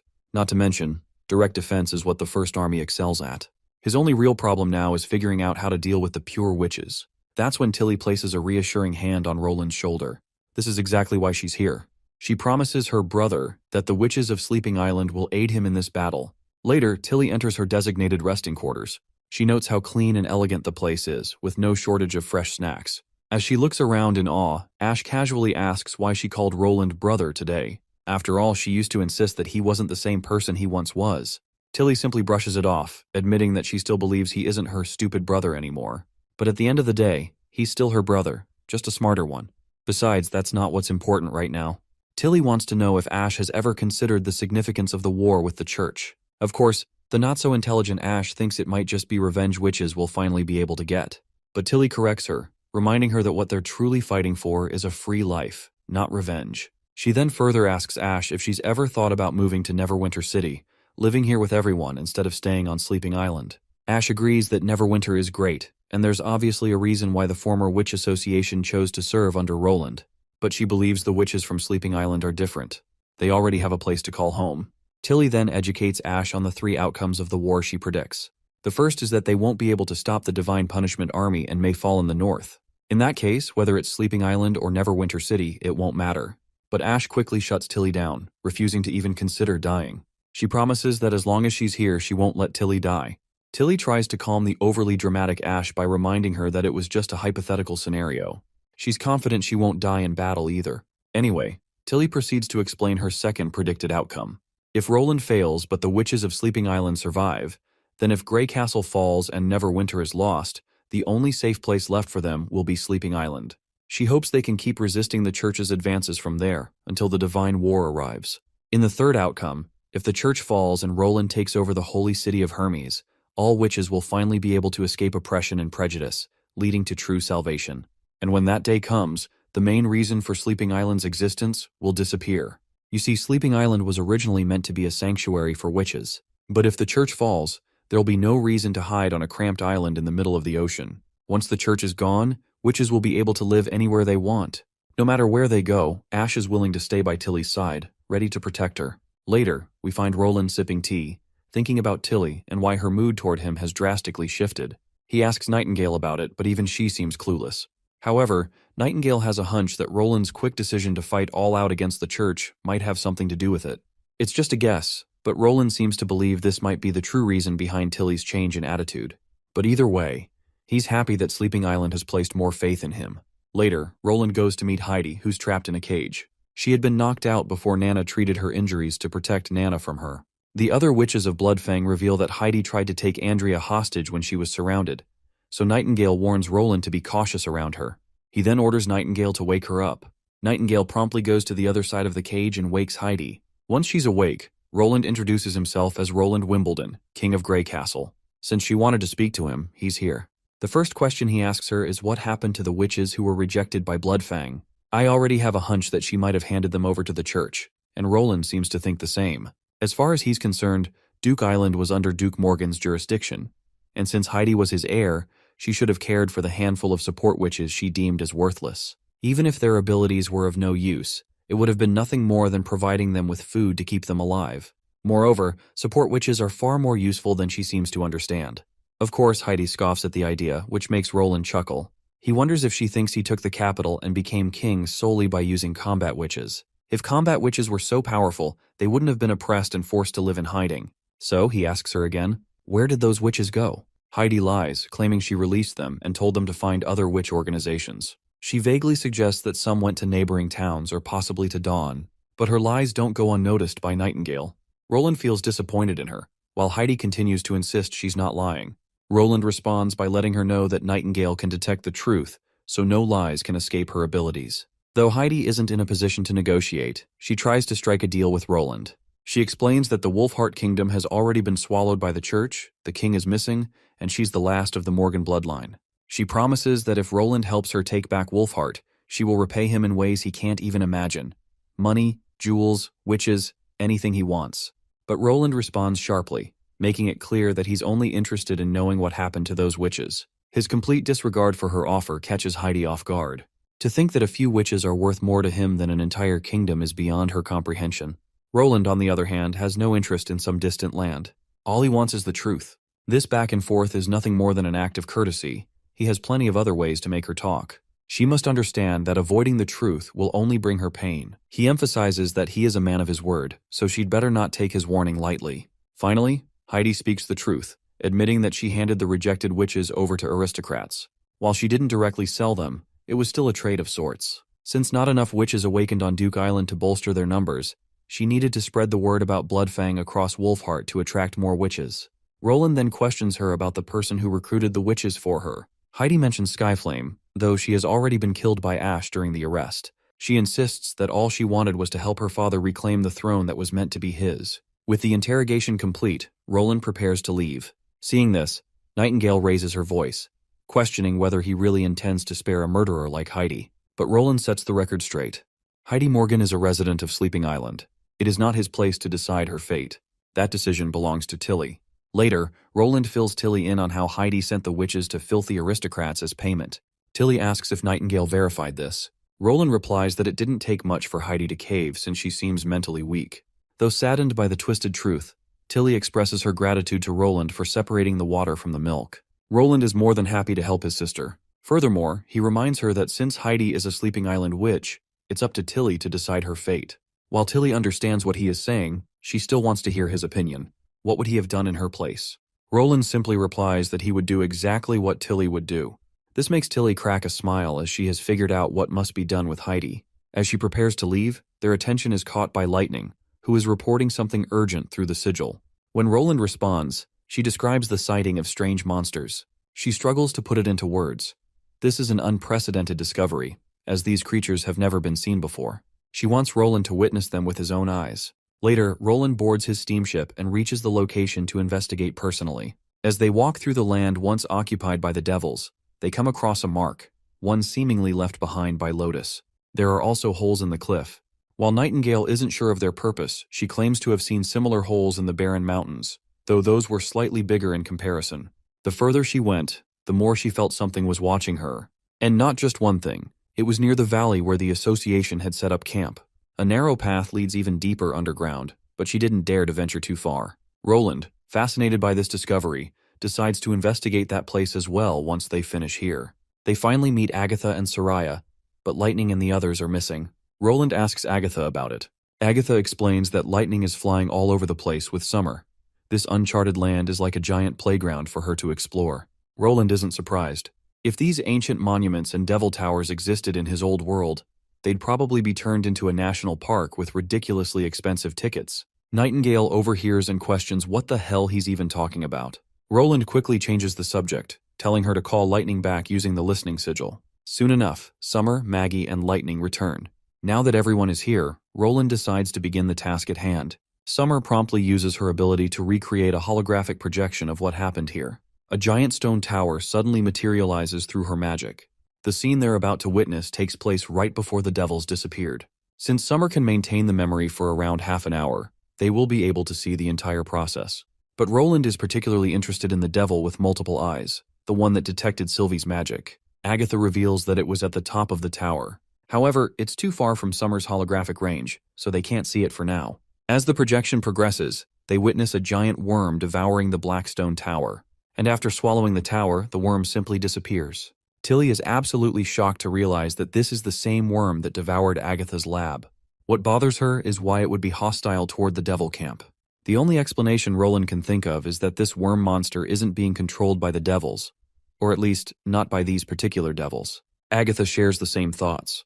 There were no records of a creature like this in the past divine wars. If the devils truly had control over something this massive, none of them would have survived. But the question remains, if the devils aren't controlling it, then who is? Not to mention, there were also the invisible praying mantises that only Nightingale could see. Tilly would bet her life that these aren't just stray monsters wandering aimlessly. They have a clear purpose. Nightingale, however, believes that these creatures aren't being controlled by anyone at all. They have their own will. After all, hybrid monsters aren't typical demons. Judging from what they observed during the months of demons, the highly evolved demons possessed intelligence. It's possible that these creatures have grown smarter over time, adapting as they survived long enough. Roland is forced to acknowledge this possibility as well. After all, when the conditions and environment for intelligent life are optimal, their traits can change drastically. It's still unclear whether or not humans are truly the smartest organisms in this world. Suddenly, Lightning spots a tunnel. They light a torch and begin exploring this unknown place. Seeing how much remains unexplored, Roland decides to thoroughly investigate the first tall mountain in the western region. Later, as everyone waits, Lightning returns with a map in her hands after flying around and surveying the entire mountain. Roland thanks her for her efforts and asks if she discovered anything new. The only thing Lightning found was snow. No large animals, no demons, and no traces of devils. Roland takes the drawn map and examines it carefully. The layout of the mountains resembles a massive volcano, and there is moving water beneath the thick ice. Naturally, Nightingale is curious about what might be at the mountain's peak. Well, only the gods would know. Perhaps ruins, or even more blackstone towers. Roland also takes note of the source of the Redwater River. Lightning explains that it's hidden within the clouds, and if not for the sound of rushing water, she wouldn't have noticed it. He asks if she attempted to enter the cracks where the water was leaking from. Lightning admits that she did try, but she couldn't get through. The cracks were large enough to pass through, half the height of a castle, but the mist created by the rapids was too dense, making it impossible to see. Strong winds pushed her back before she could go any deeper. Roland sternly tells her not to do anything so reckless again. If she ever wants to attempt something that dangerous, she must get permission first. Now that most of the area has been explored, Roland decides to return. But Lightning isn't satisfied as she still wants to explore the highest mountain. Roland, however, postpones further exploration until Sylvie returns. For now, his priority is preparing to confront the church. This is when Nightingale is struck by a sudden realization. She recalls how cold it gets at the mountain's peak. Too cold for anyone to set up camp there. This means the giant worm monster could be hiding inside the mountain. Since these creatures are adept at burrowing tunnels, it wouldn't be hard for them to create a nest within the mountains. And speaking of burrowing tunnels, she wonders if the holes in the barren mountains are also connected to these worm monsters. Meanwhile, back in Grey Castle, the stargazer Missan is ready to observe the night sky through a telescope Roland recently provided. One of his assistants reports that all the equipment has been set up. Missan then asks if there have been any disturbances in the star regions. The assistant responds with a yes. However, Master Skygleam from Area North 1 is resting after falling sick, so Master Void is taking his place. In that case, Missan decides to begin their stargazing session. As they peer through the telescope, they notice a faint red light in the sky, which of course shocks the hell out of the old man. The only thing running through his mind is that perhaps the prophecy has finally materialized into reality. He orders his assistant to scribble down what he is about to describe. Area East Summer 3, between the Six Paths Star and Sky Scorch Star.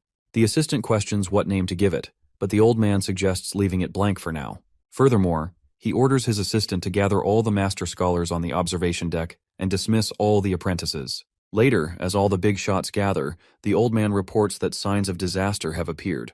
This causes a wave of panic among everyone present. They debate what to do next. One suggests reporting it to the king, but another raises concerns that Roland might not believe them. However, one scholar reminds them that even if Roland does not believe them, what they witnessed will not just disappear. At this point, Missan cuts them off and suggests keeping the news of the Red Star secret for now, as he intends to observe it for a few more days. 1 week later, they learn that the Red Star has not moved a single inch in all this time. The one reporting this is Master Rose Star. He further reveals that its light has been changing. If the descent of the star means everyone in the kingdom will see it, then it is very likely that the Doomsday Star will soon outshine the embarking star. For the public, a burning red star would be an ominous sight, and though they may not be educated in recognizing celestial bodies, they can still see them. Some stars are as bright as the moon and can always be recognized with the naked eye on a clear night. If this star has a unique color, it will definitely be discovered right away. Missan acknowledges the panic and uproar this could cause if the star becomes even more visible than it already is. So, he decides to write to Roland immediately, hoping they are not too late. We then cut to Roland and Anna spending time together.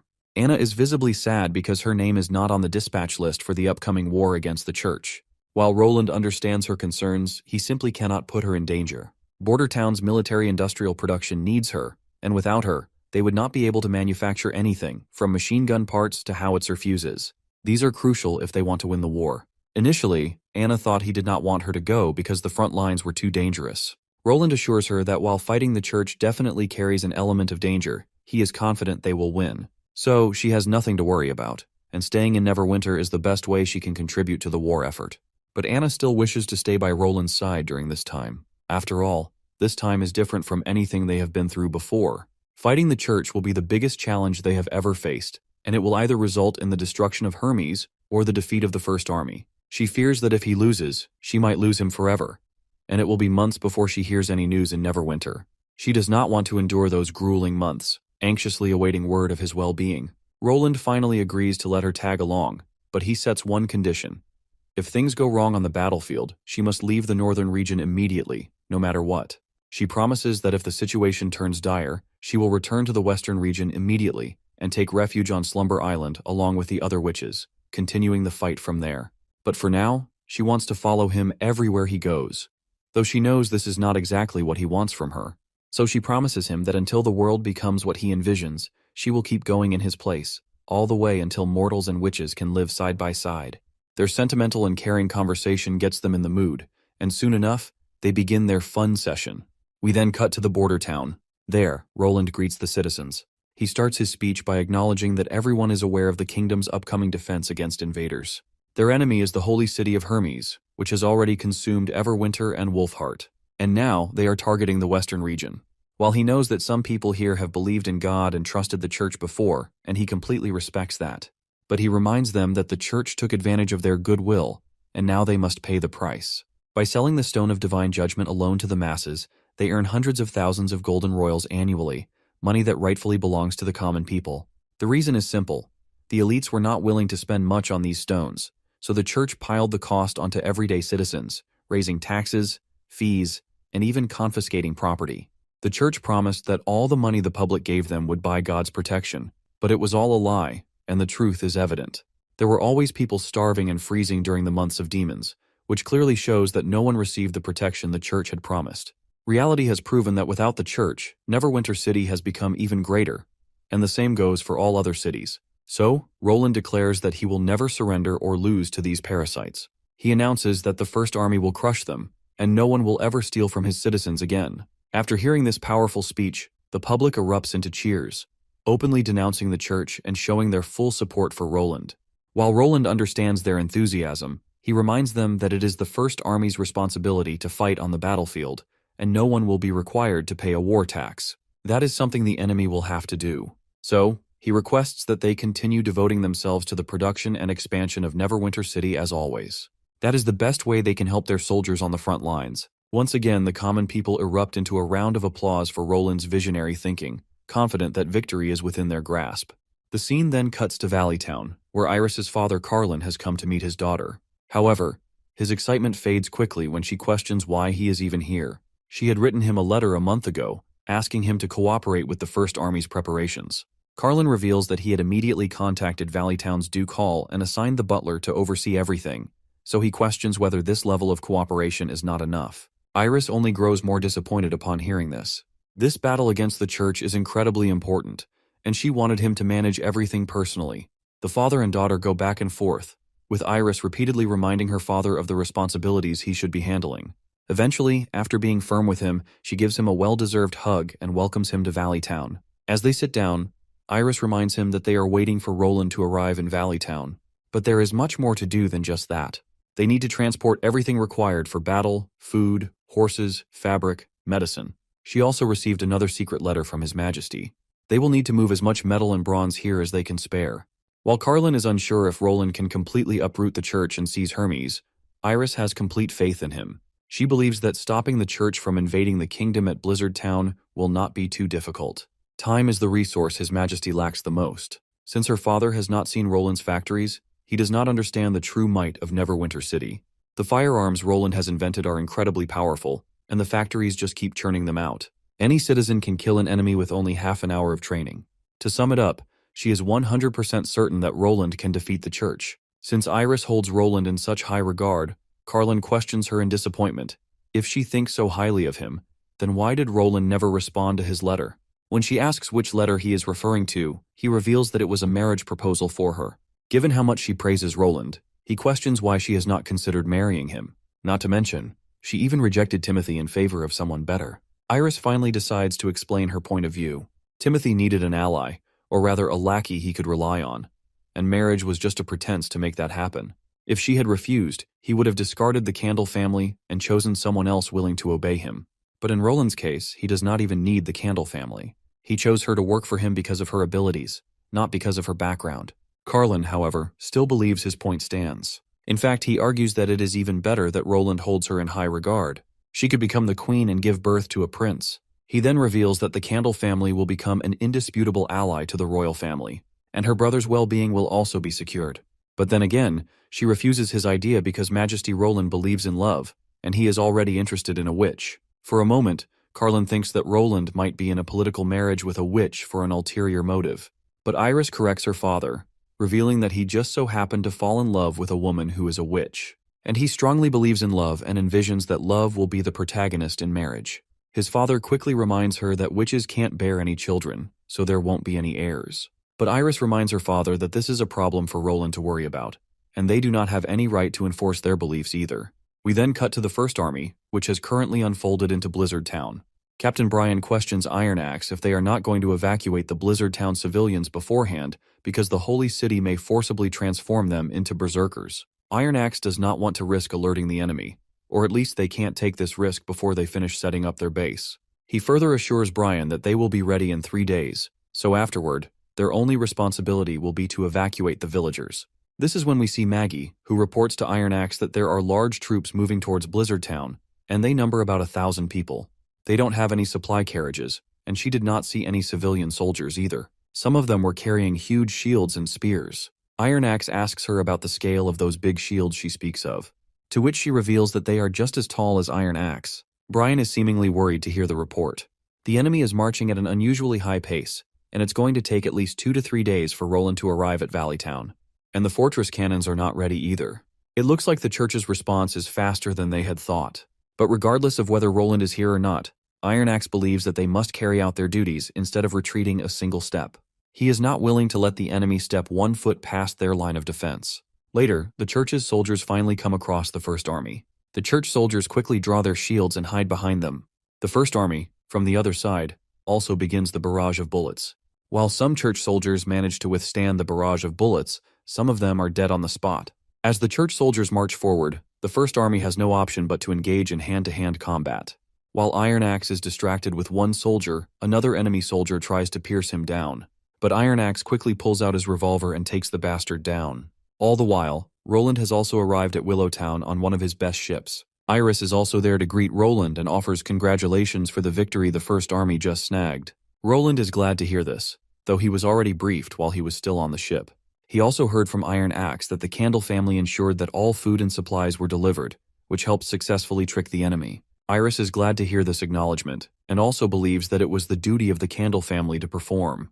The Northern Region merchants were also glad to assist him. She then decides to take him into his newly acquired office in Valley Town. Actually, she talked to Duke Hall, and he promised to lend his castle for Roland to occupy during his stay here. She has further remodeled the guest office according to Border Town's design. Floor-to-ceiling windows have been installed on the room's east side. Roland is quite astonished to hear this, though he is a little worried about the Duke and where he is going to stay until then. Iris reveals that he is staying at a countryside manor to avoid disturbing Roland. She then questions him if he wishes to meet him. Well, Roland believes that meeting him is not necessary, so there is no point in bothering him if he simply is not interested in these matters. In this case, Iris decides to escort him to the castle. For a moment, Roland feels absolutely smitten, given how much protocol he is getting. He is really enjoying the taste of absolute power. As Roland sits in his newly furnished office in Valley Town, he reads the recent exploits of the First Army. This recent battle was actually a notable event, as the First Army managed to take down 156 Divine Punishment soldiers in action. While the numbers seem small, it's going to serve as a huge slap to the church. He is also glad that the First Army did not encounter any difficult pure witches. If this had happened, Sylvie and Evie would not have been enough. This is when Iron Axe joins the scene and reports that there were 2 casualties and 21 severe injuries. All losses resulted from spears thrown at close quarters, but thankfully, the wounded have fully recovered and resumed their duties. Roland then instructs Iron Axe to arrange for a ship to transport the deceased back to Neverwinter. It looks like Iron Axe has some extra tidbits to share. After interrogating the church's military officer, he found very special intel, and it's related to Divine Punishment soldiers. Later, Roland meets the captured soldiers to interrogate them personally. He asks if any of them have participated in the Divine Punishment ritual before. He wants to know the entire procedure required to become a Divine Punishment soldier. However, not a single person speaks. Seeing this, Iron Axe grabs one of the soldiers by the collar, making it clear that cooperation is not optional. The soldier, rattled by the threat, quickly insists that he has already told them everything he knew, but Roland warns him that lies won't take him anywhere. Eventually, the soldier reveals that the ritual takes place in the Sky Tower, and that only Divine Punishment soldiers, their controllers, and the Pope are allowed inside. Everyone must remain completely silent to ensure nothing goes wrong. When Roland asks why silence is required, the soldier hesitates before revealing that the newly transformed warriors determine their commander through sound. Roland then inquires this bastard if he ever get the chance to command any punishment soldiers. The captive concedes that he once managed a small team of 10 Divine Punishment warriors. While those 10 soldiers obeyed his commands, all Divine Punishment soldiers ultimately followed the Pope's orders. Piecing things together, Roland deduces that the Pope must be using sound to control the soldiers. Initially, he had considered the possibility of brainwaves or a soul connection, but this information suggests otherwise. He notes that sound-based control is an incredible vulnerability. If communication between squads and Central Command is disrupted, it would cripple their coordination. Finally, he has identified a weakness to exploit. Since every Divine Punishment soldier has a designated controller, Agatha wonders what happens if their controller dies. The captive hesitates before claiming that he does not know. Roland can tell that he is lying. If this shithead does not want to suffer for half a month in the dungeon, he better stop playing games. Faced with no other option, the soldier confesses that Divine Punishment soldiers who lose their controllers instinctively head toward the Badlands. That is all he knows. Agatha presses further, but it appears the soldier has no more information. He claims he only heard rumors that long ago, some Divine Punishment warriors who never received orders set off toward the Badlands and never returned. Agatha then asks if he knows the process required to create these soldiers. In response, the captive reveals that only the Pope possesses that knowledge. Given this, Agatha asks how the church was originally founded 400 years ago, and if the soldier has heard of names like Alice, the Alliance, or Tequila City. The soldier's response remains negative. Even Roland can tell that this time, the captive genuinely does not know. Having extracted all useful information, Roland decides to leave. Before he does, Iron Axe asks what they should do with the prisoners. Roland simply reminds him to fulfill the promise he made earlier. Later, as Roland sits in his office, he questions Agatha about whether she knows anything regarding the production of Divine Punishment soldiers. As far as Agatha is concerned, research on Divine Punishment soldiers should have ceased after Tequila was completely destroyed, so she lacks concrete knowledge. However, she is certain the process cannot be as simple as the prisoner described.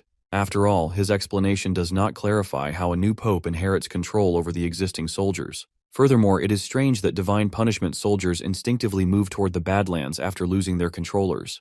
That region once contained fertile lands 400 years ago, but now there is nothing there besides the ruins of Tequila. Roland decides not to dwell on this mystery for now.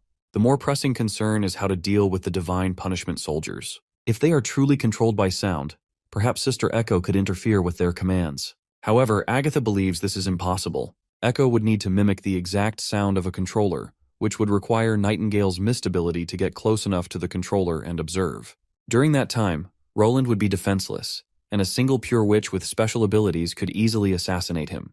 That is a risk they cannot afford to take. Although Roland is a mere mortal, weak and powerless, he is temporarily indispensable in the battle against the devils. Protecting him is the highest priority. Hearing this, Roland is unsure whether to take it as a compliment or an insult.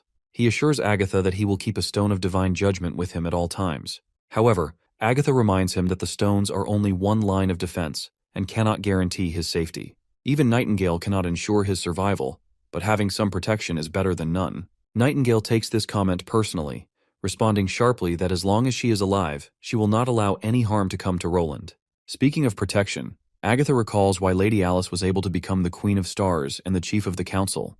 Beyond her incredible strength, her intelligence and strategies surpassed most witches. Many of her decisions saved the Alliance from destruction, and without her, Tequila certainly would not have lasted as long as it did. So she can't stand the fact that divine soldiers, which Alice created to protect witches, are now being used against witches. From her words, Roland deduces that the current Divine Punishment soldiers are not the same as those from 400 years ago. Agatha admits this is just speculation, she cannot confirm it. After all, only the Church knows what truly happened to the Alliance after Tequila fell. Later, Roland reflects on the current state of the Divine Punishment soldiers. Once the Queen of Stars, Alice, paid a hefty price to create them, but now they are nothing more than mindless killing machines for the Church. Suddenly, the listening sigil picks up Lightning's transmission. She reports that she is above Blizzard Town, facing northwest, and the enemy is currently retreating. They are all fleeing back to the holy city. The report brings a smile to Nightingale's face. It seems the enemy is starting to feel fear. Roland thinks the same. This also means that the holy city is temporarily unable to send reinforcements. He had predicted this would happen, as the army of 1,000 soldiers they faced was likely just a hastily assembled vanguard. Seizing this opportunity, Roland decides to evacuate the townspeople. Additionally, he sees this as the perfect time to negotiate with the local aristocrats. He assigns Iron Axe and Iris to handle the task. We then cut to the holy city, where we see these devastated archbishops, who are in shambles after receiving loss in the battle against Roland. To them, defeating Blizzard Town should not have been a problem. After all, the church had sent an army of 1,000 soldiers, accompanied separately by 300 divine punishment warriors. Not to mention, the commander leading the army was a veteran, with hundreds of battles behind him before he became an archbishop. There was no way they should have suffered such a catastrophic loss, even if they had faced devils or beasts from the Badlands. Just then, a priest rushes in, bringing urgent news. Archbishop Soli has regained consciousness. The two priests stationed outside immediately rush inside to interrogate him. The first thing they demand to know is what happened in Blizzard Town, and how he could have possibly failed so miserably. Still traumatized to his core, Soli quickly blurts out that Blizzard Town was a death trap from the start. The firearms Roland Wimbledon used were far deadlier than Timothy's. He insists that Pope Maine must be warned as soon as possible. However, one of the archbishops grows furious and grabs Soli by the collar. He is convinced that Soli is merely making excuses to avoid taking responsibility for the disaster. The priest demands that Soli answer for the terrible loss and the dire state of their remaining forces. Word of their failure has already begun spreading in the holy city. If the church had not silenced those spreading the rumors, this would have been the talk of the town by tomorrow. At that moment, Zero enters the room. She informs Soli that the Pope has summoned him and asks if he is able to walk. With the help of a few guards, Soli manages to stand and follows her. The two archbishops attempt to join the discussion with the Pope, but Zero denies their request, telling them to remain where they are. She reminds them that His Holiness does not wish to reveal the secrets of the divine punishment warriors. The mention of a secret only makes the archbishops more curious, but Zero reiterates that it is knowledge they are not meant to have. As they walk, Zero asks Soli how he intends to explain his failure to the Pope. Soli does not attempt to make excuses and acknowledges his defeat. He admits that he underestimated the enemy and is willing to accept any punishment the Pope deems necessary. Furthermore, he expresses his wish to become a divine punishment warrior. Zero suddenly stops, turning toward him. She asks if he truly wishes to abandon his position as an archbishop and become nothing more than a puppet. But Soli insists that the divine punishment warriors are not puppets. In his eyes, they are brave fighters, and he has dedicated his life to fighting gloriously for the church. Zero, however, remains doubtful that the Pope will grant his request. Soli is positive that if he insists enough, he can convince Pope Maine to allow it. He has complete faith in the Pope, but Zero reminds him that it is not a matter of persuasion. You see, the transformation requires the witch's blood, and even then, it is not a simple process. Since Soli has already lost an arm, even if the ritual succeeds, his combat ability will be greatly diminished. So why would the Pope waste precious witch's blood on a cripple? Soli picks up on her suspicious tone. He recalls that the divine punishment ritual is a closely guarded secret known only to the Pope. So how does Zero know that it requires witch's blood? Soli is certain that Pope Maine would never have told her such information. Zero smirks, confirming his suspicions. Indeed, Maine never told her, but she does not need him to because she is the Pope. Before Soli can react, she eliminates him instantly, absorbing all his memories and experiences for herself. Later, Zero walks into the secret temple and begins to relive Soli's memories of the war. Through his memories, she witnesses the devastating defeat firsthand. The divine punishment soldiers were utterly overwhelmed by the First Army, unable to even get close before being taken down. Seeing this unfold, she finally understands why Soli lost the battle so decisively. This revelation piques her interest in Roland Wimbledon more than ever before. The scene transitions to Border Town, where Tilly seeks a conversation with Evie regarding Bloodfang, Heidi Morgan, and Annie. When Evie inquires about Heidi's whereabouts, Tilly explains that she has been punished. Skyflame resisted arrest back on Slumber Island and met the same fate. Tilly wants Evie's help to restore order to Slumber Island. While it is unacceptable for battle witches to oppress support witches, the reverse would be just as destructive. She believes that the remaining members of Bloodfang, like Evie, were merely deceived by Heidi and do not deserve discrimination. Evie is ready to assist but is unsure of what she should do. Ash advises her to share her story about Annie with the other Bloodfang members, while she herself will reveal the extent of Heidi's crimes. After the church is completely eradicated, Tilly plans to launch an investigation into the nobles of Wolfheart who imprisoned witches. If any of those witches are still alive, She is confident that Roland will be able to rescue them. As they discuss the witches Heidi sold to nobles, Evie recalls her friend Annie and begins to cry. Annie had been her warmth and comfort during her darkest times. The story then shifts to Roland in Blizzard Town, who appears extremely stressed. Sensing this, Nightingale arrives and offers him a much-needed head massage. An officer interrupts, reporting that a woman is waiting outside the castle, insisting on meeting him. The guards attempted to stop her, but she kneeled on the ground, pleading to see him no matter the cost. She has been lingering around the castle since yesterday. The officer further hesitantly reveals that the woman claims to be Wimbledon's wife. Nightingale goes absolutely bananas hearing this. She assumes that it must be Roland's illegitimate affair. Roland, on the other hand, struggles to process the absurdity of it. Since when did the fourth prince acquire a lover from the north when he had never even visited it? Determined to get to the bottom of this, Roland orders the officer to bring her in. The supposed wife enters his office and greets him, introducing herself as Livy from Blizzard Town. Roland demands to know why she is making such a claim and what exactly she means by it. Livy apologizes for spreading a false rumor but explains that she had no choice. She was certain he wouldn't see her otherwise. She clarifies that while she may not count as a legitimate wife, she had a relationship with his brother. This revelation shocks both Roland and Nightingale, who immediately assume she is referring to Timothy. However, Livy quickly denies this and instead claims that she was involved with Gerald. While she was aware of Gerald's ambitions to seize the throne, she hopes that Roland will be willing to help her for the sake of his deceased brother. She elaborates that she met Gerald while working as an escort in a pub. Due to the stark difference in their social statuses, they could never marry legally.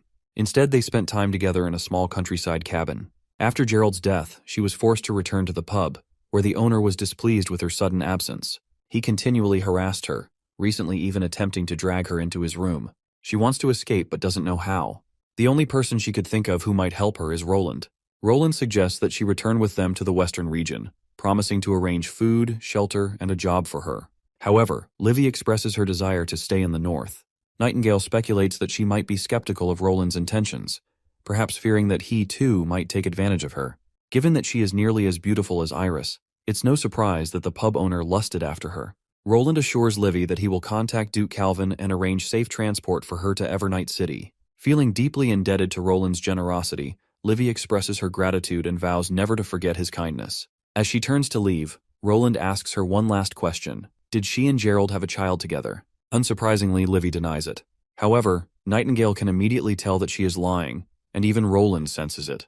Livy does not seem particularly skilled at deception. This would explain why the pub owner was so persistent in harassing her. He likely knew of her connection to Gerald and suspected she had borne his child. He also understood that if Timothy discovered the child's existence, it would be doomed. To protect the last remnant of her love for Gerald, Livy had no choice but to obey the pub owner to keep him from exposing her secret. Nightingale suggests investigating the matter further, should Roland wish to pursue it. Roland considers her words and asks what she has in mind. In her response, she assures him she will do whatever he asks. For now, he simply tasks her with massaging his sore shoulders a little longer. The scene shifts to Zero and Isabella engaged in a private conversation. Isabella is visibly frustrated, lamenting how much of a nuisance Roland Wimbledon has become. She suggests that instead of focusing on the Kingdom of Dawn, they should prioritize Grey Castle. The other pure witches can be left behind in order to handle the situation in the Kingdom of Dawn, ensuring their control remains intact. Zero, however, does not immediately respond. Instead, she gazes out of her tower window, observing the Holy City's citizens below. To her, they appear small and insignificant, mere ants slaving away without understanding why. In her eyes, even she is no different than a tiny and insignificant pawn in the eyes of God, destined to fight senselessly until her inevitable demise. Isabella, not catching up, presses her to get to the point. Zero finally elaborates that she believes she is one step closer to fulfilling God's will. All she needs to do is devour Grey Castle's new king, and victory in the divine war will be assured. In her mind, Roland was sent as a challenge by God, and she intends to overcome it. Annoyed, Isabella attempts to bring Zero back to reality. She reminds her that their primary goal is survival. With their recent defeat, it is obvious they need to reassess their priorities. Even if they gather all of the church's forces and somehow manage to defeat Roland, the cost will be immense. His armies and witches will be annihilated, but so too will most of their divine punishment soldiers. Their real objective should be preparing for the incoming threat, the demons, who will arrive in less than 6 months. Zero challenges Isabella, asking what she proposes instead. Isabella suggests an alternative. Explain the truth to Roland Wimbledon. Tell him about the church's history, the 400-year-long alliance, and the real reason for their actions. Perhaps with understanding, he could be persuaded to work with them instead of against them. Zero scoffs at the idea. What if Roland refuses to believe them? She then further snaps at Isabella, reminding her that Roland is nothing more than a mortal, fragile, weak, and short-lived. His mind will deteriorate with age, and a simple illness could take his life at any moment. She refuses to entrust humanity's future to such a fleeting existence. To Zero, she alone is God's chosen warrior. She refuses to allow a mere mortal to stand at the same level as her. Isabella, realizing there is no changing Zero's mind, instead asks how she intends to defeat Roland. She reminds Zero that disabling the Stone of Divine Judgment requires close proximity. Additionally, the Alliance's high-tier sigils, which could aid them, are limited and can only be used once. If they use them now and fail, they will be left defenseless for the true battle ahead. Zero remains confident. She reminds Isabella of the thousands of souls she has devoured, proof of her strength. She urges Isabella to have a little faith in her abilities. After all, she is the only one capable of leading humanity to victory in the Divine War. The scene shifts back to Blizzard Town, where Roland and his forces are conducting cannon tests. The devastating explosions cause Iron Axe to tense up. By now, he is convinced that no ordinary enemy could traverse the mountain paths under such fire. However, Roland reminds him that their enemies will not be ordinary. Worse still, their limited supply of ammunition poses a significant issue. If they had an unlimited stockpile, just 2 fortress cannons would be enough to wipe out the opposition. Meanwhile, Lightning is positioned near the impact site, marking the craters left by the cannon fire. She excitedly reports their successful hits, marveling at the sheer destructive power of the cannons. The sight fills her with renewed hope. They might actually stand a chance against the devils. As dusk settles, Roland returns to his camp, visibly anxious. Though they have done all they can to prepare, the final outcome is now left to fate. All he can do is wait. His thoughts are interrupted by Maggie, who arrives with an urgent report from the frontline defense. The church has finally made a move. The enemy has left its stronghold. It looks like everything is going according to Roland's expectations. Now, all that remains is rallying the First Army for the decisive battle. However, one lingering uncertainty remains, which is regarding the Pure Witches. Their role in the upcoming war is still unknown, and Roland has no way of predicting how they will be deployed. Well, it seems like Zero's plan is also going as she had intended. She too wanted Roland to come out and fight, just so she can get the chance to go near him. As Roland stands outside, wide awake and lost in his own thoughts, Nightingale and the others notice him and ask why he isn't sleeping. In response, he reveals that something seems to be under his sheets, and he always feels like something is poking him in the back. Andrea then recalls having the same feeling. There should have been at least 2 blankets underneath as cushioning, but it seems like the Northern Duke does not seem to know the meaning of hospitality. But Ash believes that just having a roof to shelter them from the cold nights is already more than one could ask for. So making these kinds of comfort-seeking complaints is inappropriate. While Ash and Andrea butt heads over the argument, Roland continues to gaze at the sky, anticipating the looming war ahead. He feels a little overwhelmed by the possibility of being unable to defeat the church. But Nightingale tries to assure him that as long as she is alive, she won't let him get hurt. Later, on some random day, Roland receives a personal letter from the Pope. The letter serves no purpose other than roughly explaining the origins of the church and mentioning the existence of devils. Nightingale wonders if they might be requesting a ceasefire through this. But Roland believes that if that were the case, the Holy City would have never tried to occupy Blizzard Town. Then again, they can't deny the validity of the letter either. After all, the handwriting in the letter is indeed the Pope's. For a moment, Roland entertains the possibility that this might be a scheme orchestrated by the Pure Witches. On one particularly sunny day, Lightning reports that the enemy has advanced to Sector 9. It seems like the church is trying to launch an unexpected attack. Whatever the case, Knight Carter quickly alerts his soldiers to ready the cannons, as the enemy is right over their heads. Soon enough, the troops set up the cannons and begin blowing up the church's soldiers, as if they were nothing more than bowling pins. Maggie and Lightning, acting as scouts, further report to the First Army that the enemy has passed Sector 12, so they order the soldiers to open fire. And so, the First Army begins bombarding the hell out of those zealous bastards marching toward them in numbers. But it looks like the First Army is about to run out of luck as they prepare to face a Pure Witch. This witch seems to have the power to control bugs because, with a single command, a swarm of insects begins to flood the battlefield. The horde of bugs coalesces into a giant monster. Seeing the threat before her, Lightning quickly pulls her goggles over her eyes, ready to engage, and instructs Maggie to keep providing coordinates to the artillery. Meanwhile, the foot soldiers steadily close the gap between themselves and the First Army, having already breached the 300-meter line. Now that the church's soldiers are close enough, they start throwing spears at the First Army. The poor First Army soldiers begin dropping, while others get slaughtered in hand-to-hand combat. Roland, meanwhile, watches the entire battle unfold from a safe distance atop a watchtower. Some of the enemies have breached the first 3 trenches and are already advancing toward the 4th. But judging from the retreating enemy vanguard and their reinforced defenses, the Divine Punishment Army's assault is clearly weakening. If this keeps up, they won't be able to touch the remaining 5 trenches and artillery squads.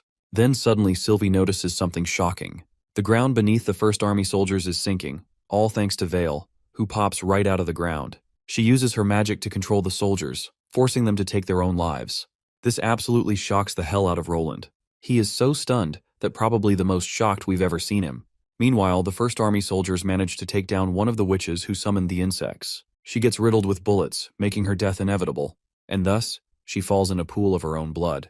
Zero grits her teeth at the losses she's facing. She absolutely did not account for this many casualties before launching this surprise attack. She can't afford to lose this time. She meticulously prepared for this day. She even made sure to infect the letter with some kind of powder, and she's certain that if Roland touched it, he must be infected by now.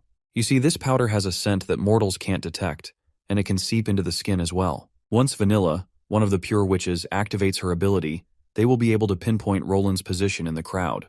While her plan is thorough, she still seems to have underestimated the strength of his snow powder weapons. His weapons were able to attack from miles away, severely injuring her forces before they even reached the perimeter. And Vale can only buy them limited time with her abilities. Vanilla quickly reports that the barrier concealing their presence is about to collapse. She can't hold it together any longer. Eventually, the cube they were in suddenly explodes, and all the witches inside are revealed. Zero quickly gestures for Vale to clear the way, and Vale follows the command without hesitation. But as she marches, she begins to fear that she might not survive this. Anyhow, while Vale occupies the soldiers in front, Zero signals Isabella to perform her role as well. Right away, Isabella activates her magic ability, known as Infinity. The blinding light not only throws everyone off guard, but it also nullifies all the divine stones of judgment. Now the stage is completely set for Zero to make her move. She zips past all of the soldiers and appears right in front of Roland. As soon as she tags Roland with her powers, he finds himself inside the virtual world she created. The place he falls into is his school. Of course, none of this makes sense to Roland as to why the hell is he seeing his school. For a moment he wonders if he's dreaming. Then he considers the possibility that he has somehow returned to his own world. But if he really did return to his home planet, then why is he still occupying the 4th prince's body? Then he spots Zero standing behind him and immediately recognizes her as one of the pure witches from the church.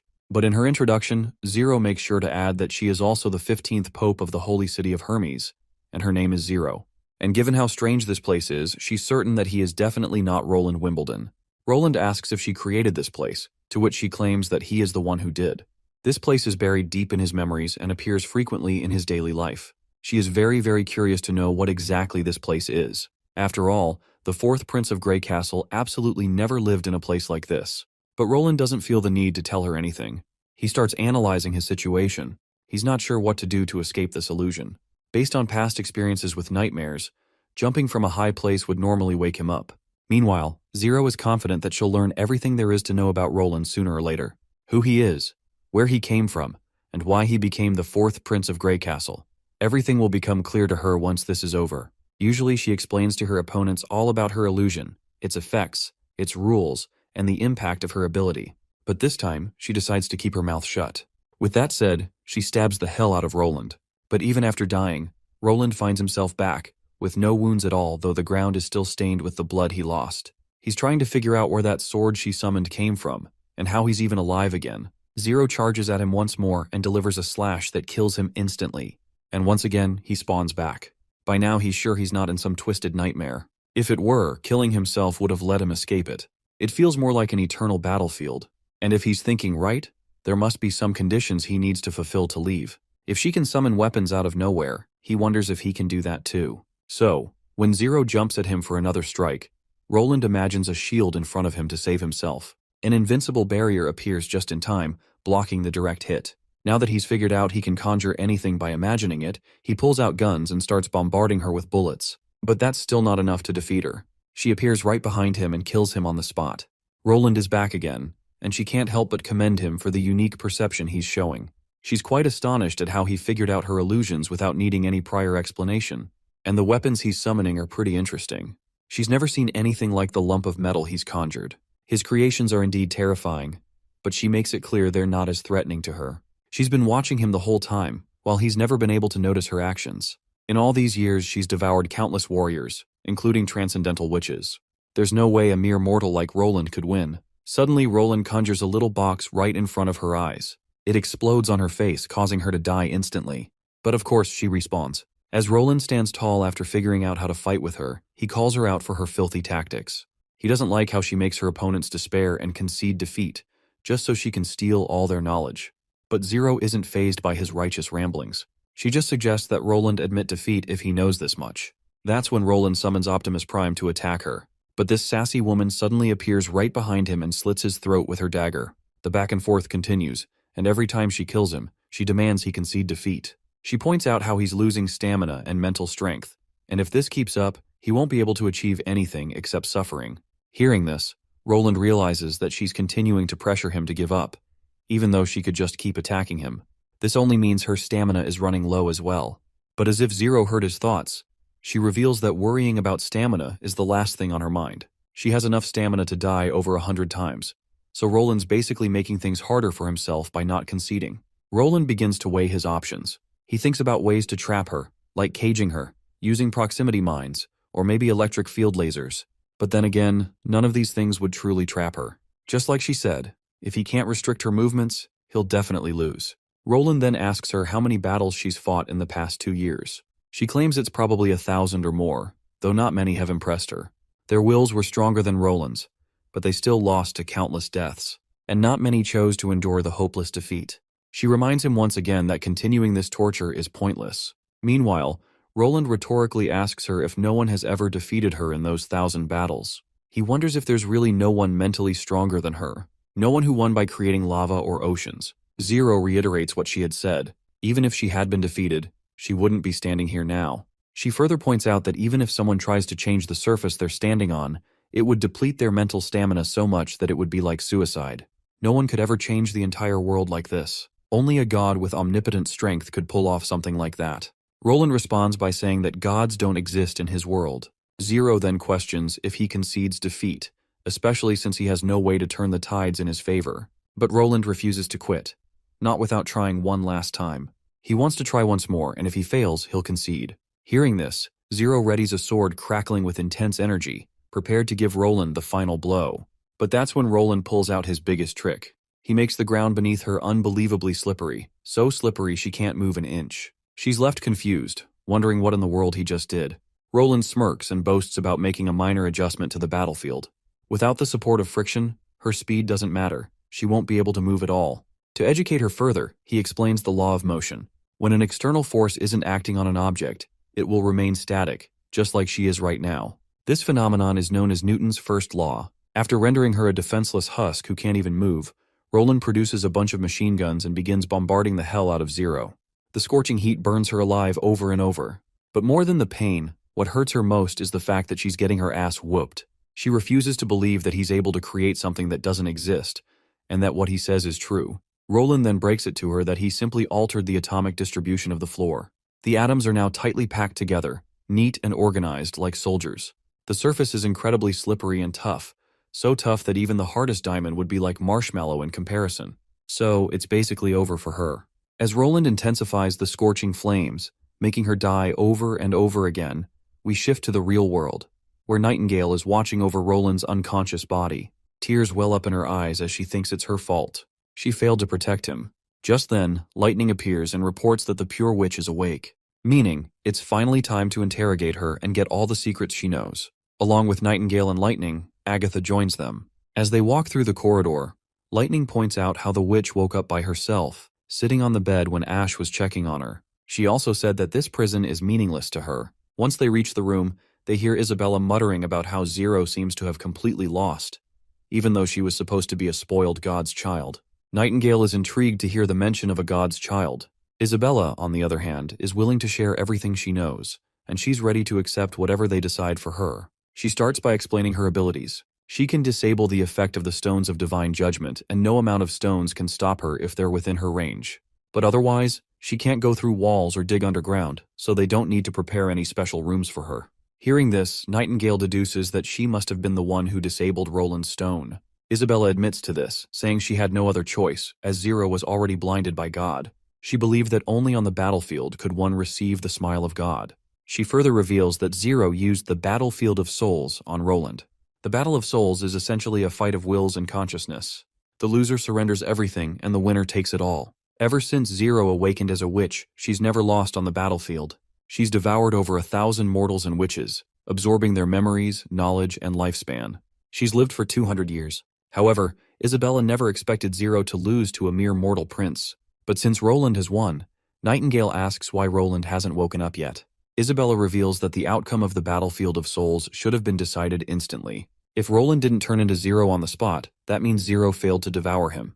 This means Roland can't wake up because he can't handle such a gigantic memory. Basically, Isabella has no clue when he might wake up because there's never been a precedent for this. She can't explain it. But there was one time when Zero had devoured Garcia, that Zero was completely exhausted for a while. She recalls finding some interesting details in Garcia's memory, so she spent more effort than usual to process them all. It might also be that Roland is trying to absorb Zero's memories, and he needs more time to do that. As long as he's alive, he will eventually wake up. Hearing this, Nightingale gets scared when she considers the possibility that Roland might not be able to handle the 200 years' worth of memories. In the worst-case scenario, he might never wake up. Pushing this aside, Nightingale and Agatha continue interrogating Isabella about the church and how much she knows about the Alliance. Isabella claims that the letter they sent contained everything regarding the Witch Empire and the Devils, but Agatha reveals that the letter wasn't particularly useful to them, since they already know that much. She herself is a witch from the Alliance. Of course, Isabella is shocked to hear this, so Agatha decides to make it easier for her by explaining. Agatha is from the holy city of Tequila, from 400 years ago, and she's seen its destruction firsthand. Devils aren't exactly rare.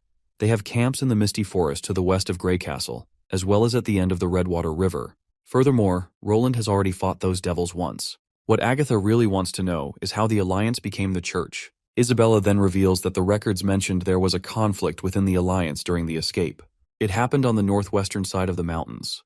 There weren't many details, but the Alliance split into two factions. One group mostly consisted of Tequila witches who were attuned to enter the labyrinth ruins in the mountains.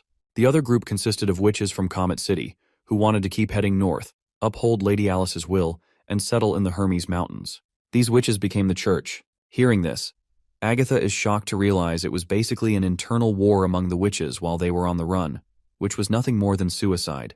Isabella further reveals that it was also to kill the non-combat witches who didn't belong to Comet City, because that was the only way for the church to bury the history.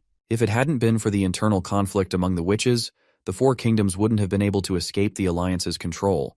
However, it also meant that the church couldn't have as many divine punishment soldiers. So, the church buried the past to make capturing witches easier and create mindless divine punishment soldiers. In Nightingale's eyes, it's all madness. It's like every witch in the church went insane.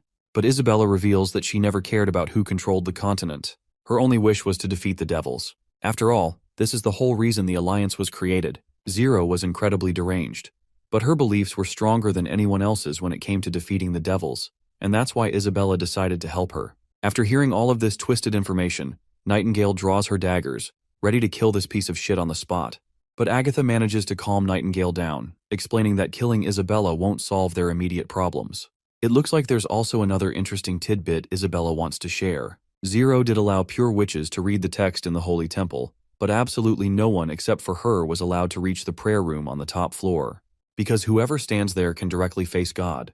Later, we see Nightingale releasing her frustration by punching the wall after getting no leads on how to wake Roland. Agatha reminds her that they've already done all they can, so all they can do now is wait. No matter what, they should tell everyone what they've learned. As for Isabella, she tries to assure Nightingale that killing her won't benefit anyone, as she's still a very useful asset to them. Nightingale then heads back to Roland's room to check on him, but before entering she spots Anna beside him, so Nightingale retreats into her mist. While Roland may be unconscious, as long as he's alive, Anna is willing to keep waiting for him to wake up. A day, a year, or even her lifetime, she will stay by his side forever as long as he's still breathing. So she wishes him to sleep soundly. Meanwhile, Nightingale can do nothing but shed her tears as she watches this. I'm not sure if she's crying because of Roland's miserable state or because Anna might be his true love. A while later, Roland wakes up in his bed. He's spooked to find himself in the bed out of nowhere, because the last thing he remembers is standing in the thick of battle with Zero. Since he doesn't want to lose, he tries to summon more guns to keep fighting. But soon he realizes that nothing is happening, which makes him believe that the rules of the game have changed. Roland takes note of how this place is entirely unfamiliar to him. It doesn't resemble anything he has seen in his previous life, or the life he had in the border town. Confused, he runs through the space and enters another room. He notices a collection of mysterious books, none of which he remembers owning, either in his current life or his previous one. The TV in the room is on, broadcasting a news report. It states that last night, an unknown explosion occurred at the city university. A lecture building was completely destroyed, and the roof had collapsed. This shocks Roland. He was supposed to be in a fictional world of illusions, so how is he back in his previous world? Rushing to the balcony, he looks out at the bustling streets below, only to realize that nothing resembles the previous world he lived in. As he stands there, a woman appears in the corridor and starts berating him for blocking the way. Roland eventually returns to the room and immediately demands Zero to come out and fight him. But no matter how much he yells, no one appears. He sits down, deep in thought. If this is another illusion from the Battle of Souls, then there must be a way to escape. He decides to use one of the oldest tricks in the book, stacking tables and chairs on top of each other. He figures that jumping from a height might jolt him back to reality. But just as he's about to do so, a little girl enters the room, calling him Uncle. She looks almost exactly like a younger version of Zero. The sight catches Roland completely off guard, and he loses his balance, slipping and falling. And then he wakes up. He finds himself back in his bed in Neverwinter. Anna, who had been watching over him, is absolutely shocked to see him awake. Overwhelmed with emotions, she rushes to him and embraces him passionately. Roland gives her a reassuring pat and apologizes for making her worry so much. He then asks how long he had been unconscious. He guesses maybe 3 days, or at worst a week. But Anna breaks it to him that it has been almost 2 months. To be specific, 1 month and 22 days. Roland is stunned. He quickly asks how he even survived that long without food or water. Anna explains that Twilight, one of the Bloodfang witches, has an ability that allowed her to plant a leech seed in him. All she had to do was eat an extra meal every day, and all the nutrients were absorbed into Roland's body. Roland finds this fascinating. But what amazes him even more is that, despite being in a coma for so long, he doesn't feel any fatigue or muscle soreness. He expresses his gratitude to Anna for taking care of him all this time. But Anna brushes it off. To her, whatever she did for him is nothing compared to what he has done for everyone. He has already fulfilled the promise he made to the witches, the promise to eradicate the church's armies. Every witch in the Union is indebted to him. Any of them would have gladly sacrificed themselves for his safety. Even if he wasn't here, there would be plenty of people willing to take care of him. But Roland only wants her to be his caretaker. Just when Roland is in the perfect mood to play clap-clap, Anna suddenly remembers that everyone has been eagerly waiting for him to wake up.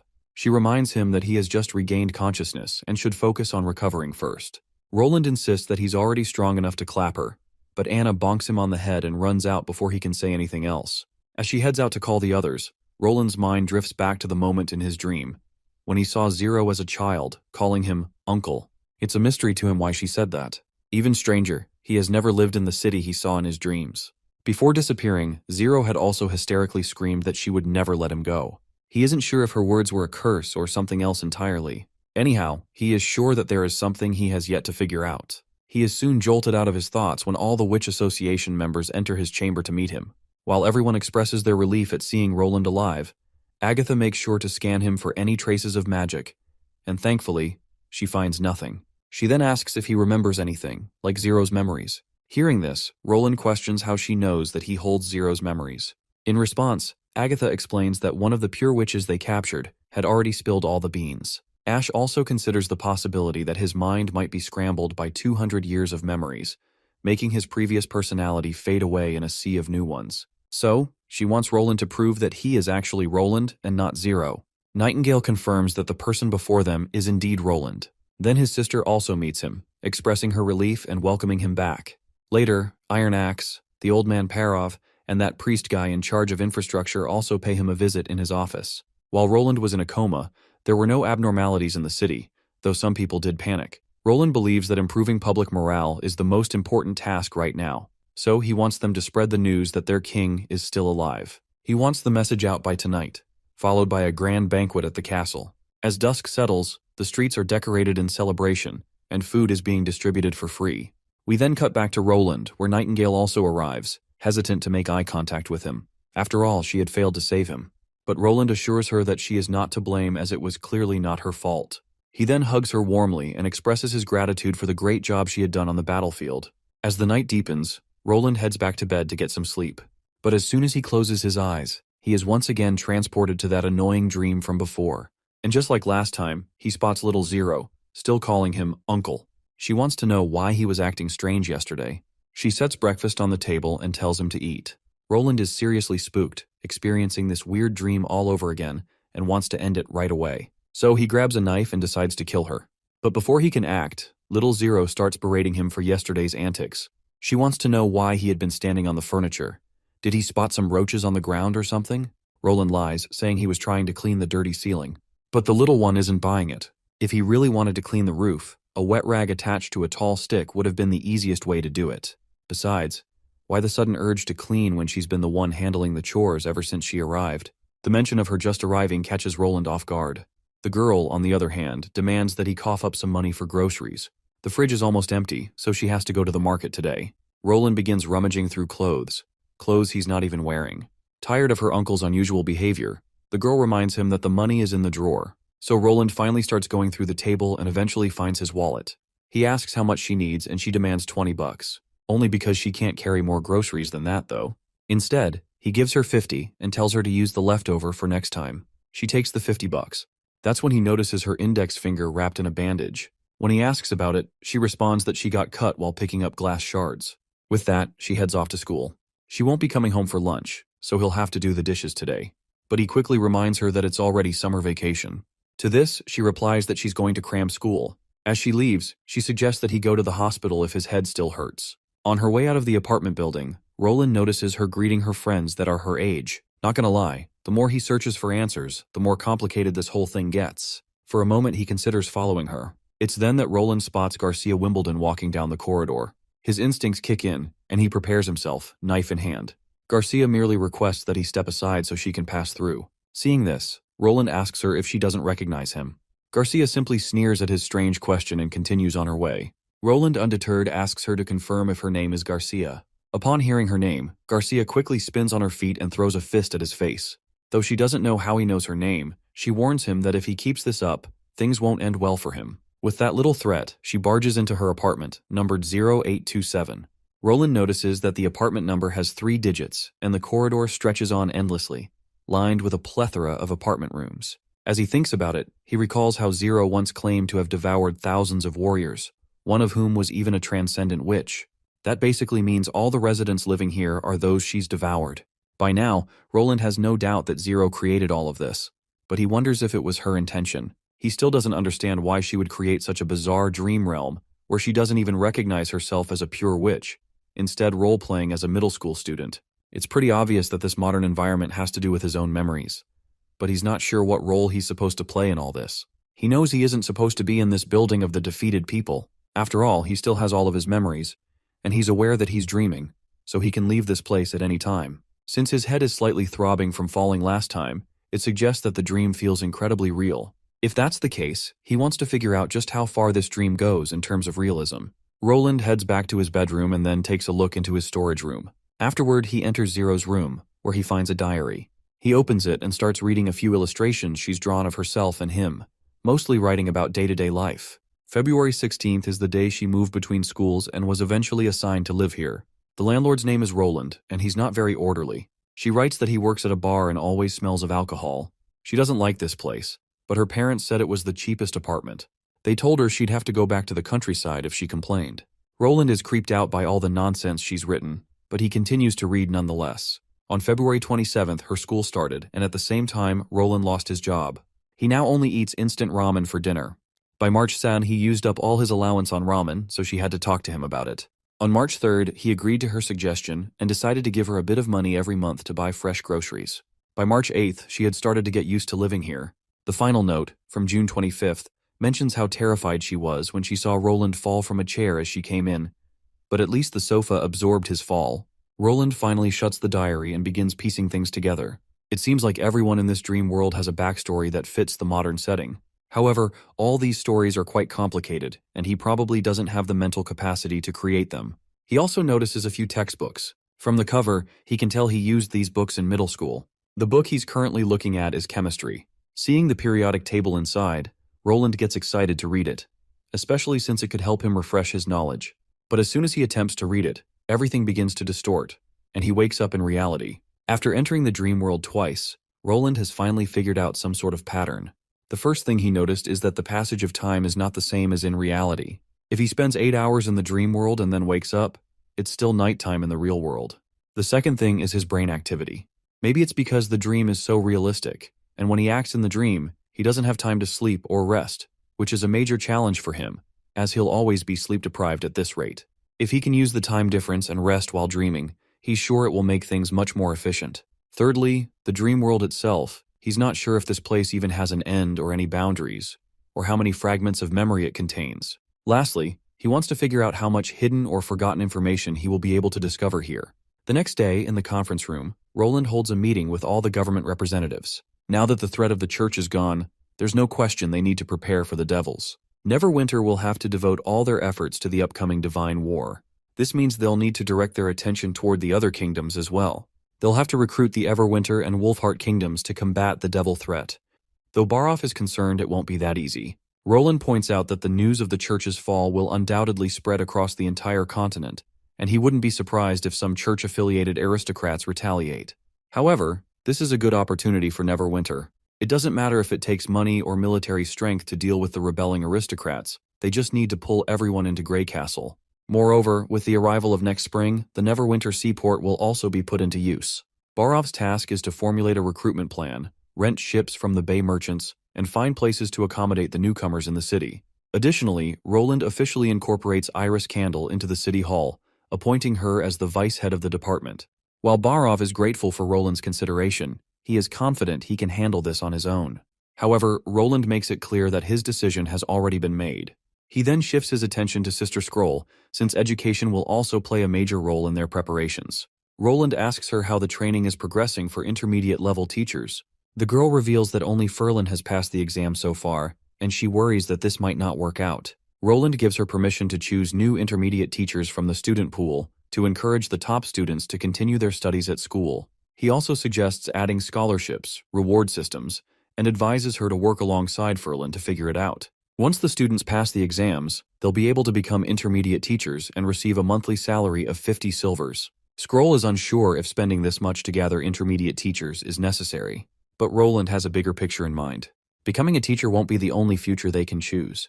They will also have the freedom to enter any field or industry they like. After all, an educated population is useless if they can't be utilized, so funneling them into industries they're suited for is an important step. Furthermore, Roland plans to write a curriculum for introductory logic and critical thinking for her soon. For now, he tells her she's free to go. After dismissing the meeting, Roland asks Kyle Sichi to accompany him to the office. Once Sichi enters the office, he quickly expresses his desire to leave if Roland doesn't have any new ideas for production to share. Roland tells him to relax and take a seat, as he has something important to give him. First, Roland asks if Sichi has ever considered becoming the director of the chemical manufacturing department. Of course, Sichi responds with a resounding no, as he has no interest in abandoning the vials and jars in his laboratory for pointless management responsibilities. But Roland asks him to listen before making any hasty decisions. He acknowledges Sichi's devotion to chemistry, driven by his desire to learn its secrets, and his unwillingness to spend time on anything else. However, Roland promises him that he can help him uncover the very essence of chemistry. This much is enough to get Sichi interested. Roland finally places the periodic table in front of Sichi. Roland promises to give him the periodic table permanently if he accepts the director's position. If he performs well in the role, Roland further promises to send him a complete version of intermediate chemistry. Unsurprisingly, Kyle Sichi takes the deal. Roland wishes him the best of luck, confident that the history of chemistry will bear Sichi's name. We then cut to Isabella's prison cell, where she has been held captive for almost 2 months. Roland has not come to see her, and it's driving her crazy. Though the amenities provided to her don't make it feel like a traditional prison, she has no freedom. She writes down everything she knows, hoping that Roland might spare her when he reads it. And then, the moment arrives.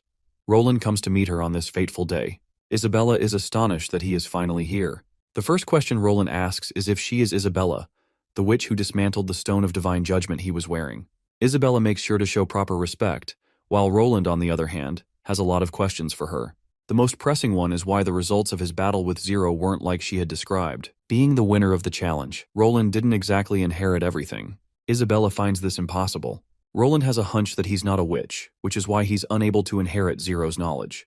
Isabella then elaborates The sole prize in the battlefield of souls is memory and lifespan. Since mortals already possess these two things, they can inherit them from others through this challenge. However, Witch's abilities can't be absorbed, because magic can't simply be spliced onto someone else. Otherwise, Zero would have devoured her long ago.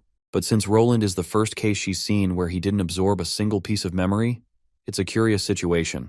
Roland then asks her if Zero ever mentioned where the defeated go. She reveals that the losers always disappear completely as if they never existed. Roland presses further, asking if there's a difference in the results of the challenge if someone voluntarily surrenders or resists until the end. Isabella claims that all of them disappear. However, Zero once said that there were two types of memories she could absorb. One type was disorganized, with residual consciousness from the losers, which would affect Zero herself. The other type was fully complete, allowing Zero to examine every last detail. It seems Roland has figured something out. He decides to put this topic aside for now and focus on Isabella herself. Roland tells her to be grateful for her ability, not because it's particularly unique, but because it can't be used to directly harm someone. No matter what she's done, even though she aided Zero in attacking him, she is no more than an accomplice. Therefore, he won't execute her, but she must pay for her crimes, just like everyone else who has broken the law.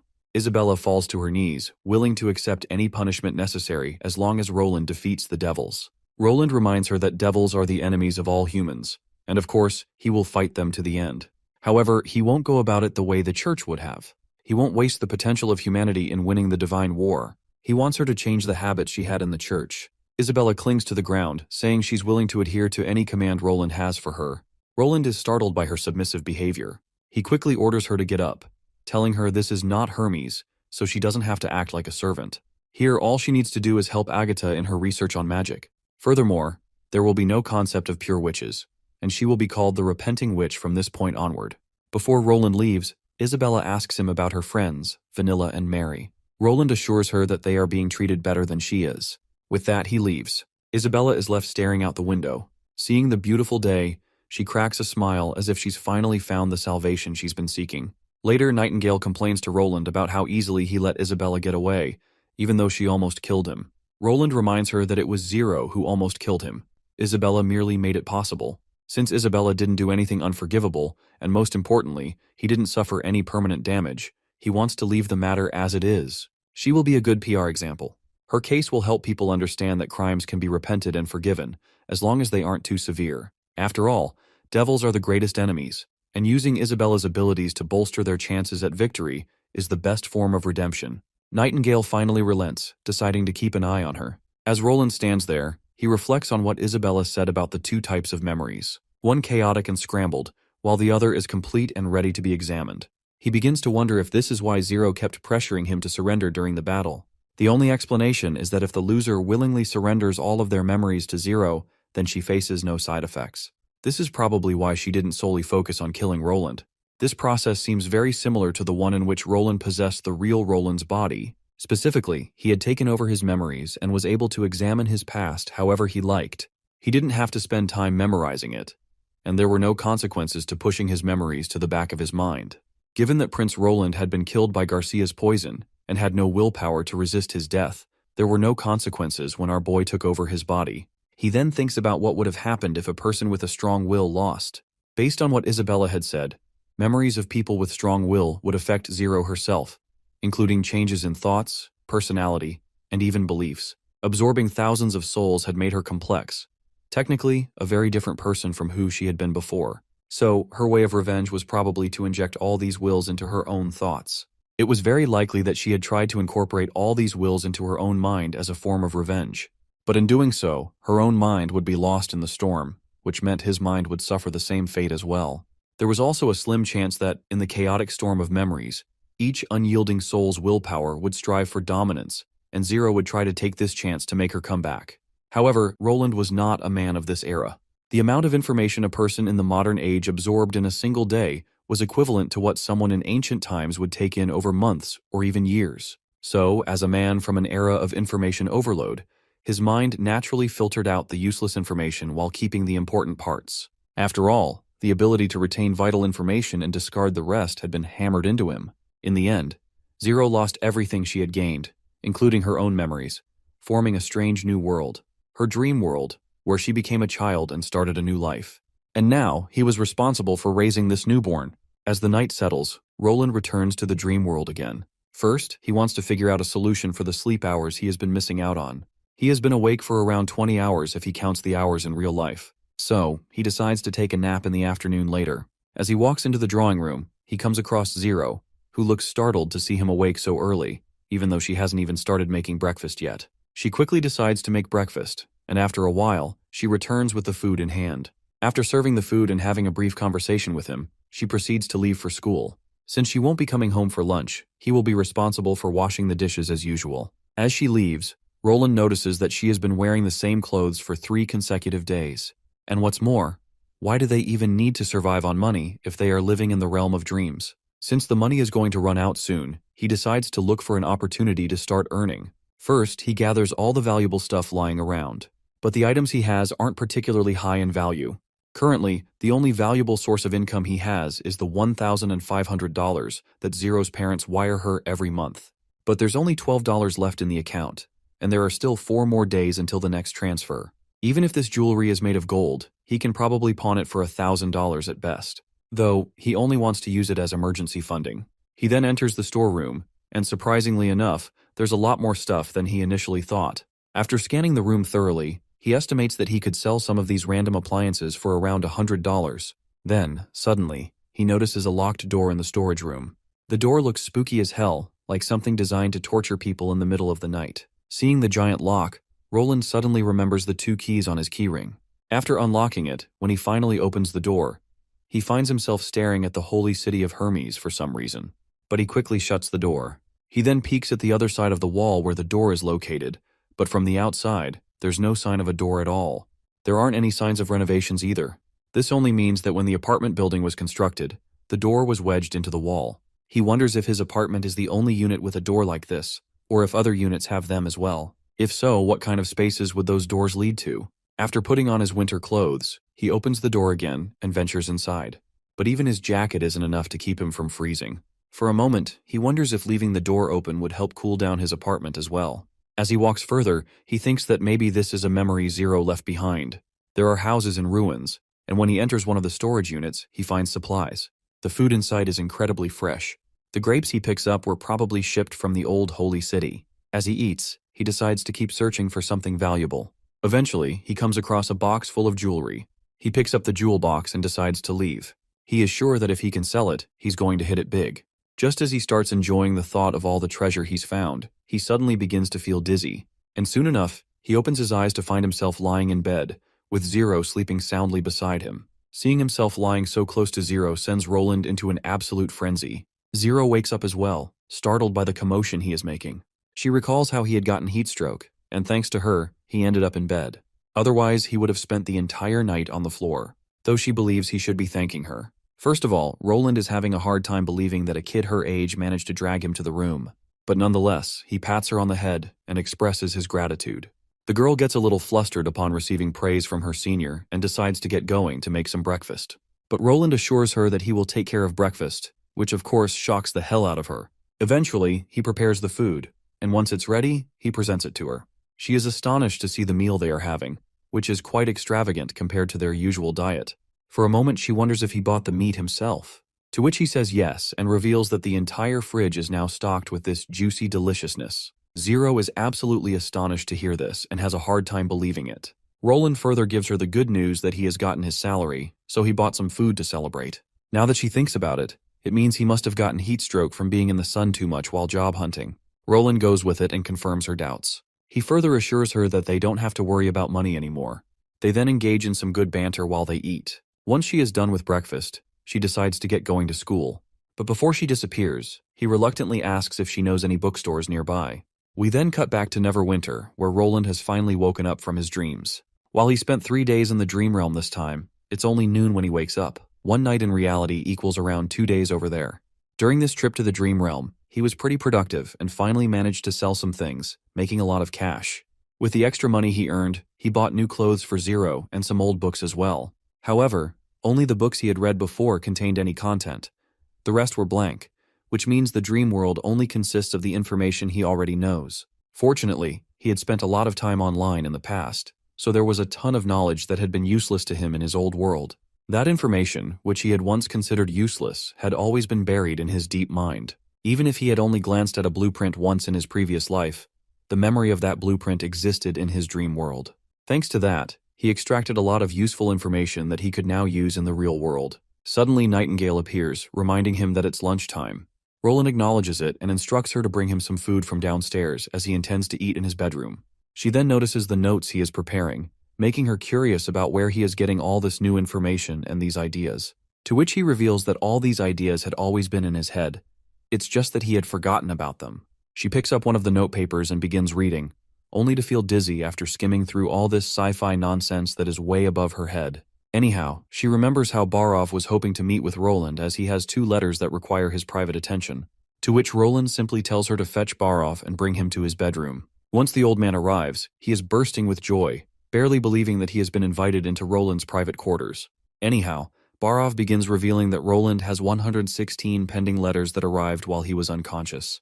Most of the letters were from regional aristocrats regarding commerce or visits. The aristocrats were expressing their unwillingness to give up their power to the government, wanting to maintain their traditions and prestige. Well, Roland has no issue with that. When spring comes next year, those guys will understand what the wise decision is. Roland questions Barov about the letters that require his personal attention. He wants to know who sent them. The old man reveals that one letter was from the astronomers, and the other was from the Kingdom of Dawn, but they arrived while he was in a coma. When Roland reads the letter sent by the astronomers, he learns that the Star of Doom has appeared in the night sky. According to historical records, it's a crimson star that never changes its position. But if the red moon appears in orbit, Roland is sure that it would definitely influence the planet, though the observation also shows that its size is extremely small. So the crimson moon is not a natural celestial body, but a man-made satellite. Though this clearly does not make sense to him. To get to the root of it, he instructs Barov to invite the astronomers to Neverwinter City. But Barov reminds him that the astronomers previously refused to come to Neverwinter, so he isn't sure they would come this time either. However, Roland reminds him that the situation is different. The astronomy tower has found what they have been looking for, so the only thing left for them is to continue observing it. He wants them to know that Neverwinter City has developed a new and improved telescope, and that they have found some old texts regarding the Star of Doom. Now, Roland shifts his attention to the second important letter, which concerns the Kingdom of Dawn. It appears that the news is not good. Prince Appin of the Kingdom of Dawn seems to have developed a deep hatred toward witches due to the actions of the church. This means that, for now, Roland will not be able to maintain friendly relations with the Kingdom of Dawn. He instructs Barov to send a formal diplomatic letter to the kingdom. First, Roland wants to congratulate Prince Appin on becoming king, and urges him not to hold a grudge against witches. He wants Appin to understand that the pure witches who once served the church are different from other witches. Furthermore, Prince Appin should know that Grey Castle has already established an official witch organization, and any aggression toward them would also be considered aggression toward Grey Castle. However, Barov is uncertain whether Appin will accept this message. There is a possibility that he might even perceive it as a threat. Roland clarifies that it is indeed a threat. If Appin Moya decides to recklessly attack the Holy City next year out of spite for the church, then it will be time for the Kingdom of Dawn to have its ruler stripped of his seat. The next ruler of the Kingdom of Dawn must be someone willing to stand by Grey Castle and fight alongside humanity in the Divine War. For example, Andrea of the Quinn family would be an ideal candidate for this position. With that said, Roland dismisses the old man. Later, Roland meets his sister Tilly. Ash leaves to give them some privacy. Once they are alone, Tilly informs Roland that she is preparing to leave soon. She plans to make a round trip to Slumber Island. Roland sighs in disappointment upon hearing that she is leaving so soon. However, as her words sink in, he realizes that she is only making a round trip, meaning she will return. Tilly further reveals that she intends to bring the good news of his victory against the church to the witches of Slumber Island. She wants them to know that Neverwinter, the city of Grey Castle, has completely eliminated the threat of the church, meaning no one will have to hide on the island anymore. She warns him that she will be bringing more witches to Grey Castle, and hopes that it will not be burdensome for him. Roland, however, sees this as a dream come true.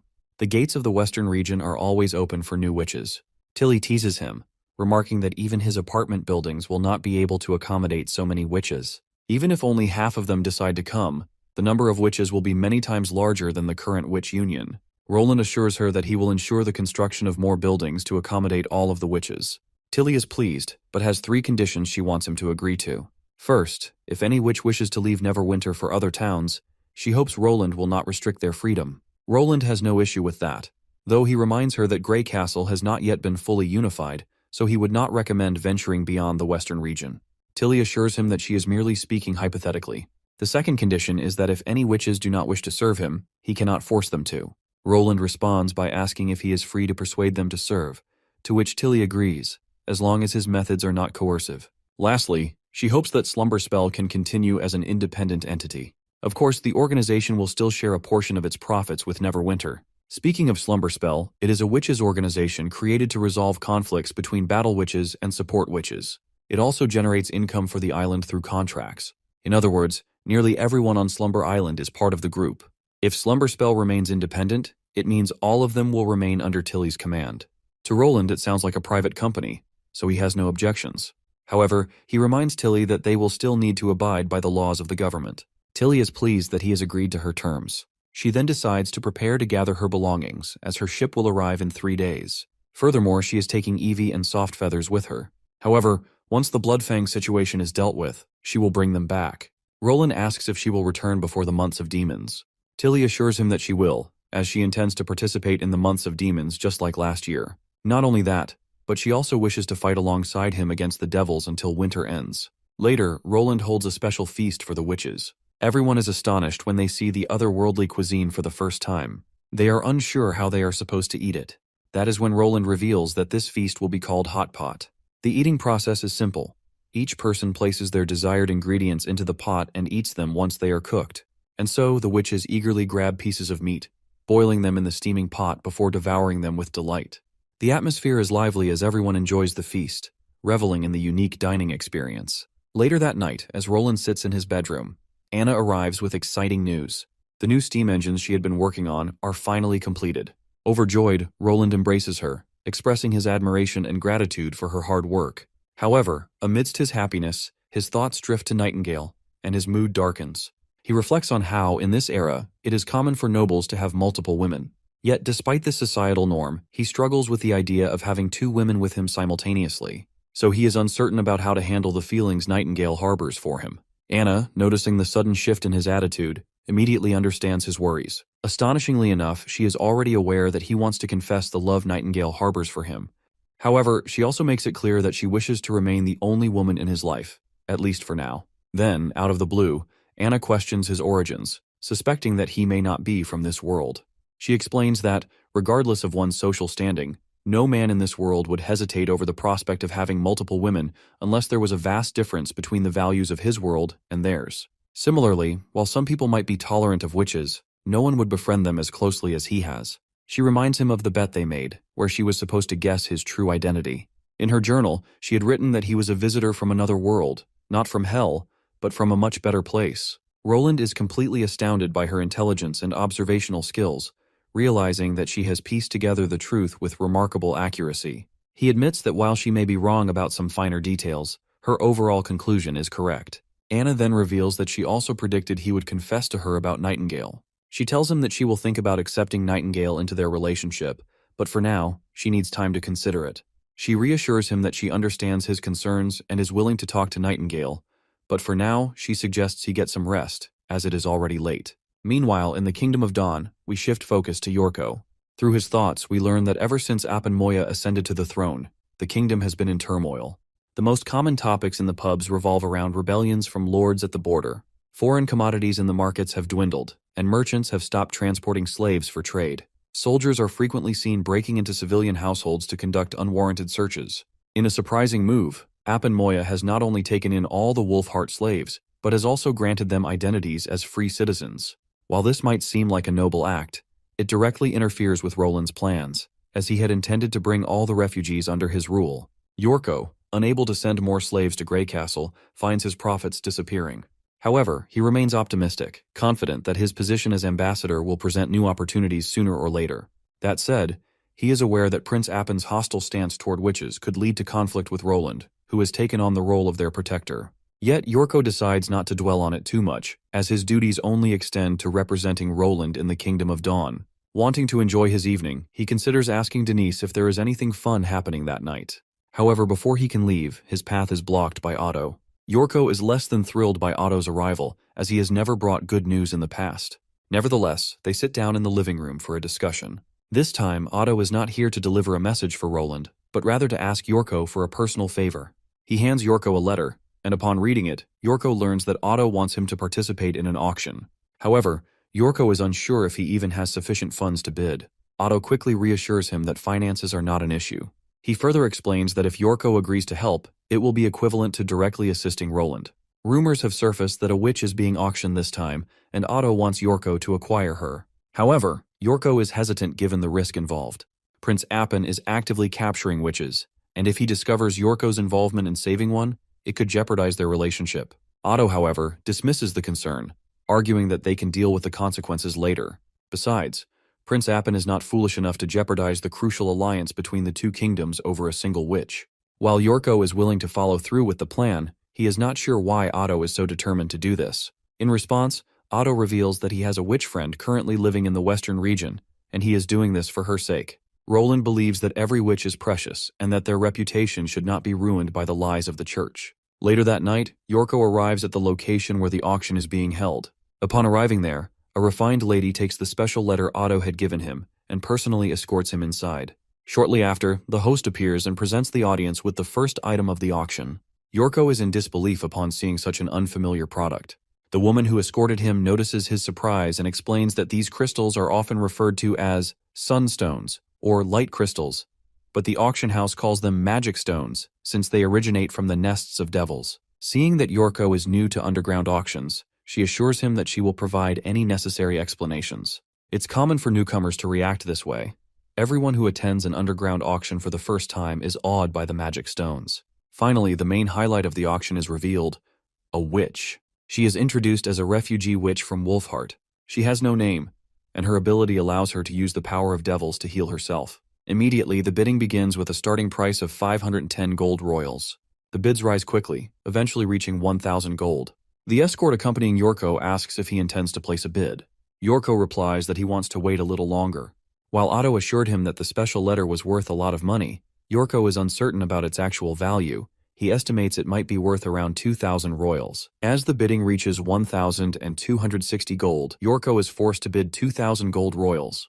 However, someone from the crowd counters with a bid of 2,300 gold, leaving Yorko a little unnerved. The assistant of the opposing bidder appears to be a man. Since the assistant's gender is determined by the bidder's gender, it means the bidder is a woman. The audience is curious as to why would a woman want a witch. Eventually, Yorko raises his bid to 4,000 gold royals. No one makes a counteroffer, and the witch is sold to Yorko. Later, Yorko meets the witch he has just won. Seeing her tied up with her mouth gagged, he removes the cloth covering her mouth and politely asks for her name. She introduces herself as Emmy. She then questions why he has not untied her hands, especially since he saved her. Yorko explains that he does not want to risk her escaping. After all, he does not have another 4,000 royals to spend if she were to get captured again. For her safety, it's better if she remains restrained. He promises to arrange for her freedom tomorrow. Not only that, but he also wants to introduce her to a sanctuary for witches. There are many of her kind waiting for her there. The life of hiding and running will come to an end for her. All she has to do is wait until tomorrow. With that, he prepares to leave. When she asks where he is going, he simply replies that he is off to enjoy the nightlife. Later, Yorko goes to find the escort who assisted him during the auction. However, he cannot find her anywhere. Instead, he is ambushed by a witch named Annie. Annie turns out to be a friend of Emmy. When Emmy notices Annie restraining Yorko, she quickly explains that he is the one who saved her. However, Annie refuses to believe it. She finds it impossible that someone would spend 4,000 gold royals just to save a witch. Seeing how familiar Annie seems to be with auction prices, it does not take Yorko long to realize that she must have been the one bidding against him earlier. Yorko quickly clarifies that he is not trying to deceive anyone. In fact, he is here to save witches under the direct orders of Roland. Roland, the king of Grey Castle, takes care of witches. He firmly believes that witches are no different from humans, and he even waged war against the church for their sake. Annie presses him further, asking why he did not untie Emmy if his intentions were pure. Yorko reiterates that he was afraid she would run away. Despite his insistence, Annie remains skeptical and continues to interrogate him. Yorko even tells her about an organization that provides shelter for witches, hoping it will convince her of his sincerity. However, the mention of an organization only makes Annie angrier. She immediately recalls Bloodfang, a group with whom she had a terrible experience. Annie then drags out the escort, who is battered and bruised. While she initially had no intention of letting either the escort or Yorko live, she ultimately decides to spare them, given that the King of Grey Castle had defeated the church. With that, Annie proceeds to leave, taking Emmy with her. Yorko warns her about the dangers lurking outside, but Annie reassures him that she has already considered the possibility and has taken precautions. Realizing he cannot force them to go to Grey Castle, Yorko gives up on the idea and shifts his focus toward his escort, whose name is 76. That night, Yorko spends his time with 76, despite her being unconscious from the ordeal. The next day, Otto visits Yorko to check on his well-being after hearing about the attack. Remembering the events of the previous night, Yorko becomes irritated. If it had been anyone else in his place, he is certain that 76 would have been killed. At that moment, another figure enters the room, the supervisor of the auction house, a man known as Silverface. He sincerely apologizes for the incident, expressing relief that Yorko remained unharmed. The auction house has already launched an investigation into the matter, and the only clue they have gathered so far is that the witch's escape was a well-planned operation. Yorko acknowledges this and insists that, since he won Emmy in the auction, she should not be handed over to anyone else. He then inquires about his escort from the previous night. Silverface informs him that 76 will be punished by the auction house, as it was her duty to protect customers, and she no longer has the privilege of working there. Seizing the opportunity, Yorko requests to buy 76. However, the supervisor reminds him that she has been officially labeled a criminal. Despite this, Yorko offers 500 gold royals. Eventually, Silverface decides to gift 76 to Yorko, considering it a form of reparation for the trouble he endured. Since she is no longer fit for service, the auction house sees no better use for her. Meanwhile, the story shifts to an old man, whose identity remains unknown. As we peer into his thoughts, we learn that he has been managing his family business for years after inheriting it from his father. Under his leadership, the Merchant Guild has grown into a massive organization, gaining influence among upper nobles and powerful businessmen. However, he worries about the future. As long as he is alive, the elites who support him remain reliable allies or useful tools. But with the current chaos, he is unsure whether the business will continue to thrive after his passing. At the end of a dimly lit path, he arrives at a gate and instructs his escort to wait outside. Once he passes through the gate, we encounter a moat, where soldiers clutching magical stones inform him that the emissary is waiting for him. As he crosses the moat and reaches its center, he calls for the emissary to appear. A sinister purple energy begins to coalesce, forming a weird pulsating heart that speaks in a chilling voice. The heart demands a status report. The old man regretfully reports that Prince Appin is capturing witches, and he does not have any intentions to stop either. However, he assures the heart that he will find a way to make things right.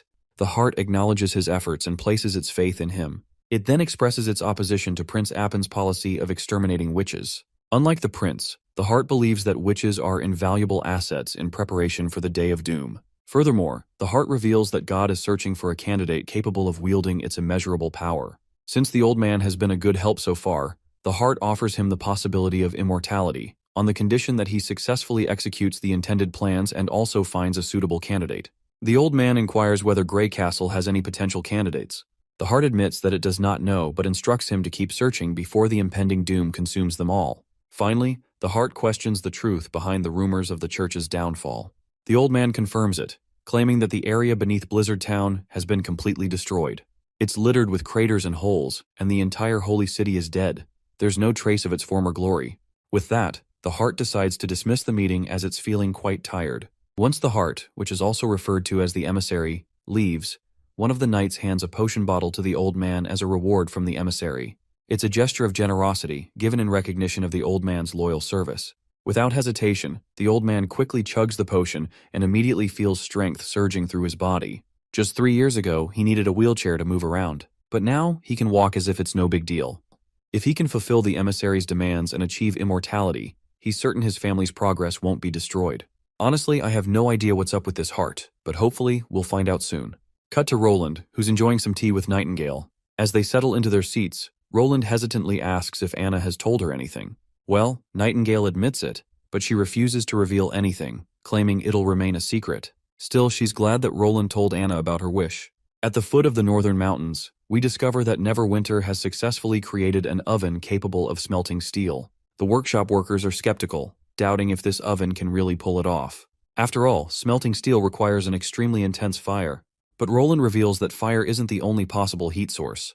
He gestures for Anna to begin the experiment. I honestly have no clue what in the hell this thing is. I even read 2 separate translations for it. Either I'm too dumb to understand it, or the translations are trash. But once they activate this oven, fire erupts out of it. Seeing the sparks dance in the air brings a smile to Roland's face. Because to him, These sparks symbolize humanity's next great leap forward. Unfortunately, at their current level of technology, they can only smelt steel using air. But Roland is confident that if he can acquire pure oxygen in the future, the fire will burn even stronger. Beyond handling day-to-day matters, Roland has also been piecing together his memories. So, as soon as he hits the bed, he finds himself opening his eyes in the dream world. The first thing he does there is to check his phone. One of his clients wants to purchase more supplies. After that, he goes to check on Zero, who is still sleeping soundly. Then, he heads outside in search of food. At a restaurant, he orders some beef noodles for himself and sits down to enjoy his meal. As he eats, he reflects on his experiences in this city. He's mostly stuck to the same two streets, but in the distance, the city looks lively and prosperous. Still, he wants to see just how big this place really is. That's when he suddenly spots Garcia jogging past. Everyone on the street is mesmerized by how gorgeous she looks. Judging from their chatter, Garcia is preparing for an upcoming competition. Apparently, if the weather is nice, she runs here for an hour every day. Roland doesn't understand why everyone is so familiar with Garcia, nor does he know what competition they're all talking about. That's when the shop owner walks over to fill him in. Turns out Garcia is a martial artist, and not just any martial artist.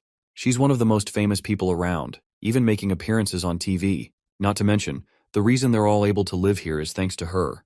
To clarify further, the shop owner points Roland's attention to a demolition notice. As fate would have it, real estate developers have been trying to tear this place down for years, hoping to replace it with new skyscrapers.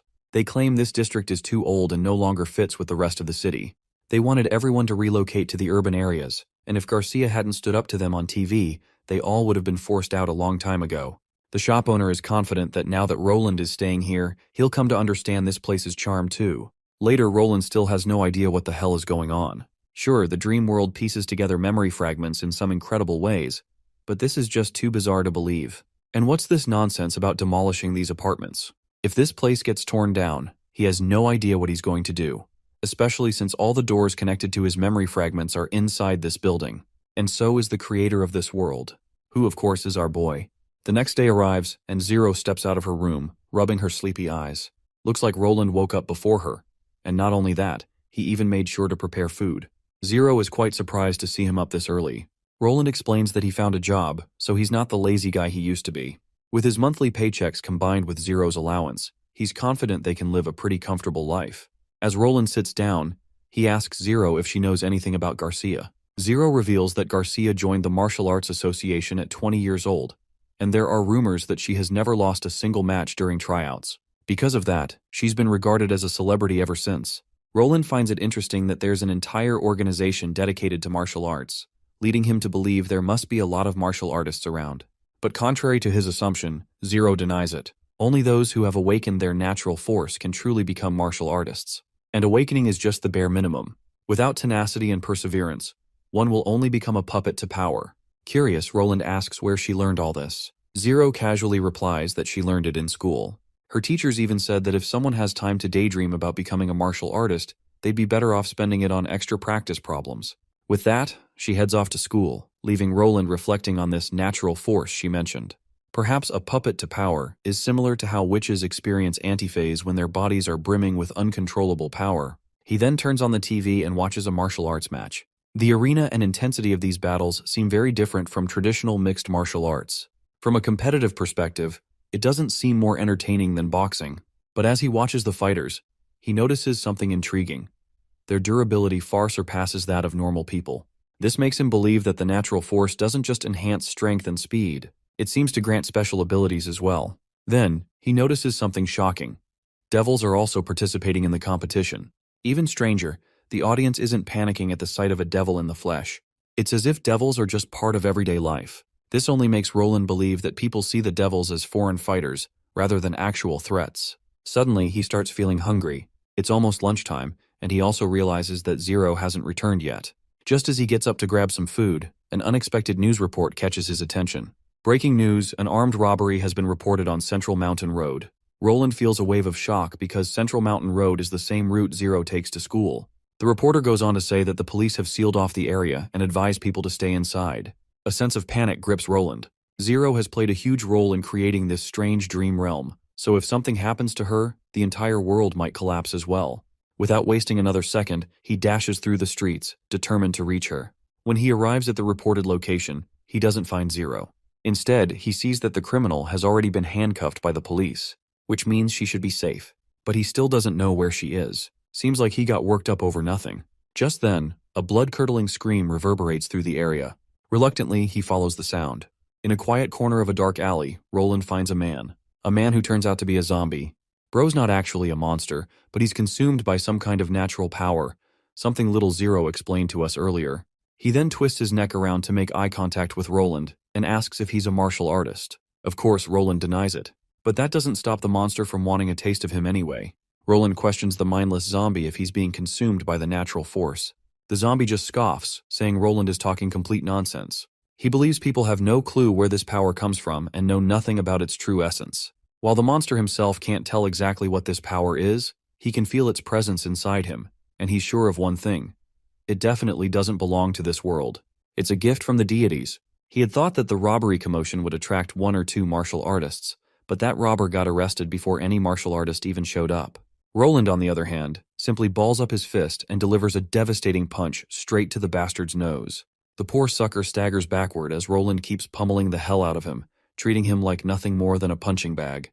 It looks like the zombie guy can't use his natural force against Roland, so he ends up getting completely wrecked. Then, Roland grabs the natural power lingering over the dude's head and yanks it right out of his body. Suddenly, the dark red energy Roland snatched begins to coalesce, erupting into a brilliant yellow light, causing him to absorb a newfound power. He can feel warmth coursing through him. Later, he heads back to the apartment, where he finds Zero already there. The first thing Roland asks is where she's been all this time. She claims the cram school kept them in overtime. Plus, she doesn't have school tomorrow. Now it's Roland's turn to explain himself, what he was up to. He simply says he went out looking for her since she didn't come home on time. Zero reminds him that she's not a little kid who gets into trouble so easily and suggests that next time, he should just wait at home unless it's an emergency. Roland acknowledges this and decides to have dinner. As they sit down to eat, she mentions again that she doesn't have school tomorrow and doesn't need to start her homework right away. Roland then suggests she tag along with him tomorrow since he's heading to the library. But Zero isn't so sure she wants to hit the books right after finally getting a break from them. To persuade her, he offers to buy her some clothes too. And so, the next day arrives, and they head out from their apartment to the city's commercial hub. First, they'll go to the library before buying her clothes. That way, they won't have to carry bags around. Though Zero reassures him that she doesn't mind if he doesn't buy her anything, Roland just pats her head, saying she should have more outfits, dresses, shoes, shirts, the whole deal. A while later, they finally arrive at the library. There, Roland finds the book he was looking for, one about the properties of alloys. Seeing him reading, Zero looks a little confused, wondering since when did he get into studying, but it looks like Roland didn't find what he was looking for, so he puts the book back and decides to move on to the next destination. When Zero asks if he's done reading already, he just shrugs, claiming they should hurry and get her some clothes before the day is over. And so, they walk around, and Zero ends up checking out a ton of different dresses. Finally, Roland buys her a bunch of clothes, along with a burger and juice. Zero starts feeling a little concerned, seeing how much he's spending. But Roland remains nonchalant, assuring her there's nothing to worry about. He even offers her this new phone just so they both can stay in touch. Later, Roland wakes up in the real world after spending 2 straight days in the dream realm. He can still feel the lingering sensation of that natural force he absorbed back there. He has no idea what that thing was, but one thing's for sure. If it was some kind of natural power infused with magic, it shouldn't have been tangible. He also has yet to figure out who that sickly man was. There's no way in hell his brain could house such a massive dream realm. If it doesn't exist in his subconscious, then where the hell is all this happening? For now, he decides to push aside the mystery of the dream realm. He's got more important things to focus on. Thankfully, the dream realm allowed him to revisit a lot of knowledge he had forgotten. His memory is still fresh on the book about alloys he read in the library. If he utilizes this newly acquired knowledge, he can significantly cut down the time Anna and Lucia spend experimenting. If he's successful in producing the 3rd generation of machinery he's envisioning, he'll be able to craft even more sophisticated parts. In the coming days, Neverwinter City will have the chance to step into the gates of the Industrial Revolution, and the Western region will undergo a drastic transformation as they enter this new era. Later, the priest guy responsible for the construction side of things arrives with good news. Since I can't remember his name, let's just call him Cheeky Ass until we figure it out. Cheeky Ass gives the report that Road 67 has finished construction. Roland is glad to hear how they're getting much more efficient with these new projects compared to past ones that took twice as long to complete. Cheeky Ass has plans to assign the workers to new housing projects only if Roland doesn't have any more road projects. It'll cost a bit more, But Neverwinter City's neighborhoods are in dire need of expansion. Roland already knows this. Their new town has at least tripled in size in just 1 year, not including the farmland they've developed from the Redwater River. But Roland also mentions that the road projects aren't going to end anytime soon, and that he plans to build a steel road from the mines all the way to the port.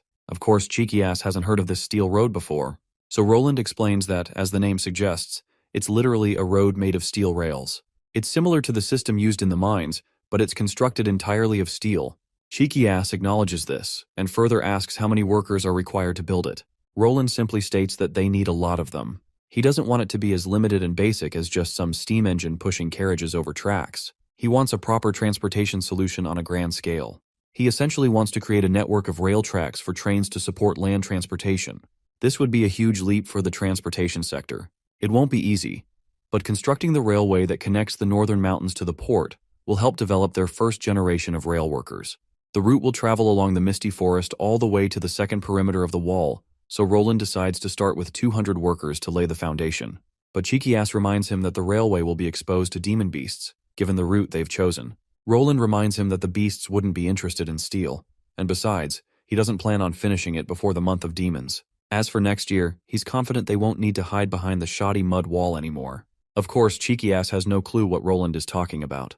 Roland points out that the border town is getting really cramped with all the people, and it's become difficult to rely on a thin wall to protect them from demons. So, he plans to expand along the western border. When the Divine War begins, the devils might place troops at the ruins of Tequila, and if that happens, their scouting stations could extend all the way to the foot of the mountains. If they can turn the mountains into a wall, Roland is sure they'll be able to protect the kingdom. He also plans to build steel rails to places that don't have access to the rivers to make transportation easier through trains. Furthermore, Roland envisions building an architectural landmark at Neverwinter City. The mention of a landmark makes Cheeky Ass wonder if Roland is talking about something eye-catching, like a memorial or a clock tower. Roland confirms this, though he believes calling it a landmark would be more fitting. It won't be like any other construction project. Roland plans to build a residential building along the Redwater River behind the industrial district. He then hands over the blueprints for the project. It may be the grandest project they've ever undertaken.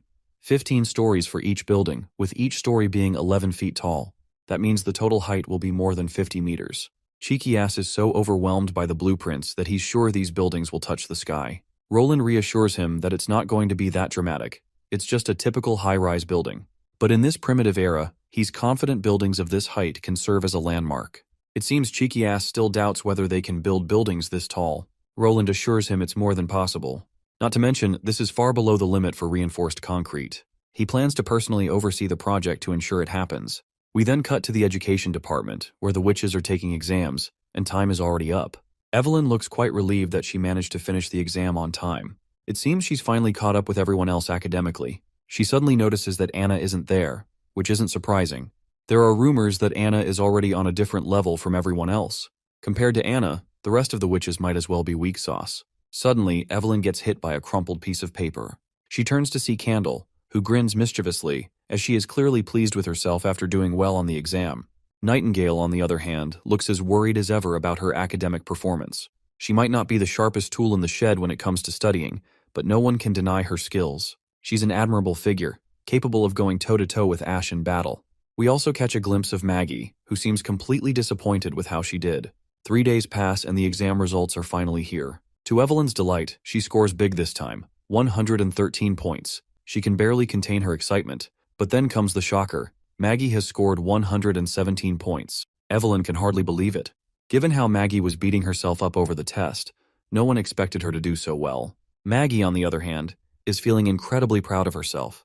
Sister Moon is just as surprised. In fact, she briefly wonders if Sister Scroll made a mistake while grading. After all, she had seen Maggie spending the entire exam sketching and doodling pictures of honey-glazed meat. Lily, however, isn't so sure that accusing someone like Scroll is the right thing to do. She's clearly dissatisfied with Moon's attitude, but Moon isn't ready to drop the matter. She suggests they investigate and get to the bottom of this. Lily, however, makes it clear that no one is sneaking into the office unless Nightingale and Roland return. Moon reassures her they aren't planning to steal any exam papers. They just need to take a peek at Scroll's gradebook. To do that, she suggests calling Summer.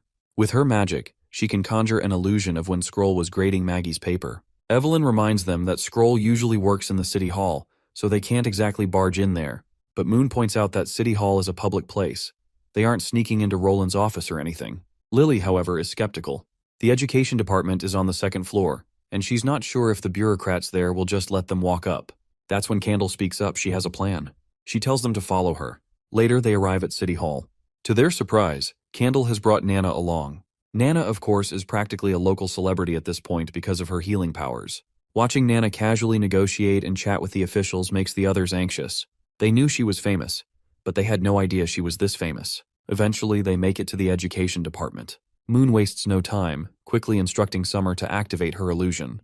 But Summer hesitates and feels jittery. After all, only City Hall officers are supposed to be here. After some convincing, she finally casts her magic. The illusion reveals a hologram of Sister Scroll inspecting Maggie's answer sheet. And sure enough, all Maggie had done was doodle pictures of meat. Her actual score is only 17. The group collectively groans, realizing Maggie had tricked them all. Maggie, on the verge of tears, insists her score is supposed to be 117 and points at her paper. To understand what went wrong, they shift their attention back to Scroll's hologram. There, they see a man walk up to Scroll, whisper something in her ear, and then leave. Scroll also leaves her desk for a moment. Then, as if fate itself was playing a prank, a gust of wind blows in through the window, sweeping several papers off the desk. At that exact moment, Scroll's writing quill also gets caught in the wind, tumbling through the air, before landing right on Maggie's exam paper. And just like that, it accidentally scribbles an extra 1 in front of the 17, turning it into 117. The mystery is finally solved. Candle can't help but give Maggie a pat on the back for her incredible luck. Evelyn, meanwhile, feels like a complete clown. They went through such a thorough investigation, only to uncover something that could have been laughed off as a joke. Though it's peculiar that the exam sheet didn't seem directly related to the quill, the two objects created an interesting coincidence. It wasn't just those two items either. The wind from the door and the messenger's timing were crucial as well. If even one factor had been off, things wouldn't have turned out that way. This also reminds Evelyn of her mixing of alcohol. After her sudden epiphany, she runs to her room, grabs a glass of water, and creates a new drink. When she tastes it, she's surprised. It's a mixture of juice and milk, or maybe tea and honey. It's definitely a new flavor, and she confirms that it's not alcohol. Later, when Evelyn visits Roland, Nightingale notices something strange about Evelyn's inner core. She realizes that Evelyn's magic has evolved. Her core now looks like a gray sphere, but its shape isn't solid. Nightingale also notices that her magic capacity is decent, somewhere between Soraya and Maggie's level. Evelyn is here to show Roland the new drink she's created with her ability. Roland tries the first sample and is absolutely blown away by how rich and flavorful it is. Evelyn tells him to try the other one as well. After tasting it, Roland realizes that this second one is even better. The heat hits him like lava rushing into his mouth, followed by a strong fruity aroma that overwhelms his senses, while still retaining the richness of fermentation. This is absolutely mind-boggling stuff, and Roland feels like a dragon after drinking it. He quickly decides to name it Fire Dragon. Roland then asks if Evelyn can manufacture this drink regularly. Sadly, Evelyn responds that she can't replicate it, as her new ability is not consistent. Hearing this, Roland finally understands why Evelyn doesn't seem happy about her magic evolution. She has always felt that her magic was terrible, and now that it has finally evolved, it's unstable. Improving the support witch's abilities will still take time. Roland reassures her that there's no need to be upset about not being able to replicate it. After all, it's the unique and beautiful experiences that make memories unforgettable, and there will always be people who want that. Besides, in these hard war times, flavorful drinks like hers can greatly boost the morale of soldiers and strengthen their will to fight. Roland decides to create a dedicated storage space for her to work in.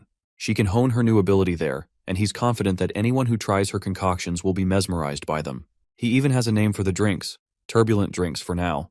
Evelyn feels truly happy to have her abilities recognized. She's always felt inadequate compared to the others, thinking that she wasn't contributing enough. In the next scene, Baroff reports to Roland about the arrival of astronomers in Neverwinter City. It's been 3 days since they arrived, bringing their families, artisans, and apprentices, a total of 312 people. Baroff has arranged for the 9 astronomers to stay at the Foreign Relations Building, while the others have been temporarily housed in guest residences. It seems Roland plans to throw a welcome feast tonight in the plaza for them. He wants all the citizens to know that another field of academic study has now come to Neverwinter. Baroff suddenly grows anxious as he reports recent incidents in Longsong Fortress. Apparently, several problems have surfaced. Most notably, the district city hall there has shown signs of neglecting duties and accepting bribes.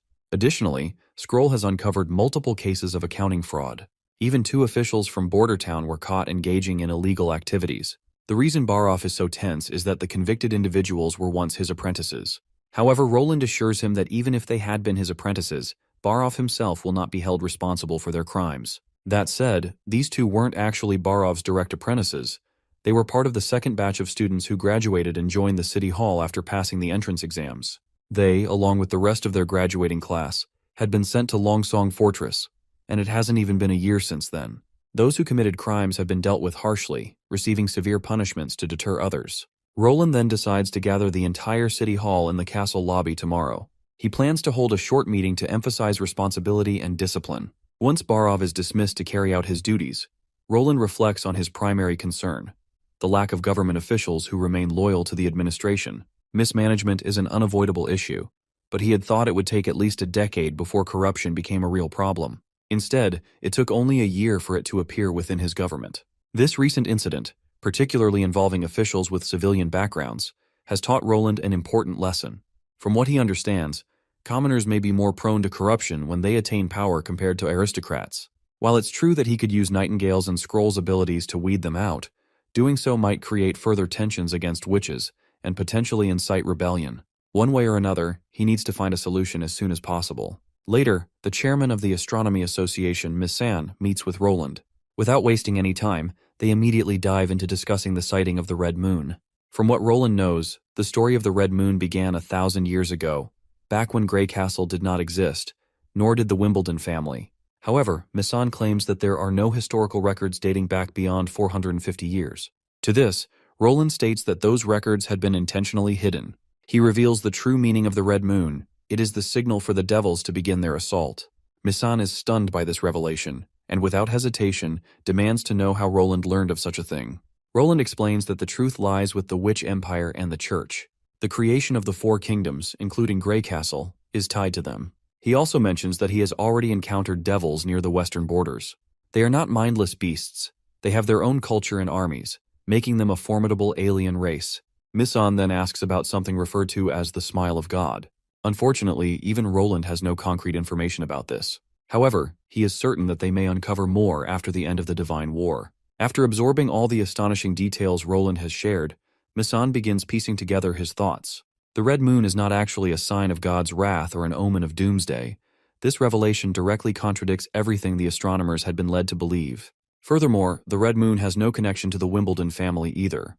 If all of this is true, then Roland's stance on witches finally makes complete sense. Since witches' powers do not originate from the devils, they are not humanity's enemies. This means that the rumors circulating in Grey Castle about witches being innocent were merely the tip of the truth. Missan is forced to acknowledge Roland's cunning and cautious approach, like how he selectively disclosed information about witches while withholding the parts that could cause mass panic. Regardless, the old man is now fully prepared to listen to Roland and follow his orders accordingly. While the discussion about the Red Moon is crucial, Roland has another matter to discuss with Missan. He pulls out a book and presents it to him. It is a book on geometry. Roland explains that he wants astronomers to use arithmetic to calculate shapes. With specific data points, it's possible to map out entire patterns, and the illustrations in the book are actually arithmetic expressions. These expressions will help them mark out complex shapes with greater precision. The more Missan delves into the book, the more overwhelmed he feels. The knowledge contained within its pages is simply unreal. He spends half an hour trying to grasp the contents.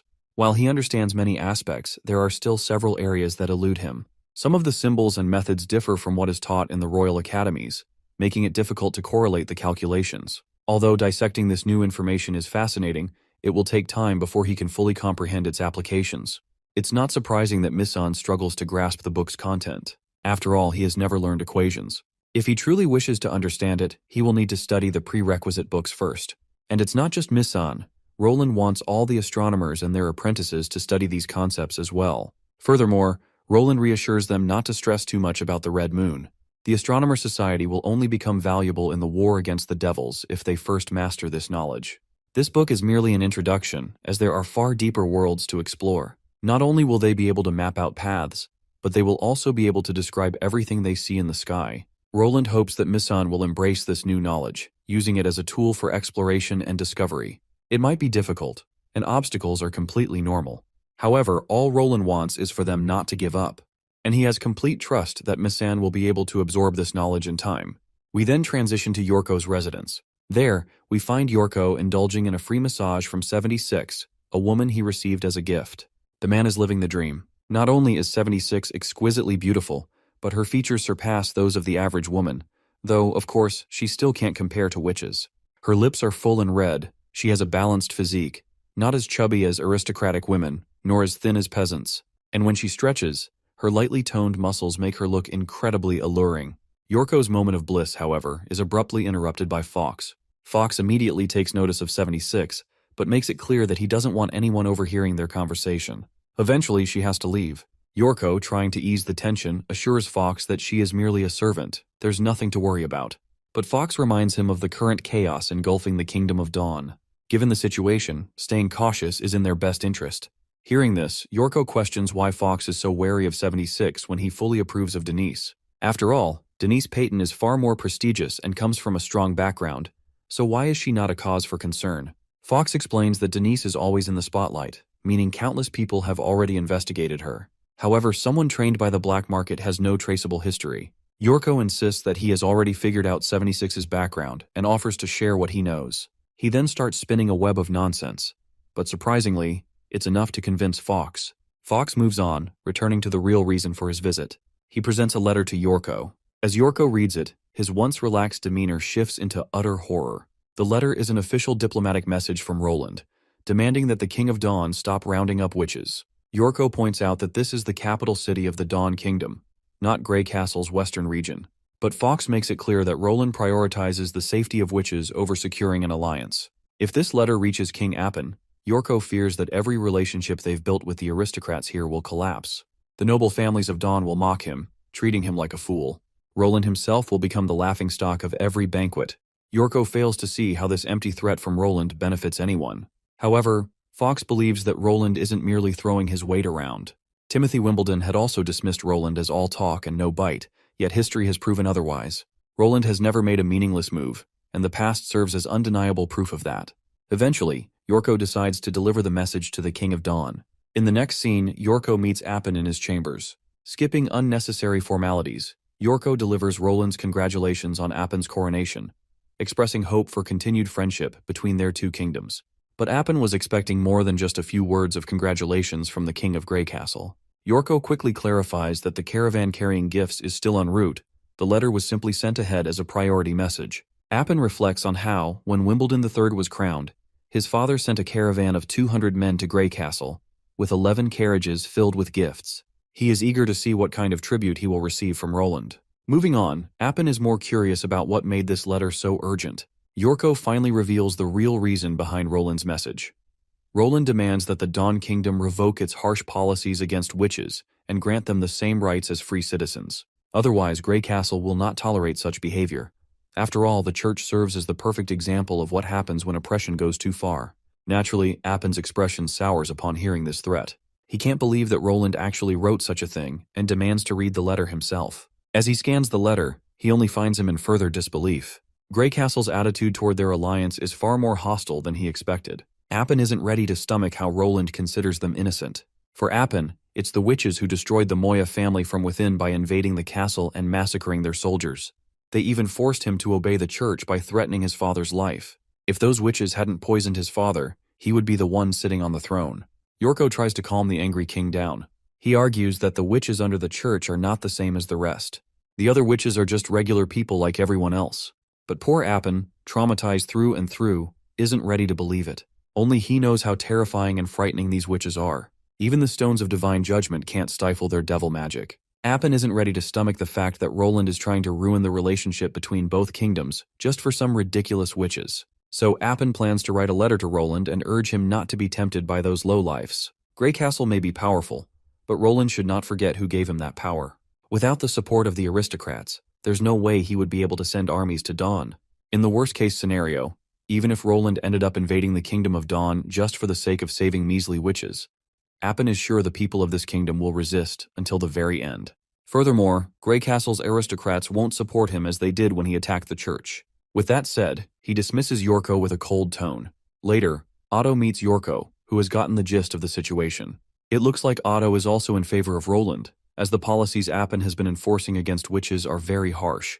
His constant sweeps and captures are creating unrest. Yorko suggests Otto try to convince Appin, but Otto already knows Appin won't listen. Once Appin starts talking about witches, he becomes an entirely different person, though Otto wishes he could be more like Roland in that aspect. Anyhow, he decides to find another chance to talk to Appin. Suddenly, 76 comes in and reports that the witch he had bought has returned. It's, of course, Emmy, who begins begging Yorko to help them because Annie and the others are in danger. Well, this zesty-ass bastard certainly doesn't want to help them after all. He doesn't want to get into trouble. Anyway, he tries to assure the crying girl to explain what happened first. She begins to explain that while she was out looking for food, she saw a lot of soldiers. She and her fellow witches had been using the orphanage as their hideout, but it got exposed, and a lot of guards surrounded the place. They also locked down the streets nearby. There were multiple squads of knights, and they were kicking down alleyways to look for more witches. Yorko then questions her if there were any other witches besides Annie. The girl admits there were, namely Hero and Blade. All three of them are currently stuck in the orphanage. Hero lost her legs, so Annie usually carries her around, and if they get captured, there will be no way out for them. Later, Yorko and Otto have another conversation. In order to help the witches escape, Otto decides to take help from Duke Quinn, as he is the current prime minister, and the patrol guards are under his command. But Yorko isn't sure if this will work.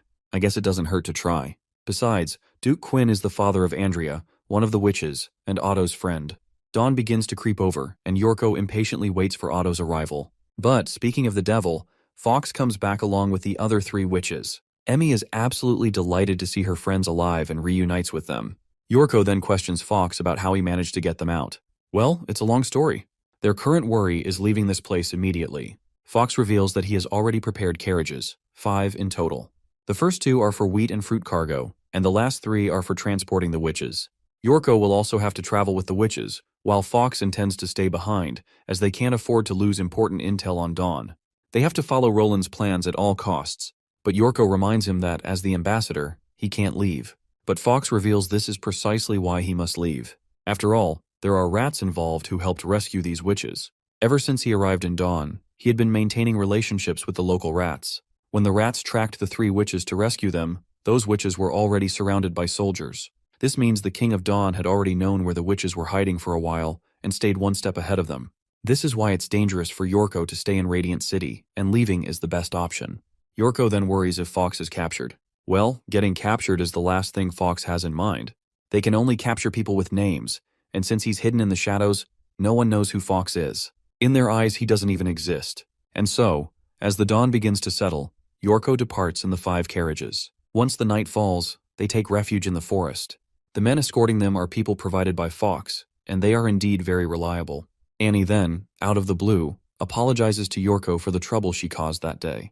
Though she may not be handing them over to the King of Dawn, she still can't fully trust him. But Emmy vouches for Yorko, claiming he's not a bad person. It looks like 76 is also accompanying them on this journey. She feels quite happy that they are all from Wolfheart. Annie admits that while they were not born in the same city, they indeed belong to Wolfheart. 76 then recalls how Wolfheart was forcefully merged with the church, which caused the native witches a lot of trouble. Seeing Hero's missing legs, she wonders if the church is responsible for her leg loss. Annie reveals they were cut off by the very people Hero was protecting. You see, when Wolfheart was going through its darkest times, Hero took it upon herself to save everyone around her. But those people only returned her gesture with hatred instead. If they wish to hear the story, Annie is ready to share, but she gives them a clear warning that it's an unsettling one. It all started years ago, when the church's armies forcibly made their way into Wolfheart City, catapulting corpses infected with the plague over the city walls. But because of her, the plague didn't spread, as she was able to transfer illnesses to other living things, such as rats, cats, dogs, and other livestock, which became the victims of that plague. Still, some humans got infected. So the citizens dug a huge pit in the slums, and everyone infected with the plague was gathered there. Hero transferred the plague to animals, which were tossed into the pit to burn. Slowly, people viewed her as the savior of Wolfheart and started calling her Hero. Hero saved many people, and Emmy and she were also cured because of her. But in the end, there were only so many animals around, while the church kept spreading more plague. And even when the Wolfheart citizens collected every animal around to burn in the pit, there simply weren't enough animals to cure everyone. As the war dragged on, a few of the stronger began using the weak to save themselves. So everyone lost their humanity and became selfish in order to protect themselves. Still, to this day, Hero is haunted by the memories of when she infected the living people with the plague with her own hands. At first, the people thrown into the pit were criminals and prisoners. Then it became the elderly injured soldiers and captured judgment soldiers. Hiro didn't want to give in to infecting humans anymore, so everyone's attitude toward her changed. They locked her up in a cell and threatened her, but Hiro still said no. In the end, the guard she once saved cut her legs off. She had worked so hard to heal everyone and stop the cries of pain, but they chose to ignore her own cries of despair. In the end, they started a fire in the cell. As fate would have it, the one who saved the legless Hiro was a captive from the Judgment Army in prison. The church's soldiers helped Hiro out of the cell, and with their help, she finally managed to escape. After the war, the surviving Judgment warriors even provided her with food and clothes for a while, until their army returned to Hermes, and they had to say goodbye to her. Since she was able to save thousands of citizens in Wolfheart City, she earned the title of hero. This story gives Yorko a lot to think about. The sheer amount of pain these witches have gone through. If he were in their shoes, treated harshly, he too might have viewed everyone as his enemy and killed them all for revenge. Yorko then assures them that the hero's legs might be able to be healed. After all, there were over 300 witches in Grey Castle, so there's a possibility that one of them has the ability to regenerate amputated limbs, or even grow new ones. 76 questions how in the hell the king of Grey Castle managed to gather so many witches. Well, it's a long story, and Yorko doesn't want to bore them with the details. Instead, he gives them a brief explanation. An old friend of his was practically born to be a ruler. He saw through the church's schemes long ago. Not only can witches live like normal people in his territory, but he also spread the news to every corner of Grey Castle. As time passed, plenty of witches arrived and pledged their loyalty to him. Furthermore, in Neverwinter City, every witch is promised a suitable job. Emmy gets excited upon hearing this and asks what kind of jobs they can have. Yorko reveals that it all depends on one's ability. For example, witches who can use fire help smith metals, while those who can control wind operate windmills and other similar tasks. Since Roland plans on building a new capital city in the western region, he needs a lot of manpower. Even if their abilities aren't particularly useful, there will still be plenty of opportunities for them to work as normal laborers. Once again, Annie butts in, trying to convince Emmy not to fall for these lies. Yorko understands her concerns but assures her that she'll see the truth for herself once they get there. The next day arrives, and Yorko has made it to the Breeze Mountains of the Kingdom of Dawn. Given how much they've traveled, they should reach the northern region of Grey Castle after another day heading south. Suddenly, one of the escorts reports that they're being followed. This throws poor Yorko into an absolute frenzy. The escort reveals that there are knights 7 or 8 miles away. They can't see them from here, but they're approaching. The knights aren't moving very fast, but since Yorko's carriage is slower than before, they'll eventually catch up. The escort suggests abandoning the carriages and continuing on foot since there's a dense forest nearby where horses can't pass. If they move through the forest, the knights, who are all on horseback, won't be able to catch up. But if they continue on the carriage, the knights will get closer, and if they catch up, everyone will be as good as dead. Someone also has to stay behind with the abandoned carriage. In other words, someone has to make a sacrifice. Yorko isn't thrilled to hear this. But then, 76 volunteers to stay behind. While Yorko isn't happy about it, he doesn't have a choice. Before leaving, he turns to 76 for one last conversation, just worried about her well-being. 76 reminds him that she was trained for 5 years in combat by the auction house. She's fast on her feet, so there's nothing to worry about. By the way, that auction house is also called Black Money, so if the name comes up later, don't get confused. 76 then reveals her plan. She'll travel to a nearby village and blend in with the villagers, becoming practically unrecognizable. Once everything blows over, she'll rendezvous and meet them at the border. But Yorko isn't sure she'll make it out unscathed. The village she's talking about is 30 miles away. There's no way anyone who stays behind will reach it before the knights do. If she gets caught, the knights won't show her any mercy. Yorko even considers sacrificing himself instead. If he's caught, King Appin will probably just demand a huge ransom from Roland, but he wouldn't face execution. 76 snaps him out of his thoughts, telling him that this is her choice. Not to mention, Black Money drilled into her the courage to make sacrifices in situations like these. Initially, she thought she'd spend the rest of her life in Black Money, grinding her days away to appease her customers. But thanks to Yorko, she got to see the vastness of this world. She has no regrets. With that, she waves one last time, rides the carriage, and takes off. As dawn descends, she's eventually caught by the knights. There are about 35 of them. The captain of the platoon, Duke Logan, orders his knights to search the carriages. The soldiers immediately surround them and find 76 alone. They report back to Duke Logan, saying there's nothing in the carriage except this woman. Duke quickly realizes what's happening. Yorko, the ambassador of Grey Castle, intentionally left someone behind to buy time. So, he orders his knights to search for footprints. Since the others fled, they must have left tracks behind. As for this woman, Duke decides she'll have her limbs amputated before they begin interrogating her. But 76 comes clean, revealing that the others escaped into the forest and can't be far. With that said, she suddenly jumps onto one of the knights and snaps his neck, killing him on the spot. The more suckers tries to attack her, but she slaps the fuck out of them. She then further grabs the dagger off the ground and goes on town with those bastards, killing the hell out of them. This lady is one hell of a fighter. She is literally smashing these guys like numbers on an abacus. The surviving knights are in utter disbelief at the kind of monster they've stumbled upon. The knights on horseback try to attack her, but the lady literally grabs the horses by their legs, swings them like it's nothing, and crushes one poor guy under the horse's weight. The remaining survivors try to run away, but those poor souls also end up meeting their demise. By now, I have a suspicion that she is not a normal person, but rather a witch. Anyhow, during the night, she drags the dead soldiers and hides them under branches and dry leaves. After taking care of the bodies, she walks to the carriage and grabs a shiny ring embedded with a stone. After sliding it down into her cleavage, she decides to head to the village. From there, she will rendezvous at Grey Castle with a driver. She fears that Yorko might not wait for too long at the border, so she needs to hurry back. But she is sure that as long as she reaches the western region, she will be able to find the witches. As she gazes up at the starry sky, she reflects on how it has been 400 years, yet the night sky remains unchanged. Well, it seems like she is one of the witches of the Alliance who got separated from the witches of Comet City and refused to be part of the church. To understand who this lady actually is, we cut back to the past. There, we learn that she used to be that ominous heart we had seen before, and now she has possessed this body of 76. And these random hearts are actually witches in hibernation. Right now, the witch possessing 76's body has a mission. In order to fight the Divine War, these witches are searching for a candidate who can activate the Divine Retribution apparatus. This so-called Divine Retribution is currently unknown to us, but let's hope we find out soon.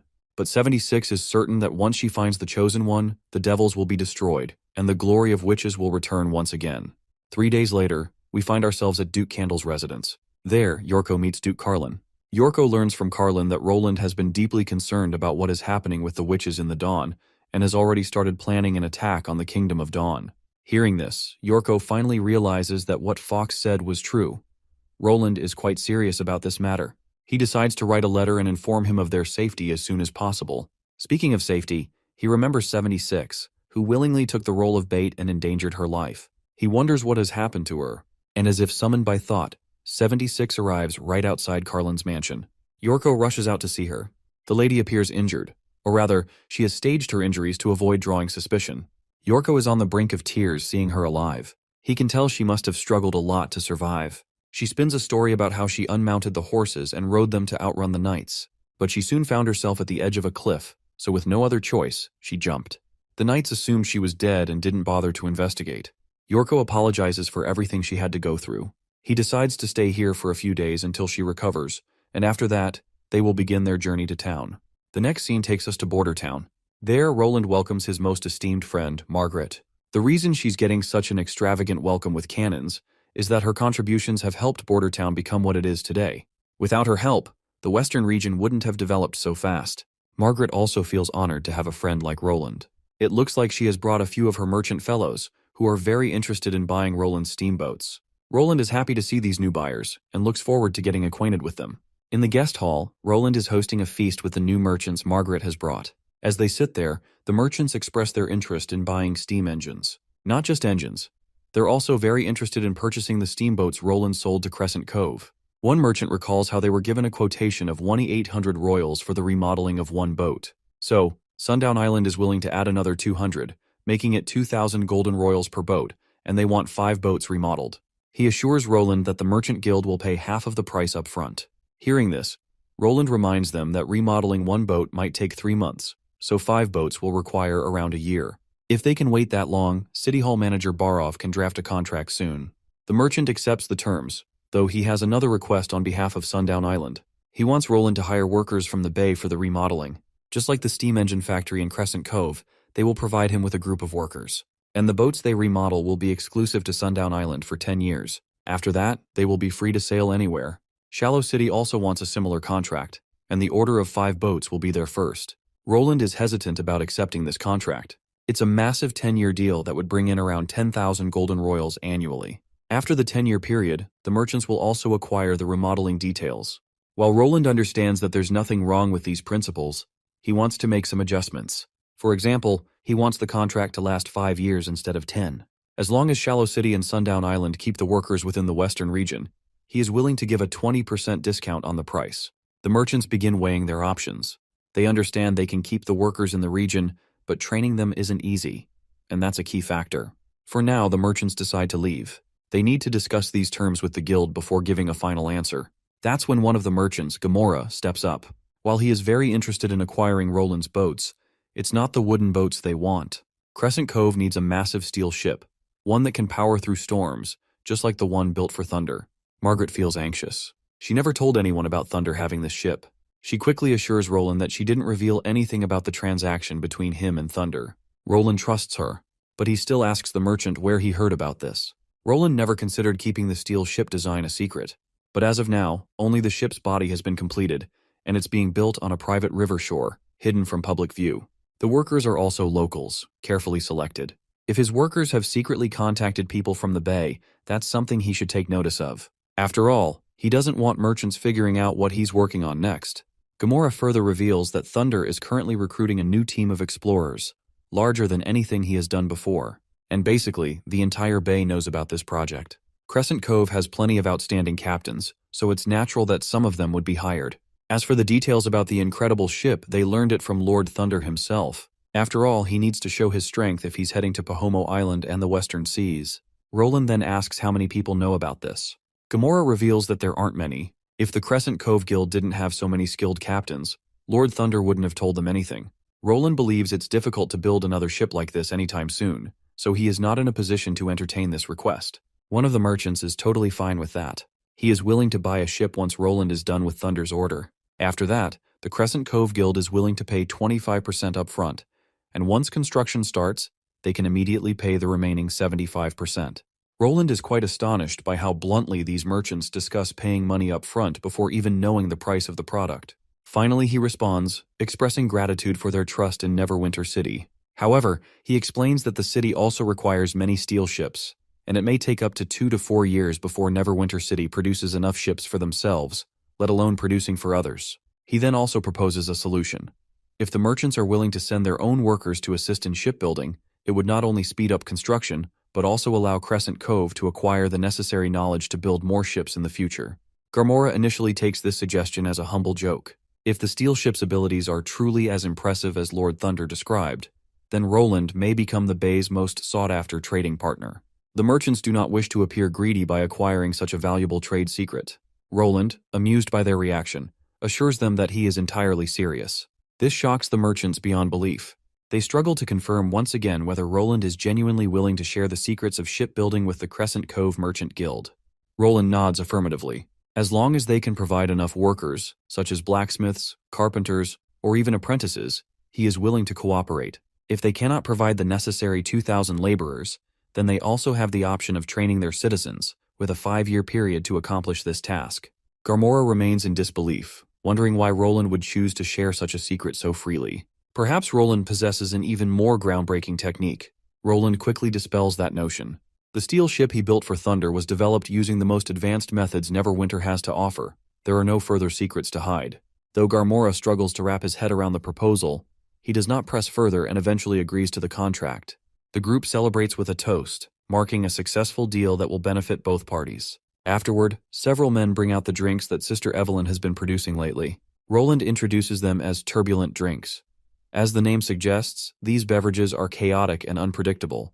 Every bottle contains a unique and indistinguishable flavor. Roland confidently claims that none of the merchants present have ever tasted anything like this before. Sure enough, once the merchants take a sip, they are immediately transported into a state of pure bliss. They go so far as to claim that everything else they've tasted in comparison is nothing short of miserable. They also notice that the drink bubbles and fizzes as if alive, dancing within the glass. Roland reveals that he has added dry ice, making the drink carbonated. He is very curious about the potential market for such a product, and inquires whether there would be any demand for it. Gamora quickly affirms that there is. Since tastes vary from person to person, perhaps each of these drinks could appeal to different demographics. Though undoubtedly a luxury item, he wagers that once people experience such a sensation, they will refuse to settle for anything else. Roland hopes they are being honest. Gamora assures him that he would never dare to lie about something like this. However, they are uncertain about simply calling them turbulent drinks. Since each bottle has its own distinct flavor and quality, they could be marketed under different names which can be consumed on different occasions. Even Margaret suggests that selling these drinks under different names would be a better approach, as everyone has their own preferences. Unfortunately, Roland explains that these drinks are exactly as he described. Each one is a unique experience. In fact, the 3 drinks they just consumed were the last of their kind. They will never exist again. One of the merchants is shocked, asking whether it is truly impossible to manufacture more. Roland confirms this. This is precisely why he calls them turbulent drinks. As soon as a person finishes one, it becomes a lost treasure, something to be cherished. Although he cannot reveal the process behind making them, he assures the merchants that the drinks will always be different in flavor. If they have one thing in common, it is simply that they are all delicious. Garmora eagerly offers to manage the distribution of the product. He believes that the Crescent Cove crew, with its access to the shores of all 4 kingdoms, is best positioned to maximize profits. Other merchants quickly object, accusing Garmora of seizing an opportunity too quickly. After all, Crescent Cove has traditionally focused on trade with the Dawn region and has never engaged in commerce with the Western region. One merchant argues that Sunset Island has the highest traffic for ships traveling to Wolfheart and other major kingdoms, making it the ideal hub for distribution. As the merchants bicker over who should control the supply, Roland interjects with a proposal and suggests forming a merchant coalition. A coalition, he explains, would prevent unhealthy competition from artificially deflating prices. Each participating merchant could manage their respective regions, with Neverwinter City providing the exports. Since each merchant already has established trade routes and towns they are familiar with, this would allow them all to play to their strengths and ensure fast logistics while avoiding unnecessary conflicts. The final sales will be divided according to percentages set by initial contracts. This way, everyone can be insured. While this sounds good on paper, Garmora is not sure how they are going to decide the percentages and areas. Besides, selling the drinks in Neverwinter will be completely different from selling them at the Bay. Roland then reveals that logistics and profits are also considered factors. Labor prices and availability are variables that need to be discussed until everyone is satisfied. Margaret is willing to join right away, and the other merchants have no problem trying it out either. Roland further reminds them that working together is far better than working alone, ensuring a win-win situation for everyone. The scene transitions to Tilly on Slumber Island, where Camellia presents the basic statistics regarding the witches moving to the western region. Fortunately, nearly half of the witches have expressed their desire to join. While the number might seem significant, it is still far less than what Tilly had expected. Camellia points out that the only reason the witches are even remotely interested in visiting Border Town is because of the Fourth Prince. They all want to learn how he defeated the Church, their natural enemy. It is evident that Camellia is not fond of the idea of witches relocating there. After all, Roland is a mortal and very different from witches. She does not want them to follow him blindly. While she apologizes, acknowledging that her words may seem rude, she simply wants to state the obvious. She is not questioning Tilly's decision nor accusing her brother of deception, but she worries about the future. What if one day, Roland's desires conflict with the well-being of witches? What if he starts hunting them down just like the elites have done for generations? Tilly completely understands her concerns and assures her that this is not a decision made on a whim. Witches may be different from mortals, but under the looming threat of the divine war, they share the same objective: survival. She does not see any benefit in isolating themselves when they have an opportunity to integrate into the world. Why not join the mortals in forming a cohesive society with a shared goal? Once witches' power spreads across every continent, it would not matter if Roland breaks his promise with Slumber Island. In fact, Roland and the mortals would become more reliant on the witches' power, and would be nothing without it. Still, Camellia fears what might happen if he ever decides to rid himself of the witches under his command. Tilly reassures her not to be so pessimistic. From what she has observed over the past 6 months, Roland has not forcibly restricted anyone in any way. Otherwise, the Western region's witch union would not continue to staunchly support him. Furthermore, she trusts her intuition more than mere precautions. And right now, her intuition tells her that Roland is harmless. Camellia finally exhales in relief, especially since Tilly's predictions have never been wrong. Understanding the situation, she promises to quickly finish preparations to transport the witches. Before leaving, Camellia brings up some troubling rumors related to the information she gathered from Border Town. Apparently, some people believe that since an empire of witches once ruled over mortals, they can mirror that past alliance and create a society where witches are superior. Essentially, they seek to restore their ancestors' glory. Tilly questions which faction is behind this conspiracy, wondering if it is the Bloodfang witches. However, Camellia dismisses the notion, stating that the Bloodfang witches still pledge loyalty to strength. The fact that the Western region managed to defeat what once seemed like an invincible enemy the church, has convinced the battle witches of Bloodfang to be the first to sign up for Neverwinter. Not to mention, they were further encouraged to join since Softfeather, Evie, and Twilight also fought alongside Roland against the church. Camellia reveals that the source of this conspiracy comes from another witch organization on Slumber Island. Given that Slumber Island has always been a large community of witches from various backgrounds, it houses more than just Bloodfang. There are also groups similar to the old association from Seabreeze Town. She wonders if Tilly wants her to speak with their leader. However, Tilly states that it is unnecessary. Those groups do not possess the power that Bloodfang has, so there is nothing to worry about. When they arrive in the western region, they will quickly realize that the concept of a witch empire is nothing more than an outdated relic of the past. Brand new roads and completely unexpected adventures await them ahead. Later, Ash comes to meet Tilly. Since there is no one around to witness their affection, the two women passionately embrace. While Tilly appears happy and confident on the surface, deep down, she harbors many concerns. She has no doubt that Roland will treat the Slumber Island witches well, but she worries whether the 300 witches can successfully reintegrate into society after spending 2 years in isolation. And even if they do, will mortals truly change their perception of witches after the Divine War? The scene transitions to Neverwinter, where Roland stands by his window, gazing outside. He notices that it has yet to start snowing in Neverwinter, which only means that the months of demons will arrive later than expected this year. This is good news for the city, as it grants their construction teams more time to put together a few more residential buildings. Now that Neverwinter has secured a stable supply of food, weapons, and a well-functioning logistics network, they are well prepared for the inevitable battle against the demons. Suddenly, Ironaxe arrives at Roland's office, responding to his summons. Roland has called him to discuss the southernmost desert region, the very land where both Ironaxe and Sister Echo hail from. At the mention of the southern region, Ironaxe immediately realizes Roland's intention. He plans to conquer it, and he plans to do it this winter. Later, Nightingale visits Roland, expressing her concern over his decision to travel to the southernmost region at this time, especially with the months of demons approaching. However, Roland reassures her that he has already accounted for this. Based on last year's estimates, he is confident that 1,000 soldiers will be sufficient to defend the city wall, and to be cautious, he plans to leave 2,500 troops behind.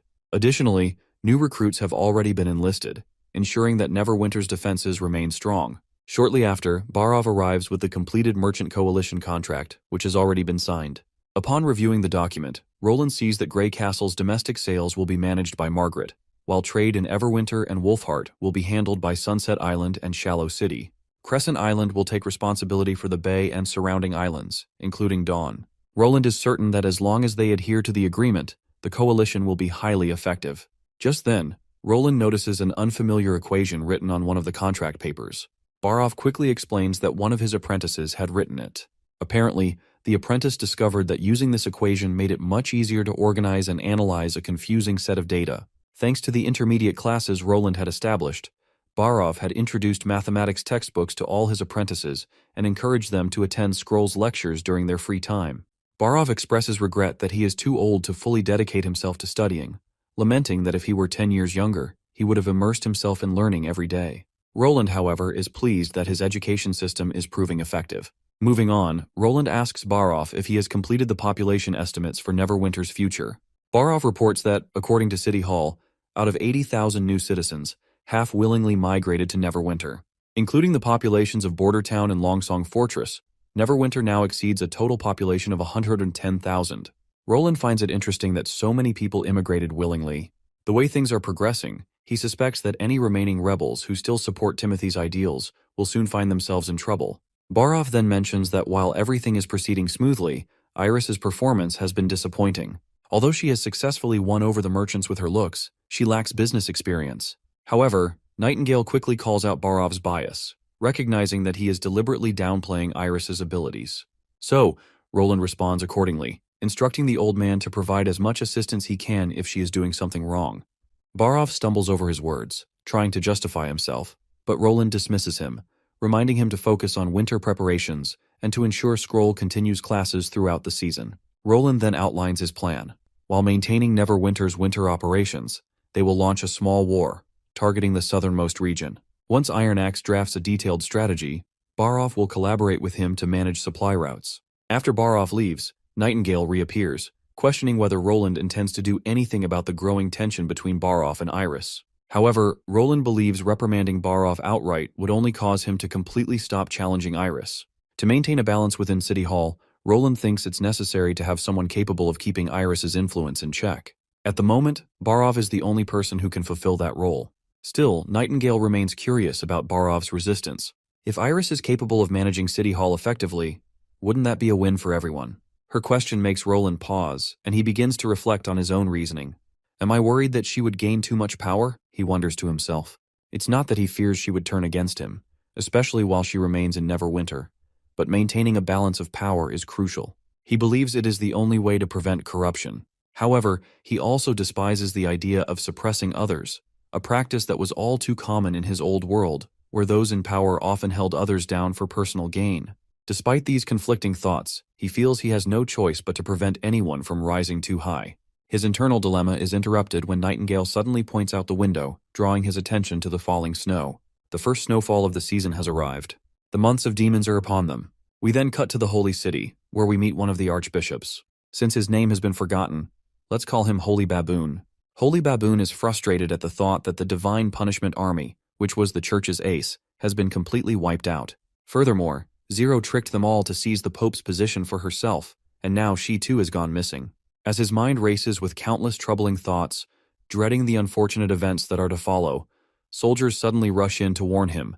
The secret temple is under attack, and he must leave immediately. Holy Baboon is in disbelief. How could anyone possibly invade this sacred place like this? One of the soldiers clarifies that the enemy appeared from deep within the caves. Eventually, the old man follows the soldiers escorting him toward the passage leading to the old holy city. But once outside, he is met with a terrifying sight where the enemy soldiers are already waiting for him. These soldiers appear to be divine punishment warriors, but something is wrong. They seem to have been hijacked by the same witches who had the form of hearts. Without hesitation, they execute the archbishop on the spot. With their path now clear, one of the warriors decides to venture further inside to complete their objective. However, a blonde soldier reminds him of the injury he sustained. If they don't stop the bleeding, there is a possibility they could lose control over the body. One of them begins patching up the wounded soldier, Carol. Another member of the group reminds them that their comrades are still waiting at the top of Tequila, so they need to focus and not lose sight of their mission. With that said, they resume their search for the relic. After navigating through the castle, they finally reach the prayer room that Pasha had mentioned. One of them quickly notices something unusual. He slams his hammer against a wall and it ruptures, revealing an empty space behind it. Once they break through the wall, they discover a massive crimson jewel. According to them, this object is what once decided humanity's fate. Before the eager hammer-wielding soldier can lay his hands on it, his companion Zoe reminds him of the strict guidelines they must follow. First, they must never lose focus while moving the relic. Secondly, they must refrain from connecting to God. There is also a third precaution that Pasha warned them about. As soon as they place their hands on the stone, they realize that it is trying to connect with them. The stone suddenly begins to speak, offering them comfort, happiness, pain, warmth, and cold. Everything they could possibly desire. All they have to do is relax their thoughts and gaze upon it. Zoe, entranced by the crystal's smooth words, falls into its trap. In an instant, she is absorbed into the jewel. The crystal assures the others that there is nothing to worry about. She has simply surrendered to her desires. But her companion refuses to accept this and demands that the stone release her at once. The crystal, however, refuses, challenging them to enter and take her back. Left with no other choice, the hammer guy focuses on the crystal, and she too is transported inside. Within the jewel, she finds herself surrounded by the same 3 paintings we once saw Zero speak of. She calls out for Zoe, but there is no response. As she approaches the eerie throne of skulls and blades, the knight seated atop it suddenly extends his hand toward her. As she steps backward, the sinister eye behind her strikes, wrapping its tentacle around her throat and beginning to strangle her. At that moment, she catches a glimpse through the frame. Zoe is dragging the hammer guy's body away from the stone. In the next instant, the witch stuck inside the jewel finds herself back in the hammer guy's body. It turns out that Zoe and Betty were never the ones absorbed by the jewel. Instead, the hammer-wielding soldier had fallen victim to it. The crystal had deceived him, using illusions to lure him inside. Zoe is furious that he made eye contact with the stone and got swallowed. However, the soldier is convinced that what he saw was more than just mere illusions. Regardless, they must refocus on their task. They need to transfer the relic into the divine stone chest as soon as possible. Otherwise, every demon in the vicinity will be drawn to this place. We then transition to Yorko's ship, sailing toward Border Town. Emmy is excited, seeing snow for the first time. The sight of snow reminds 76 of her life in Tequila. That place always had the most snowfall. Because of this, the devils would slow their attacks during winter. At that moment, Blade appears, scolding Emmy for disturbing 76 while she is resting. However, 76 assures her that she will recover soon enough and will be able to enjoy the snow herself. She remarks that Roland's city lies even farther west than here, meaning they will see even more breathtaking snowy landscapes. Blade then decides to reapply the ointment to 76's wounds and suggests that she close her eyes. Once the medicine is applied, they let 76 rest again. Yorko suddenly enters and is immediately hit by the stench of the ointment. He and 76 talk briefly about Roland and Neverwinter, and in this entire back and forth, he assures her that everything will be fine once they reach the city. After their short conversation, Yorko leaves the room. While she is intrigued by his words, 76 believes that true safety will only come once she finds the Chosen One. If they cannot stop the devils, then no one will survive. In the face of the divine war, which will decide the fate of the world, there is no escape. After their long journey, they finally reach the shore, arriving in Neverwinter City. Emmy is thrilled, and as they peek out from the ship, they spot several witches waiting on the dock to welcome them. Annie is relieved to see that the ambassador had not been lying after all. Still, she wants to remain cautious, warning Blade and Emmy to stay alert at all times and to follow her gestures and gaze. Finally, Wendy, Nightingale, and Sister Leaf board the ship, welcoming them all to Neverwinter City. Wendy introduces herself as the manager of the Witch Union and warmly invites them to ask any questions they may have. In the background, 76 takes notice of how unnervingly friendly and welcoming these witches are. They haven't even bothered to ask about their abilities. Even in Tequila, where witches were dominant, newcomers weren't welcomed so freely, not even if they were transcendents. Then, 76 feels a gaze on her and notices Nightingale staring at her intently, which unsettles her. It feels as though she is being interrogated without words. Out of curiosity, Annie wonders aloud why they haven't asked about their abilities yet, as it seems unusual compared to any other witch organization. Wendy explains that they usually conduct an ability test 3 days after arrival. Since everyone must be exhausted from the trip, it's only fair they receive some well-deserved rest first. Annie then questions what would happen if their abilities turned out to have no utility. Wendy reassures her that no ability is useless. At least, that is what both Majesty Roland and the Witch Union firmly believe. The ability test isn't conducted to determine their worth, but rather to better understand each individual witch. Regardless of the results, no one is forced to join the Witch Union. Even if they choose not to work for Roland, every witch is free to live like a normal citizen. While the Witch Union does not pressure anyone into signing a contract, joining comes with significant benefits, and the work is relatively easy. This is why most witches choose to join right away. Hearing all of this, 76 falls into deep thought. If this place truly allows witches to lead normal lives, then it meets the conditions necessary to birth high-tier witches.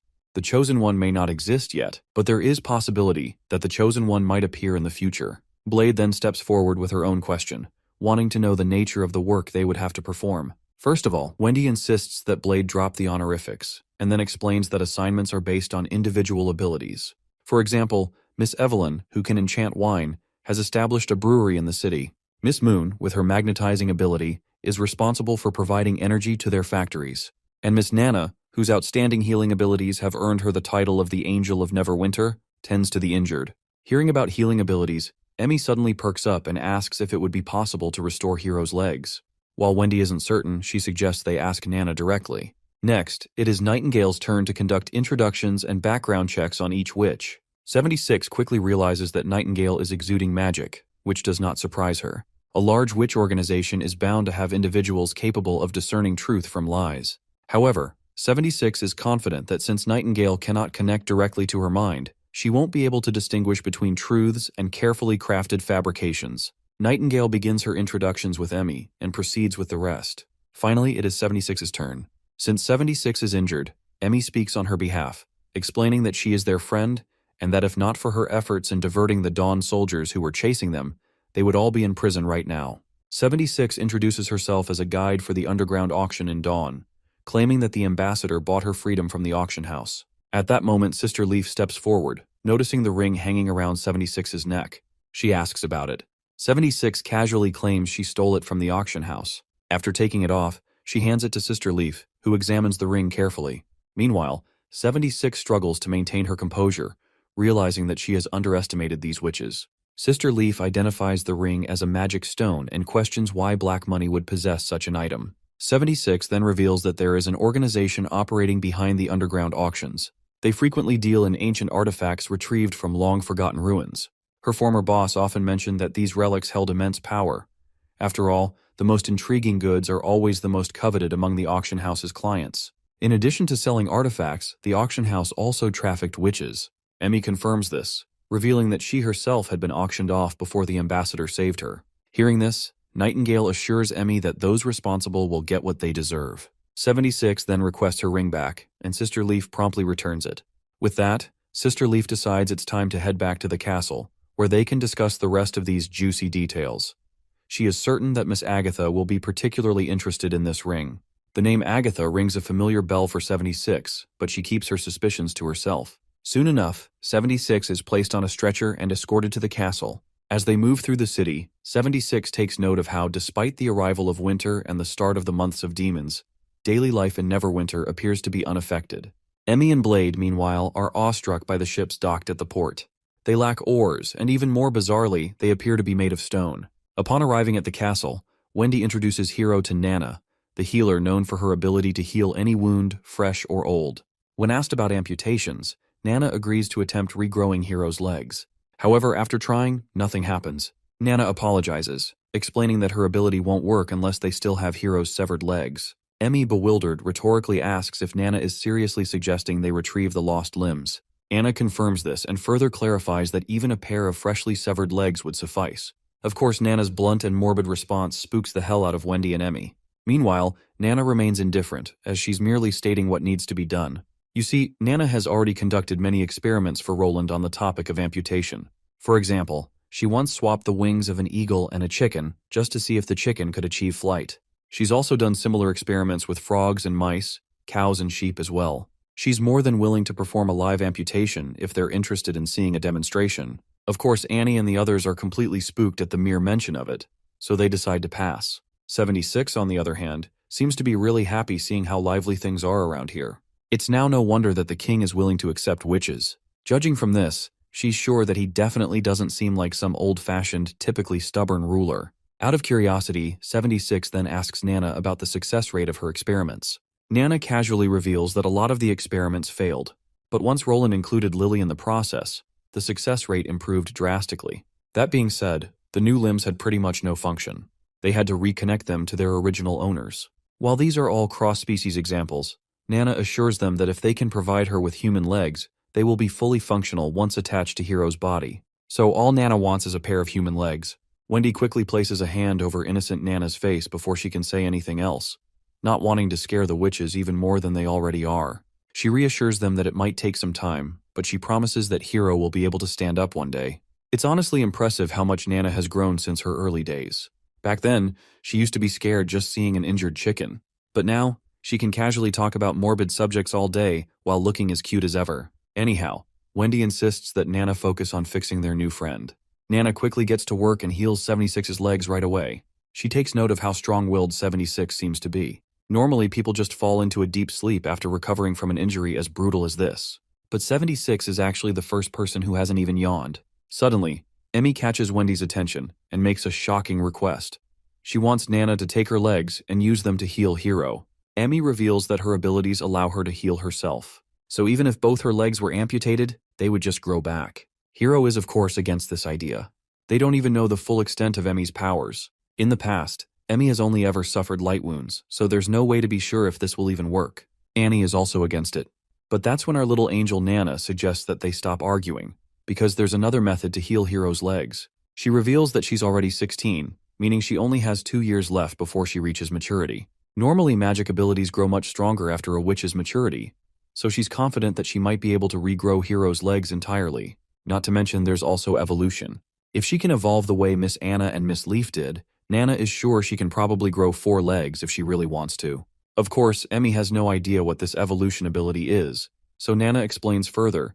It's when magic accumulates in the body and develops into a new form. As long as someone studies hard enough, they can evolve as well. Meanwhile, 76, who has been listening intently this whole time, starts wondering if Nana is actually talking about high-tier awakening.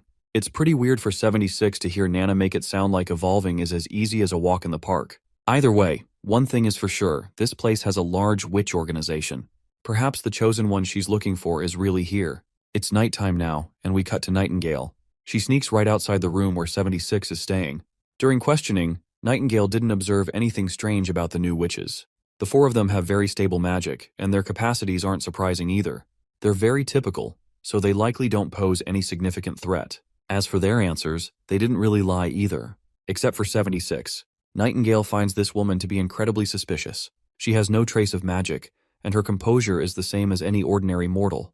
But Nightingale still feels like something is off about her, so she decides to confirm it once again. After sneaking into the room, she notices that 76 is still wide awake. And oddly enough, she's just playing around with her ring. Nightingale can see a tiny trace of magic, but nothing really special. Half an hour passes, and eventually, 76 goes to sleep. This leads Nightingale to believe she was just playing around with the ring normally. But it turns out 76 was 2 steps ahead. Her ring was able to detect the presence of another magic user, allowing her to trick Nightingale. Even so, she's now left wondering about Nightingale's abilities. This is definitely something she hasn't seen before. You see, the amount of ki surrounding Nightingale rivals that of the top-tier witches in the Alliance. 76 is only growing more and more curious about Nightingale's abilities. Anyhow, she's glad that everything is going as she intended. As she stands by the window, her ring begins to react to the overwhelming presence of ki nearby. When she looks outside, she notices the amount of ki is so massive that it's literally engulfing the entire area surrounding the castle. This is some next-level stuff, and for a moment she begins to wonder if this is the smile of God. By now she's sure that the chosen one she's looking for is definitely here. I wouldn't be surprised if this ki surrounding the castle is from Roland. After all, he has everyone in his head devoured by Zero, along with Zero herself. We then cut to Roland, who just woke up in the dream realm. They're brushing their teeth and having a little fun teasing each other. Apparently, today is parent-teacher meeting day, and Roland will be acting as Zero's guardian. Zero wants him to shave his beard, or else he'll look like a crusty old man, and she doesn't want to be embarrassed. He teases her back, suggesting that she put her hair in double ponytails so she can look like a normal kid. This, of course, sets her temper boiling, and she kicks him out of the dressing room. A while later, Zero is finally ready to head out, and surprisingly, she makes sure to have double ponytails in the end. Quite surprising nonetheless. Later, as Roland waits in the classroom with the other parents, waiting for the teacher to arrive, he notices Garcia. Roland finds this unbelievable, especially since Garcia never had any children in real life. For a moment, he wonders if maybe she did have a child, and that her child was consumed by Zero during the Battle of Eternal Winter. Either way, he points out that he's here as a parent too. Curious, Roland finally asks her if she has a child. Garcia quickly clarifies that she has a cousin.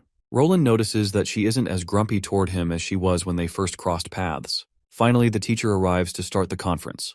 Since the conference has started and they can't speak out loud, Garcia passes a written note, asking if Roland is the mysterious martial artist who was running on the street a while ago. Roland remembers the encounter he had with that zombie-like guy and asks her how she knew he was there, to which she claims that she was able to sense his body language because of the natural power he had. So she questions him if he just awakened his natural power or if he's been hiding it intentionally. Roland finally understands why she's softened toward him. Anyway, he sees this opportunity as a chance to learn more about this natural power, so he asks her what natural power even is. Of course, Garcia feels mocked, as she can tell that he's deliberately acting dumb.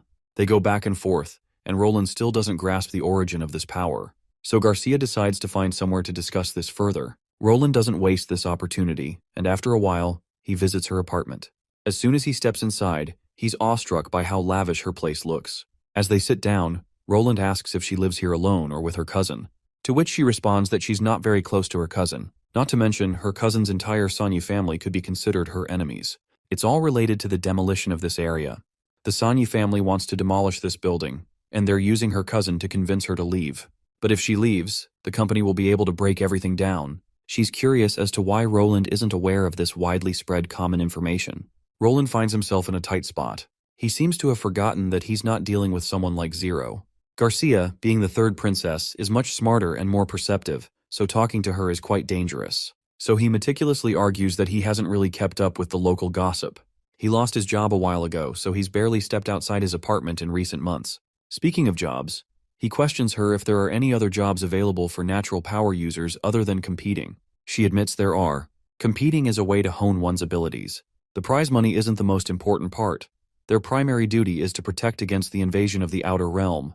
There's a threat widely known as the Fallen, and they're the most common type.